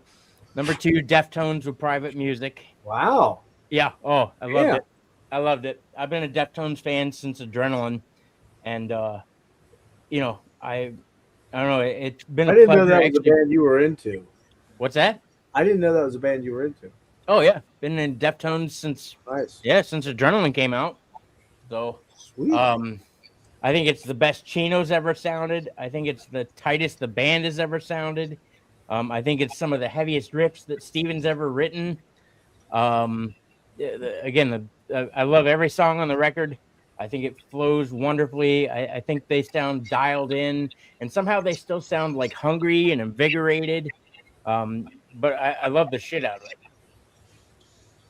That's my number 2, and then my number 1 should be no surprise for anybody that's watched our channel at all over the last 7 years. Between the Buried and Me with the Blue Nowhere. I love Between the Buried and Me. I will always love Between the Buried and Me. I think this is another great banger in their catalog. I think it's the best Tommy Rogers has ever sounded. There are 2 songs in here, Slow Paranoia and Psychomantium, I think are the 2 of the possibly the heaviest things this band has ever written. And a lot of people will say that they're formulaic, but I don't really care because I think it's a badass record. I knew it would be a badass record. It was a 5-star review from me, and yeah, that pretty much cashes out my list. Sweet, man. Yep. I think you're probably going to be the only guy that says that album. Although Tom might be a BT Bam guy. We'll find out shortly here. And I know you are in the middle there. You're Peter. Okay, number 5 then is Heimat, which I got the A5 for. And the vinyl. And the regular. And the CD. And the person in Pennsylvania convinced me, enabled me. Your neighbor. I did. I enabled you for once. That was not a Rick enabling me thing. Yeah. So, collector scum. How to get ruining metal. Turnabout is fair play. I'm really metal, but like you said, this is a band that formed in '94, released a few EPs, broke up for 18 years. Yeah. Back with another EP, and that's finally their debut. But this is one of their EPs from the '90s. The Horn. Wow, look at that. This is an unofficial CD release from about 10 years ago. But if you ever find it, and I would encourage you to pick it up because it's that kind of melodic black metal from Sweden. But like Probably pretty pricey too, I would imagine. If you For can an find it, for an original. I don't know how limited it is because it's that version Mac. Oh, version okay. Production. It's like a weird sort of.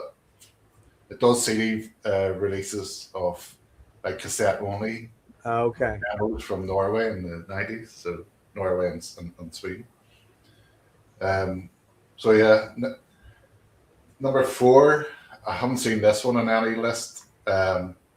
It's classified as an EP, but it's over 30 minutes. So if Rain Blood can be classified an album, then for me, this is an album.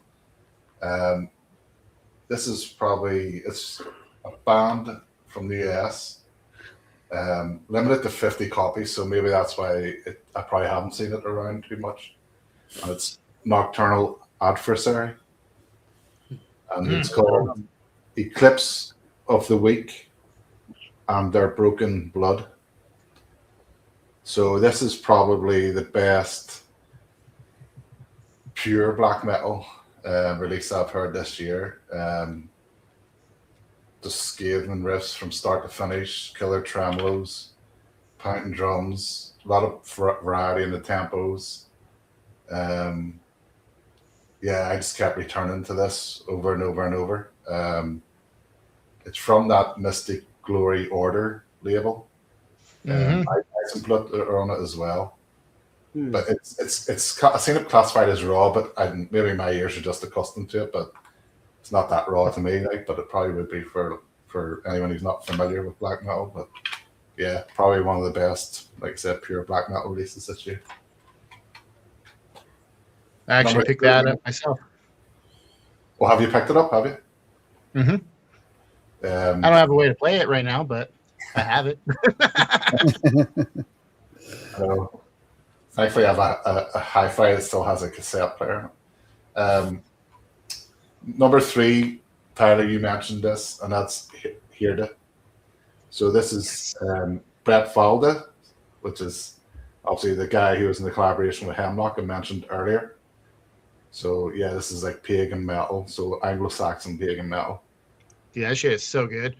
Yeah, another one. I couldn't get a copy of that. I think it was one of those ones where they couldn't ship to the US or it was just going to be absurdly expensive. Yeah. So that number 2 is another one I haven't seen on any list.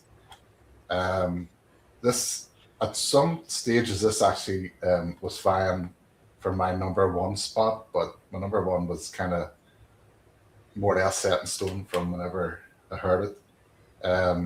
This is classified as a demo, but again, it's an album length, and it was released by Medieval Prophecy Records, and it seemed to be snapped up pretty quick. Mine is number 57, and that's the Donors Folk, Germans Geest, if I pronounce my Dutch correctly. So it's a Dutch band that is very folky, very punky.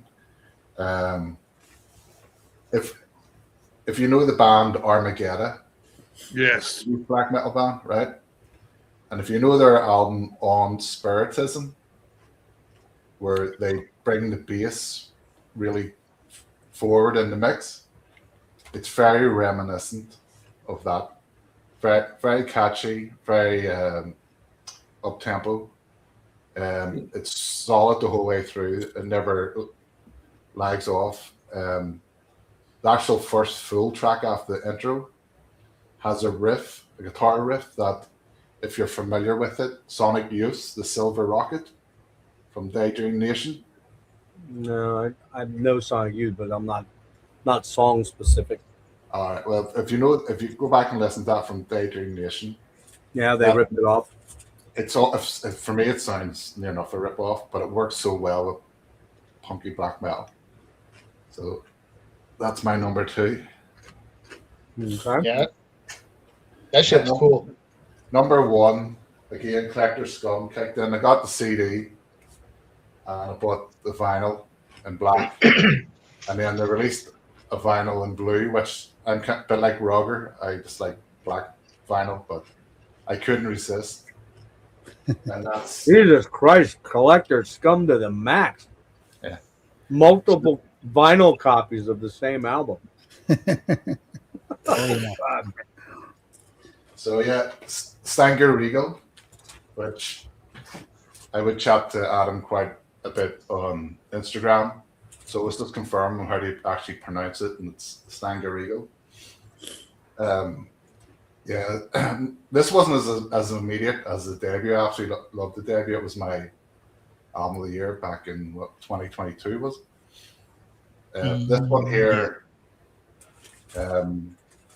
it for me it gets better with each listen. You discover more to it.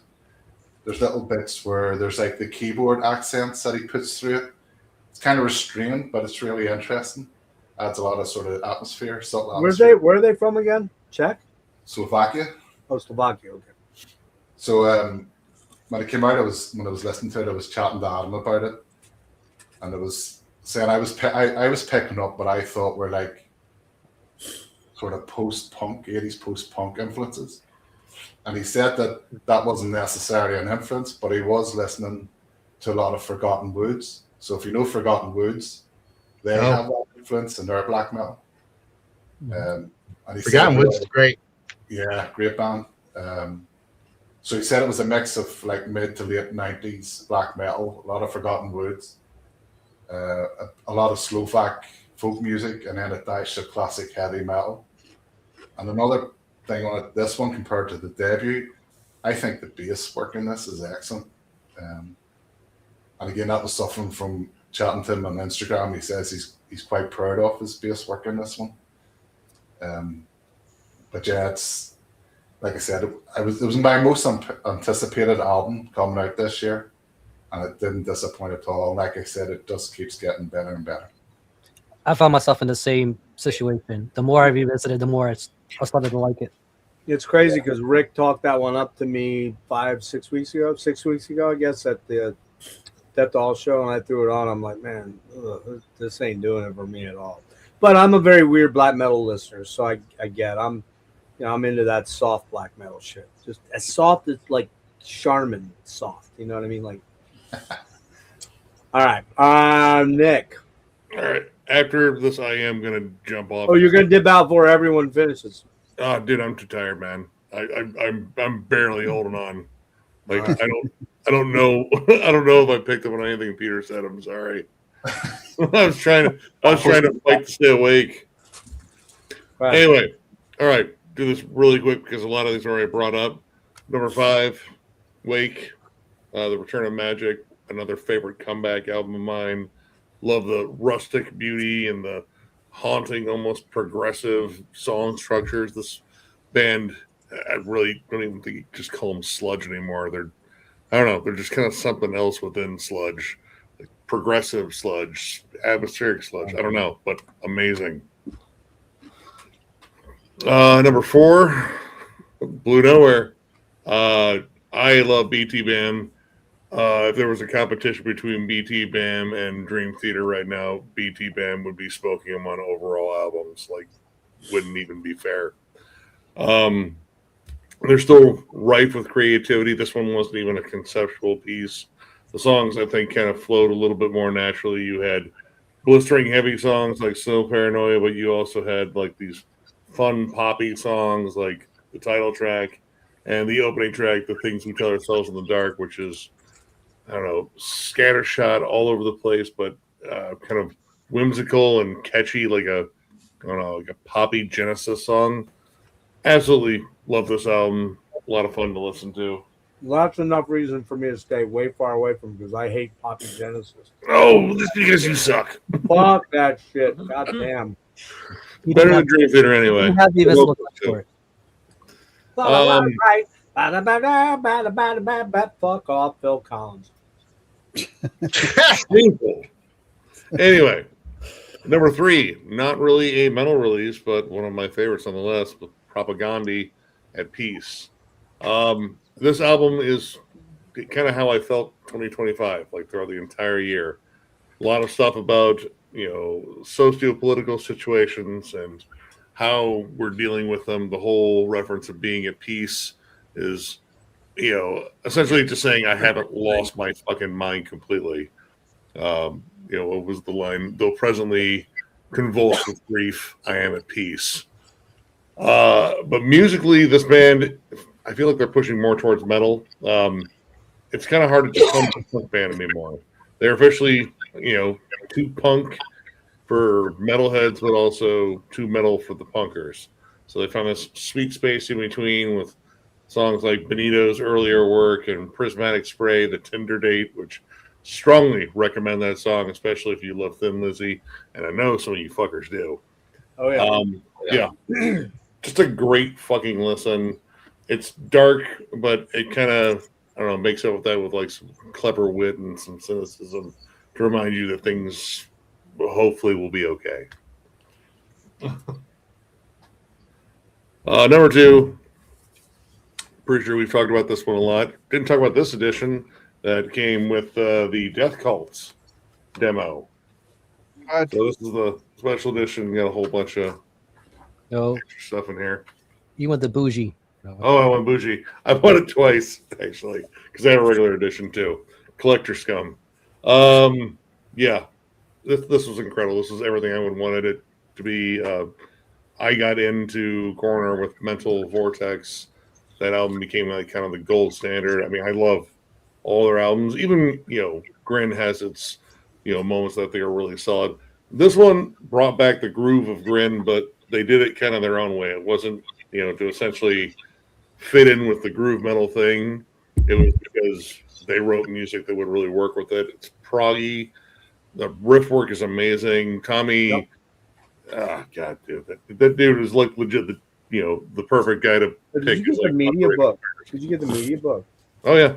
What's on that that's different? Oh, the Death Cult demo. Oh shit, I didn't know that. Yeah, this is the one with Tom G. Warrior on it. Fuck. Yeah. Okay, just write it down. Make a little note. Just make a note. That's bad news.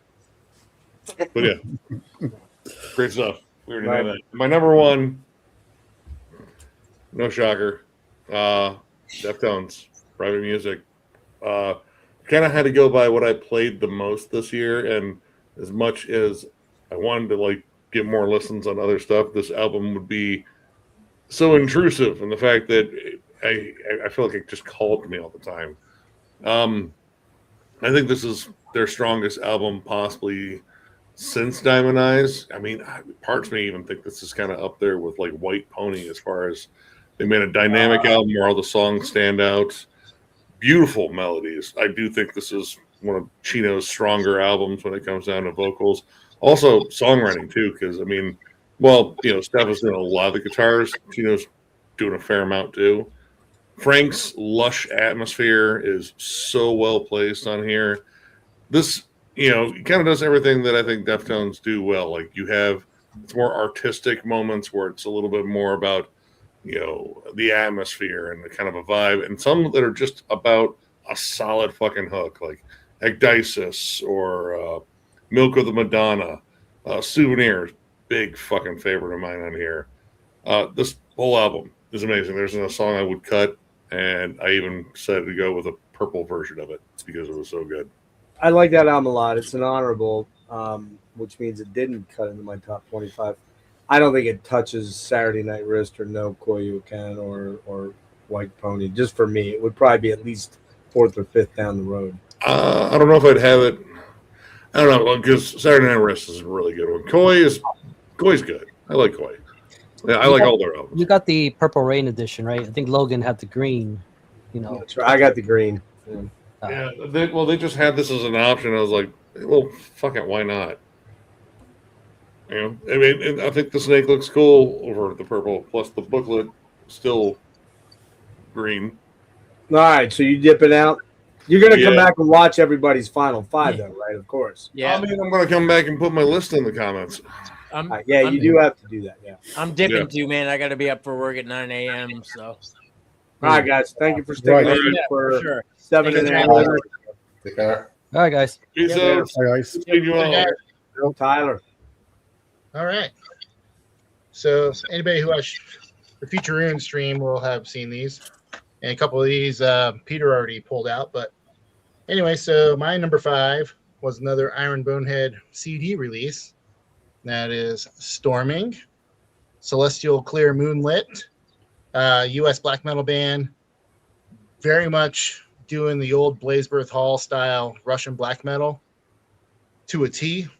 A little more listenable, a little bit better production, but big droning riffs, long songs, just melodies that just kind of creep into the old ear holes and just stick around for a while. Gobs of atmosphere, really killer stuff. Like I was stoked when this came out on CD. So yeah, if you like that old Russian black metal, Storming, highly recommend it. My number 4 for the year was another debut album, Bronze Hall, Honor and Steel. So this, it's advertised as Finnish black metal, but it's really, if you took the best elements of like Hammerheart or Nordland Bathory, mid-era, like Immortal Pride era, Graveland, early Falkenbach, threw it in a blender, threw in a dash of like old school Manowar heavy metal, and just the most acidic black metal vocals on top of it, you get this. Everything is just power and might, and every song's a fist pumping headbanger, and it is absolutely fantastic. Like, this is one. Yeah, I listened to this a lot this year. Add that to the list. Thanks, Steve.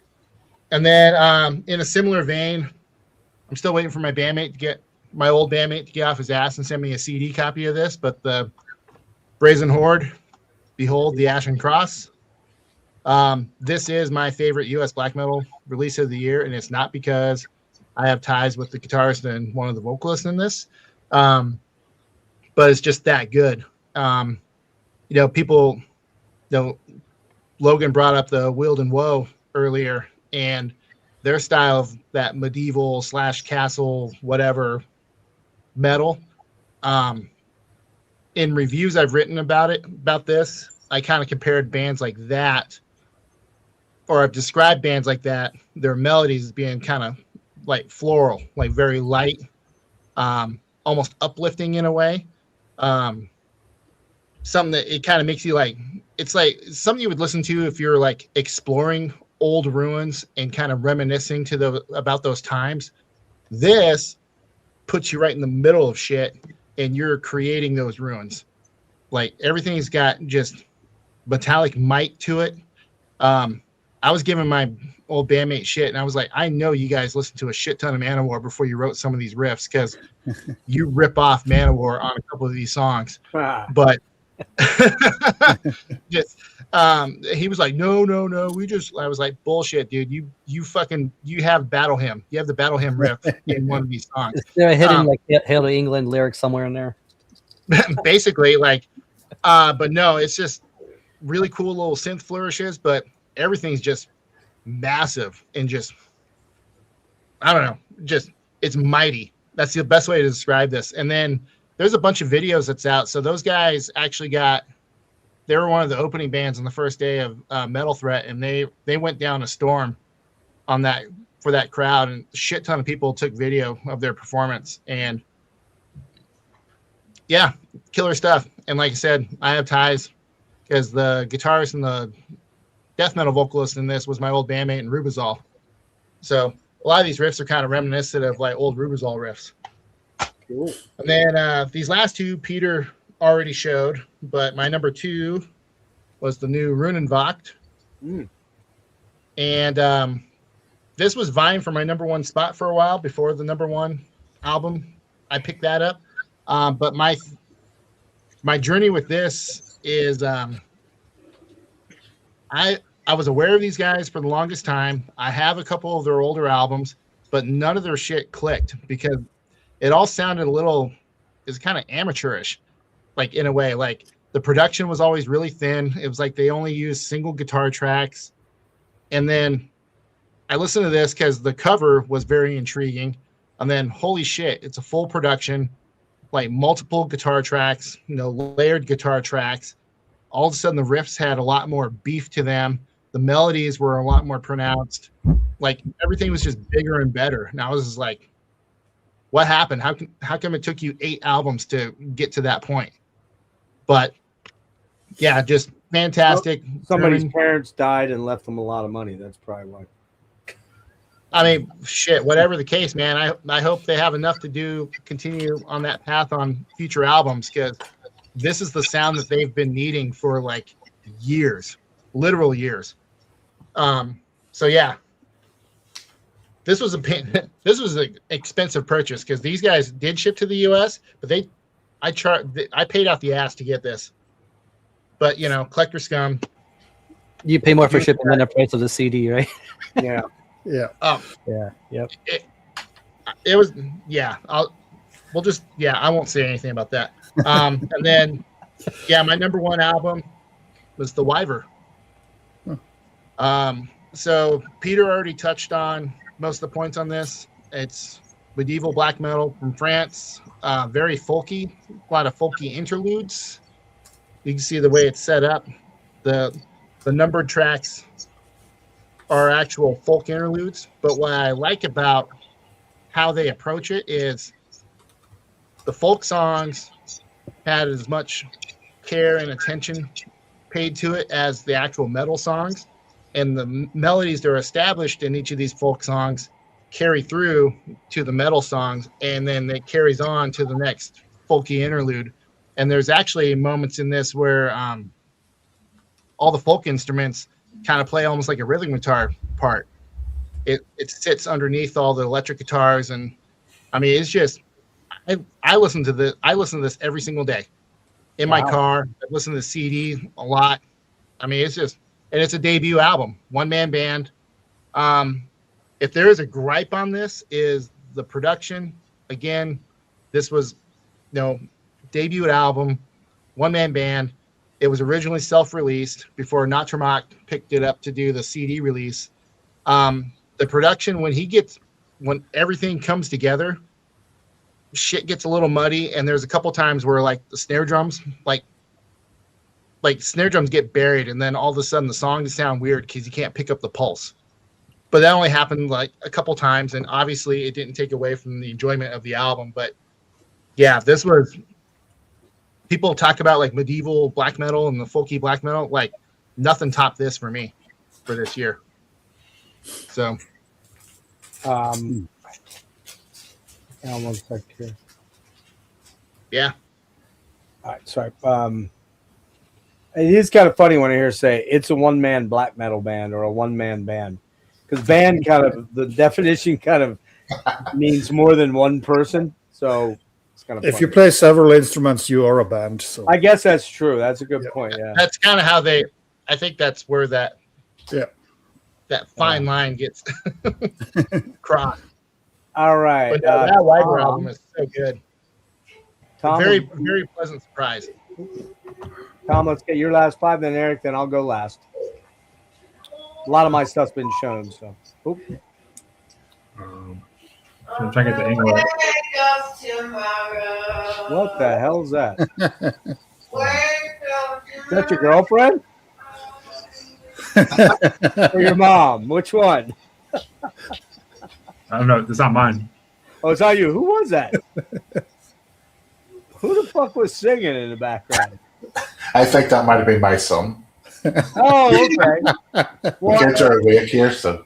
Okay. Changeling. Well, I'm gonna mute you then, just for that. Yeah. Okay. There you go. Oh yeah, Changeling. Yeah, that's an HM for me. Yeah. So the guitar virtuoso Tom Fountainhead, his first like big project, band oriented. Even though he's the main writer for it all, he got a ton of contributors for it. Jason Goebel from Cynic is on a track. There's tons. Morian, yeah. from Alkaloid. Yeah, so many to name. Some of the guys from the bass player Linus, I believe, Klein, isn't he on there? Linus Yes, or whatever. Yeah. But yeah, I should know more off the top of my head. But it's been a minute since I, studied the album. But it just was huge standout for this year for me. Very large listen. But yeah, any prog tech death fans out there, you'll love it. But like, I think the clean vocals from Moran, or whatever is how you pronounce his name, very unique. It's almost like, I could be off with this definition, but it's almost like Geddy Lee goes even more psychedelic and weird and dark. It's very Devin Townsend-y a lot of places, I think. Yeah. I thought. But yeah, it's just a big journey album. It's definitely a lot for your first listen through. It really is. It's Yeah. a lot to take in, man. But once it's that second or third listen, things line up, connect better. But yeah, it's one of those albums you listen to on like a day off of work. Like you can't just cram it in one long day of commuting or whatever you got during a hectic day. It's definitely a grower, not a shower. You know what I mean? But amazing solos. Like, oh yeah, Tom Fountainhead is in my top 5 favorite guitarists of all time. Wow. It's just, like unfathomable shit that he does. And like, I know he takes, certain techniques from Bumblefoot or something like that. Yeah, Bumblefoot. Yeah. Tons of other musicians as well. Like Tom is still unique in his own self, but I just think it just fits so fucking well in the obscure prog death sound. But yeah, so many standout songs, but yeah, it's definitely unique for the tech death categories, bands out there. That was 5. Number 4, Metamorphosis. Okay, yep. And this is like all-star band in some sense. Munzer. Christian Munzer from Obscura on here. Erlen Caperson from so many other bands. Vile to Igor to so many other bands I could think of. Casey Howard, my favorite drummer. Fucking Odious Mortem, Decrepit Birth, etc. Is that Casey Howard, dude? Is he in the Cali Death podcast? Yeah, exactly. That's what I thought. Okay, it just clicked. Yeah. Yeah, he's like one of the main songwriters for Odious Mortem these days too. I think he's been writing since the beginning too, but they had a lot more collaborators, other guitarists writing at the time, but he's the main guy. And then Jonas, brainchild of Spawn of Possession, does most of the riffs and stuff. Drummer off the first 2 albums of Spawn of Possession, singer of Spawn of Possession, is singing on this. But yeah, as far as the solos, very unique for Christian Munzer. But yeah, death metal that's very evil sounding. When they first promoted it, they were saying it was going to be like old school death metal. And at first I thought it was like chainsaw guitar tones, like kind of basic chugging riffs. And I was like, what? They're going to go to this style after being so technical death metal? But when I heard it, it definitely still is tech in there. That's but very it's kind of more straightforward. But anyways, very worth checking out. Every song front to back was clean to me, like no random riffs in there. But yeah, if you like Spawn of Possession, you will like that one. Exactly. Yeah. It's not too like heady or classical noodly like Spawn of Possession. If people don't want to listen to that style, it's a little more death metal. But yeah, killer. And AOTY, one of my favorite bands. Definitely more post metal. I do like that cover. I didn't really get into the music so much, but I did like that cover. That album cover is cool. Yeah. More post metal, black gaze, black metal. Not too extreme, but yeah, I just really like overall songwriting in general. They just know how to make a catchy song. Love the clean vocals. But yeah, I really like my black metal, more melancholy sounding. Again, it's not just regular black metal, it's more post stuff. But yeah, just a little shoegaze in there. But yeah, if you're into that type of thing, it's definitely worth checking out. and it's got a lot of heavy vocal production. The vocal production is very layered and synthy sounding and kind of very like over the top to me. No, And some people like that. You do. I struggle with the vocals. That was the biggest problem for me. But I could see where other people might really dig it a lot. You know? Yeah, and the album before definitely still worth checking out if you like longer songs that kind of like have more build up instead of the shorter songs on the last album, Soul Nostalgia. Number 2, Desiderium, Keys to the Palace. Yeah, Alex. Very, very big songwriting there, but he blends prog death, black metal death. It's Alex Haddad who plays in Atheist, Archaic. Yeah, great guy. Wonderful. Yeah, person. Super good. Flows really well to me. I know it's, it could be very Devin Townsend, like we were talking about, Jeff. Yeah, it's very Devin Townsend meets like black metal with a little bit of Hobbit stuff thrown in, Yeah, and like the vocals would be kind of like high, cheesy at times, but I still think the guitar leads is very mid-era Opeth. You could say Blackwater Park. You could say even Ghost Reveries at times. So like when those leads and those solos open up, it just like blew me away. It was just like cathartic instantly. I could go on for days, but I'm not going to bore you guys. But it's just very like healing music for me. I'm glad you pulled that one up because I kind of forgot about that one. And Alex is a friend, so. But yeah, I was blown away. It came out in springtime, and like the weather in California was like perfect, green everywhere at the time. And I just like, damn, this album hit right. And number 1, and it all cut it off. November come in with their strongest album to date. Yeah, man. In my opinion, amazing mix. I know I keep talking about mixes and stuff like that. I'm not usually that type of person, but it's just so clear. Guitars, bass stands out really great. It's almost like Alice in Chains bass style, just like in its own unique riffs. Amazing clean vocals. There's still some death metal in there. People are going to hear this and think, that's clean vocals, it's rocky, it's to this, but they condense it all together. There's still this doom death metal essence, prog rock, just prog metal in general is the main thing, but it's very, very good songwriting, in my opinion. Very cohesive. There's no parts where I'm like, why is this part happening? They change keys easily. They go to dark parts to semi-happy parts, you could say, but for the most part, it's still overall metal. And I just really, if you're into metal with some clean vocals, but still like this death kind of catatonia vibe, I suggest checking it out. Yeah, I've never been a big fan of this band, even though I've actually seen them, I think, 3 times. I've never been a huge fan because the singer always annoyed the piss out of me in every facet of everything he does, especially on stage when he would wet his hair and throw his hair back. He had that shock of hair that was like weird. But this album impressed me. I was got to say, this one, it didn't make my top 25 as an honorable mention, but it's to me, it's their best sound. It's their coolest sounding album, most unique sounding album. All right, Erik, rock out 5, and then I'll bitch slap 5. And if anybody wants to throw some honorable mentions out, all we're going to do is just titles and no descriptions. Just move on. You don't want to hang out for that, you can bail. Yeah, my top 5 have already been mentioned by multiple people, so I won't talk about them too long. But number 5, Have a Krunu with Have Us Land. Great album. My first exposure to this band as well.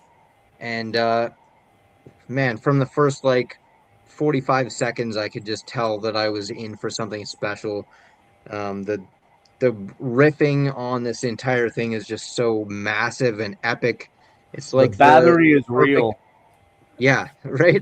It's the perfect balance for me from like the second wave black metal sound and the later Bathory era of the Viking sound. It's just with the choirs that come in and everything, it's just massive. The production is interesting as well. It's kind of got a bit of a thin guitar sound, or not thin, but more I know what you're saying. hollow almost, if that makes any sense. But just I don't know, it ends up working as soon as your ears kind of like get It's accustomed more of to an it. 80s sounding metal. It's more of an 80s sounding Yeah. metal guitar sound versus like a Demigod or that thick, soupy fucking down tune. Right. Yeah. Yeah, that makes sense. Okay, number 4, Evoken Yeah. with Mendacium. I just got into these guys recently, within the last like 5 months or so. I haven't heard all their albums yet. I've only heard their early stuff plus this one, but man, this is just fantastic. I'm not a huge Funeral Doom fan yet either. I'm still kind of getting into the style. But I love the way that these songs just really kind of justify their length. They go through so many different kind of phases, all of them. And I love the way that this is such a dark album overall, but they still put in these little tiny glimmers of hope, kind of. There's like you can feel the little beams of light coming down for a few seconds before they plunge you back into the absolute darkness. Yeah. That's a great way of putting it. That's the only way I can really put it, but fantastic album. Number 3, Mesa, The Spin. Again, I mean, everything has already been said about this. Just super atmospheric. I love her vocals. They do a great balance of like kind of doomy stuff with a lot of like psychedelia as well, and just fantastic songwriting. Again, like everyone said everything already that can be said about it.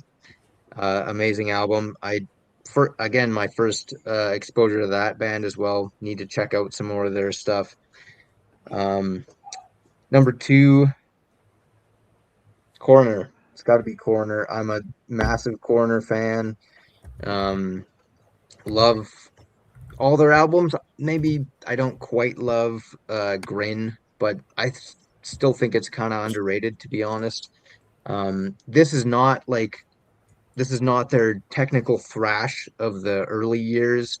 It's definitely more like the production is a lot more modern. The sound of it overall is definitely more modern. You can tell they've been listening to some of the bigger like prog metal bands and stuff of the last 30 years, but they really incorporate that very well into their sound, and they just really wrote great songs, memorable riffs, everything. They kind of do what they have always done best, as well as incorporating a lot of new elements on this album, and it works for me. And then number 1, here we go. Again, it's hard to rank these. Any one of these 5 could have been my number 1, but I got to go with Blood Out Nord with Ethereal Horizons. This album just like the first time I heard it, it just totally transported me to somewhere else. I felt like I was like floating up into the ether. And it's just so, the production as well, just it's so massive and just kind of envelops you into the world that they create with this. It's again very like melodic. Another band where I need to hear more of their material for sure. I've only heard probably 5 of their albums at this point. This is quite different from a lot of their other stuff. I mean, you know, I don't Right. know. I don't know if you ever watched any of the stuff that Peter and I and Kellen did originally on the original the 2-parter, and then the subsequent stuff with the more Cthulhian stuff. This is quite different, other than Hallucinogen and bits and pieces of the Memoria of Vetusta thing. But this is where he took all those more melodic and epic sort of things and just kept it going throughout the whole album. So yeah, it's pretty. I get it, man. I mean, I'm a little surprised myself that it didn't land in the top 3 slots, but there were 3 albums that I just know I listened to far more and would listen to far more. So, all right. Well, that's down to me then, quick, and I'll make it quick because I believe all but one of these albums, crazily, have been talked about, but one wasn't, which blows my mind. And I struggled not to put it in the top spot, but it dropped a little bit. So pull myself up here. Paradise Lost, Ascension. Peter, your daughter's there, so I got to watch my mouth. Man, it's a mega gosh darn banger. You know how hard this is for me, Peter. You know that, right? You know how difficult it is for me. She's heard worse. She's heard worse from her mother. Yeah, but I don't want to do that. I don't want to do that and be that guy. But maybe if she was 20, I'd be like, all right, cool. But I'll behave. All right. Anyway,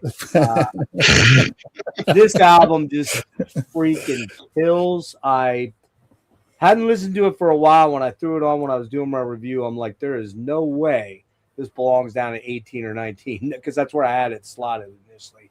I'm like, this absolutely. And then I did it 2 or 3 more times, and it kept moving up and moving up. I stand by the fact that I think this is the best. I think it's the best post-Draconian album they've done. The first,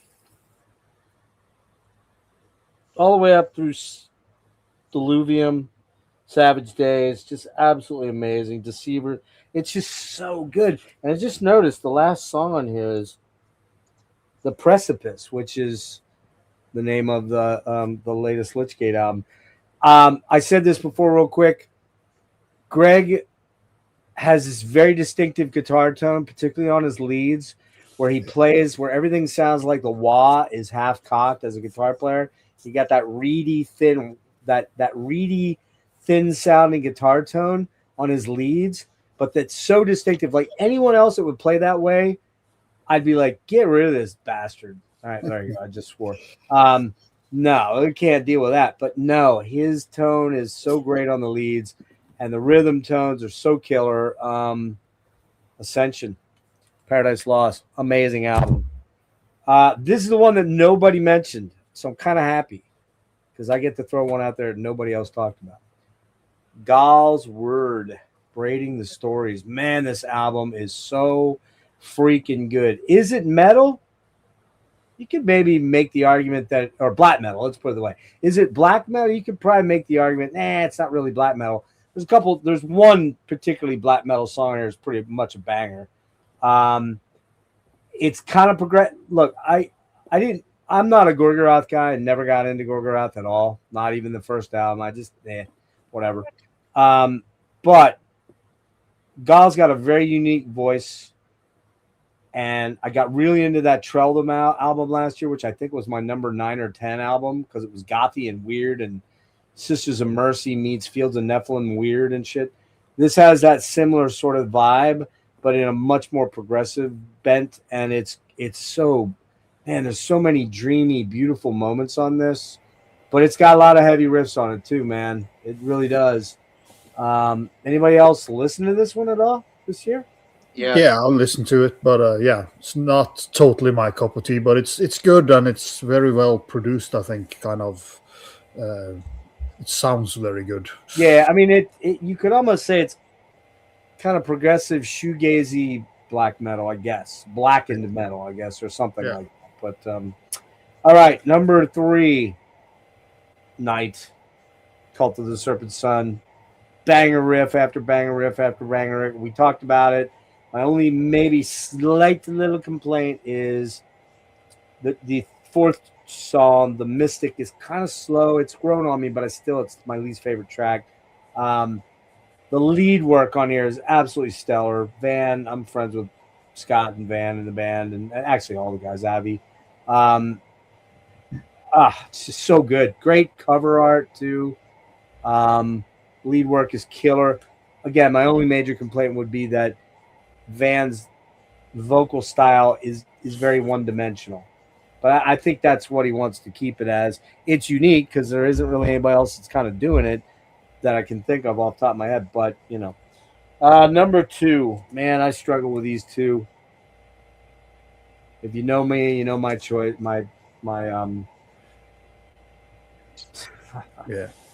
Just riff after riff after killer riff after killer riff I know, but it's not Cross the Dead.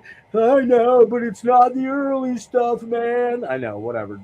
That stuff's great. Love it. Love all of it. I love everything this band does. I like Hari's vocals. Really cool. Had Hari on. Really wanted to get Lassa on. I think he's one of the modern day riff masters. I don't know what. I think this is like a blue smoke sort of thing. Had to get them both. Had to get that in the CD because I had to have that for the car. Great driving record, man.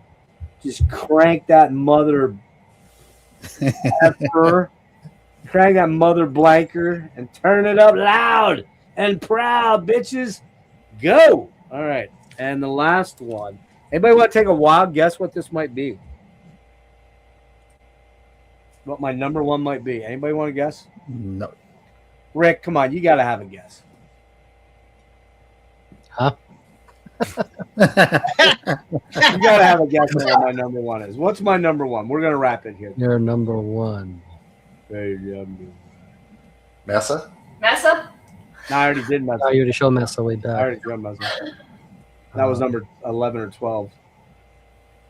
It's one many people have shown. In fact, Erik just showed it. Coroner. We said it's not the coroner. So what would it be? This album Logan, all right. is so. Sorry, Peter. How old is your daughter again? 15. Nah, she's heard this shit at school. She's heard it before. She's heard a lot of this shit at school. I guarantee it. I guarantee you, Irish kids swear at school too. Oh yeah, there's a lot of swearing. This album fucking rules. Absolutely fucking rules. Okay, it is. This is the Decibel exclusive, which I don't know what's really exclusive about. It's Black Ice. I can't figure out what that even means. I guess it's because it's clear and kind of smoky. From the very beginning of this thing, the first track. Hold on. I gotta pull this up real quick. Matins. Now, I saw these guys in MDF, and I was mind blown. I think they were my second or third favorite band behind Dusk. I think they were my second favorite band. Well, no, Triptychon might have been in there doing the Celtic set, but oh my God, man. Just, Erik, you nailed a lot of, everyone's nailed it. So oppressively dark, yet at moments, the sun shines through for a brief millisecond to allow you to think when you're at the bottom of that pit 7,000 feet into the Earth's crust and you're looking up, you're like, oh, someone's coming to save me. Oh, no, they're not. No, they're not. They're not coming to save me. Fuck no, they're not. They're going to let me rot down here forever. That is powerful stuff. John's vocals are so killer, man. They're so evil. I hope I'm well enough to go to Richmond next Saturday because I really want to see these guys again. The solos are killer. Every song on it, incredible. And I got to shout out the keyboardist. I forget his name. Anybody know? Richard, is it? Don't Can't know. remember. I'm not going to open it to find out. But just these cinematically beautiful, amazing sort of nuances. But it's not like the songs are filled with keyboards. They're very strategically placed, and they're just very ethereal. And again, they offer hope, and then they come in with something doomy and gloomy and gross. And you're like, yeah, that's not going to happen. So, and the old logo's back, and yeah, so number one for me, Mendacium. I could not escape it. I'm like, yeah, it has to be my number one. It's also their fastest album. Huh? Well, what Roger said, it's their fastest album. Yeah. Yeah, there's moments on it that are pretty quick. I think the big difference with Hypnagogia, which I like quite a bit, is that's almost like their happy album. This is back to being completely fucking miserable. And I love misery, as you well know.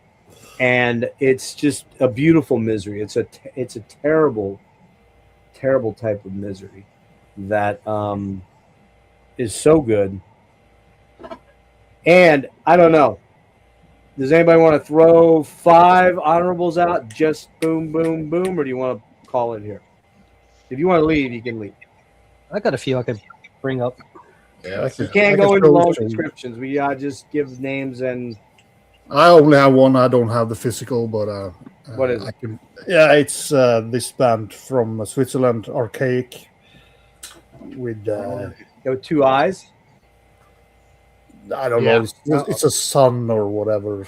So really good. And this is in the vein of the Ruins of Beverest and Belzer. If you like those bands, go and check it out. It's a fucking crushing album. But sorry for the language. But speaking of Ruins, we got Ruins coming up on Friday, next Friday, right? Yeah, something like that. Yeah.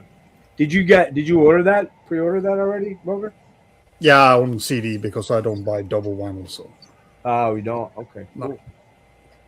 Rick, I'm gonna leave you and I to last because we probably have the most. Tom, you got any honorable mentions? I'll just say Viljarta, and then it's way too long of an album title, and I don't speak the language that they have it in. That, and then Warbringer's album that blew me away. I was saying I don't really listen to thrash these days, but that shit's melodic. It's heavy. It's really good. So that's something I forgot to put on my large ass list. But killer, yeah, man. Well, hang out for a few minutes yet. But I appreciate you dropping in, man, and because you worked all day today, I believe, right? Yeah. So you're probably pretty wiped out. Tyler, what do you got? Real quick, couple. Quick. No. Actually, I'm bouncing out. Okay, man. Okay. All right, bro. See you. Thanks for hanging, bro. Yep. We'll see you guys later. See ya. Yeah. Happy New Year. Okay. Peter, I'm gonna hang on to you for one more minute. Roger, you're back. God damn, what the hell? Yeah. Not by choice, but yeah. Not by choice. Erik, you got anything? Quick. I mean, I did do a top 25 just in case, but rip out your five. Rip out 5 of your list. Rick, I'm capping us at 5. I have 15, but I'm capping us at 5. Okay. Right. I mean, I could actually go for a while yet, but I know that the rest of you guys are burnt. Peter and I are probably. I'm like in the furthest west. Well, you can hang a little bit too. Then we'll hit a couple after the other people. Yeah. Roger, did you want to split? No, I'm okay. Yeah. Tom, you good? Or you want to split? Already too late. Yeah, I'm probably taking off, but thanks so much for having me on. Appreciate it. I will, Tom. I will get your stuff listed in the description. I didn't know whether you were joining or not, so I didn't get you. And I'll Capital Chaos TV, right? Right on. Thanks, brother. Right, bro. See you guys. Later. Okay, so well then, I guess Rick, how many you got? A little more than 5, but I'll follow them. A little more than 5. Okay. All right. Start. And by the time I get back from go in the little boys' room. Yeah. Might take. How big is that jug? It's huge. It's like an ocean. All right. Well, first of all, Belgium. So Belgium has a collective of doomgaze, post metal, bands like Amen Ra, Oathbreaker, and this what do you call it? Slow Crush. The Thirst put out this album this year. Female doomgaze, really good. It even has some of those emotive moments. Think of like what Chino does with Deftones, but just done in that sort of ethereal kind of way. Good stuff. Castrator out of New York. This is their second album. What is it? A Coronation of the Grotesque. Very familiar stuff. I hear elements of Deicide, old Cannibal Corpse, Suffocation, just kind of this soup of the old school, all female death metal band. Good stuff. Dark Descent. Sludge Doom out of Denmark. Nobody talked about this. I think this is the highest grade kind of stuff. Katla, Scandinavian Pain. It's so punishingly heavy. That's all I could say. It's done really well. Put out through Napalm. Highly recommended. Band from Chicago. Land Long Gone. This is their second full length. The vocalist Esteban, who's in Alceres, that band with Daniel Corchado. So I always joke around and call these guys like the Chicago Crip Sermon. It's heavy metal with a lot of doom, kind of in that classic sense. I just feel like the production could use a little. Let's just say with the next album, I feel like they could do something a little better with production to bring on more of the punch and the dynamics. But the songwriting on this thing it's amazing. Really like this release. This is one I kept revisiting all year round. More Death Doom from New York. Nobody talked about this. I thought it was a really good release. The Convalescence Agonies, Weeping Sores. Doug Moore from Pyron. Very avant-garde death metal. This is kind of taking that avant-gardeness, kind of putting it on Death Doom. So are there some pretty moments? Sure, but just as much there's dark moments. I Void Hanger. So there you go. You kind of know what you're getting with this. Another one is I was kind of hoping somebody would bring this up, but I figured I would. So Pagan Altar's back, and Brent Ranigan, amazing vocalist. I think he's a really good fill-in for Terry. Rest in peace. And just dying victims, so they don't put out bad products, and this is no different. I feel like there's a new life to this band with the new vocalist. Everybody feels like they're more re-energized. This is some older material, kind of repolished and repurposed for this, but I'm curious to see what they do next with all new source, all new songs coming in. It's new to us here, but to the band, it's kind of material that they've been kind of fleshing out for a while. Really good stuff.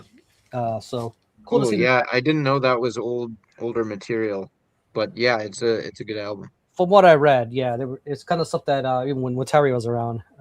So I don't know how much of it was percentage-wise, how much was his material. This is melodic, blackened, death, doom, Krigsgrav, Stormcaller. I showed this on Metallurgy, also on the Honorables. I just felt like I needed another mention. This is a lot of melodic sensibilities, but it's also scathing. It's also a little bit of everything. This is such a good soup of kind of old Catatonia. It's got some elements you expect from a lot of other bands that kind of have what do you call it? But in a more modern sense. Like it's definitely check it out. But I don't always know how to describe this because it just has a little bit of everything that I like about just dark. Cool artwork. Though. Yeah, which is Adam Burke again. It's Adam Burke. He's been a lot on my list. He's in everything. So the Ossuary, Requiem for the Sun. It's just cool. Stoner doom out of Italy. Very good songwriting. I think this is their best work to date so far. Band, nobody talks about this band. Every time Ossuary came up, it was that death metal band. There was another one this year.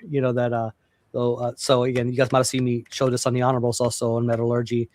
Yeah. Cool. Listen, Eric, I think you might like this. It's the side 2 is more on a psychedelic side. The first one, the first side is, or the first half, should I say, it's more on it's a lot more riffy and heavier.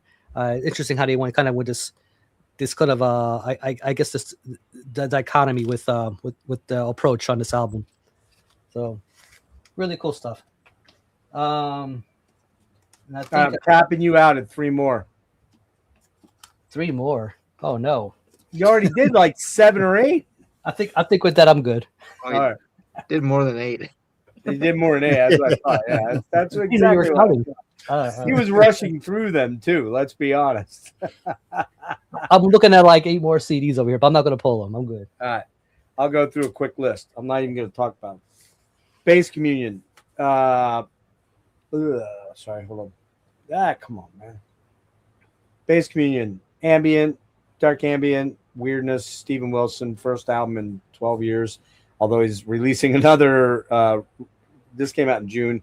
He's releasing another one in like 2 weeks or 3 weeks or something with another dude. This is kind of cool because I think this was limited to like 200 or 300, but it came with a cool little Obi.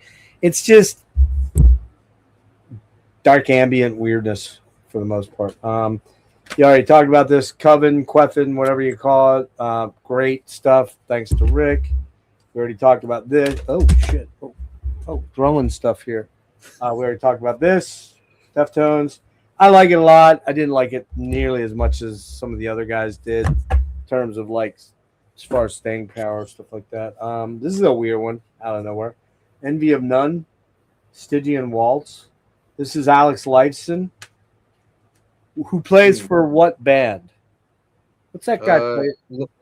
Led Zeppelin? Led Zeppelin, that's the guy, yeah. No, Rush guitarist Alex Lifeson with Maya Wynn, the singer. It's very Garbage. If you guys know what the band Garbage was like in the 90s, was that the 90s? Yeah, the 90s, early 2000s.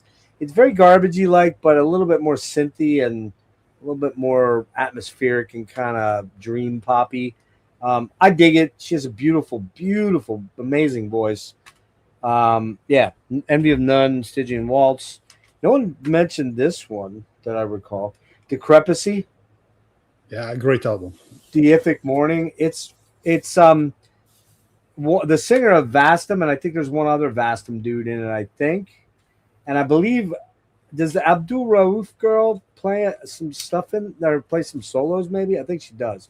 Anyway, very dank, very claustrophobic, just heavy, man. I was going to say nasty, but it's not even nasty. It's more just it's more what's that word when you're like being crushed to death? Constricting. It feels like it's all around you when you're listening to it. It's really cool. Got the vinyl in this too, but I got the package or whatever. Cool stuff. Is that John Haughm guy still here? No, he left. All right. He put out a little EP with 2 tracks. Well, actually, it's only 1 track called Born to Endless Night. The PCC Cascade Sessions EP. He did this at Pacific something Coastal College or something like that. Had 5 hours of studio time. Pretty much built the track right there in the studio. It's it's like John's more ethereal kind of. It's Agallochian, but it's more his nomad persona thing. So, and he's working on another one. This is my buddy Dane from Australia, Brisbane, I believe. It's symphonic black metal. He's great, fucking amazing guitar player. Really good death vocals too, or deathy blackish death metals. No, more black metal. What am I saying? Blackish metal. And Dane knows this because I love the dude. He's awesome. We talked about it's a little overblown on the MIDI keyboards for me. That's the only major thing that I'm not nuts about with it, but wanted to shout him out. And this one was on the periphery of my Der Weg einer Freiheit from Germany. Really cool atmospheric black metal, kind of in the great old ones, but not as nasty as not as riffy, maybe more washy and kind of shoegazy, but still very, very good. You know them, right, Roger? Yeah. I have the vinyl. Yeah, that. Yeah, it's pretty good stuff. Pretty good stuff. 3 vinyls here, quick to rip out. You mentioned Crypt Sermon there, Rick. This is Crypt Sermon. 4-track EP. One of the songs being Dom Mysterious de Satanas. I love these guys. They're friends of mine. We saw them back, Rick? 3 weeks ago, 3.5 weeks ago, 4 weeks ago, I guess now. Yeah, not too long ago. Yeah, they did their final Crypt Sermon gig of the year. It was awesome. Love the dudes in the band. They're all great guys. Rover, you'll know this one for sure. Proscription, Desolate Divine. I don't think anybody mentioned this, did they? No. Yeah, kind of an orange thing. The minute you put it on, it's Finnish death metal. It's dank, riffy. The riffs are just that. I don't know what it is about Finnish death metal, man. It's just got this fucking thing that is so cool. Quite intense. What's that? It's quite intense. Yeah, it takes you on a ride. Anything more than about 42 minutes, you're like, whoa, man, I got to get off for a little bit. And then finally, Black Braid 3. I know everybody wants to call it beginner black metal. I think it's really good stuff. Is it revelatory? No. Are the reference points all there? Sure. Havakunu should have been in here too. That would have been in the top if I'd have gotten to it earlier. Changeling's one that Tom mentioned, very good. Lamp of Murmurs, new one's not bad. Imperial Triumph, not bad. Veilburner, Longing for Triumph, Reeking of Tragedy, that's another one in there. So yeah, those are all my, and Dream Theater. I know. You gotta understand, I grew up with Dream Theater as a late teen, early 20s guy. And I gotta say, it's the heaviest, it's the best album they've done in many, many years. Probably because Mike Portnoy's back, I guess. And I did see him in September, and they were good. James was not horrible, which I expected him to fully be, but and Petrucci, man. But yeah, this one is great. Got a little John signed it. He was pretty drunk, so was I. But they were. I was wearing a Convulse, World Without God shirt. He's like, dude, I saw them in Japan, man. I'm like, whoa, cool. So we kind of nerded out on that. I was hoping I would get him on the show. He gave me that, signed it all. But yeah, this is cool. And last thing on this, and then we'll get Erik quick and Peter quick. This is a freaking nutter. I know, Roger. Hold your nose. Hold your nose. It matches the cover at least. It really does match. At least Cool. that helps a little bit. Yeah, a little bit. All right, so that's it, man. For me, Erik, got a couple quickies. Well, I mean, Peter's like how many ever hours ahead of me. So. Oh well, but yeah, but he came in like, oh shit, I just removed him. Oops, sorry. I didn't mean to. Peter, you got a couple? Yeah, well, I could do 50, but no, you're not doing 50. No. Good, but you're not gonna. I'm not going to. No. There is one I don't have a physical yet, and it would have been in my top 25, and it's the debut album by Dragon Skull, Greek epic heavy metal band. You're on Eat Metal, so Dragon Skull. Dragon Skull, yeah, it's called. Yeah, of course. Fire Vengeance. Definitely one to check out. The latest Darkenhold album. So if you like your French sort of medieval type of metal, but I thought I had plenty of French stuff in the selection. The Gygath debut, Swart it Down. Oh, yeah, I'm sorry. I need to blow you up. Sorry. If you know him, he's so prolific. Oh, I like that cover. That's cool. Yeah. Although, interestingly, kind of looks like my friend Dane's cover, doesn't it? Hang on. That's a Darkenhold. Where'd it go? Nice. Yeah, keep going. Oh, here it is. It looks a little like this, doesn't it? Hold on. I think it does, anyways. It might even be the same picture. I swear to God, it's the same thing. Oh, that's okay. This is actually a picture that's been manipulated in Photoshop. All right. Another one was like symphonic sort of black metal.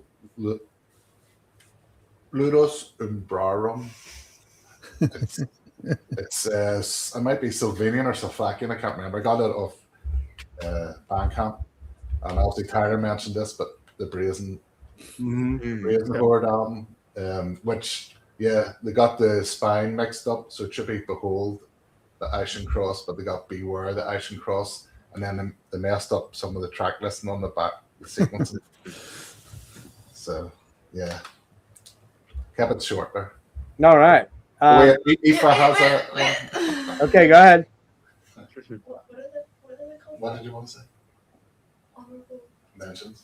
Oh yeah, my honorable mention is that I'm gonna make him start his YouTube channel. Yeah. There you go. We've heard that for a long time. Yeah. It's about time. That's right. Well, I say your name again so I can pronounce it correctly. Aoife. Aoife? Aoife. It's foreign. Aoife, it's foreign. It's not English, is it? No. No. All right. Aoife, I have a question for you real quick. Yeah.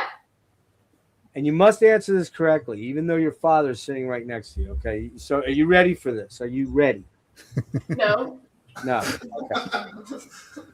Do you think that your father is mental? Yeah. I kind of think. Does your mom think her husband, your father, Peter, is mental? Yes. Okay. Right. Well, there you go. Who's going to inherit my collection? Yeah. Maybe. I bet Does she she like- can't. I bet she can't wait to dump all that shit for lots of money. Especially all the those old red. What were they? What's it called? Red fern? No, red. What was that black metal label in Pennsylvania? Red something. Redstream. Redstream. All those Redstream rarities there that she can cash in on. There's a lot of money there, so yeah, she's looking forward to it. Aoife, you talk to me when you're ready to move all that shit. Well, no, I'm older than your dad by a lot of years, so I'll be long gone probably by then. But all right, Eric, you got a couple quickies. All right. We're not doing the whole Real quick, 25. What's that? You said you had 25 albums, but let's just keep it to Well, that. I totaled, so I only have 15 left because I only did 10, but I can be quick. All right, Pass be the very rat quick. With Be very the bestiary. I don't know, man. There's something about these guys' sound that just works for me. I love her vocals. I don't know, just catchy riffs. I don't know, nothing original, but it just it works. And You could mean say the same chainmail thing and about- swords aren't original? Really? I mean, you could say the same thing about Black Braid, right? Yeah. I mean, they're not Oh, big time. original. No, there's but nothing really They just do original it really there. well, you know. I think the only slightly tiny little bit of originality there is they've incorporated the Native American flute and instrumentation into a black metal thing. Is their music super complicated? Not in the grand scheme of thing, no. I almost feel like they had a little bit more of that on the first two albums. Yeah, than that's what Rick. on this one. I don't know those two albums. I only got into them with this album. I have to be honest. And The first They one is just- pretty good, but the I mean, second one wasn't. Since you brought it up, Well, I want to shout out a real local band to me, Giba. These I can't spell that for you. Sorry. Oh man, But, Roger's all over this. This is not Peter from and this Roger year, are already this is behind from, us like, right now. 15 on the years ago, artwork. but these guys did like really cool like integration of like First Nations American music with black metal, and they only live 2 hours away from me, so that's a cool Sweet. album. Try to put it in the chat, but anyway, Yeah. got to shout out Ancient Death with Ego Disillusion. Great album. The old school production mixed with the little kind of minor prog elements, which I love. It's like kind of a throwback to a lot of my favorite stuff, which is the kind of slightly adventurous death metal of the 90s, without being overproduced and stuff like a lot of modern things are. Hooded Menace, of course. What's this album called? Lachrymose Monuments of Obscuration. Yeah, I mean, these guys just do such interesting, they have such great riffs and just the chord changes, like the key changes that they do and stuff. Yeah. Just different from anybody else's sound. And that the album, one thing I direction, forgot to cover, I've never, what's that? one thing I forgot to mention about that album real quick is there are a lot of fucking fist pumping arena heavy metal riffs on there that you're like, yeah. You can just see it, and like purists, all the purists that are into that band from the early days, are like, yeah, fuck this shit, man. They're trying to be pop metal guys. No, not hardly, not at all, man. They're great riffs, man. I mean, you get into just every riff is so good, man. Plus, they do a cover of Duran Duran. Did anybody mention that? Rick, you did. They do Duran Duran. Save a prayer. You're muted. You're muted. I was saying I brought out Nick Rhodes himself. That's right. You brought on Nick. That's right. You did. Sorry. That's right. Yeah, and it's a cool cover because it kind of follows the song more or less, but but in doing it in a death metal style, it's just, and that doomier sort of wow, wow, wow, wow, wow. It's just super freaking cool, man. I love it. Although I think I would put it at the end, but go ahead. I've honestly never heard the original, so I heard the, I heard this cover of it, and I was like, man, that actually fits. Even though I know it's a cover, it worked in the context of the album for me. I think somebody just clued us in that he's a youngster. Just saying. Yeah. I mean, you're not even that young. Getting into more 80s stuff. So Ipa's 15, you're 30. And these other three cats are in their 40s, and I'm a really old fossil. I'm in my 50s, so you are 50. That's right, Roger. What are you, 50? I'm getting 52 in a couple of days. All right. Still got 9 years to catch up to me, bro. Or 8 years. Sorry. Yeah, I will never catch up. Well, you will soon when I'm dead, but just say. I still won't catch up. You know that math thing. Yeah. All right. Okay, Eric, give me 5 more, and then we got to wrap. Yeah, I just wanted to say, you had a good point about they brought in a really big, classic metal, 80s heavy metal element on their last couple albums, especially Last two, yeah. I really like that, honestly. Got to go with Death Hammer. Yeah, killer stuff. Yeah, I mean, these guys just do that blackened thrash sound from the 80s so well. Again, nothing original, but I mean, when you're in the mood to just bang your head for 35 minutes straight, and I mean, you can't go wrong with this at all. Paradise Lost, of course, Ascension. I mean, so good. I haven't heard all these guys' albums, but I love the early stuff, and I love the only comeback album I've heard is The Plague Within. I need to check out the last couple as well, but this really kind of caught me off guard, to be honest. Plague the songs wasn't really so great. Plague wasn't their comeback album though. In Requiem kind of was because they had disappeared for a while, but that was kind of like a hard say that it was kind of their return to the death to form, return to form. Yeah. Okay, cool.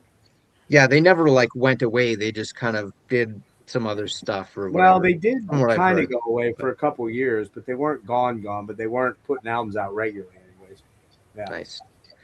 I got to shout out this band. These guys are kind of locals to me, actually. And I actually saw them in concert, which is a rare occurrence for me. Hedonist from Victoria, BC. These guys are just a total mix of British and Swedish old school death metal with a female front woman who's one of the most brutal female vocalists I've ever heard. Especially live, they just brought it. Absolutely killer album. Nothing new again, but they just pull it off so well. Give me 2 more good ones. Okay, 2 more. All right.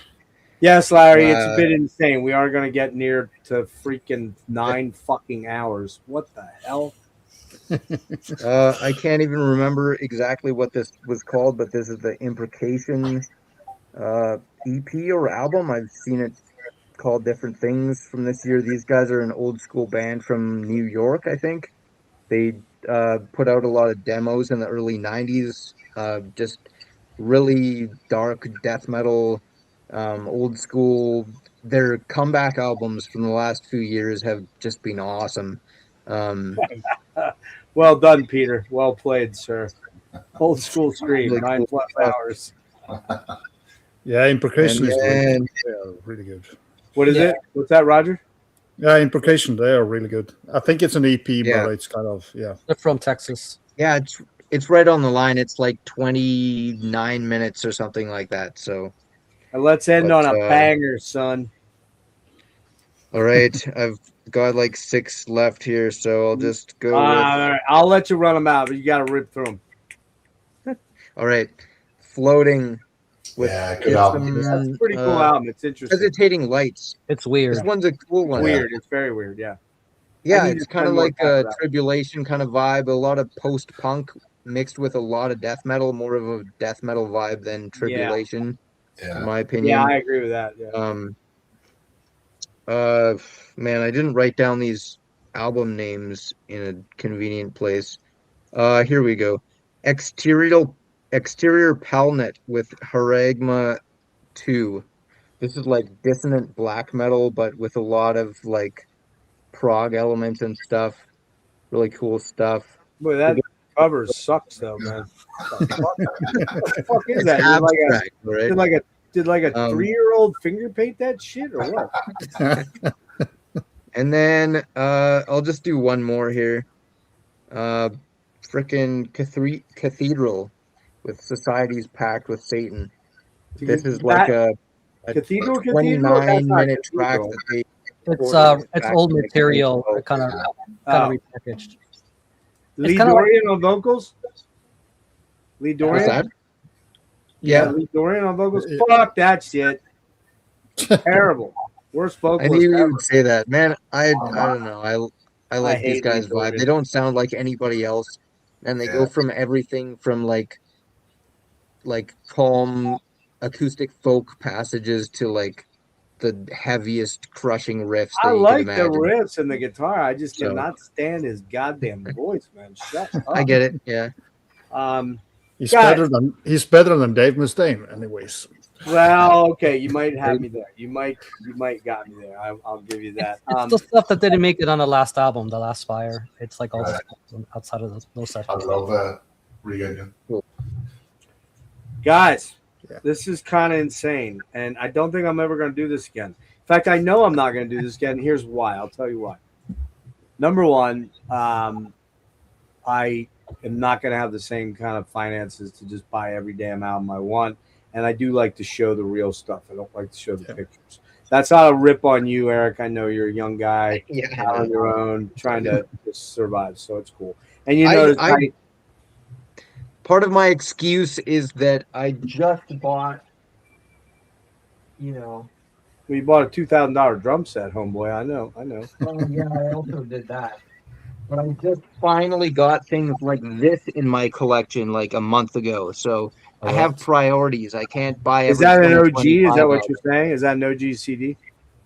No, it's No, not. it's not. But I just got Obituary Cause of Death on OG. So But you're going backwards in time, grabbing this stuff, and yeah, see, there's so much. I was born in '95. I have so much catching up to do. Yeah, so. you do, and that's tough. And the added problem for you is you don't just like death metal and metal. You like prog, you like fusion, you like other stuff.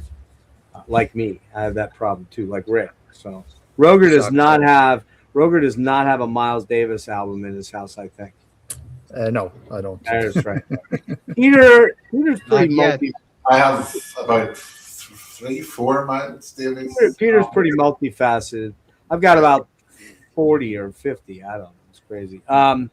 So yeah, it's kind of tough. The other reason that we're probably not going to be doing this next year is, well, I just don't think I'm going to be here. And I'm not being a bummer downer. That's just the reality. There's a lot of weird shit going on. So you say that every year. Yeah, I did that the last couple of years, but Rick's been with me in recent times. He knows things are not good. So things are not good with my Prepare for the worst, hope for the best. Yeah. Yeah. Yeah. I'm not gonna lie to you guys. I'm actually going into the hospital tomorrow. I've got to get a control of some of the pain that I'm in under control, or I'm just not gonna be able to keep going. But I want to keep going. But I guarantee you, next year we're probably gonna just do a top 10. Didn't you say that last year as well? No, I didn't. Did I? Maybe I did it during the stream. Yeah, you did say we should. Was I hammered? But was I hammered? Yeah, you were. I have an out. I have an excuse. If I was hammered, you noticed nothing but iced tea today, kids. Not or juice. The top one. And coffee. I'm serious. Top one, yeah. I really don't think that I'll be buying even a third of what I bought in 25, because it was just, I don't know, it was this crazy free for all. Like, let's just do it all. Who cares, man? If I'm gonna die soon, I'm gonna die with the most toys. It's just never gonna happen, Aoife, your dad can kind of explain things to you, but Yeah. I'll tell you later. Okay. Yeah. So sorry to be a bummer. I didn't really want to include her in that, but Evo, it was great having you here the last 45 minutes to an hour. Sorry we swore a couple times, especially me. I got a very filthy, dirty mouth. But it was cool having you on. Anybody want to throw out some parting comments? No, it's been fun, but as I said, you said in the beginning you're not more than 6 hours, and you were pretty close. So yeah, 3 hours. 3 hours later, like what's the SpongeBob thing? 3 hours later. Shout out to Tim for hanging the whole stream. If he's still here. Tim, you're a fucking rock star, my friend. Holy hell, bro. I was a little disappointed Kelly didn't show up. I thought he was going to be here, Kelly Schaefer. And I actually, Rick, I didn't even tell you about it. I'd reached out to Scott, but it was so late in the day. I kind of figured it probably wasn't going to happen. Thought about reaching out to like Steve or Matt from Crypt Sermon, but I wasn't sure who was coming. And then a lot of people would. See, this is why I kept saying, everybody tell me up front that you're coming a week 10 days ahead so I could get other people. And I didn't get a lot of people committing until the last 3 or 4 days, and I'm like, shit. Well, now I invited this person, I invited that person. I said, and that's what kind of was, I got kind of, me, Rick. I'm a people pleaser in a lot of ways, even though I'm a dick about being a people pleaser. Well, no, it's true. I'm an asshole people pleaser. That's but I don't like to let anybody down, so it becomes this monstrosity. I think, Roger, you're right. I said I'm not going to invite all these people next year, and I did again. If I make it to January 4th or 2nd next year, whatever it is, you can throw this back in my face. Yeah, let's do a top 10. Let's do a top 10, and let's get it done in under 5 hours. Yeah. Because I'll let you know. My best thing, Roger's like block email right now. Right as soon as he gets off this, Peter unfollows me on Instagram, and Rick's like, Rick doesn't answer any Instagrams, no emails, no phone calls. I don't even have internet up here, so don't have. I wanted to show you guys one quick. I just use a ham radio. You guys can reach me that way. A ham radio. This is the shirt John sent me, which is super cool though. Real quick here, look at that shirt. People hanging upside down by their ankles and being beamed in the head with sledgehammers or something. I mean, come on, does it get any better than that? Art of the Black Blood, and the album is, what's it say? Oh my god, I can't read that. Deficit. Was it deficit? Something quad. Musculature? I don't know. Musculature? Anyway. Guys, thank you so much for being here. Really appreciate it. Yeah, it was fun. Always good hanging with you dudes. You bring it. We had a lot of overlap this year, but that was to be expected because there was a lot of really killer albums that I know all of us enjoy. But everybody brought at least a couple that was like, oh man, what was that? Never heard of that. I mean, Peter and Tyler, come on. And Roger too. You three guys are the deep weirdos. And the underground. We're the underground guys. Yeah, not the soft ass SpongeBob's P words like this guy. What kind of black metal you listen to, Jeff? Well, I don't know. I don't know. Is Enslaved really like super dark and heavy, man? Yeah. They're so evil. They're so evil, yeah.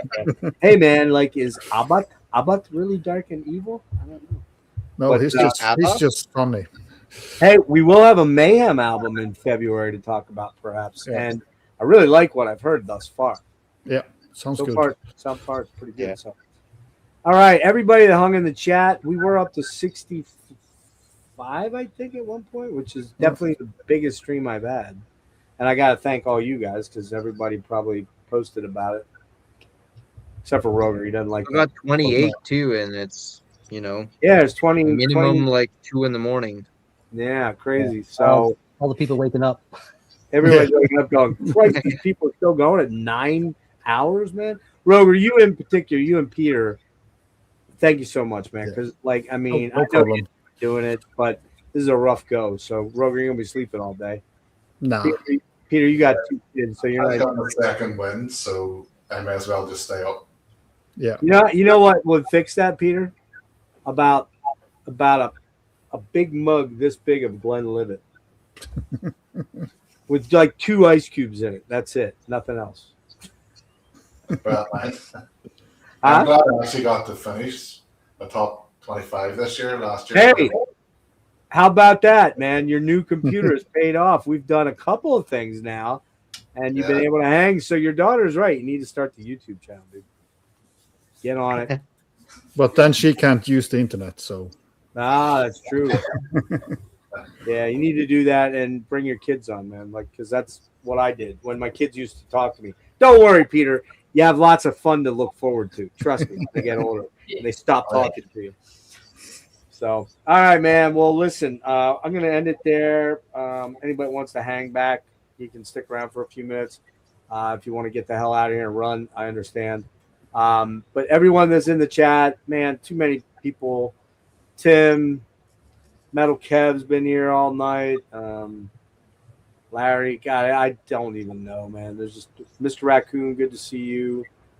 Johnny Mac is over there, and Jolly Old, yeah. Just really cool, all you guys support and hung out for so long. We appreciate it, and have fun watching all 9 hours. I'm not bookmarking anything. Trust me, it's not gonna happen. Peace out, everybody. All right, buddy. Right. Just hang on if you want to hang on for a minute here. Gas masks and hand grenades.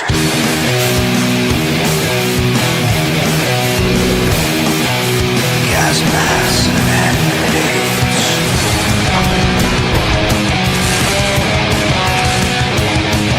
Gas masks and hand grenades.